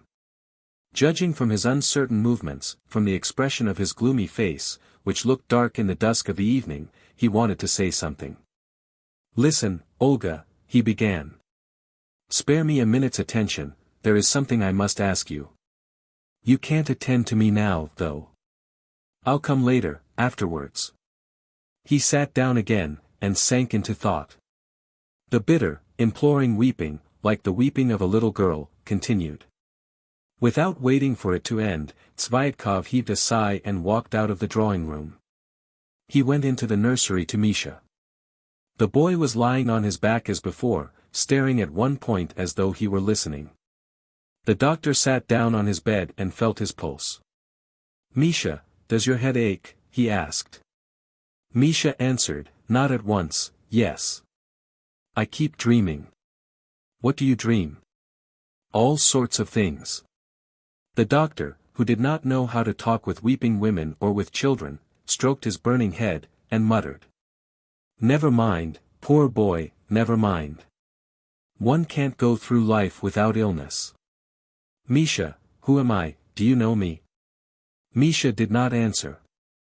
"Does your head ache very badly?" "Very. I keep dreaming." After examining him and putting a few questions to the maid who was looking after the sick child, the doctor went slowly back to the drawing-room. There it was by now dark, and Olga Ivanovna, standing by the window, looked like a silhouette. "Shall I light up?" asked Tsvaytkov. No answer followed. The housefly was still brushing against the ceiling. Not a sound floated in from outside as though the whole world, like the doctor, were thinking, and could not bring itself to speak. Olga Ivanovna was not weeping now, but as before, staring at the flower-bed in profound silence. When Tsvaytkov went up to her, and through the twilight glanced at her pale face, exhausted with grief, her expression was such as he had seen before during her attacks of acute, stupefying, sick headache. "Nikolai Trofimych." She addressed him, "And what do you think about a consultation?" "Very good, I'll arrange it tomorrow." From the doctor's tone it could be easily seen that he put little faith in the benefit of a consultation. Olga Ivanovna would have asked him something else, but her sobs prevented her. Again she pressed her face into the window curtain. At that moment, the strains of a band playing at the club floated in distinctly. They could hear not only the wind instruments, but even the violins and the flutes. "If he is in pain, why is he silent?" asked Olga Ivanovna. "All day long, not a sound, he never complains, and never cries. I know God will take the poor boy from us because we have not known how to prize him. Such a treasure." The band finished the march, and a minute later began playing a lively waltz for the opening of the ball. "Good God, can nothing really be done?" moaned Olga Ivanovna. "Nikolai, you are a doctor and ought to know what to do. You must understand that I can't bear the loss of him. I can't survive it." The doctor, who did not know how to talk to weeping women, heaved a sigh, and paced slowly about the drawing-room. There followed a succession of oppressive pauses interspersed with weeping and the questions which lead to nothing. The band had already played a quadrille, a polka, and another quadrille. It got quite dark. In the adjoining room, the maid lighted the lamp, and all the while the doctor kept his hat in his hands, and seemed trying to say something. Several times Olga Ivanovna went off to her son, sat by him for half an hour, and came back again into the drawing-room. She was continually breaking into tears and lamentations. The time dragged agonizingly, and it seemed as though the evening had no end. At midnight, when the band had played the cotillion and ceased altogether, the doctor got ready to go. "I will come again tomorrow," he said, pressing the mother's cold hand. "You go to bed." After putting on his greatcoat in the passage and picking up his walking stick, he stopped, thought a minute, and went back into the drawing-room. "I'll come tomorrow, Olga," he repeated in a quivering voice. "Do you hear?" She did not answer, and it seemed as though grief had robbed her of all power of speech. In his greatcoat and with his stick still in his hand, the doctor sat down beside her, and began in a soft, tender half-whisper, which was utterly out of keeping with his heavy, dignified figure. "Olga! For the sake of your sorrow which I share. Now, when falsehood is criminal, I beseech you to tell me the truth. You have always declared that the boy is my son. Is that the truth?" Olga Ivanovna was silent. "You have been the one attachment in my life," the doctor went on, "and you cannot imagine how deeply my feeling is wounded by falsehood. Come, I entreat you, Olga, for once in your life, tell me the truth. At these moments one cannot lie. Tell me that Misha is not my son. I am waiting." "He is." Olga Ivanovna's face could not be seen, but in her voice the doctor could hear hesitation. He sighed. "Even at such moments you can bring yourself to tell a lie," he said in his ordinary voice. "There is nothing sacred to you. Do listen, do understand me. You have been the one only attachment in my life. Yes, you were depraved, vulgar, but I have loved no one else but you in my life. That trivial love, now that I am growing old, is the one solitary bright spot in my memories. Why do you darken it with deception? What is it for? I don't understand you." "Oh my God," cried Tsvaitkov. "You are lying, you understand very well," he cried more loudly, and he began pacing about the drawing-room, angrily waving his stick. "Or have you forgotten? Then I will remind you. A father's rights to the boy are equally shared with me by Petrov and Kurovsky the lawyer, who still make you an allowance for their son's education, just as I do." "Yes, indeed. I know all that quite well. I forgive your lying in the past, what does it matter? But now when you have grown older, at this moment when the boy is dying, your lying stifles me. How sorry I am that I cannot speak, how sorry I am." The doctor unbuttoned his overcoat, and still pacing about, said, "Wretched woman! Even such moments have no effect on her. Even now she lies as freely as 9 years ago in the Hermitage restaurant. She is afraid if she tells me the truth I shall leave off giving her money. She thinks that if she did not lie I should not love the boy. You are lying. It's contemptible." The doctor rapped the floor with his stick, and cried, "It's loathsome. Warped, corrupted creature. I must despise you, and I ought to be ashamed of my feeling. Yes. Your lying has stuck in my throat these 9 years, I have endured it, but now it's too much, too much. From the dark corner where Olga Ivanovna was sitting there came the sound of weeping. The doctor ceased speaking and cleared his throat. A silence followed. The doctor slowly buttoned up his overcoat, and began looking for his hat which he had dropped as he walked about. I lost my temper, he muttered, bending down to the floor. I quite lost sight of the fact that you cannot attend to me now. God knows what I have said. Don't take any notice of it, Olga. He found his hat and went towards the dark corner. I have wounded you, he said in a soft, tender half-whisper, but once more I entreat you, tell me the truth. There should not be lying between us. I blurted it out, and now you know that Petrov and Korovsky are no secret to me. So now it is easy for you to tell me the truth. Olga Ivanovna thought a moment, and with perceptible hesitation, said. Nikolai, I am not lying, Misha is your child. My God, moaned the doctor, then I will tell you something more, I have kept your letter to Petrov in which you call him Misha's father. Olga, I know the truth, but I want to hear it from you. Do you hear? Olga Ivanovna made no reply, but went on weeping. After waiting for an answer the doctor shrugged his shoulders and went out. I will come tomorrow, he called from the passage. All the way home, as he sat in his carriage, he was shrugging his shoulders and muttering. What a pity that I don't know how to speak. I haven't the gift of persuading and convincing. It's evident she does not understand me since she lies. It's evident. How can I make her see? How? Too early. The bells are ringing for service in the village of Shalmovo.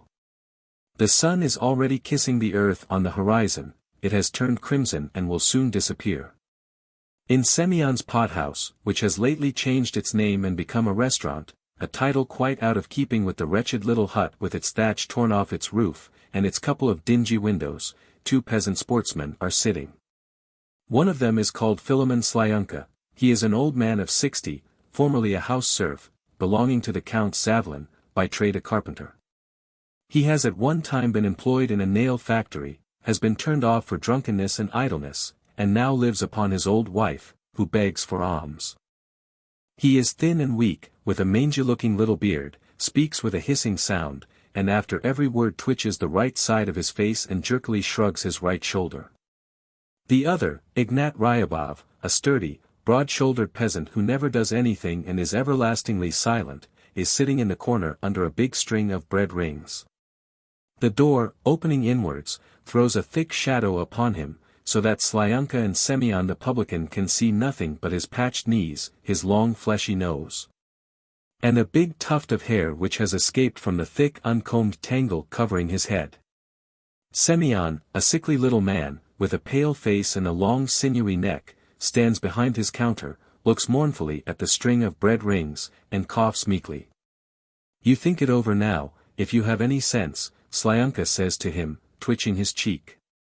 You have the thing lying by unused and get no sort of benefit from it. While we need it. A sportsman without a gun is like a sacristan without a voice. You ought to understand that, but I see you don't understand it, so you can have no real sense. Hand it over. You left the gun in pledge, you know. Says Semyon in a thin womanish little voice, sighing deeply, and not taking his eyes off the string of bread rings. Hand over the ruble you borrowed, and then take your gun. I haven't got a ruble. I swear to you, Semyon Mitrich, as God sees me, you give me the gun and I will go today with Ignashka and bring it you back again. I'll bring it back, strike me dead. May I have happiness neither in this world or the next, if I don't. Semyon Mitrich, do give it, Ignat Ryabov says in his bass, and his voice betrays a passionate desire to get what he asks for. But what do you want the gun for, sighs Semyon, sadly shaking his head. What sort of shooting is there now? It's still winter outside, and no game at all but crows and jackdaws.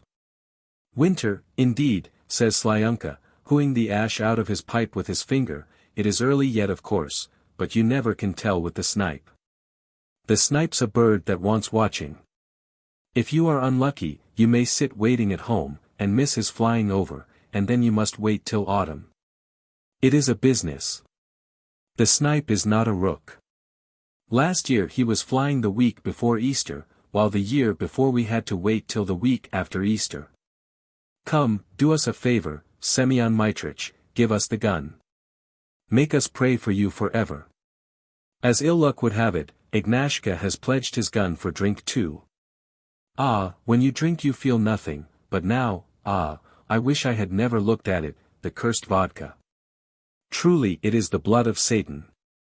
Give it us, Semyon Mitrich.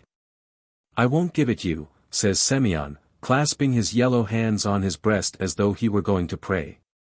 You must act fairly, Philomenushka. A thing is not taken out of pawn just anyhow, you must pay the money. Besides, what do you want to kill birds for? What's the use? It's Lent now, you are not going to eat them. Slyunka exchanges glances with Ryabov in embarrassment, sighs, and says, we would only go stand shooting. And what for? It's all foolishness. You are not the sort of man to spend your time in foolishness. Ignashka, to be sure, is a man of no understanding, God has afflicted him, but you, thank the Lord, are an old man. It's time to prepare for your end. Here, you ought to go to the midnight service. The allusion to his age visibly stings Slyunka. He clears his throat, wrinkles up his forehead, and remains silent for a full minute. I say, Semyon Mitrich, he says hotly, getting up and twitching not only in his right cheek but all over his face. It's God's truth. May the Almighty strike me dead, after Easter I shall get something from Stepan Kuzmich for an axle, and I will pay you not 1 ruble but 2. May the Lord chastise me. Before the holy image, I tell you, only give me the gun. XVIII, Ryabov says in his growling bass. They can hear him breathing hard, and it seems that he would like to say a great deal, but cannot find the words. XVIII. No, brothers, and don't ask, sighs Semyon, shaking his head mournfully. Don't lead me into sin. I won't give you the gun. It's not the fashion for a thing to be taken out of pawn and no money paid. Besides, why this indulgence? Go your way and God bless you. Slyunka rubs his perspiring face with his sleeve and begins hotly swearing and entreating. He crosses himself, holds out his hands to the icon, calls his deceased father and mother to bear witness, but Semyon sighs and meekly looks as before at the string of bread rings. In the end Ignashka Ryabov, hitherto motionless, gets up impulsively and bows down to the ground before the innkeeper, but even that has no effect on him. May you choke with my gun, you devil, says Slyunka, with his face twitching, and his shoulders, shrugging. May you choke, you plague, you scoundrelly soul. Swearing and shaking his fists, he goes out of the tavern with Ryabov and stands still in the middle of the road. He won't give it, the damned brute, he says, in a weeping voice, looking into Ryabov's face with an injured air. He won't give it, booms Ryabov. The windows of the furthest huts, the starling coat on the tavern, the tops of the poplars, and the cross on the church are all gleaming with a bright golden flame. Now they can see only half of the sun, which, as it goes to its night's rest, is winking, shedding a crimson light, and seems laughing gleefully. Slyunka and Ryabov can see the forest lying, a dark blur, to the right of the sun, 1.5 miles from the village, and tiny clouds flitting over the clear sky, and they feel that the evening will be fine and still. Now is just the time, says Slyunka, with his face twitching. It would be nice to stand for an hour or two. He won't give it us, the damned brute. May he? For stand shooting, now is the very time. Ryabov articulated, as though with an effort, stammering. After standing still for a little they walk out of the village, without saying a word to each other, and look towards the dark streak of the forest. The whole sky above the forest is studded with moving black spots, the rooks flying home to roost. The snow, lying white here and there on the dark brown ploughland, is lightly flecked with gold by the sun. "This time last year I went stand shooting in XVIII," says Slyunka, after a long silence. "I brought back 3 snipe." Again there follows a silence. Both stand a long time and look towards the forest, and then lazily move and walk along the muddy road from the village. "It's most likely the snipe haven't come yet," says Slyunka, "but maybe they are here." Kostka says they are not here yet. "Maybe they are not, who can tell, 1 year is not like another." "But what mud!" "But we ought to stand." "To be sure we ought, why not? We can stand and watch, it wouldn't be amiss to go to the forest and have a look.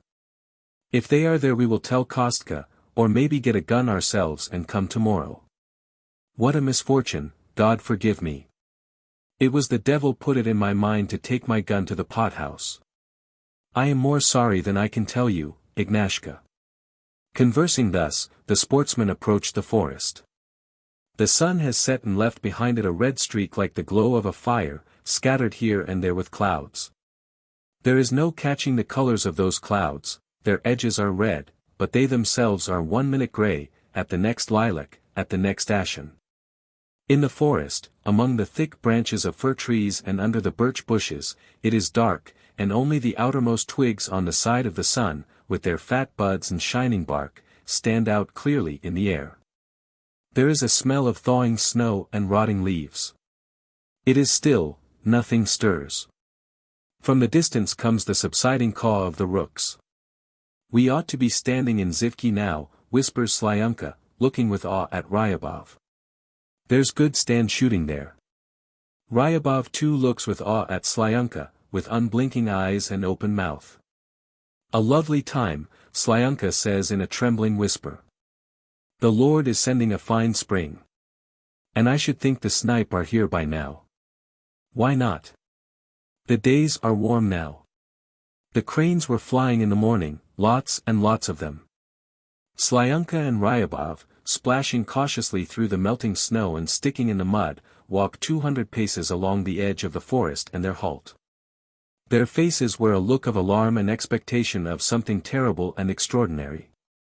They stand like posts, do not speak nor stir, and their hands gradually fall into an attitude as though they were holding a gun at the cock. A big shadow creeps from the left and envelopes the earth. The dusk of evening comes on. If one looks to the right, through the bushes and tree trunks, there can be seen crimson patches of the afterglow. It is still and damp. "There's no sound of them," whispers Slyunka, shrugging with the cold and sniffing with his chilly nose. But frightened by his own whisper, he holds his finger up at someone, opens his eyes wide, and purses up his lips. There is a sound of a light snapping. The sportsmen look at each other significantly, and tell each other with their eyes that it is nothing. It is the snapping of a dry twig or a bit of bark. The shadows of evening keep growing and growing, the patches of crimson gradually grow dim, and the dampness becomes unpleasant.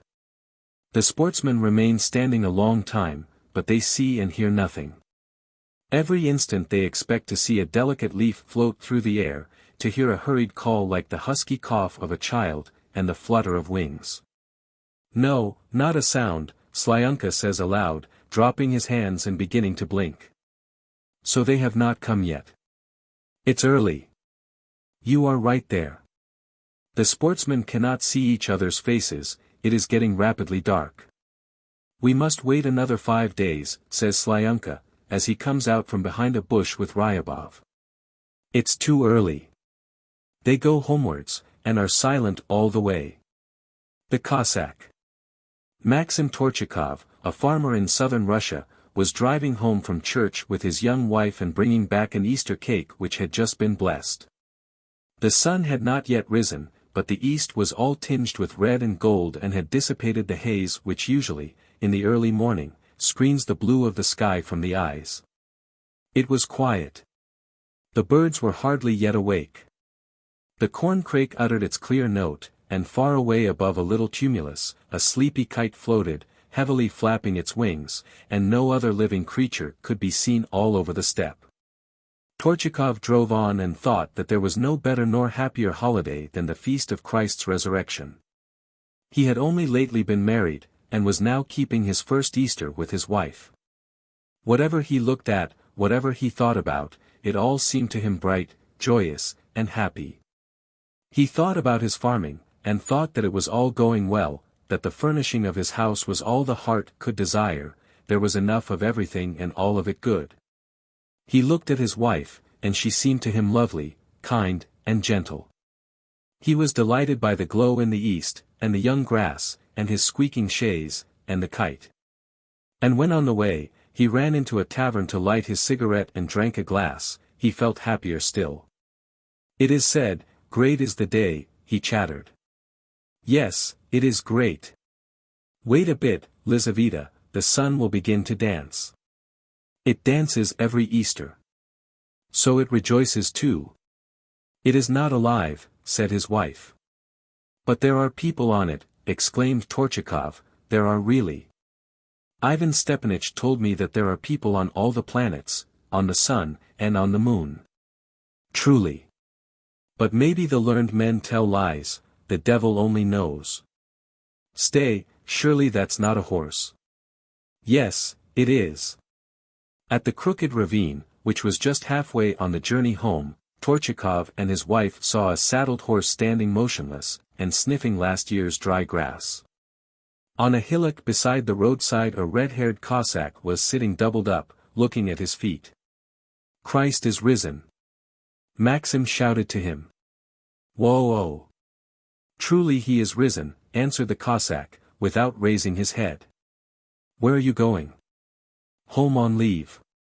Why are you sitting here, then? Why? I have fallen ill. I haven't the strength to go on. What is wrong? I ache all over. What a misfortune. People are keeping holiday, and you fall sick. But you should ride on to a village or an inn, what's the use of sitting here? The Cossack raised his head, and with big, exhausted eyes, scanned Maxim, his wife, and the horse. Have you come from church? He asked. Yes. The holiday found me on the high road. It was not God's will for me to reach home. I'd get on my horse at once and ride off, but I haven't the strength. You might, good Christians, give a wayfarer some Easter cake to break his fast. Easter cake. Torchakov repeated, that we can, to be sure. Stay, I'll. Maxim fumbled quickly in his pockets, glanced at his wife, and said. I haven't a knife, nothing to cut it with. And I don't like to break it, it would spoil the whole cake. There's a problem. You look and see if you haven't a knife. The Cossack got up groaning, and went to his saddle to get a knife. What an idea, said Torchakov's wife angrily. I won't let you slice up the Easter cake.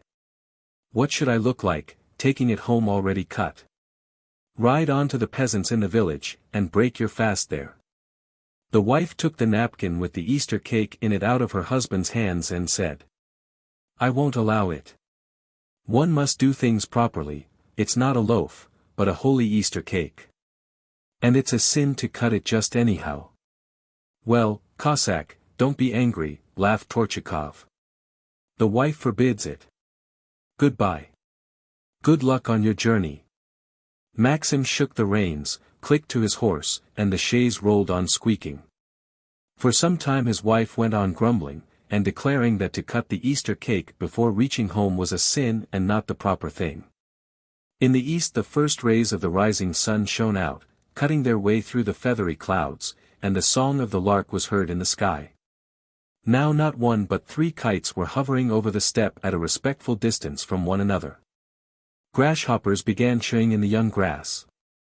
When they had driven 3/4 of a mile from the crooked ravine, Torchakov looked round and stared intently into the distance. I can't see the Cossack, he said. Poor, dear fellow, to take it into his head to fall ill on the road. There couldn't be a worse misfortune, to have to travel and not have the strength. I shouldn't wonder if he dies by the roadside. We didn't give him any Easter cake, Lizaveta, and we ought to have given it. I'll be bound he wants to break his fast too. The sun had risen, but whether it was dancing or not Torchakov did not see. He remained silent all the way home, thinking and keeping his eyes fixed on the horse's black tail. For some unknown reason he felt overcome by depression, and not a trace of the holiday gladness was left in his heart.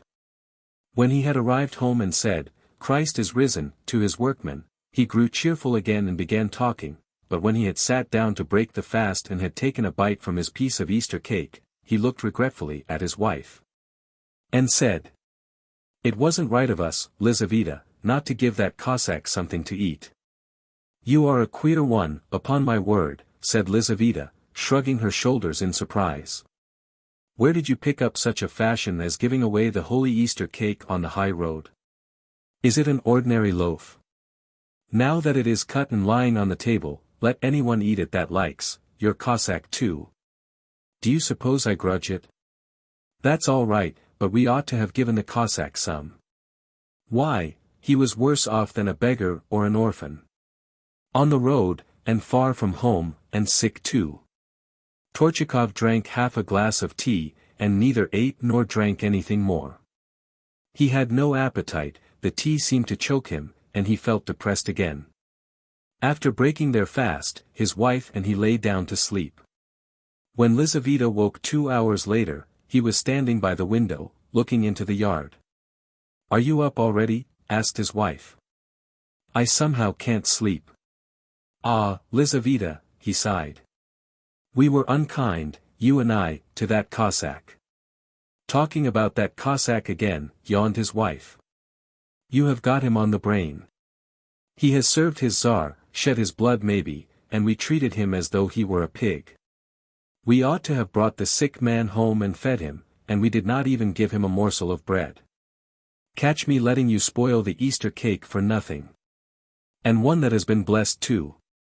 You would have cut it on the road, and shouldn't I have looked a fool when I got home?" Without saying anything to his wife, Maxim went into the kitchen, wrapped a piece of cake up in a napkin, together with half a dozen eggs, and went to the laborers in the barn. "Kuzma, put down your concertina," he said to one of them. "Saddle the bay, or Ivanchik, and ride briskly to the crooked ravine. There you will see a sick Cossack with a horse, so give him this. Maybe he hasn't ridden away yet." Maxim felt cheerful again, but after waiting for Kuzma for some hours, he could bear it no longer, so he saddled a horse and went off to meet him. He met him just at the ravine. "Well, have you seen the Cossack?" "I can't find him anywhere, he must have ridden on." A queer business." Torchakov took the bundle from Kuzma, and galloped on farther. When he reached Shostrovo he asked the peasants. "Friends, have you seen a sick Cossack with a horse? Didn't he ride by here? A red-headed fellow on a bay horse." The peasants looked at one another, and said they had not seen the Cossack.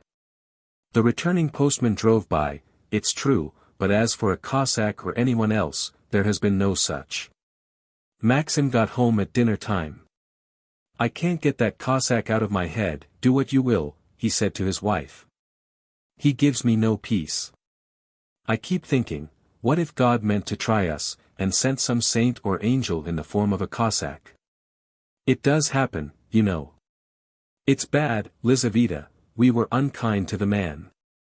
"What do you keep pestering me with that Cossack for?" cried Lizaveta, losing patience at last. "You stick to it like tar. You are not kind, you know," said Maxim, looking into his wife's face. And for the first time since his marriage he perceived that his wife was not kind. "I may be unkind," cried Lizaveta, tapping angrily with her spoon, "but I am not going to give away the holy Easter cake to every drunken man in the road." "The Cossack wasn't drunk." "He was drunk." "Well, you are a fool then." Maxim got up from the table and began reproaching his young wife for hard-heartedness and stupidity. She, getting angry too, answered his reproaches with reproaches, burst into tears, and went away into their bedroom, declaring she would go home to her father's. This was the first matrimonial squabble that had happened in the Torchakov's married life. He walked about the yard till the evening, picturing his wife's face, and it seemed to him now spiteful and ugly. And as though to torment him the Cossack haunted his brain, and Maxim seemed to see now his sick eyes, now his unsteady walk. "Ah, we were unkind to the man," he muttered. When it got dark, he was overcome by an insufferable depression such as he had never felt before. Feeling so dreary, and being angry with his wife, he got drunk, as he had sometimes done before he was married.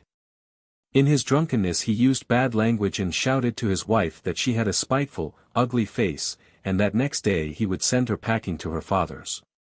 On the morning of Easter Monday, he drank some more to sober himself, and got drunk again.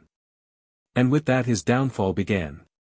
His horses, cows, sheep, and hives disappeared one by one from the yard. Maxim was more and more often drunk, debts mounted up, he felt an aversion for his wife.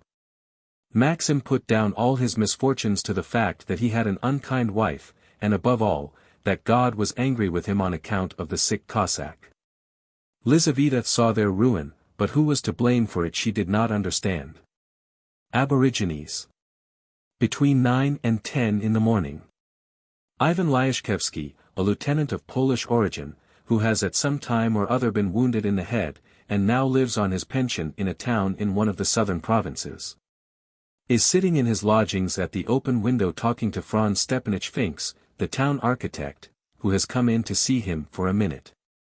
Both have thrust their heads out of the window, and are looking in the direction of the gate near which Lyashkevsky's landlord, a plump little native with pendulous perspiring cheeks, in full, blue trousers, is sitting on a bench with his waistcoat unbuttoned. The native is plunged in deep thought, and is absent-mindedly prodding the toe of his boot with a stick. "Extraordinary people, I tell you," grumbled Lyashkevsky, looking angrily at the native. "Here he has sat down on the bench, and so he will sit, damn the fellow, with his hands folded till evening. They do absolutely nothing. The wastrels and loafers. It would be all right, you scoundrel, if you had money lying in the bank, or had a farm of your own where others would be working for you, but here you have not a penny to your name, you eat the bread of others, you are in debt all round. And you starve your family, devil take you. You wouldn't believe me, Franz Stepanich, sometimes it makes me so cross that I could jump out of the window and give the low fellow a good horse whipping. Come, why don't you work? What are you sitting there for?" The native looks indifferently at Lyashkevsky, tries to say something but cannot. Sloth and the sultry heat have paralyzed his conversational faculties. Yawning lazily, he makes the sign of the cross over his mouth, and turns his eyes up towards the sky where pigeons fly, bathing in the hot air. "You must not be too severe in your judgments, honored friend," sighs Finks, mopping his big bald head with his handkerchief. "Put yourself in their place. Business is slack now, there's unemployment all round, a bad harvest, stagnation in trade." "Good gracious, how you talk," cries Lyashkevsky in indignation, angrily wrapping his dressing gown round him. "Supposing he has no job and no trade, why doesn't he work in his own home, the devil flay him? I say, is there no work for you at home? Just look, you brute. Your steps have come to pieces, the plankway is falling into the ditch, the fence is rotten, you had better set to and mend it all, or if you don't know how, go into the kitchen and help your wife. Your wife is running out every minute to fetch water or carry out the slops. Why shouldn't you run instead, you rascal? And then you must remember, Franz Stepanich, that he has 6 acres of garden, that he has pigsties and poultry houses, but it is all wasted and no use. The flower garden is overgrown with weeds and almost baked dry, while the boys play ball in the kitchen garden. Isn't he a lazy brute? I assure you, though I have only the use of 1.5 acres with my lodgings, you will always find radishes, and salad, and fennel, and onions, while that blackguard buys everything at the market. He is a Russian, there is no doing anything with him, said Finks with a condescending smile, it's in the Russian blood. They are a very lazy people. If all property were given to Germans or Poles, in a year's time you would not recognize the town. The native in the blue trousers beckons a girl with a sieve, buys a kopek's worth of sunflower seeds from her and begins cracking them. A race of curs, says Lyashkevsky angrily. That's their only occupation, they crack sunflower seeds and they talk politics. The devil take them. Staring wrathfully at the blue trousers, Lyashkevsky is gradually roused to fury, and gets so excited that he actually foams at the mouth. He speaks with a Polish accent, rapping out each syllable venomously, till at last the little bags under his eyes swell, and he abandons the Russian, scoundrels, blackguards, and rascals, and rolling his eyes, begins pouring out a shower of Polish oaths, coughing from his efforts. Lazy dogs, race of curs. May the devil take them. The native hears this abuse distinctly, but, judging from the appearance of his crumpled little figure, it does not affect him. Apparently he has long ago grown as used to it as to the buzzing of the flies, and feels it superfluous to protest. At every visit Finks has to listen to a tirade on the subject of the lazy good-for-nothing aborigines, and every time exactly the same one. But I must be going, he says, remembering that he has no time to spare. Goodbye. Where are you off to? I only looked in on you for a minute. The wall of the cellar has cracked in the girls' high school, so they asked me to go round at once to look at it. I must go. I have told Varvara to get the samovar, says Lyashkevsky, surprised.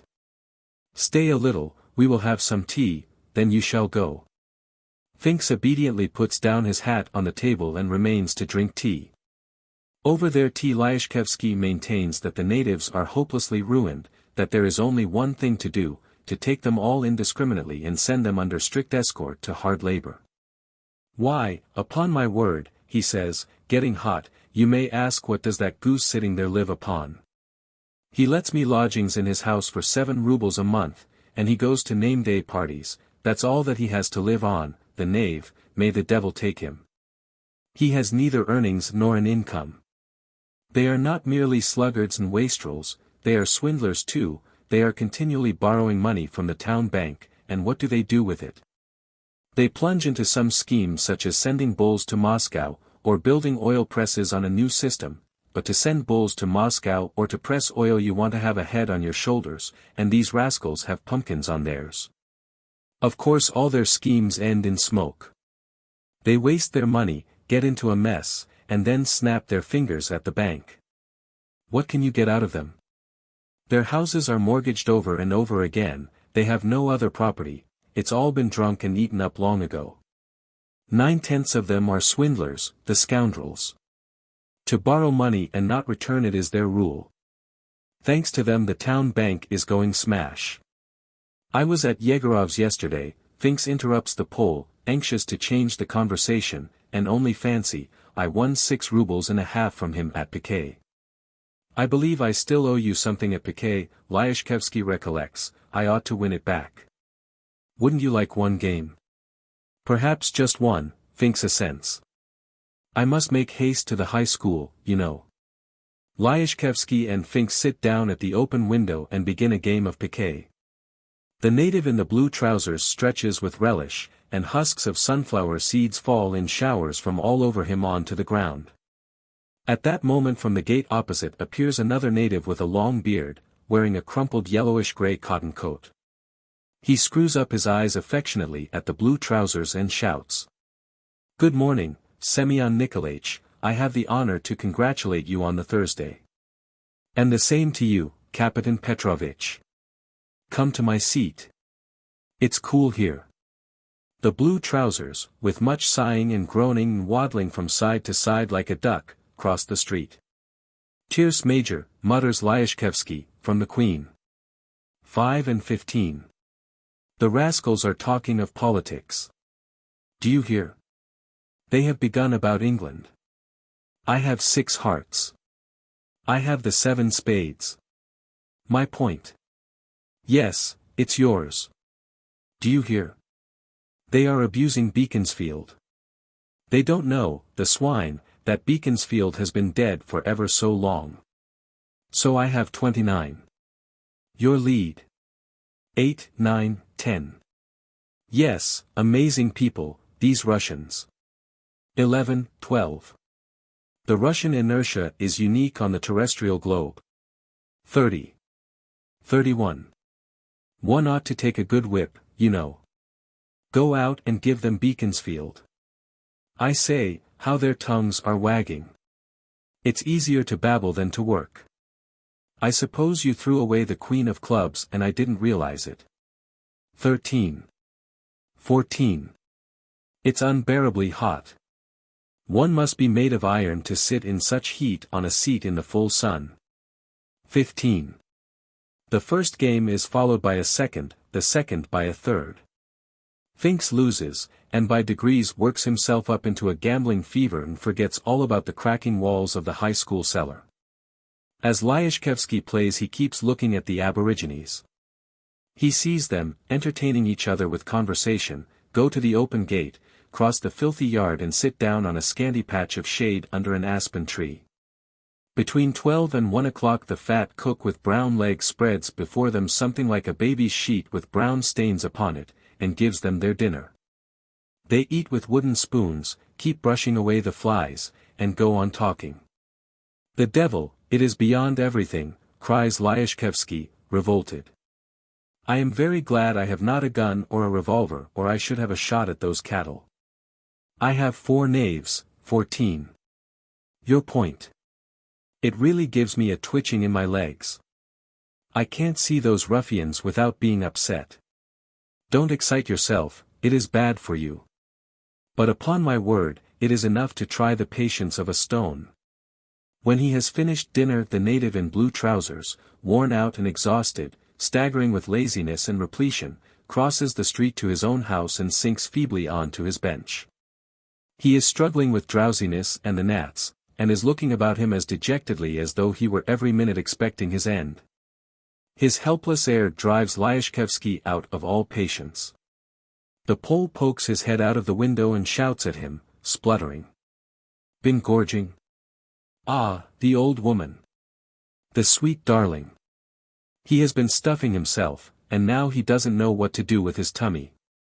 Get out of my sight, you confounded fellow. Plague take you. The native looks sourly at him, and merely twiddles his fingers instead of answering. A schoolboy of his acquaintance passes by him with his satchel on his back. Stopping him the native ponders a long time what to say to him, and asks. Well, what now? Nothing. How, nothing? Why, just nothing. Hum. And which subject is the hardest? That's according. The schoolboy shrugs his shoulders. I see, What is the Latin for tree? Arbor. Aha. And so one has to know all that, sighs the blue trousers. You have to go into it all. It's hard work, hard work. Is your dear mamma well? She is all right, thank you. Ah. Well, run along. After losing 2 rubles Finks remembers the high school and is horrified. Holy saints, why it's 3 o'clock already. How I have been staying on. Goodbye, I must run. Have dinner with me, and then go, says Lyashkevsky. You have plenty of time. Finks stays, but only on condition that dinner shall last no more than 10 minutes. After dining he sits for some 5 minutes on the sofa and thinks of the cracked wall, then resolutely lays his head on the cushion and fills the room with a shrill whistling through his nose. While he is asleep, Lyashkevsky, who does not approve of an afternoon nap, sits at the window, stares at the dozing native, and grumbles. Race of curs. I wonder you don't choke with laziness. No work, no intellectual or moral interests, nothing but vegetating. Disgusting. Tfu. At 6 o'clock Finks wakes up. It's too late to go to the high school now, he says, stretching. I shall have to go tomorrow, and now. How about my revenge? Let's have one more game. After seeing his visitor off, between 9 and 10, Lyashkevsky looks after him for some time, and says. Damn the fellow, staying here the whole day and doing absolutely nothing. Simply get their salary and do no work, the devil take them. The German pig. He looks out of the window, but the native is no longer there. He has gone to bed. There is no one to grumble at, and for the first time in the day he keeps his mouth shut, but 10 minutes passes and he cannot restrain the depression that overpowers him, and begins to grumble. Shoving the old shabby armchair. You only take up room, rubbishly old thing. You ought to have been burnt long ago, but I keep forgetting to tell them to chop you up. It's a disgrace. And as he gets into bed he presses his hand on a spring of the mattress, frowns and says peevishly. The confound Ed spring. It will cut my side all night. I will tell them to rip up the mattress tomorrow and get you out, you useless thing. He falls asleep at midnight, and dreams that he is pouring boiling water over the natives, thinks, and the old armchair. An inquiry. It was midday. Valdirev, a tall, thick-set country gentleman with a cropped head and prominent eyes, took off his overcoat, mopped his brow with his silk handkerchief, and somewhat diffidently went into the government office. There they were scratching away. Where can I make an inquiry here? He said, addressing a porter who was bringing a trayful of glasses from the furthest recesses of the office. I have to make an inquiry here and to take a copy of a resolution of the council. That way please. To that one sitting near the window, said the porter, indicating with the tray the furthest window. Valdirev coughed and went towards the window. There, at a green table spotted like typhus, was sitting a young man with his hair standing up in 4 tufts on his head, with a long pimply nose, and a long faded uniform. He was writing, thrusting his long nose into the papers. A fly was walking about near his right nostril, and he was continually stretching out his lower lip and blowing under his nose, which gave his face an extremely careworn expression. May I make an inquiry about my case here, of you? My name is Valdirev. And, by the way, I have to take a copy of the resolution of the council of the 2nd of March. The clerk dipped his pen in the ink and looked to see if he had got too much on it. Having satisfied himself that the pen would not make a blot, he began scribbling away. His lip was thrust out, but it was no longer necessary to blow, the fly had settled on his ear. Can I make an inquiry here? Valdirev repeated a minute later, My name is Valdirev, I am a landowner. Ivan Alexeich. The clerk shouted into the air as though he had not observed Valdirev, Will you tell the merchant Yalikov when he comes to sign the copy of the complaint lodged with the police? I've told him 1,000 times. I have come in reference to my lawsuit with the heirs of Princess Gugulin, muttered Valdirev. The case is well known. I earnestly beg you to attend to me.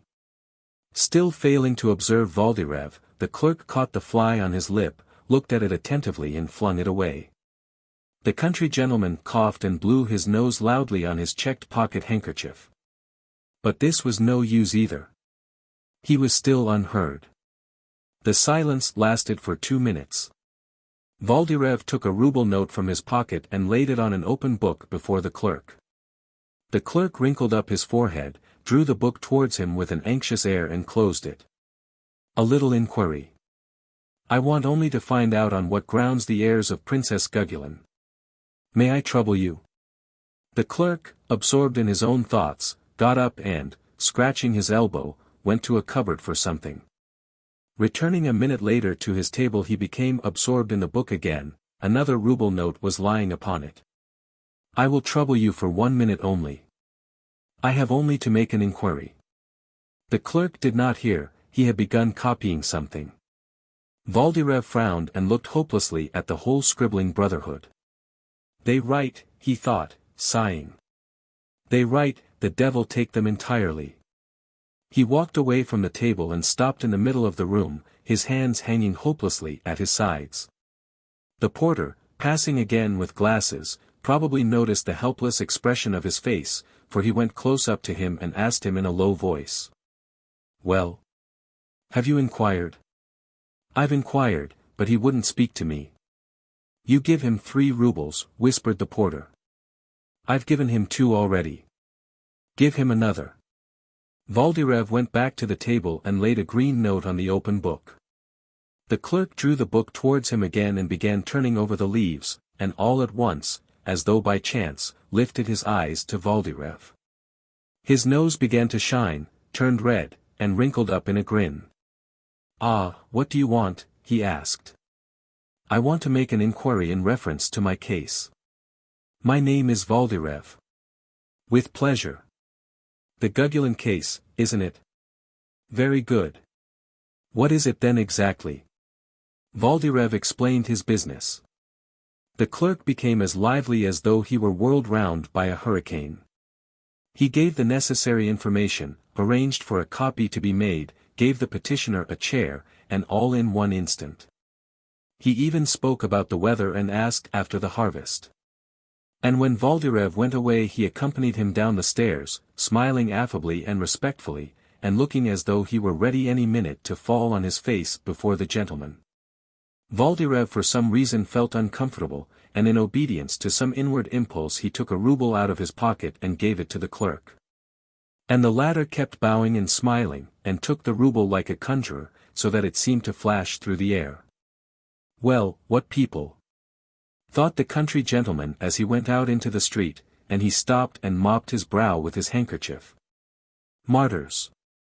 Lizochka Kudrinsky, a young married lady who had many admirers, was suddenly taken ill, and so seriously that her husband did not go to his office, and a telegram was sent to her mamma at Tver. This is how she told the story of her illness. I went to Lysno to Auntie's. I stayed there a week and then I went with all the rest to cousin Varya's. Varya's husband is a surly brute and a despot. I'd shoot a husband like that, but we had a very jolly time there. To begin with, I took part in some private theatricals. It was a scandal in a respectable family. Krustalev acted marvelously. Between the acts I drank some cold, awfully cold, lemon squash, with the tiniest nip of brandy in it. Lemon squash with brandy in it is very much like champagne. I drank it and I felt nothing. Next day after the performance I rode out on horseback with that Adolf Ivanitch. It was rather damp and there was a strong wind. It was most likely then that I caught cold. 3 days later I came home to see how my dear, good Vasya was getting on, and while here to get my silk dress, the one that has little flowers on it. Vasya, of course, I did not find at home. I went into the kitchen to tell Praskovia to set the samovar, and there I saw on the table some pretty little carrots and turnips like playthings. I ate one little carrot and well, a turnip too. I ate very little, but only fancy, I began having a sharp pain at once, spasms, spasms, spasms, I am dying. Vasya runs from the office. Naturally he clutches at his hair and turns white. They run for the doctor. Do you understand? I am dying, dying. The spasms began at midday, before 3 o'clock the doctor came, and at 6 Lizochka fell asleep and slept soundly till 2 o'clock in the morning. It strikes 2. The light of the little night lamp filters scantily through the pale blue shade. Lizochka is lying in bed, her white lace cap stands out sharply against the dark background of the red cushion. Shadows from the blue lampshade lie in patterns on her pale face and her round plump shoulders. Vasily Stepanovich is sitting at her feet. The poor fellow is happy that his wife is at home at last, and at the same time he is terribly alarmed by her illness. Well, how do you feel, Lizochka? He asks in a whisper, noticing that she is awake. I am better, moans Lizochka. I don't feel the spasms now, but there is no sleeping. I can't get to sleep. Isn't it time to change the compress, my angel? Lizochka sits up slowly with the expression of a martyr and gracefully turns her head on one side. Vasily Stepanovich with reverent awe, scarcely touching her hot body with his fingers, changes the compress. Lizochka shrinks, laughs at the cold water which tickles her, and lies down again. You are getting no sleep, poor boy, she moans. As though I could sleep. It's my nerves, Vasya, I am a very nervous woman. The doctor has prescribed for stomach trouble, but I feel that he doesn't understand my illness. It's nerves and not the stomach, I swear that it is my nerves. There is only one thing I am afraid of, that my illness may take a bad turn. No, Lizochka, no, tomorrow you will be all right. Hardly likely. I am not afraid for myself.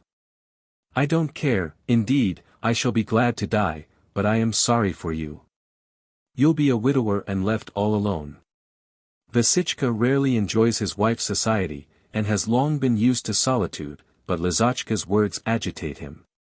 Goodness knows what you are saying, little woman. Why these gloomy thoughts? Well, you will cry and grieve, and then you will get used to it. You'll even get married again. The husband clutches his head. There, I won't. Lizotchka soothes him, only you ought to be prepared for anything. And all of a sudden I shall die, she thinks, shutting her eyes.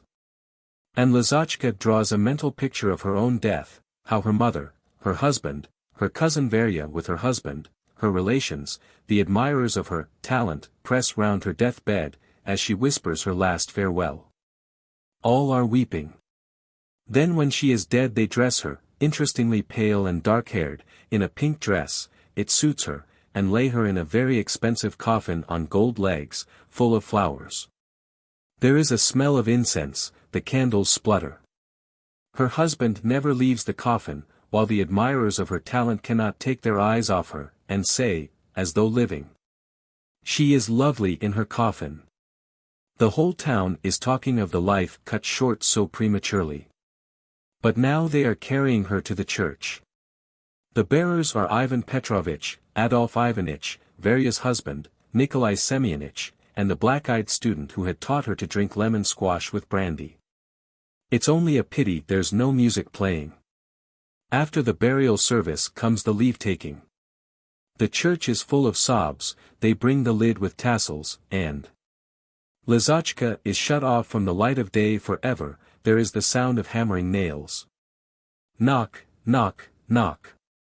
Lizotchka shudders and opens her eyes.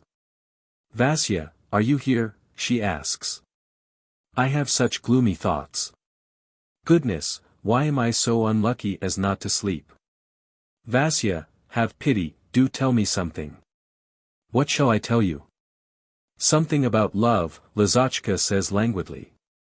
"Or some anecdote about Jews." Vasily Stepanovich, ready for anything if only his wife will be cheerful and not talk about death, combs locks of hair over his ears, makes an absurd face, and goes up to Lizotchka.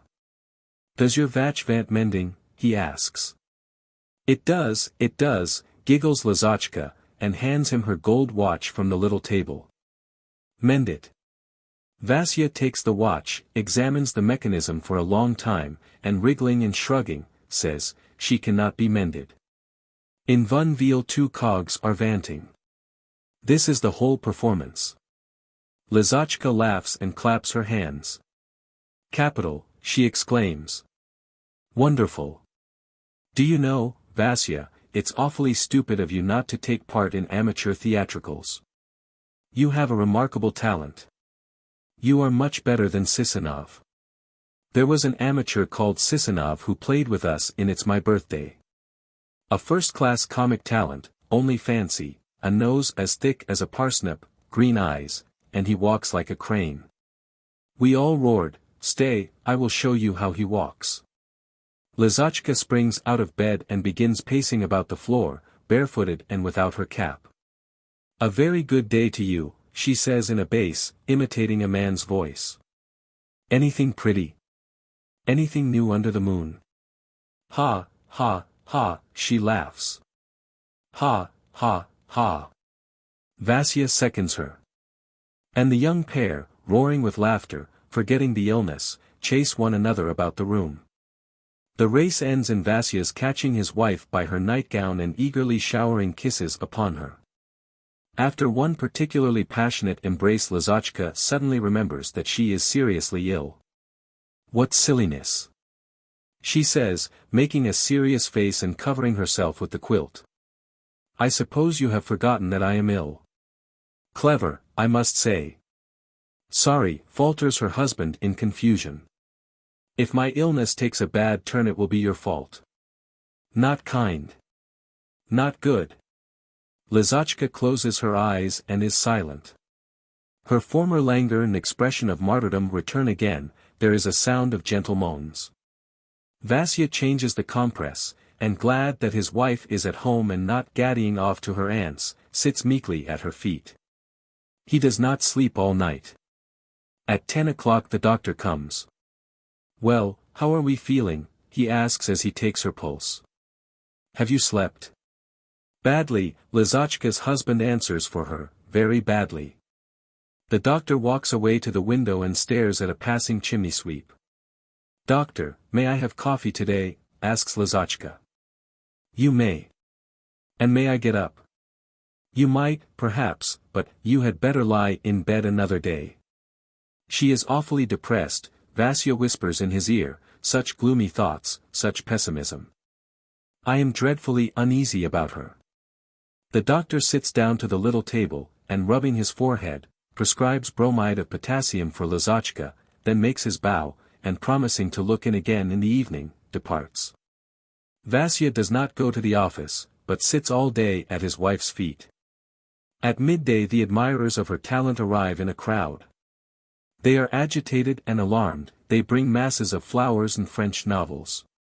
Lizotchka, in a snow-white cap and a light dressing jacket, lies in bed with an enigmatic look, as though she did not believe in her own recovery.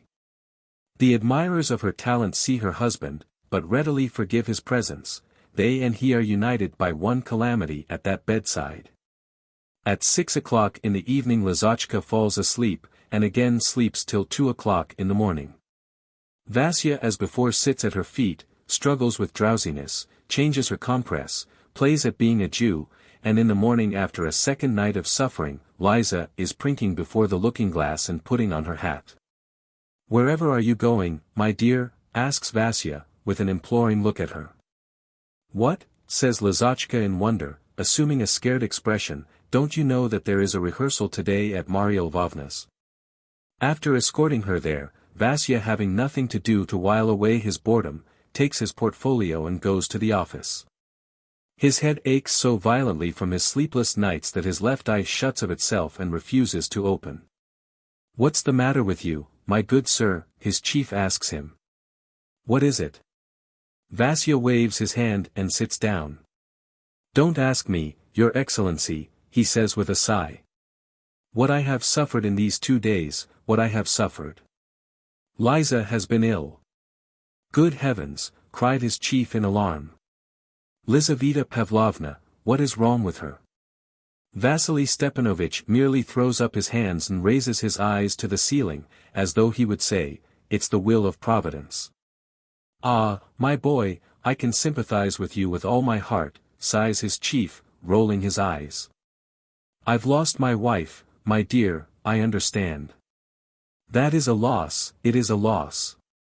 It's awful, awful. I hope Lizaveta Pavlovna is better now. What doctor is attending her?" "Von Sturck." "Von Sturck. But you would have been better to have called in Magnus or Samandritsky. But how very pale your face is. You are ill yourself. This is awful." "Yes, Your Excellency, I haven't slept. What I have suffered, what I have been through. And yet you came. Why you came I can't understand. One can't force oneself like that. One mustn't do oneself harm like that. Go home and stay there till you are well again. Go home, I command you. Zeal is a very fine thing in a young official, but you mustn't forget, as the Romans used to say, mens sana in corpore sano, that is, a healthy brain in a healthy body. Vasya agrees, puts his papers back in his portfolio, and, taking leave of his chief, goes home to bed. The Lion and the Sun. In one of the towns lying on this side of the Urals a rumor was afloat that a Persian magnate, called Rahat Hilam, was staying for a few days in the town and putting up at the Japan Hotel. This rumor made no impression whatever upon the inhabitants. A Persian had arrived, well, so be it. Only Stepan Ivanovitch Kutsin, the mayor of the town, hearing of the arrival of the Oriental gentleman from the secretary of the town hall, grew thoughtful and inquired. "Where is he going?" "To Paris or to London, I believe." Then he is a bigwig, I suppose." "The devil only knows." As he went home from the town hall and had his dinner, the mayor sank into thought again, and this time he went on thinking till the evening. The arrival of the distinguished Persian greatly intrigued him. It seemed to him that fate itself had sent him this Rahat Hilam, and that a favorable opportunity had come at last for realizing his passionate, secretly cherished dream. XVIII had already 2 medals, and the Stanislav of the 3rd degree, the badge of the Red Cross, and the badge of the Society of Saving from Drowning, and in addition to these he had made himself a little gold gun crossed by a guitar. And this ornament, hung from a buttonhole in his uniform, looked in the distance like something special, and delightfully resembled a badge of distinction. It is well known that the more orders and medals you have the more you want, and the mayor had long been desirous of receiving the Persian Order of the Lion and the Sun. He desired it passionately, madly. He knew very well that there was no need to fight, or to subscribe to an asylum, or to serve on committees to obtain this order. All that was needed was a favorable opportunity. And now it seemed to him that this opportunity had come. At noon on the following day he put on his chain and all his badges of distinction and went to the Japan. Destiny favored him. When he entered the distinguished Persian's apartment the latter was alone and doing nothing. Rahat Hilam, an enormous Asiatic, with a long nose like the beak of a snipe, with prominent eyes, and with a fez on his head, was sitting on the floor rummaging in his portmanteau. "I beg you to excuse my disturbing you," began XVIII, smiling. "I have the honor to introduce myself, the hereditary, honorable citizen and cavalier, Stepan Ivanovitch XVIII, mayor of this town. I regard it as my duty to honor, in the person of your highness, so to say, the representative of a friendly and neighborless state." The Persian turned and muttered something in very bad French, that sounded like tapping a board with a piece of wood. "The frontiers of Persia," XVIII continued the greeting he had previously learned by heart, "are in close contact with the borders of our spacious fatherland, and therefore mutual sympathies impel me, so to speak, to express my solidarity with you." The illustrious Persian got up and again muttered something in a wooden tongue. XVIII, who knew no foreign language, shook his head to show that he did not understand. "Well, how am I to talk to him?" he thought. "It would be a good thing to send for an interpreter at once, but it is a delicate matter. I can't talk before witnesses. The interpreter would be chattering all over the town afterwards." And XVIII tried to recall the foreign words he had picked up from the newspapers. "I am the mayor of the town," he muttered. "That is the Lord Mayor, municipal ace. Oui. Comprini." He wanted to express his social position in words or in gesture, and did not know how. A picture hanging on the wall with an inscription in large letters, "The Town of Venice," helped him out of his difficulties. He pointed with his finger at the town, then at his own head, and in that way obtained, as he imagined, the phrase, "I am the head of the town." The Persian did not understand, but he gave a smile, and said, "Gut, monsieur, gut." Half an hour later the mayor was slapping the Persian, first on the knee and then on the shoulder, and saying, "Comprini? Oui. As Lord Mayor and municipal ace I suggest that you should take a little promenade, comprini? Promenade." XVIII pointed at Venice, and with 2 fingers represented walking legs. Rahat Hilam, who kept his eyes fixed on his medals, and was apparently guessing that this was the most important person in the town, understood the word promenade and grinned politely. Then they both put on their coats and went out of the room. Downstairs near the door leading to the restaurant of the Japan, XVIII reflected that it would not be amiss to entertain the Persian. He stopped and indicating the tables, said, "By Russian custom it wouldn't be amiss. Puree, entrecôte, champagne and so on, comprini." The illustrious visitor understood, and a little later they were both sitting in the very best room of the restaurant, eating, and drinking champagne. "Let us drink to the prosperity of Persia," said XVIII. "We Russians love the Persians. Though we are of another faith, yet there are common interests, mutual, so to say, sympathies, progress. Asiatic markets. The campaigns of peace so to say." The illustrious Persian ate and drank with an excellent appetite. He stuck his fork into a slice of smoked sturgeon, and wagging his head, enthusiastically said, "Gut, bien." "You like it?" said the mayor delighted. "Bien, that's capital. And turning to the waiter he said, "Luca, my lad, see that 2 pieces of smoked sturgeon, the best you have, are sent up to His Highness's room." Then the mayor and the Persian magnate went to look at the menagerie. The townspeople saw their Stepan Ivanovitch, flushed with champagne, gay and very well pleased, leading the Persian about the principal streets and the bazaar, showing him the points of interest of the town, and even taking him to the fire tower. Among other things the townspeople saw him stop near some stone gates with lions on it, and point out to the Persian first the lion, then the sun overhead, and then his own breast. Then again he pointed to the lion and to the sun while the Persian nodded his head as though in sign of assent, and smiling showed his white teeth. In the evening they were sitting in the London hotel listening to the harp players, and where they spent the night is not known. Next day the mayor was at the town hall in the morning. The officials there apparently already knew something and were making their conjectures, for the secretary went up to him and said with an ironical smile, "It is the custom of the Persians when an illustrious visitor comes to visit you. You must slaughter a sheep with your own hands." And a little later an envelope that had come by post was handed to him. The mayor tore it open and saw a caricature in it. It was a drawing of Rahat Helam with the mayor on his knees before him, stretching out his hands and saying, "To prove our Russian friendship for Persia's mighty realm, and show respect for you, her envoy. Myself I'd slaughter like a lamb. But pardon me, for I'm a donkey." The mayor was conscious of an unpleasant feeling like a gnawing in the pit of the stomach, but not for long. By midday he was again with the illustrious Persian, again he was regaling him and showing him the points of interest in the town. Again he led him to the stone gates, and again pointed to the lion, to the sun and to his own breast. They dined at the Japan. After dinner, with cigars in their teeth, both, flushed and blissful, again mounted the fire tower, and the mayor, evidently wishing to entertain the visitor with an unusual spectacle, shouted from the top to a sentry walking below, "Sound the alarm." But the alarm was not sounded as the firemen were at the baths at the moment. They supped at the London and, after supper, the Persian departed. When he saw him off, Stepan Ivanovitch kissed him 3 times after the Russian fashion, and even grew tearful. And when the train started, he shouted, "Give our greeting to Persia. Tell her that we love her." A year and 4 months had passed.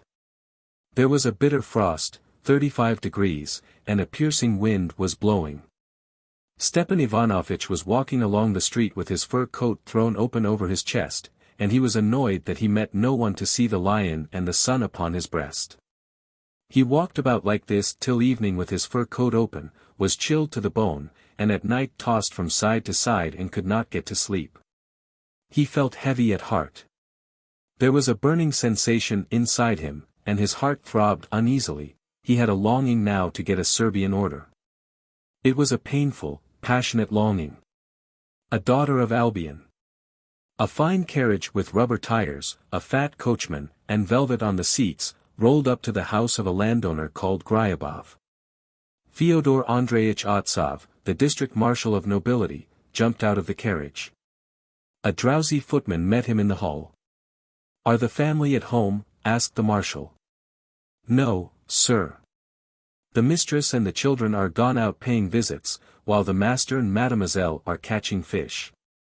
"Fishing all the morning, sir." Otsov stood a little, thought a little, and then went to the river to look for Gryabov. Going down to the river he found him 1.5 miles from the house. Looking down from the steep bank and catching sight of Gryabov, Otsov gushed with laughter. Gryabov, a large stout man, with a very big head, was sitting on the sand, angling, with his legs tucked under him like a Turk. His hat was on the back of his head and his cravat had slipped on one side. Beside him stood a tall thin Englishwoman, with prominent eyes like a crab's, and a big bird-like nose more like a hook than a nose. She was dressed in a white muslin gown through which her scraggy yellow shoulders were very distinctly apparent. On her gold belt hung a little gold watch. She too was angling. The stillness of the grave reigned about them both. Both were motionless, as the river upon which their floats were swimming. A desperate passion, but deadly dull, laughed XVIII. Good day, Ivan Kuzmich. Ah, is that you? Asked Gryabov, not taking his eyes off the water. Have you come? As you see. And you are still taken up with your crazy nonsense. Not given it up yet? The devil's in it. I begin in the morning and fish all day. The fishing is not up to much today. I've caught nothing and this dummy hasn't either. We sit on and not a devil of a fish. I could scream. Well, chuck it up then. Let's go and have some vodka. Wait a little, maybe we shall catch something. Towards evening the fish bite better. I've been sitting here, my boy, ever since the morning. I can't tell you how fearfully boring it is. It was the devil drove me to take to this fishing. I know that it is rotten idiocy for me to sit here. I sit here like some scoundrel, like a convict, and I stare at the water like a fool. I ought to go to the haymaking, but here I sit catching fish. Yesterday His Holiness held a service at Haponivo, but I didn't go. I spent the day here with this she-devil. But, have you taken leave of your senses? Asked XVIII, glancing in embarrassment at the Englishwoman. Using such language before a lady and she. Oh, confound her, it doesn't matter, she doesn't understand a syllable of Russian, whether you praise her or blame her, it is all the same to her. Just look at her nose. Her nose alone is enough to make one faint. We sit here for whole days together and not a single word. She stands like a stuffed image and rolls the whites of her eyes at the water. The Englishwoman gave a yawn, put a new worm on, and dropped the hook into the water. I wonder at her not a little, Gryabov went on, the great stupid has been living in Russia for 10 years and not a word of Russian. Any little aristocrat among us goes to them and learns to babble away in their lingo, while there's no making them out. Just look at her nose, do look at her nose. Come, drop it, it's uncomfortable. Why attack a woman? She's not a woman, but a maiden lady. I bet she's dreaming of suitors. The ugly doll. And she smells of something decaying. I've got a loathing for her, my boy. I can't look at her with indifference. When she turns her ugly eyes on me it sends a twinge all through me as though I had knocked my elbow on the parapet. She likes fishing too. Watch her, she fishes as though it were a holy rite. She looks upon everything with disdain. She stands there, the wretch, and is conscious that she is a human being, and that therefore she is the monarch of nature. And do you know what her name is? Wilka Charlasovna Feiss. Tfu! There is no getting it out. The Englishwoman, hearing her name, deliberately turned her nose in Gryabov's direction and scanned him with a disdainful glance. She raised her eyes from Gryabov to XVIII and steeped him in disdain. And all this in silence, with dignity and deliberation. Did you see? Said Gryabov chuckling. As though to say, take that. Ah, you monster. It's only for the children's sake that I keep that Triton. If it weren't for the children, I wouldn't let her come within 10 miles of my estate. She has got a nose like a hawk's and her figure. That doll makes me think of a long nail, so I could take her, and knock her into the ground, you know. Stay, I believe I have got a bite. Gryabov jumped up and raised his rod. The line drew taut. Gryabov tugged again, but could not pull out the hook. It has caught, he said, frowning, on a stone I expect, damnation take it. There was a look of distress on Gryabov's face. Sighing, moving uneasily, and muttering oaths, he began tugging at the line.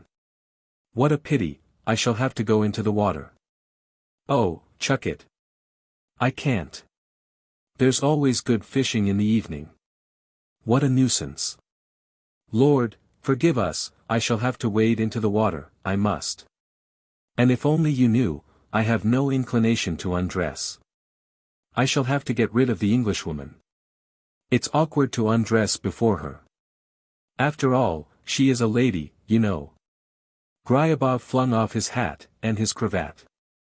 Miss, he said, addressing the Englishwoman, Miss Weiss, je vous prie. Well, what am I to say to her? How am I to tell you so that you can understand? I say, over there. Go away over there. Do you hear? Miss Weiss enveloped Gryabov in disdain, and uttered a nasal sound. What? Don't you understand? Go away from here, I tell you. I must undress, you devil's doll. Go over there. Over there. Gryabov pulled the lady by her sleeve, pointed her towards the bushes, and made as though he would sit down, as much as to say, go behind the bushes and hide yourself there. The Englishwoman, moving her eyebrows vigorously, uttered rapidly a long sentence in English. The gentleman gushed with laughter. It's the first time in my life I've heard her voice. There's no denying, it is a voice. She does not understand. Well, what am I to do with her? Chuck it, let's go and have a drink of vodka. I can't. Now's the time to fish, the evening. It's evening. Come, what would you have me do? It is a nuisance. I shall have to undress before her. Gryabov flung off his coat and his waistcoat and sat on the sand to take off his boots. I say, Ivan Kuzmich, said the marshal, chuckling behind his hand. It's really outrageous, an insult. Nobody asks her not to understand. It's a lesson for these foreigners. Gryabov took off his boots and his trousers, flung off his undergarments and remained in the costume of Adam.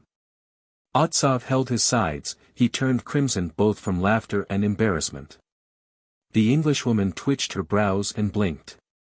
A haughty, disdainful smile passed over her yellow face. I must cool off, said Gryabov, slapping himself on the ribs. Tell me if you please, Fyodor Andreitch, why I have a rash on my chest every summer. Oh, do get into the water quickly or cover yourself with something, you beast. And if only she were confused, the nasty thing, said Gryabov, crossing himself as he waded into the water.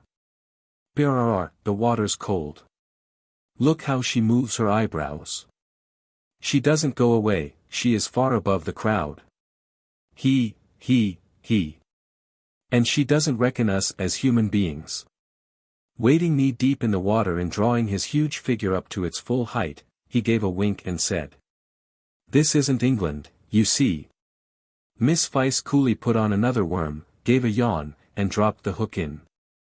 Otsov turned away, Gryabov released his hook, ducked into the water and, spluttering, waded out. 2 minutes later he was sitting on the sand and angling as before. Choristers. The justice of the peace, who had received a letter from Petersburg, had set the news going that the owner of Yefremovo, Count Vladimir Ivanovitch, would soon be arriving. When he would arrive, there was no saying. Like a thief in the night, said Father Kuzma, a grey-headed little priest in a lilac cassock. And when he does come the place will be crowded with the nobility and other high gentry. All the neighbors will flock here. Mind now, do your best, Alexei Alexeitch. I beg you most earnestly. You need not trouble about me, said Alexei Alexeitch, frowning. I know my business. If only my enemy intones the litany in the right key. He may, out of sheer spite. There. I'll persuade the deacon. I'll persuade him. Alexei Alexeitch was the sacristan of the Yefremovo church. He also taught the schoolboys' church and secular singing, for which he received 60 rubles a year from the revenues of the count's estate. The schoolboys were bound to sing in church in return for their teaching. Alexei Alexeitch was a tall, thick-set man of dignified deportment, with a fat, clean-shaven face that reminded one of a cow's udder. His imposing figure and double chin made him look like a man occupying an important position in the secular hierarchy rather than a sacristan. It was strange to see him, so dignified and imposing, flop to the ground before the bishop and, on one occasion, after too loud a squabble with the deacon Yevlampy Avdiasov, remain on his knees for 2 hours by order of the head priest of the district. Grandeur was more in keeping with his figure than humiliation. On account of the rumors of the Count's approaching visit he had a choir practice every day, morning and evening. The choir practice was held at the school. It did not interfere much with the school work. During the practice the schoolmaster, Sergei Makarich, set the children writing copies while he joined the tenors as an amateur. This is how the choir practice was conducted. Alexei Alexeich would come into the schoolroom, slamming the door and blowing his nose. The trebles and altos extricated themselves noisily from the school tables. The tenors and basses, who had been waiting for some time in the yard, came in, tramping like horses. They all took their places. Alexei Alexeich drew himself up, made a sign to enforce silence, and struck a note with the tuning fork. Tutelita tom. Do mi sol do. Adagio, adagio. Once more. After the Amen there followed Lord have mercy upon us, from the great litany. All this had been learned long ago, sung 1,000 times and thoroughly digested, and it was gone through simply as a formality. It was sung indolently, unconsciously. Alexei Alexeich waved his arms calmly and chimed in now in a tenor, now in a bass voice. It was all slow, there was nothing interesting. But before the cherubim hymn the whole choir suddenly began blowing their noses, coughing and zealously turning the pages of their music. The sacristan turned his back on the choir and with a mysterious expression on his face began tuning his violin. The preparations lasted a couple of minutes. Take your places. Look at your music carefully. Basses, don't overdo it. Rather softly. Bortniansky's Cherubim hymn, number 7, was selected. At a given signal silence prevailed. All eyes were fastened on the music, the trebles opened their mouths. Alexei Alexeich softly lowered his arm. Piano, piano. You see, piano is written there. More lightly, more lightly. When they had to sing, piano, an expression of benevolence and amiability overspread Alexei Alexeich's face, as though he was dreaming of a dainty morsel. Forte, forte. Hold it. And when they had to sing, forte, the sacristan's fat face expressed alarm and even horror. The Cherubim hymn was sung well, so well that the schoolchildren abandoned their copies and fell to watching the movements of Alexei Alexeich. People stood under the windows. The school watchman, Vasily, came in wearing an apron and carrying a dinner knife in his hand and stood listening. Father Kuzma, with an anxious face appeared suddenly as though he had sprung from out of the earth. After, let us lay aside all earthly cares. Alexei Alexeich wiped the sweat off his brow and went up to Father Kuzma in excitement. It puzzles me, Father Kuzma, he said, shrugging his shoulders, why is it that the Russian people have no understanding? It puzzles me, may the Lord chastise me. Such an uncultured people that you really cannot tell whether they have a windpipe in their throats or some other sort of internal arrangement. Were you choking, or what? He asked, addressing the bass Gennady Semichov, the innkeeper's brother. Why? What is your voice like? It rattles like a saucepan. I bet you were boozing yesterday. That's what it is. Your breath smells like a tavern. Eek. You are a clodhopper, brother. You are a lout. How can you be a chorister if you keep company with peasants in the tavern? Ek, you are an ass, brother. It's a sin, brother, muttered Father Kuzma. God sees everything, through and through. That's why you have no idea of singing, because you care more for vodka than for godliness, you fool. Don't work yourself up, said Father Kuzma. Don't be cross. I will persuade him.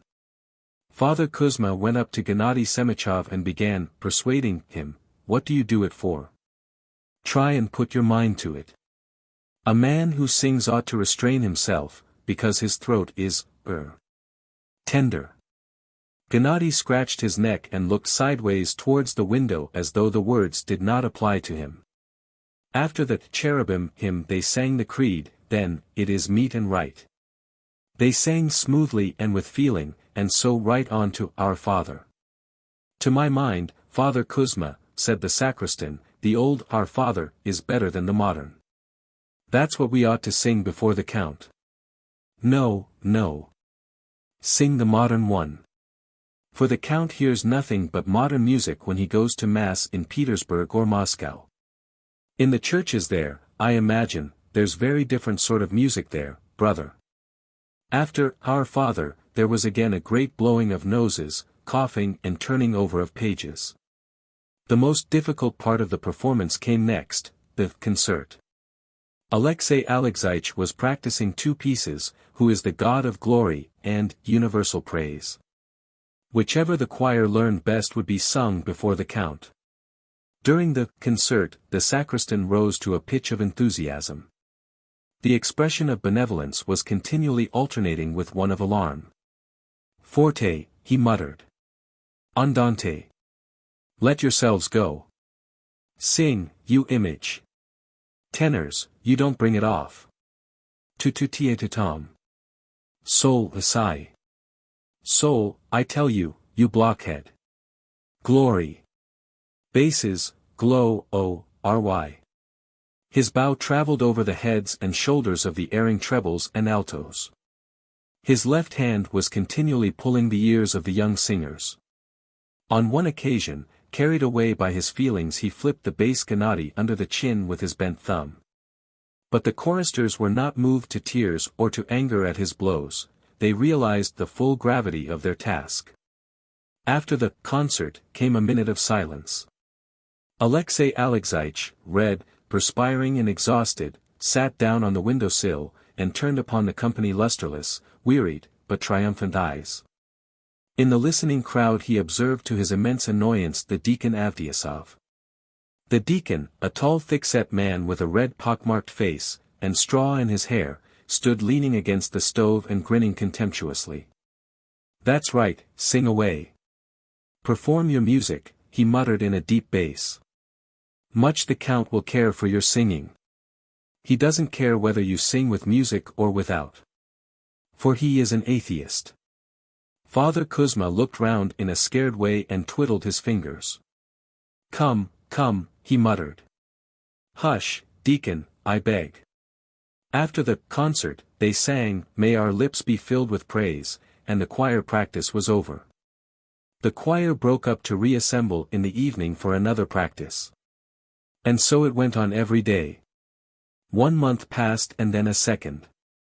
The steward, too, had by then received a notice that the count would soon be coming.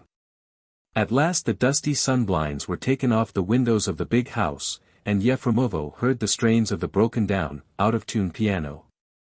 Father Kuzma was pining, though he could not himself have said why, or whether it was from delight or alarm. The deacon went about grinning.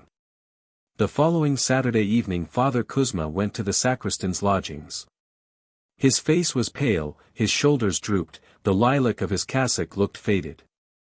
I have just been at His Excellency's, he said to the sacristan, stammering. He is a cultivated gentleman with refined ideas. But, it's mortifying, brother. At what o'clock, Your Excellency, do you desire us to ring for Mass tomorrow? And he said, as you think best. Only, couldn't it be as short and quick as possible without a choir? Without a choir. Do you understand, without a choir? Alexei Alexeich turned crimson. He would rather have spent 2 hours on his knees again than have heard those words. He did not sleep all night.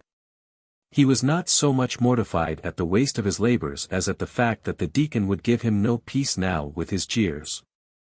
The deacon was delighted at his discomfiture. Next day all through the service he was casting disdainful glances towards the choir where Alexei Alexeich was booming responses in solitude. When he passed by the choir with the censer he muttered. Perform your music. Do your utmost. The count will give a 10-ruble note to the choir. After the service the sacristan went home, crushed and ill with mortification. At the gate he was overtaken by the red-faced deacon. Stop a minute, Alyosha, said the deacon. Stop a minute, silly, don't be cross. You are not the only one, I am in for it too. Immediately after the Mass Father Kuzma went up to the Count and asked, "And what did you think of the deacon's voice, Your Excellency? He has a deep bass, hasn't he?" And the Count, "Do you know what he answered by way of compliment? Anyone can bawl," he said. "A man's voice is not as important as his brains. A learned gentleman from Petersburg. An atheist is an atheist, and that's all about it. Come, brother in misfortune, let us go and have a drop to drown our troubles." And the enemies went out of the gate arm in arm. Nerves. Dmitri Osipovich Vaksin, the architect, returned from town to his holiday cottage greatly impressed by the spiritualistic séance at which he had been present. As he undressed and got into his solitary bed, Madame Vaksin had gone to an all-night service. He could not help remembering all he had seen and heard. It had not, properly speaking, been a séance at all, but the whole evening had been spent in terrifying conversation. A young lady had begun it by talking, apropos of nothing, about thought-reading. From thought-reading they had passed imperceptibly to spirits, and from spirits to ghosts, from ghosts to people buried alive. A gentleman had read a horrible story of a corpse turning round in the coffin. Vaksin himself had asked for a saucer and shown the young ladies how to converse with spirits. He had called up among others the spirit of his deceased uncle, Klavdy Mironich, and had mentally asked him, "Has not the time come for me to transfer the ownership of our house to my wife?" To which his uncle's spirit had replied, "All things are good in their season." There is a great deal in nature that is mysterious and terrible, thought Vaksin, as he got into bed. It's not the dead but the unknown that's so horrible. It struck 1 o'clock. Vaksin turned over on the other side and peeped out from beneath the bedclothes at the blue light of the lamp burning before the holy icon. The flame flickered and cast a faint light on the icon stand and the big portrait of Uncle Klavdy that hung facing his bed. And what if the ghost of Uncle Klavdy should appear this minute, flashed through Vaksin's mind. But, of course, that's impossible. Ghosts are, we all know, a superstition, the offspring of undeveloped intelligence, but Vaksin, nevertheless, pulled the bedclothes over his head, and shut his eyes very tight. The corpse that turned round in its coffin came back to his mind, and the figures of his deceased mother-in-law, of a colleague who had hanged himself, and of a girl who had drowned herself, rose before his imagination. Vaksin began trying to dispel these gloomy ideas, but the more he tried to drive them away the more haunting the figures and fearful fancies became. He began to feel frightened. Hang it all, he thought. Here I am afraid in the dark like a child. Idiotic. Tick, tick, tick, he heard the clock in the next room. The church bell chimed the hour in the churchyard close by. The bell tolled slowly, depressingly, mournfully. A cold chill ran down Vaksin's neck and spine. He fancied he heard someone breathing heavily over his head, as though Uncle Klavdy had stepped out of his frame and was bending over his nephew. Vaksin felt unbearably frightened. He clenched his teeth and held his breath in terror. At last, when a cockchafer flew in at the open window and began buzzing over his bed, he could bear it no longer and gave a violent tug at the bell rope. Dmitri Osipich, was Walensky. He heard the voice of the German governess at his door a moment later. "Ah, it's you, Rosalia Karlovna." Vaksin cried, delighted. "Why do you trouble? Gavrila might just. Yourself Gavrila to the town sent. And Glafira is somewhere all the evening gone. There's nobody in the house. Was Walensky Doc? Well, what I wanted, but, please, come in, you needn't mind. It's dark." Rosalia Karlovna, a stout red-cheeked person, came into the bedroom and stood in an expectant attitude at the door. "Sit down, please, you see, it's like this. What on earth am I to ask her for?" He wondered, stealing a glance at Uncle Klavdy's portrait and feeling his soul gradually returning to tranquility. "What I really wanted to ask you was. Oh, when the man goes to town, don't forget to tell him to get some cigarette papers. But do, please sit down. Cigarette papers? Good. Was wollen Sie knock? Ich will, there's nothing I will, but do sit down. I shall think of something else in a minute. It is shocking for a maiden in a man's room to remain.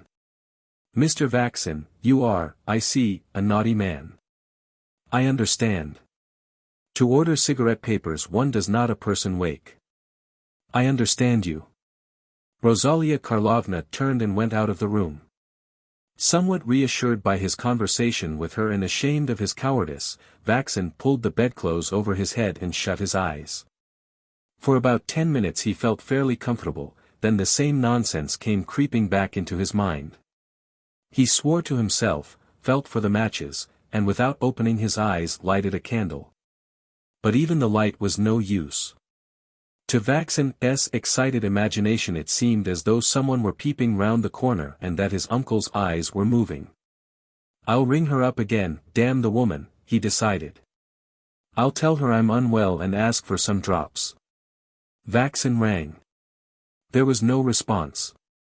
He rang again, and as though answering his ring, he heard the church bell toll the hour.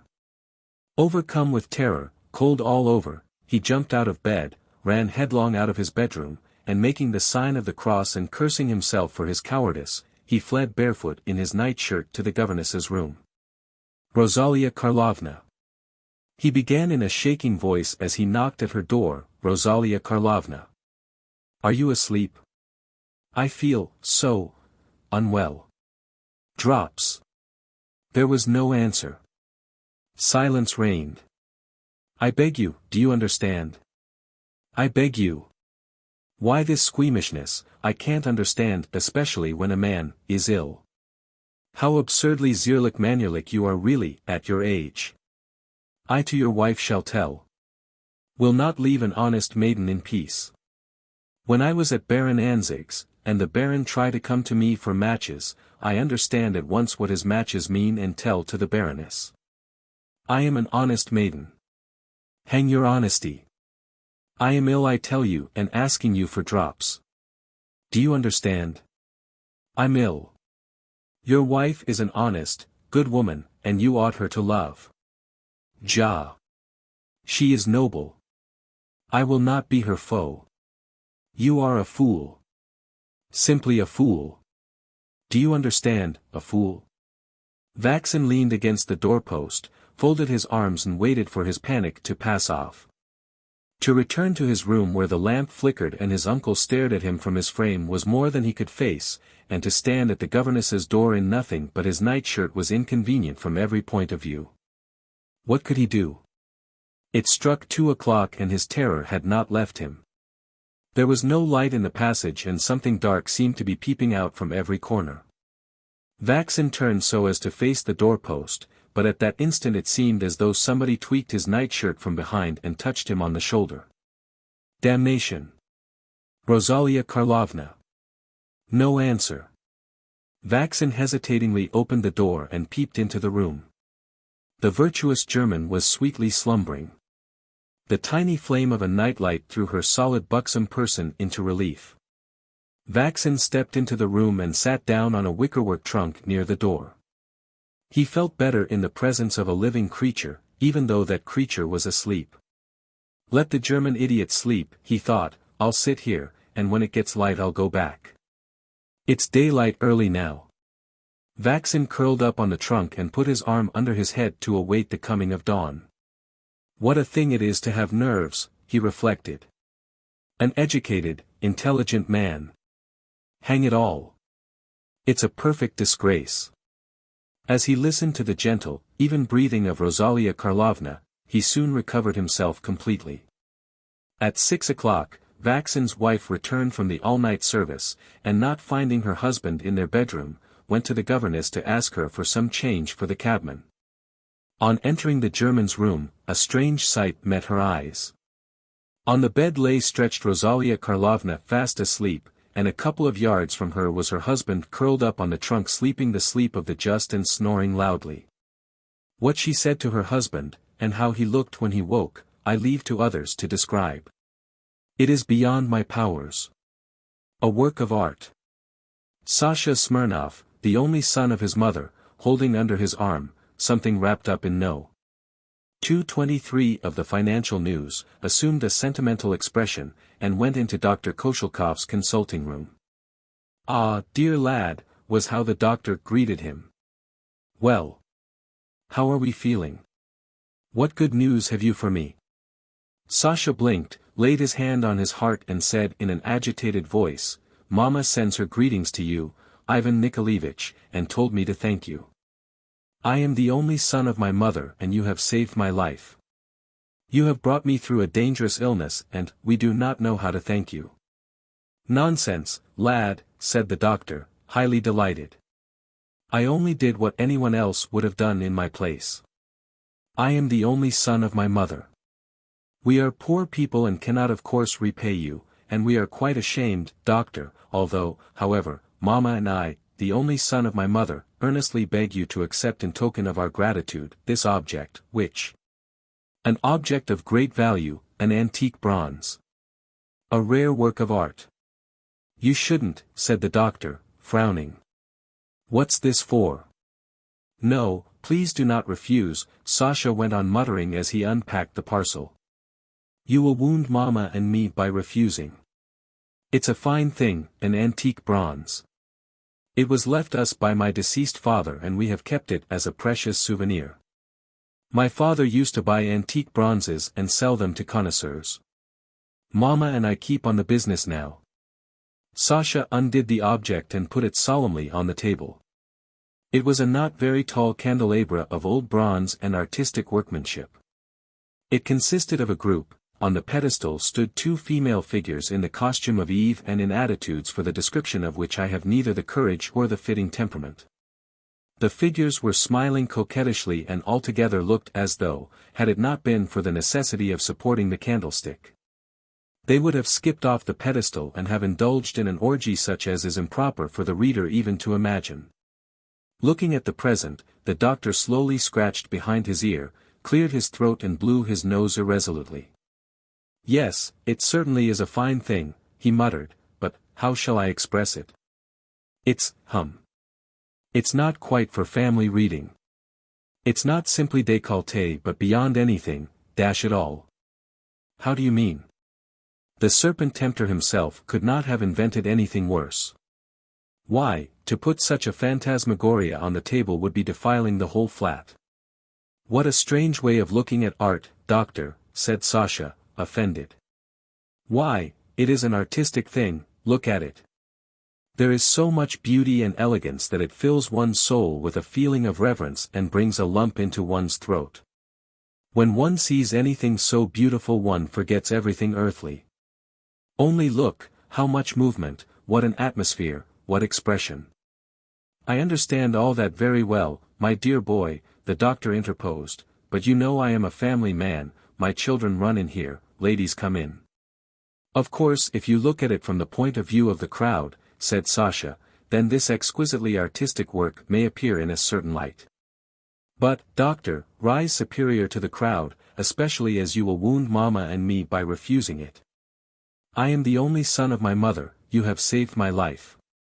We are giving you the thing most precious to us and I only regret that I have not the pair to present to you. Thank you, my dear fellow, I am very grateful. Give my respects to your mother but really consider, my children run in here, ladies come. However, let it remain. I see there's no arguing with you." "And there is nothing to argue about," said Sasha, relieved. "Put the candlestick here, by this vase. What a pity we have not the pair to it. It is a pity. Well, goodbye, doctor." After Sasha's departure the doctor looked for a long time at the candelabra, scratched behind his ear and meditated. "It's a superb thing, there's no denying it," he thought, "and it would be a pity to throw it away. But it's impossible for me to keep it. Here's a problem. To whom can I make a present of it, or to what charity can I give it?" After long meditation he thought of his good friend, the lawyer Yuv, to whom he was indebted for the management of legal business. Excellent, the doctor decided, it would be awkward for him as a friend to take money from me, and it will be very suitable for me to present him with this. I will take him the devilish thing. Luckily he is a bachelor and easygoing. Without further procrastination the doctor put on his hat and coat, took the candelabra and went off to Yves. "How are you, friend?" he said, finding the lawyer at home. "I've come to see you, to thank you for your efforts. You won't take money, so you must at least accept this thing here. See, my dear fellow. The thing is magnificent." On seeing the bronze the lawyer was moved to indescribable delight. "What a specimen," he chuckled. "Ah, deuce take it, to think of them imagining such a thing, the devils. Exquisite. Ravishing. Where did you get hold of such a delightful thing?" After pouring out his ecstasies the lawyer looked timidly towards the door and said, "Only you must carry off your present, my boy. I can't take it." "Why?" cried the doctor, disconcerted. "Why? Because my mother is here at times, my clients, besides I should be ashamed for my servants to see it." "Nonsense. Nonsense. Don't you dare to refuse," said the doctor, gesticulating. "It's piggish of you. It's a work of art. What movement, what expression! I won't even talk of it. You will offend me. If one could plaster it over or stick on fig leaves." But the doctor gesticulated more violently than before, and dashing out of the flat went home, glad that he had succeeded in getting the present off his hands. When he had gone away the lawyer examined the candelabra, fingered it all over, and then, like the doctor, racked his brains over the question what to do with the present. "It's a fine thing," he mused, "and it would be a pity to throw it away and improper to keep it. The very best thing would be to make a present of it to someone. I know what. I'll take it this evening to XVIII, the comedian. The rascal is fond of such things, and by the way it is his benefit tonight." No sooner said than done. In the evening the candelabra, carefully wrapped up, was duly carried to XVIII's. The whole evening the comic actor's dressing-room was besieged by men coming to admire the present. The dressing-room was filled with the hum of enthusiasm and laughter like the neighing of horses. If one of the actresses approached the door and asked, "May I come in?" the comedian's husky voice was heard at once, "No, no, my dear, I am not dressed." After the performance the comedian shrugged his shoulders, flung up his hands and said, "Well, what am I to do with the horrid thing? Why, I live in a private flat. Actresses come and see me. It's not a photograph that you can put in a drawer. You had better sell it, sir," the hairdresser who was disrobing the actor advised him. "There's an old woman living about here who buys antique bronzes. Go and inquire for Madame Smirnoff, everyone knows her." The actor followed his advice. 2 days later the doctor was sitting in his consulting room, and with his finger to his brow was meditating on the acids of the bile. All at once the door opened and Sasha Smirnoff flew into the room. He was smiling, beaming, and his whole figure was radiant with happiness. In his hands he held something wrapped up in newspaper. "Doctor," he began breathlessly, "imagine my delight. Happily for you we have succeeded in picking up the pair to your candelabra. Mamma is so happy. I am the only son of my mother, you saved my life." And Sasha, all of a tremor with gratitude, set the candelabra before the doctor. The doctor opened his mouth, tried to say something, but said nothing. He could not speak. A joke. It was a bright winter midday. There was a sharp snapping frost and the curls on Nadenka's temples and the down on her upper lip were covered with silvery frost. She was holding my arm and we were standing on a high hill. From where we stood to the ground below there stretched a smooth sloping descent in which the sun was reflected as in a looking-glass. Beside us was a little sledge lined with bright red cloth. "Let us go down, Nadezhda Petrovna," I besought her. "Only once. I assure you we shall be all right and not hurt." But Nadenka was afraid. The slope from her little galoshes to the bottom of the ice hill seemed to her a terrible, immensely deep abyss. Her spirit failed her, and she held her breath as she looked down, when I merely suggested her getting into the sledge, but what would it be if she were to risk flying into the abyss? She would die, she would go out of her mind. I entreat you. I said. You mustn't be afraid. You know it's poor-spirited, it's cowardly. Nadenka gave way at last, and from her face I saw that she gave way in mortal dread. I sat her in the sledge, pale and trembling, put my arm round her and with her cast myself down the precipice. The sledge flew like a bullet. The air cleft by our flight beat in our faces, roared, whistled in our ears, tore at us, nipped us cruelly in its anger, tried to tear our heads off our shoulders. We had hardly strength to breathe from the pressure of the wind. It seemed as though the devil himself had caught us in his claws and was dragging us with a roar to hell. Surrounding objects melted into one long furiously racing streak, another moment and it seemed we should perish. I love you, Nadia. I said in a low voice. The sledge began moving more and more slowly, the roar of the wind and the whir of the runners was no longer so terrible, it was easier to breathe, and at last we were at the bottom. Nadenka was more dead than alive. She was pale and scarcely breathing. I helped her to get up. Nothing would induce me to go again, she said, looking at me with wide eyes full of horror. Nothing in the world. I almost died. A little later she recovered herself and looked inquiringly into my eyes, wondering had I really uttered those 4 words or had she fancied them in the roar of the hurricane. And I stood beside her smoking and looking attentively at my glove. She took my arm and we spent a long while walking near the ice hill. The riddle evidently would not let her rest. Had those words been uttered or not? Yes or no? Yes or no? It was the question of pride, or honor, of life, a very important question, the most important question in the world. Nadenka kept impatiently, sorrowfully looking into my face with a penetrating glance. She answered at random, waiting to see whether I would not speak. Oh, the play of feeling on that sweet face. I saw that she was struggling with herself, that she wanted to say something, to ask some question, but she could not find the words. She felt awkward and frightened and troubled by her joy. Do you know what, she said without looking at me. Well? I asked. Let us slide down again. We clambered up the ice hill by the steps again. I sat Nadenka, pale and trembling, in the sledge. Again we flew into the terrible abyss, again the wind roared and the runners whirred, and again when the flight of our sledge was at its swiftest and noisiest, I said in a low voice. I love you, Nadenka. When the sledge stopped, Nadenka flung a glance at the hill down which we had both slid, then bent a long look upon my face, listened to my voice which was unconcerned and passionless, and the whole of her little figure, every bit of it.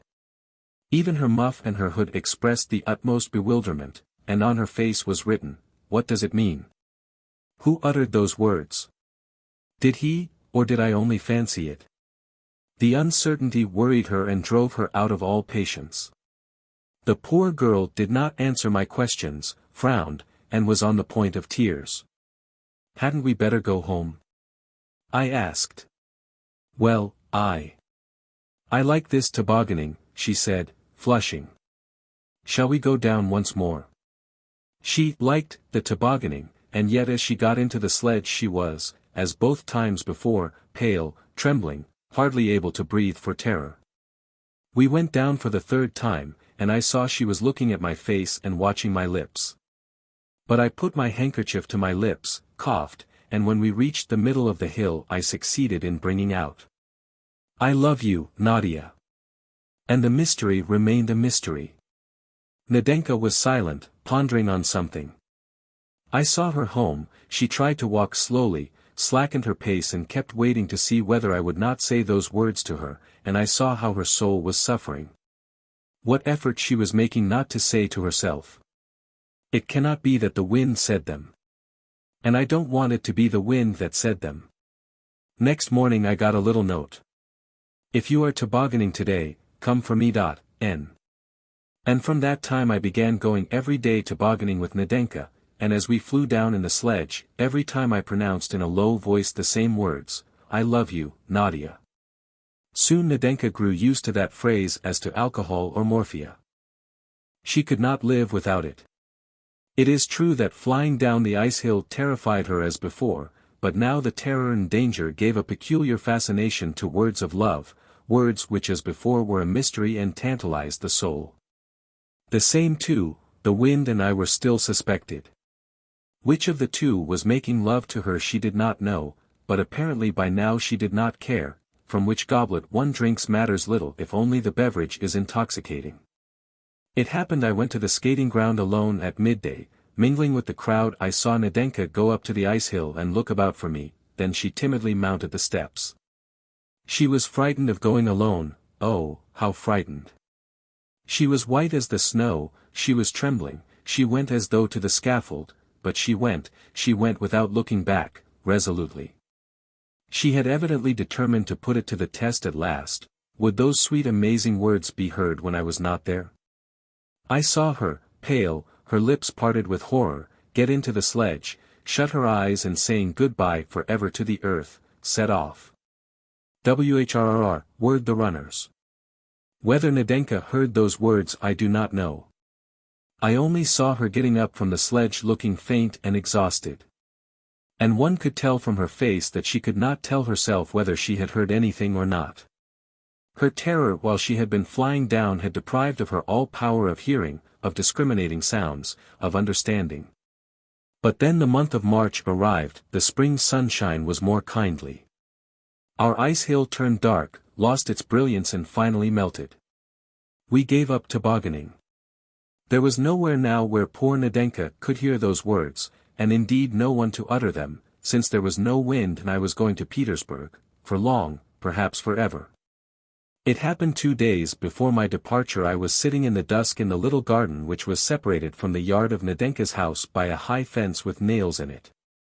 It was still pretty cold, there was still snow by the manure heap, the trees looked dead but there was already the scent of spring and the rooks were cawing loudly as they settled for their night's rest.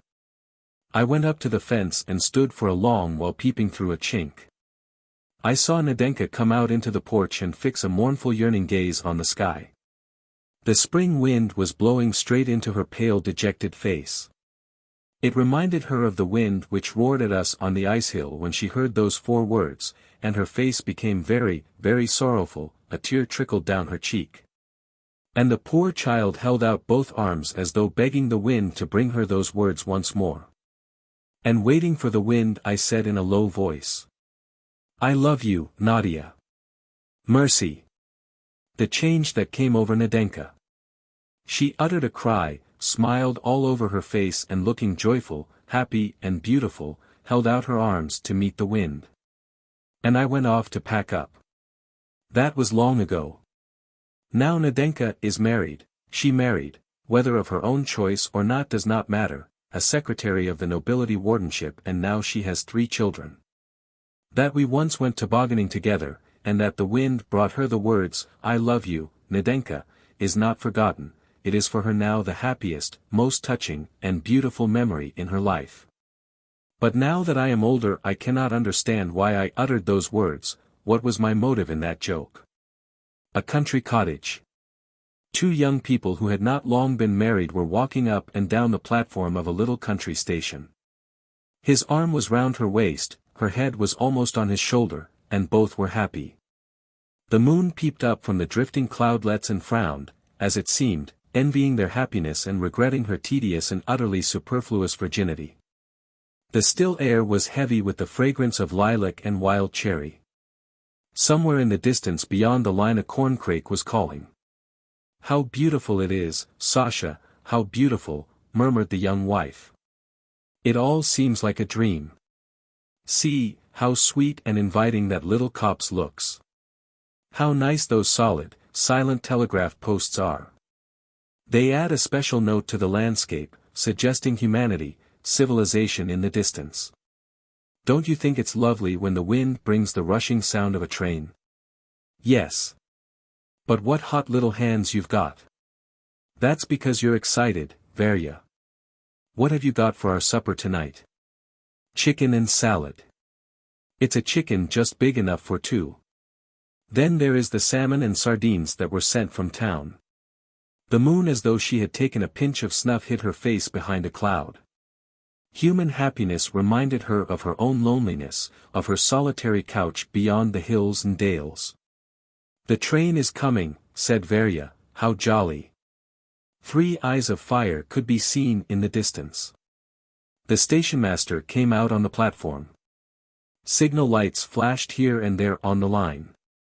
"Let's see the train in and go home," said Sasha, yawning.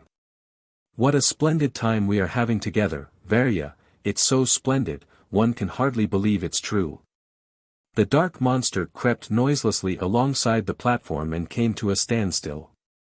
They caught glimpses of sleepy faces, of hats and shoulders at the dimly lighted windows. "Look! Look!" they heard from one of the carriages. "Varya and Sasha have come to meet us. There they are. Varya! Varya! Look!"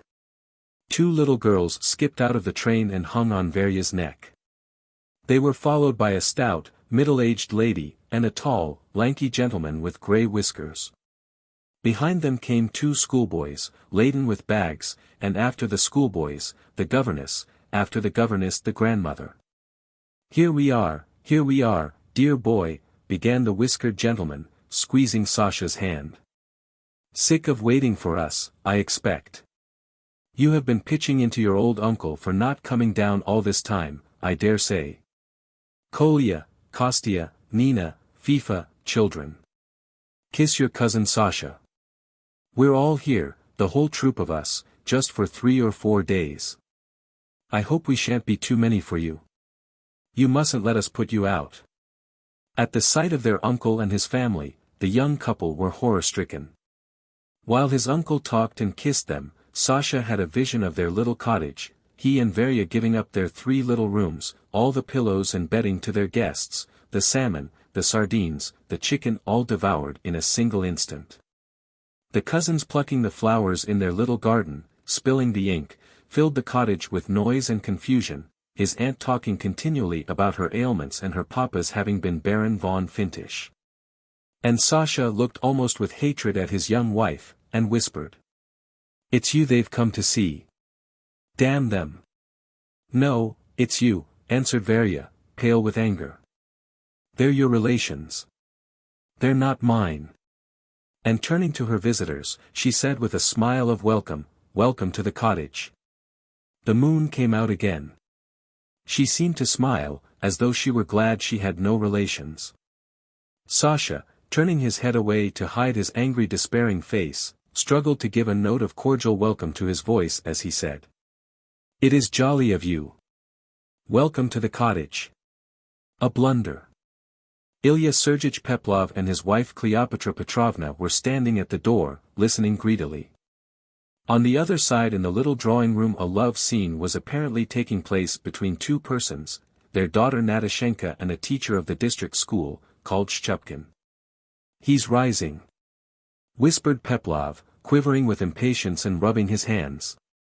"Now, Cleopatra, mind, as soon as they begin talking of their feelings, take down the icon from the wall and we'll go in and bless them. We'll catch him. A blessing with an icon is sacred and binding. He couldn't get out of it, if he brought it into court." On the other side of the door this was the conversation.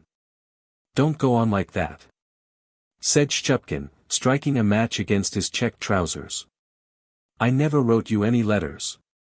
"I like that." "As though I didn't know your writing," giggled the girl with an affected shriek, continually peeping at herself in the glass. "I knew it at once. And what a queer man you are. You are a writing master, and you write like a spider. How can you teach writing if you write so badly yourself?" That means nothing. The great thing in writing lessons is not the hand one writes, but keeping the boys in order. You hit one on the head with a ruler, make another kneel down. Besides, there's nothing in handwriting. Nekrasov was an author, but his handwriting's a disgrace, there's a specimen of it in his collected works. You are not Nekrasov. A sigh. I should love to marry an author. He'd always be writing poems to me.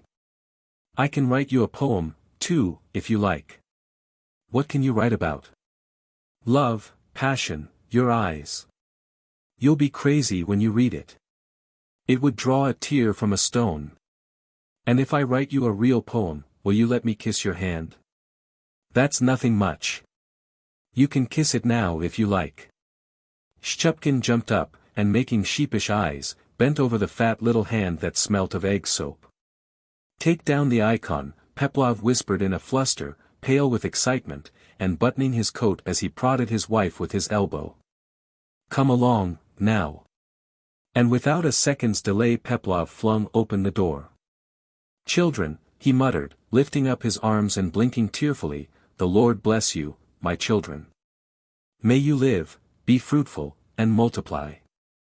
And I bless you, too, the mamma brought out, crying with happiness. May you be happy, my dear ones. Oh, you are taking from me my only treasure, she said to Shchupkin. Love my girl, be good to her. Shchupkin's mouth fell open with amazement and alarm. The parent's attack was so bold and unexpected that he could not utter a single word. I'm in for it.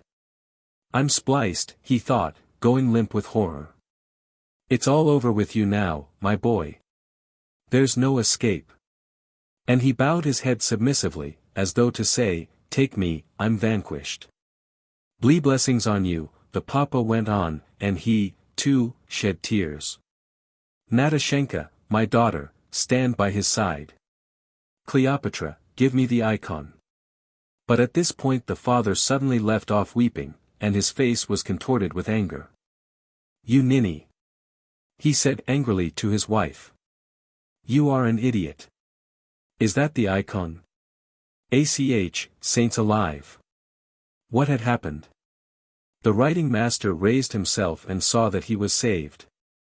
In her flutter the mamma had snatched from the wall the portrait of Lazechnikov, the author, in mistake for the icon. Old Peplov and his wife stood disconcerted in the middle of the room, holding the portrait aloft, not knowing what to do or what to say. The writing master took advantage of the general confusion and slipped away. Fat and thin. Two friends, one a fat man and the other a thin man, met at the Nikolaevsky station. The fat man had just dined in the station and his greasy lips shone like ripe cherries. He smelt of sherry and fleur d'orange. The thin man had just slipped out of the train and was laden with portmanteaus, bundles, and bandboxes. He smelt of ham and coffee grounds.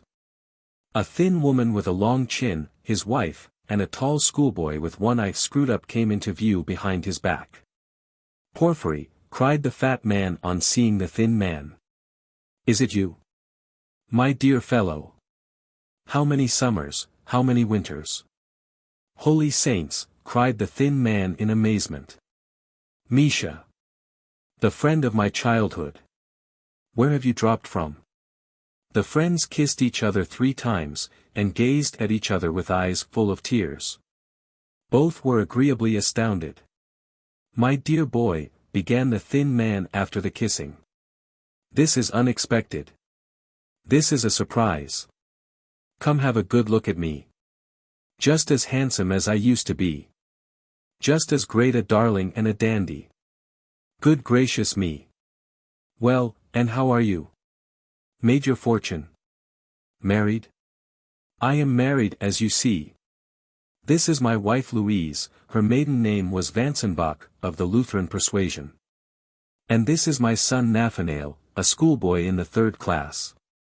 This is the friend of my childhood, Nathania. We were boys at school together. Nathanael thought a little and took off his cap. We were boys at school together, the thin man went on. Do you remember how they used to tease you? You were nicknamed Herostratus because you burned a hole in a schoolbook with a cigarette, and I was nicknamed Ephialtes because I was fond of telling tales. Ho, ho. We were children. Don't be shy, Nathania. Go nearer to him. And this is my wife, her maiden name was Vansenbach, of the Lutheran persuasion. Nathanael thought a little and took refuge behind his father's back. Well, how are you doing, my friend? The fat man asked, looking enthusiastically at his friend. Are you in the service? What grade have you reached? I am, dear boy. I have been a collegiate assessor for the last 2 years and I have the Stanislav. The salary is poor, but that's no great matter. The wife gives music lessons, and I go in for carving wooden cigarette cases in a private way. Capital cigarette cases. I sell them for ₹1 each. If anyone takes 10 or more I make a reduction, of course. We get along somehow. I served as a clerk, you know, and now I have been transferred here as a head clerk in the same department. I am going to serve here. And what about you? I bet you are a civil counselor by now. Eh? No, dear boy, go higher than that, said the fat man. I have risen to privy councillor already. I have 2 stars. The thin man turned pale and rigid all at once, but soon his face twisted in all directions in the broadest smile. It seemed as though sparks were flashing from his face and eyes. He squirmed, he doubled together, crumpled up. His portmanteaus, bundles and cardboard boxes seemed to shrink and crumple up too. His wife's long chin grew longer still. Nathanael drew himself up to attention and fastened all the buttons of his uniform. Your Excellency, I, delighted. The friend, one may say, of childhood, and to have turned into such a great man. He. Come, the fat man frowned. What's this tone for? You and I were friends as boys, and there is no need of this official obsequiousness. Merciful heavens, Your Excellency. What are you saying? Sniggered the thin man, wriggling more than ever. Your Excellency's gracious attention is like refreshing manna. This, Your Excellency, is my son Nathanael. My wife Louise, a Lutheran in a certain sense.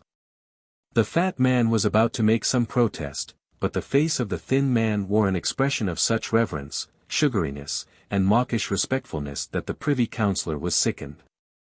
He turned away from the thin man, giving him his hand at parting. The thin man pressed 3 fingers, bowed his whole body and sniggered like a Chinaman. He. His wife smiled. Nathanael scraped with his foot and dropped his cap. All 3 were agreeably overwhelmed. The death of a government clerk. One fine evening, a no less fine government clerk called Ivan Dmitrich Chervyakov was sitting in the 2nd row of the stalls, gazing through an opera glass at the cloches de Corneville. He gazed and felt at the acme of bliss. But suddenly. In stories one so often meets with this, but suddenly.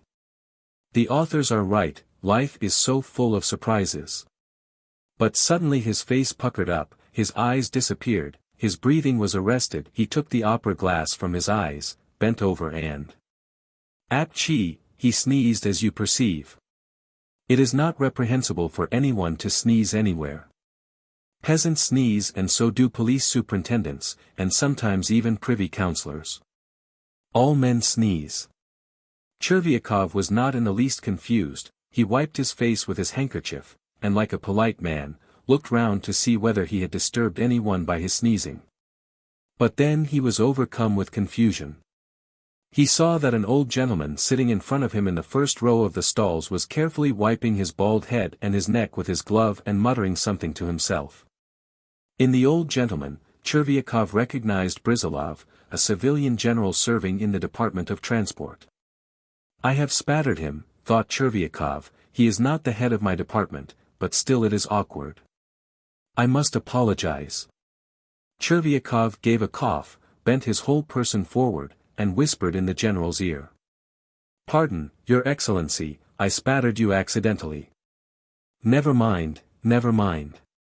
For goodness sake excuse me, I did not mean to. Oh, please, sit down.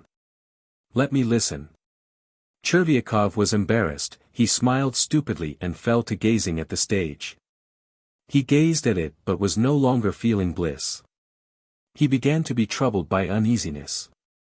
In the interval, he went up to Brizalov, walked beside him, and overcoming his shyness, muttered. I spattered you, Your Excellency, forgive me, you see. I didn't do it to. Oh, that's enough. I'd forgotten it, and you keep on about it, said the general, moving his lower lip impatiently. He has forgotten, but there is a fiendish light in his eye, thought Chervyakov, looking suspiciously at the general. And he doesn't want to talk. I ought to explain to him that I really didn't intend, that it is the law of nature, or else he will think I meant to spit on him. He doesn't think so now, but he will think so later. On getting home, Chervyakov told his wife of his breach of good manners. It struck him that his wife took too frivolous a view of the incident. She was a little frightened, but when she learned that Brizalov was in a different apartment, she was reassured. Still, you had better go and apologize, she said, or he will think you don't know how to behave in public. That's just it. I did apologize, but he took it somehow queerly. He didn't say a word of sense. There wasn't time to talk properly. Next day Chervyakov put on a new uniform, had his hair cut and went to Brizalov's to explain. Going into the general's reception room, he saw there a number of petitioners, and among them the general himself, who was beginning to interview them. After questioning several petitioners, the general raised his eyes and looked at Chervyakov. Yesterday at the Arcadia, if you recollect, Your Excellency, the latter began, I sneezed and accidentally spattered. XIII. What nonsense! It's beyond anything. What can I do for you? Said the general, addressing the next petitioner. He won't speak, thought Chervyakov, turning pale. That means that he is angry. No, it can't be left like this. I will explain to him. When the general had finished his conversation with the last of the petitioners and was turning towards his inner apartments, Chervyakov took a step towards him and muttered. Your Excellency. If I venture to trouble Your Excellency, it is simply from a feeling, I may say, of regret. It was not intentional, if you will graciously believe me. The general made a lachrymose face, and waved his hand. Why, you are simply making fun of me, sir, he said as he closed the door behind him.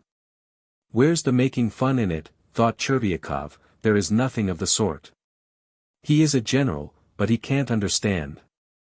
If that is how it is, I am not going to apologize to that fanfaron any more.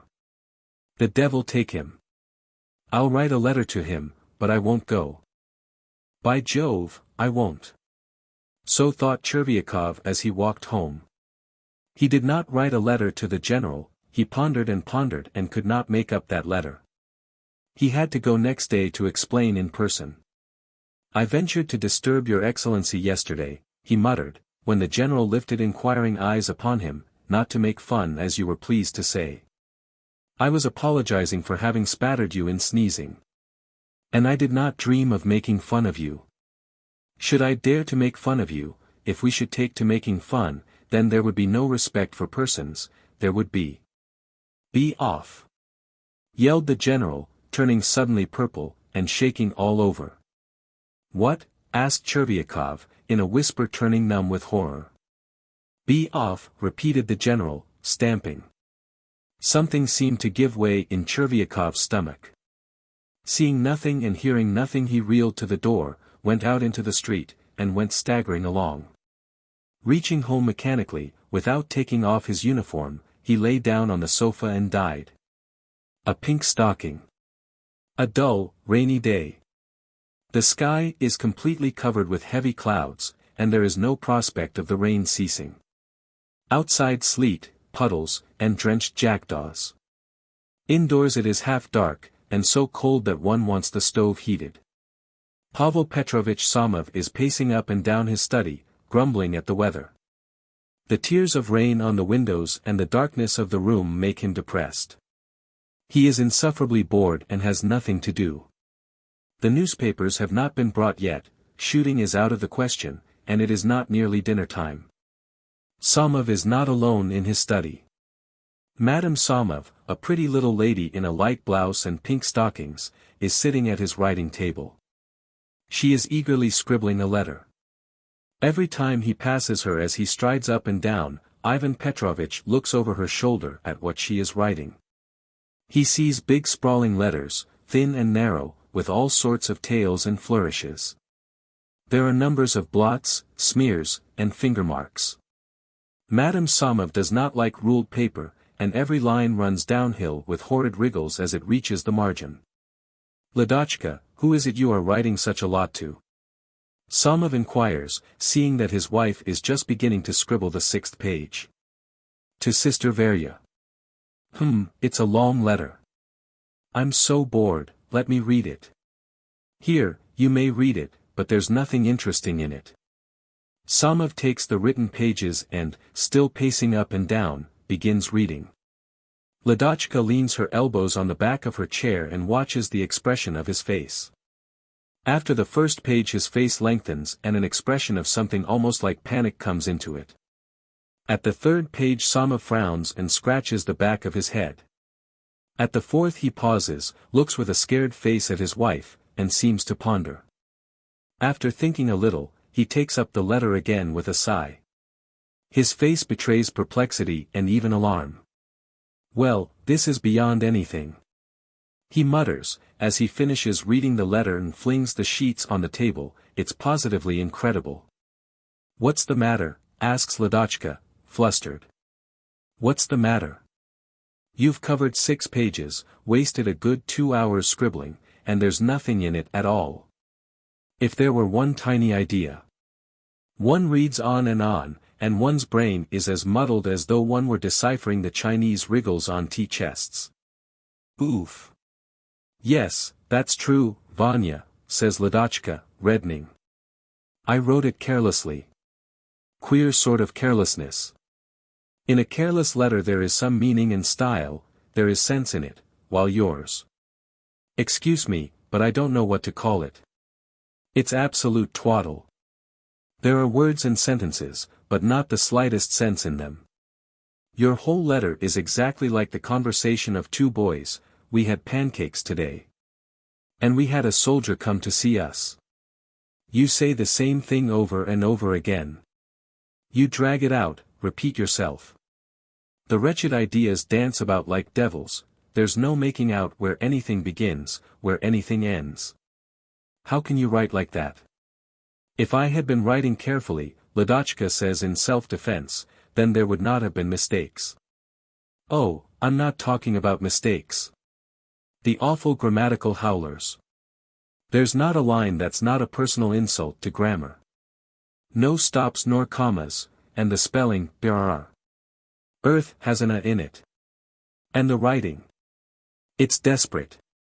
I'm not joking, Lida. I'm surprised and appalled at your letter. You mustn't be angry, darling, but, really, I had no idea you were such a duffer at grammar. And yet you belong to a cultivated, well-educated circle, you are the wife of a university man, and the daughter of a general. Tell me, did you ever go to school? What next?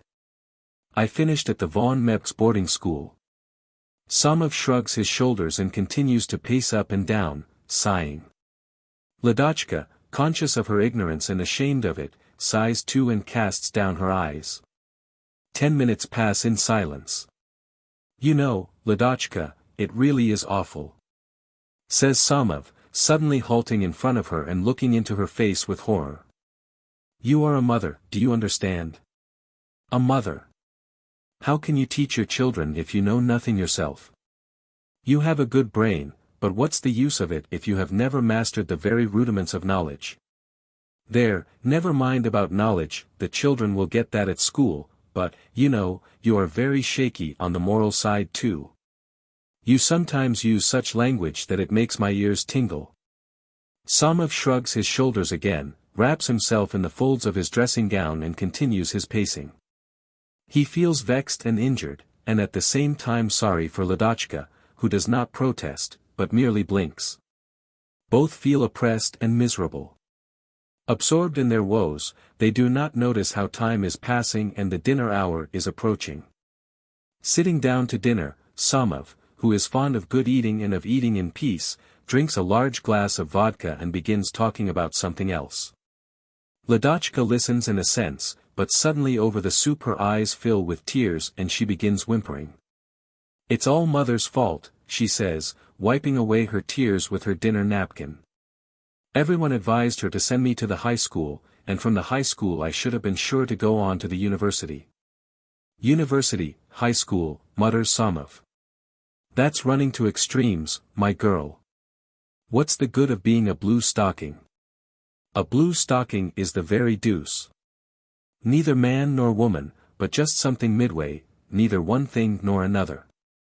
I hate blue stockings. I would never have married a learned woman. There's no making you out, says Ladochka. You are angry because I am not learned, and at the same time you hate learned women. You are annoyed because I have no ideas in my letter, and yet you yourself are opposed to my studying. You do catch me up at a word, my dear, yawned Somov, pouring out a second glass of vodka in his boredom. Under the influence of vodka and a good dinner, Somov grows more good-humored, lively, and soft. He watches his pretty wife making the salad with an anxious face, and a rush of affection for her, of indulgence and forgiveness comes over him. It was stupid of me to depress her, poor girl, he thought. Why did I say such a lot of dreadful things? She is silly, that's true, uncivilized and narrow, but there are two sides to the question, and audiatur et altera pars. Perhaps people are perfectly right when they say that woman's shallowness rests on her very vocation. Granted that it is her vocation to love her husband, to bear children, and to mix salad, what the devil does she want with learning? No, indeed. At that point he remembers that learned women are usually tedious, that they are exacting, strict, and unyielding.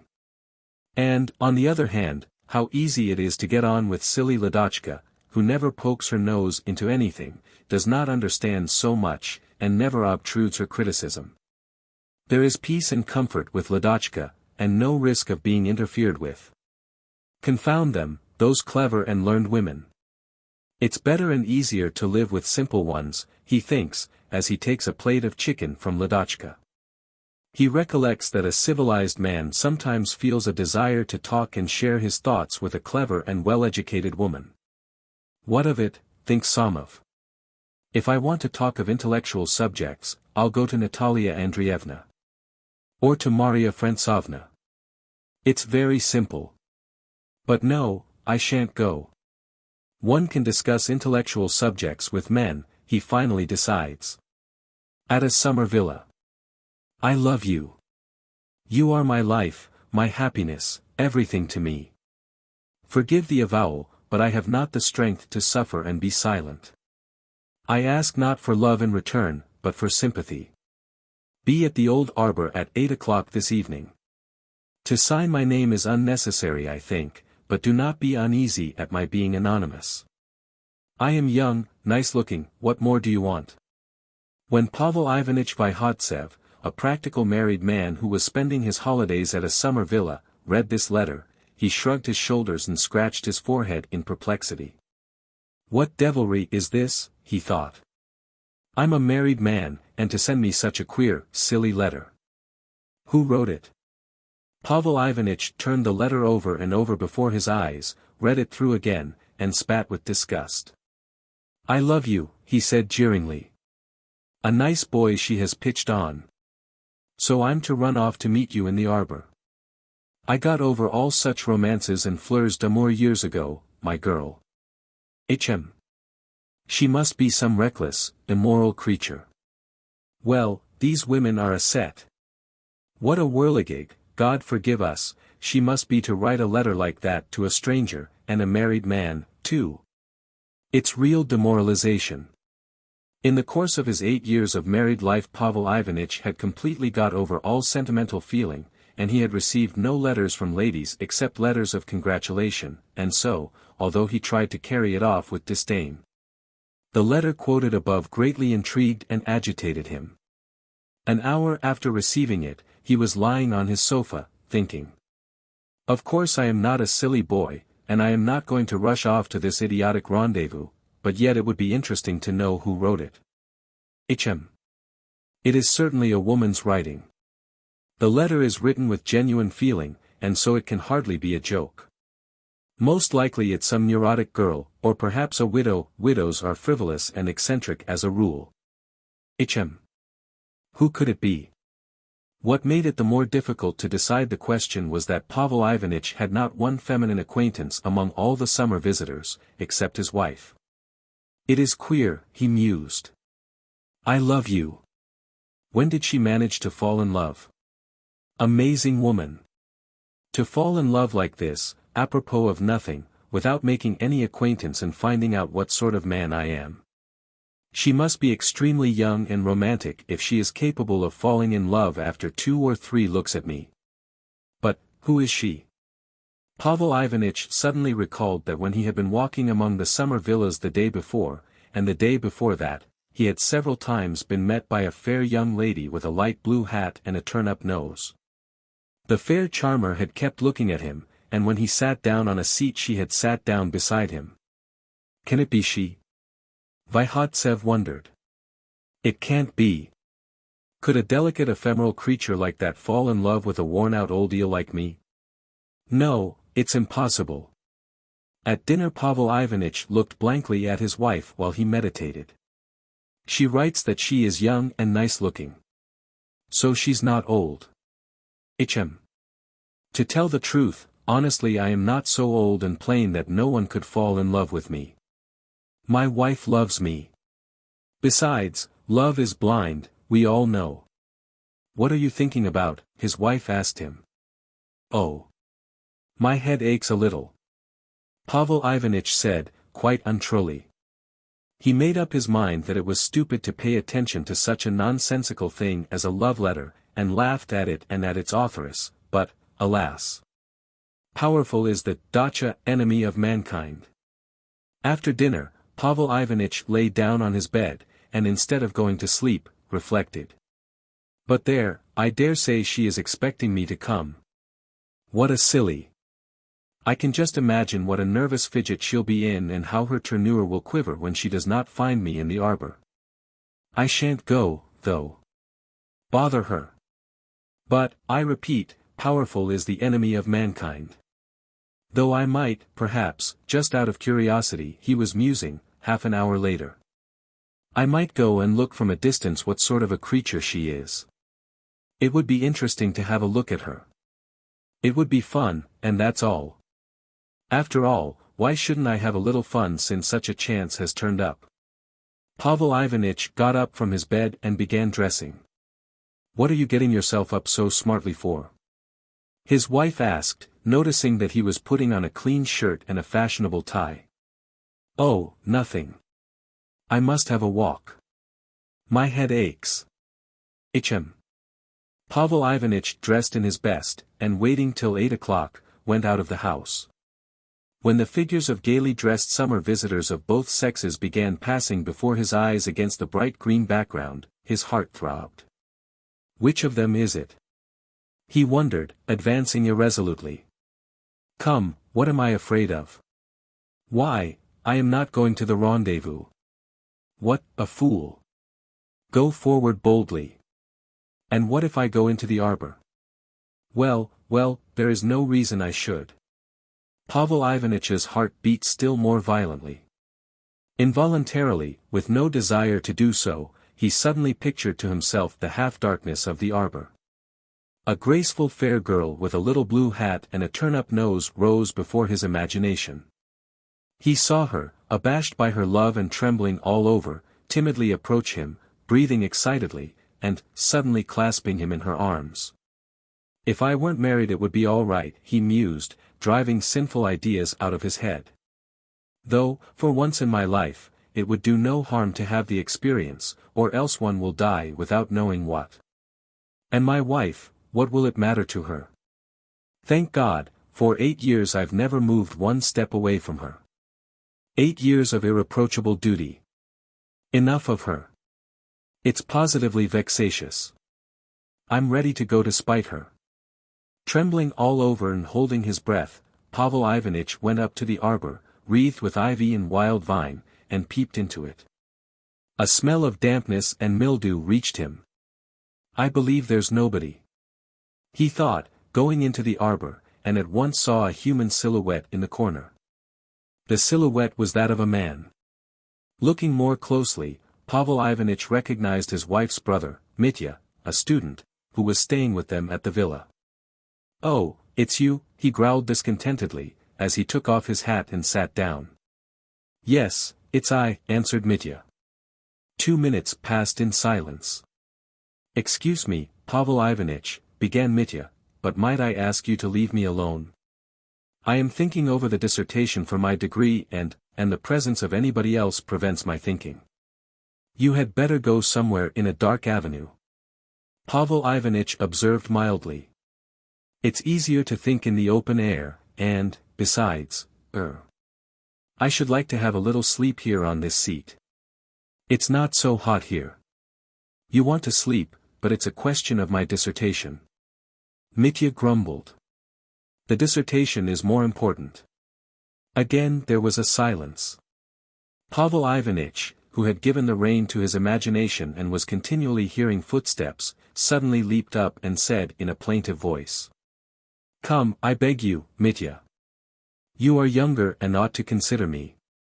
I am unwell and I need sleep. Go away. That's egoism. Why must you be here and not I? I won't go as a matter of principle. Come, I ask you to. Suppose I am an egoist, a despot and a fool, but I ask you to go. For once in my life I ask you a favor. Show some consideration." Mitya shook his head. "What a beast!" thought Pavel Ivanitch. "That can't be a rendezvous with him here. It's impossible with him here. I say, Mitya," he said, "I ask you for the last time. Show that you are a sensible, humane, and cultivated man." "I don't know why you keep on so," said Mitya, shrugging his shoulders. "I've said I won't go, and I won't. I shall stay here as a matter of principle." At that moment a woman's face with a turn-up nose peeped into the arbor. Seeing Mitya and Pavel Ivanitch, it frowned and vanished. "She is gone," thought Pavel Ivanitch, looking angrily at Mitya. "She saw that blackguard and fled. It's all spoilt." After waiting a little longer, he got up, put on his hat and said. "You're a beast, a low brute and a blackguard." "Yes. A beast. It's mean. And silly.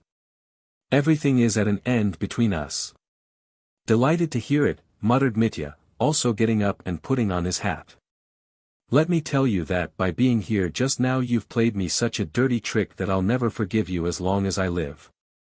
Pavel Ivanitch went out of the arbor, and beside himself with rage, strode rapidly to his villa. Even the sight of the table laid for supper did not soothe him. Once in a lifetime such a chance has turned up, he thought in agitation, and then it's been prevented. Now she is offended, crushed. At supper Pavel Ivanitch and Mitya kept their eyes on their plates and maintained a sullen silence. They were hating each other from the bottom of their hearts. "What are you smiling at?" asked Pavel Ivanitch, pouncing on his wife. "It's only silly fools who laugh for nothing." His wife looked at her husband's angry face, and went off into a peal of laughter. "What was that letter you got this morning?" she asked. I didn't get one." Pavel Ivanitch was overcome with confusion. "You are inventing imagination." "Oh, come, tell us. Own up, you did." "Why, it was I sent you that letter." "Honor bright, I did." "Ha ha." Pavel Ivanitch turned crimson and bent over his plate. "Silly jokes," he growled. "But what could I do? Tell me that. We had to scrub the rooms out this evening, and how could we get you out of the house? There was no other way of getting you out. But don't be angry, stupid. I didn't want you to be dull in the arbor, so I sent the same letter to Mitya too." "Mitya, have you been to the arbor?" Mitya grinned and left off glaring with hatred at his rival. The house with the mezzanine. The house with the mezzanine. A painter's story. It happened nigh on 7 years ago, when I was living in one of the districts of the J. Province, on the estate of Bilokurov, a landowner, a young man who used to get up early, dress himself in a long overcoat, drink beer in the evenings, and all the while complain to me that he could nowhere find anyone in sympathy with his ideas. He lived in a little house in the orchard, and I lived in the old manor house, in a huge pillared hall where there was no furniture except a large divan, on which I slept, and a table at which I used to play patience.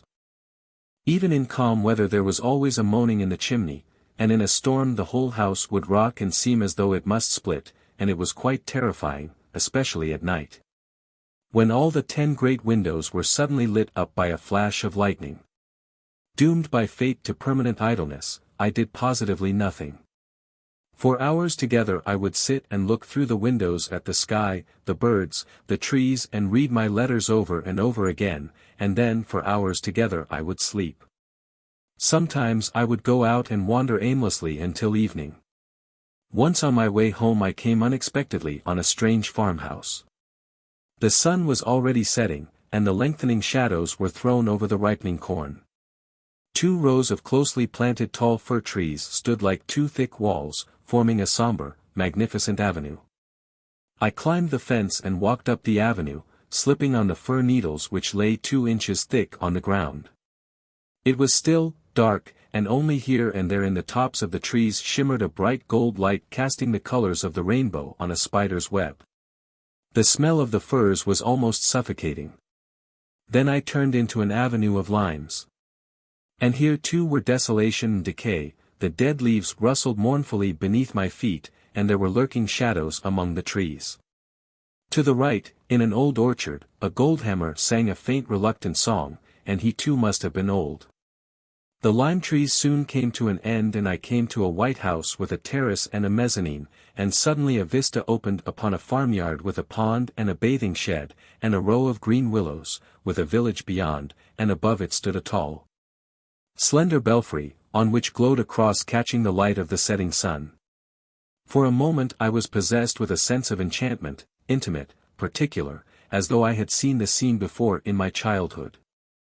By the white stone gate surmounted with stone lions, which led from the yard into the field, stood 2 girls. One of them, the elder, thin, pale, very handsome, with masses of chestnut hair and a little stubborn mouth, looked rather prim and scarcely glanced at me.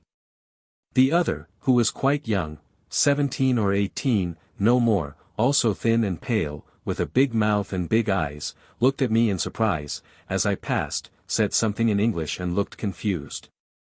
And it seemed to me that I had always known their dear faces. And I returned home feeling as though I had awoke from a pleasant dream. Soon after that, one afternoon, when Bilokurov and I were walking near the house, suddenly there came into the yard a spring carriage in which sat one of the 2 girls, the elder. She had come to ask for subscriptions to a fund for those who had suffered in a recent fire. Without looking at us, she told us very seriously how many houses had been burned down in Sionov, how many men, women, and children had been left without shelter, and what had been done by the committee of which she was a member. She gave us the list for us to write our names, put it away, and began to say goodbye. "You have completely forgotten us, Pyotr Petrovitch," she said to Bilokurov, as she gave him her hand. "Come and see us, and if Mr. N. she said my name, would like to see how the admirers of his talent live and would care to come and see us, then mother and I would be very pleased." I bowed. When she had gone Pyotr Petrovitch began to tell me about her. The girl, he said, was of a good family and her name was Lydia Volchaninov, and the estate, on which she lived with her mother and sister, was called, like the village on the other side of the pond, Shokhovka. Her father had once occupied an eminent position in Moscow and died a privy councillor. Notwithstanding their large means, the Volchaninovs always lived in the village, summer and winter, and Lydia was a teacher in the Zemstvo school at Shokhovka and earned 25 rubles a month. She only spent what she earned on herself and was proud of her independence. "They are an interesting family," said Bilokurov. "We ought to go and see them. They will be very glad to see you." One afternoon, during a holiday, we remembered the Volchaninovs and went over to Shokhovka. They were all at home. The mother, Ekaterina Pavlovna, had obviously once been handsome, but now she was stouter than her age warranted, suffered from asthma, was melancholy and absent-minded as she tried to entertain me with talk about painting. When she heard from her daughter that I might perhaps come over to Shokovka, she hurriedly called to mind a few of my landscapes which she had seen in exhibitions in Moscow, and now she asked what I had tried to express in them. Lydia, or as she was called at home, Lida, talked more to Bilokurov than to me. Seriously and without a smile, she asked him why he did not work for the Zemstvo and why up till now he had never been to a Zemstvo meeting. "It is not right of you, Pyotr Petrovitch," she said reproachfully. "It is not right. It is a shame." "True, Lida, true," said her mother. "It is not right. All our district is in Balagin's hands," Lida went on, turning to me. "He is the chairman of the council and all the jobs in the district are given to his nephews and brothers-in-law, and he does exactly as he likes. We ought to fight him. The young people ought to form a strong party. But you see what our young men are like. It is a shame, Pyotr Petrovitch." The younger sister, Genya, was silent during the conversation about the Zemstvo. She did not take part in serious conversations, for by the family she was not considered grown-up, and they gave her baby name, Misias, because as a child she used to call her English governess that. All the time she examined me curiously, and when I looked at the photograph album she explained, "This is my uncle. That is my godfather," and fingered the portraits, and at the same time touched me with her shoulder in a childlike way, and I could see her small, undeveloped bosom, her thin shoulders, her long, slim waist tightly drawn in by a belt. We played croquet and lawn tennis, walked in the garden, had tea, and then a large supper. After the huge pillared hall, I felt out of tune in the small cozy house, where there were no oleographs on the walls and the servants were treated considerately, and everything seemed to me young and pure, through the presence of Lida and Misias. And everything was decent and orderly. At supper Lida again talked to Bilokurov about the Zemstvo, about Balagin, about school libraries. She was a lively, sincere, serious girl, and it was interesting to listen to her, though she spoke at length and in a loud voice, perhaps because she was used to holding forth at school. On the other hand, Pyotr Petrovitch, who from his university days had retained the habit of reducing any conversation to a discussion, spoke tediously, slowly, and deliberately, with an obvious desire to be taken for a clever and progressive man. He gesticulated and upset the sauce with his sleeve and it made a large pool on the tablecloth, though nobody but myself seemed to notice it. When we returned home the night was dark and still. "I call it good breeding," said Bilokurov, with a sigh, "not so much not to upset the sauce on the table, as not to notice it when someone else has done it. Yes. An admirable intellectual family. I'm rather out of touch with nice people. Ah. Terribly. And all through business, business, business." He went on to say what hard work being a good farmer meant. And I thought, what a stupid, lazy lout. When we talked seriously he would drag it out with his awful drawl. And he works just as he talks, slowly, always behindhand, never up to time. And as for his being businesslike, I don't believe it, for he often keeps letters given him to post for weeks in his pocket. "The worst of it is," he murmured as he walked along by my side, "the worst of it is that you go working away and never get any sympathy from anybody." 2. I began to frequent the Volchaninovs' house. Usually I sat on the bottom step of the veranda.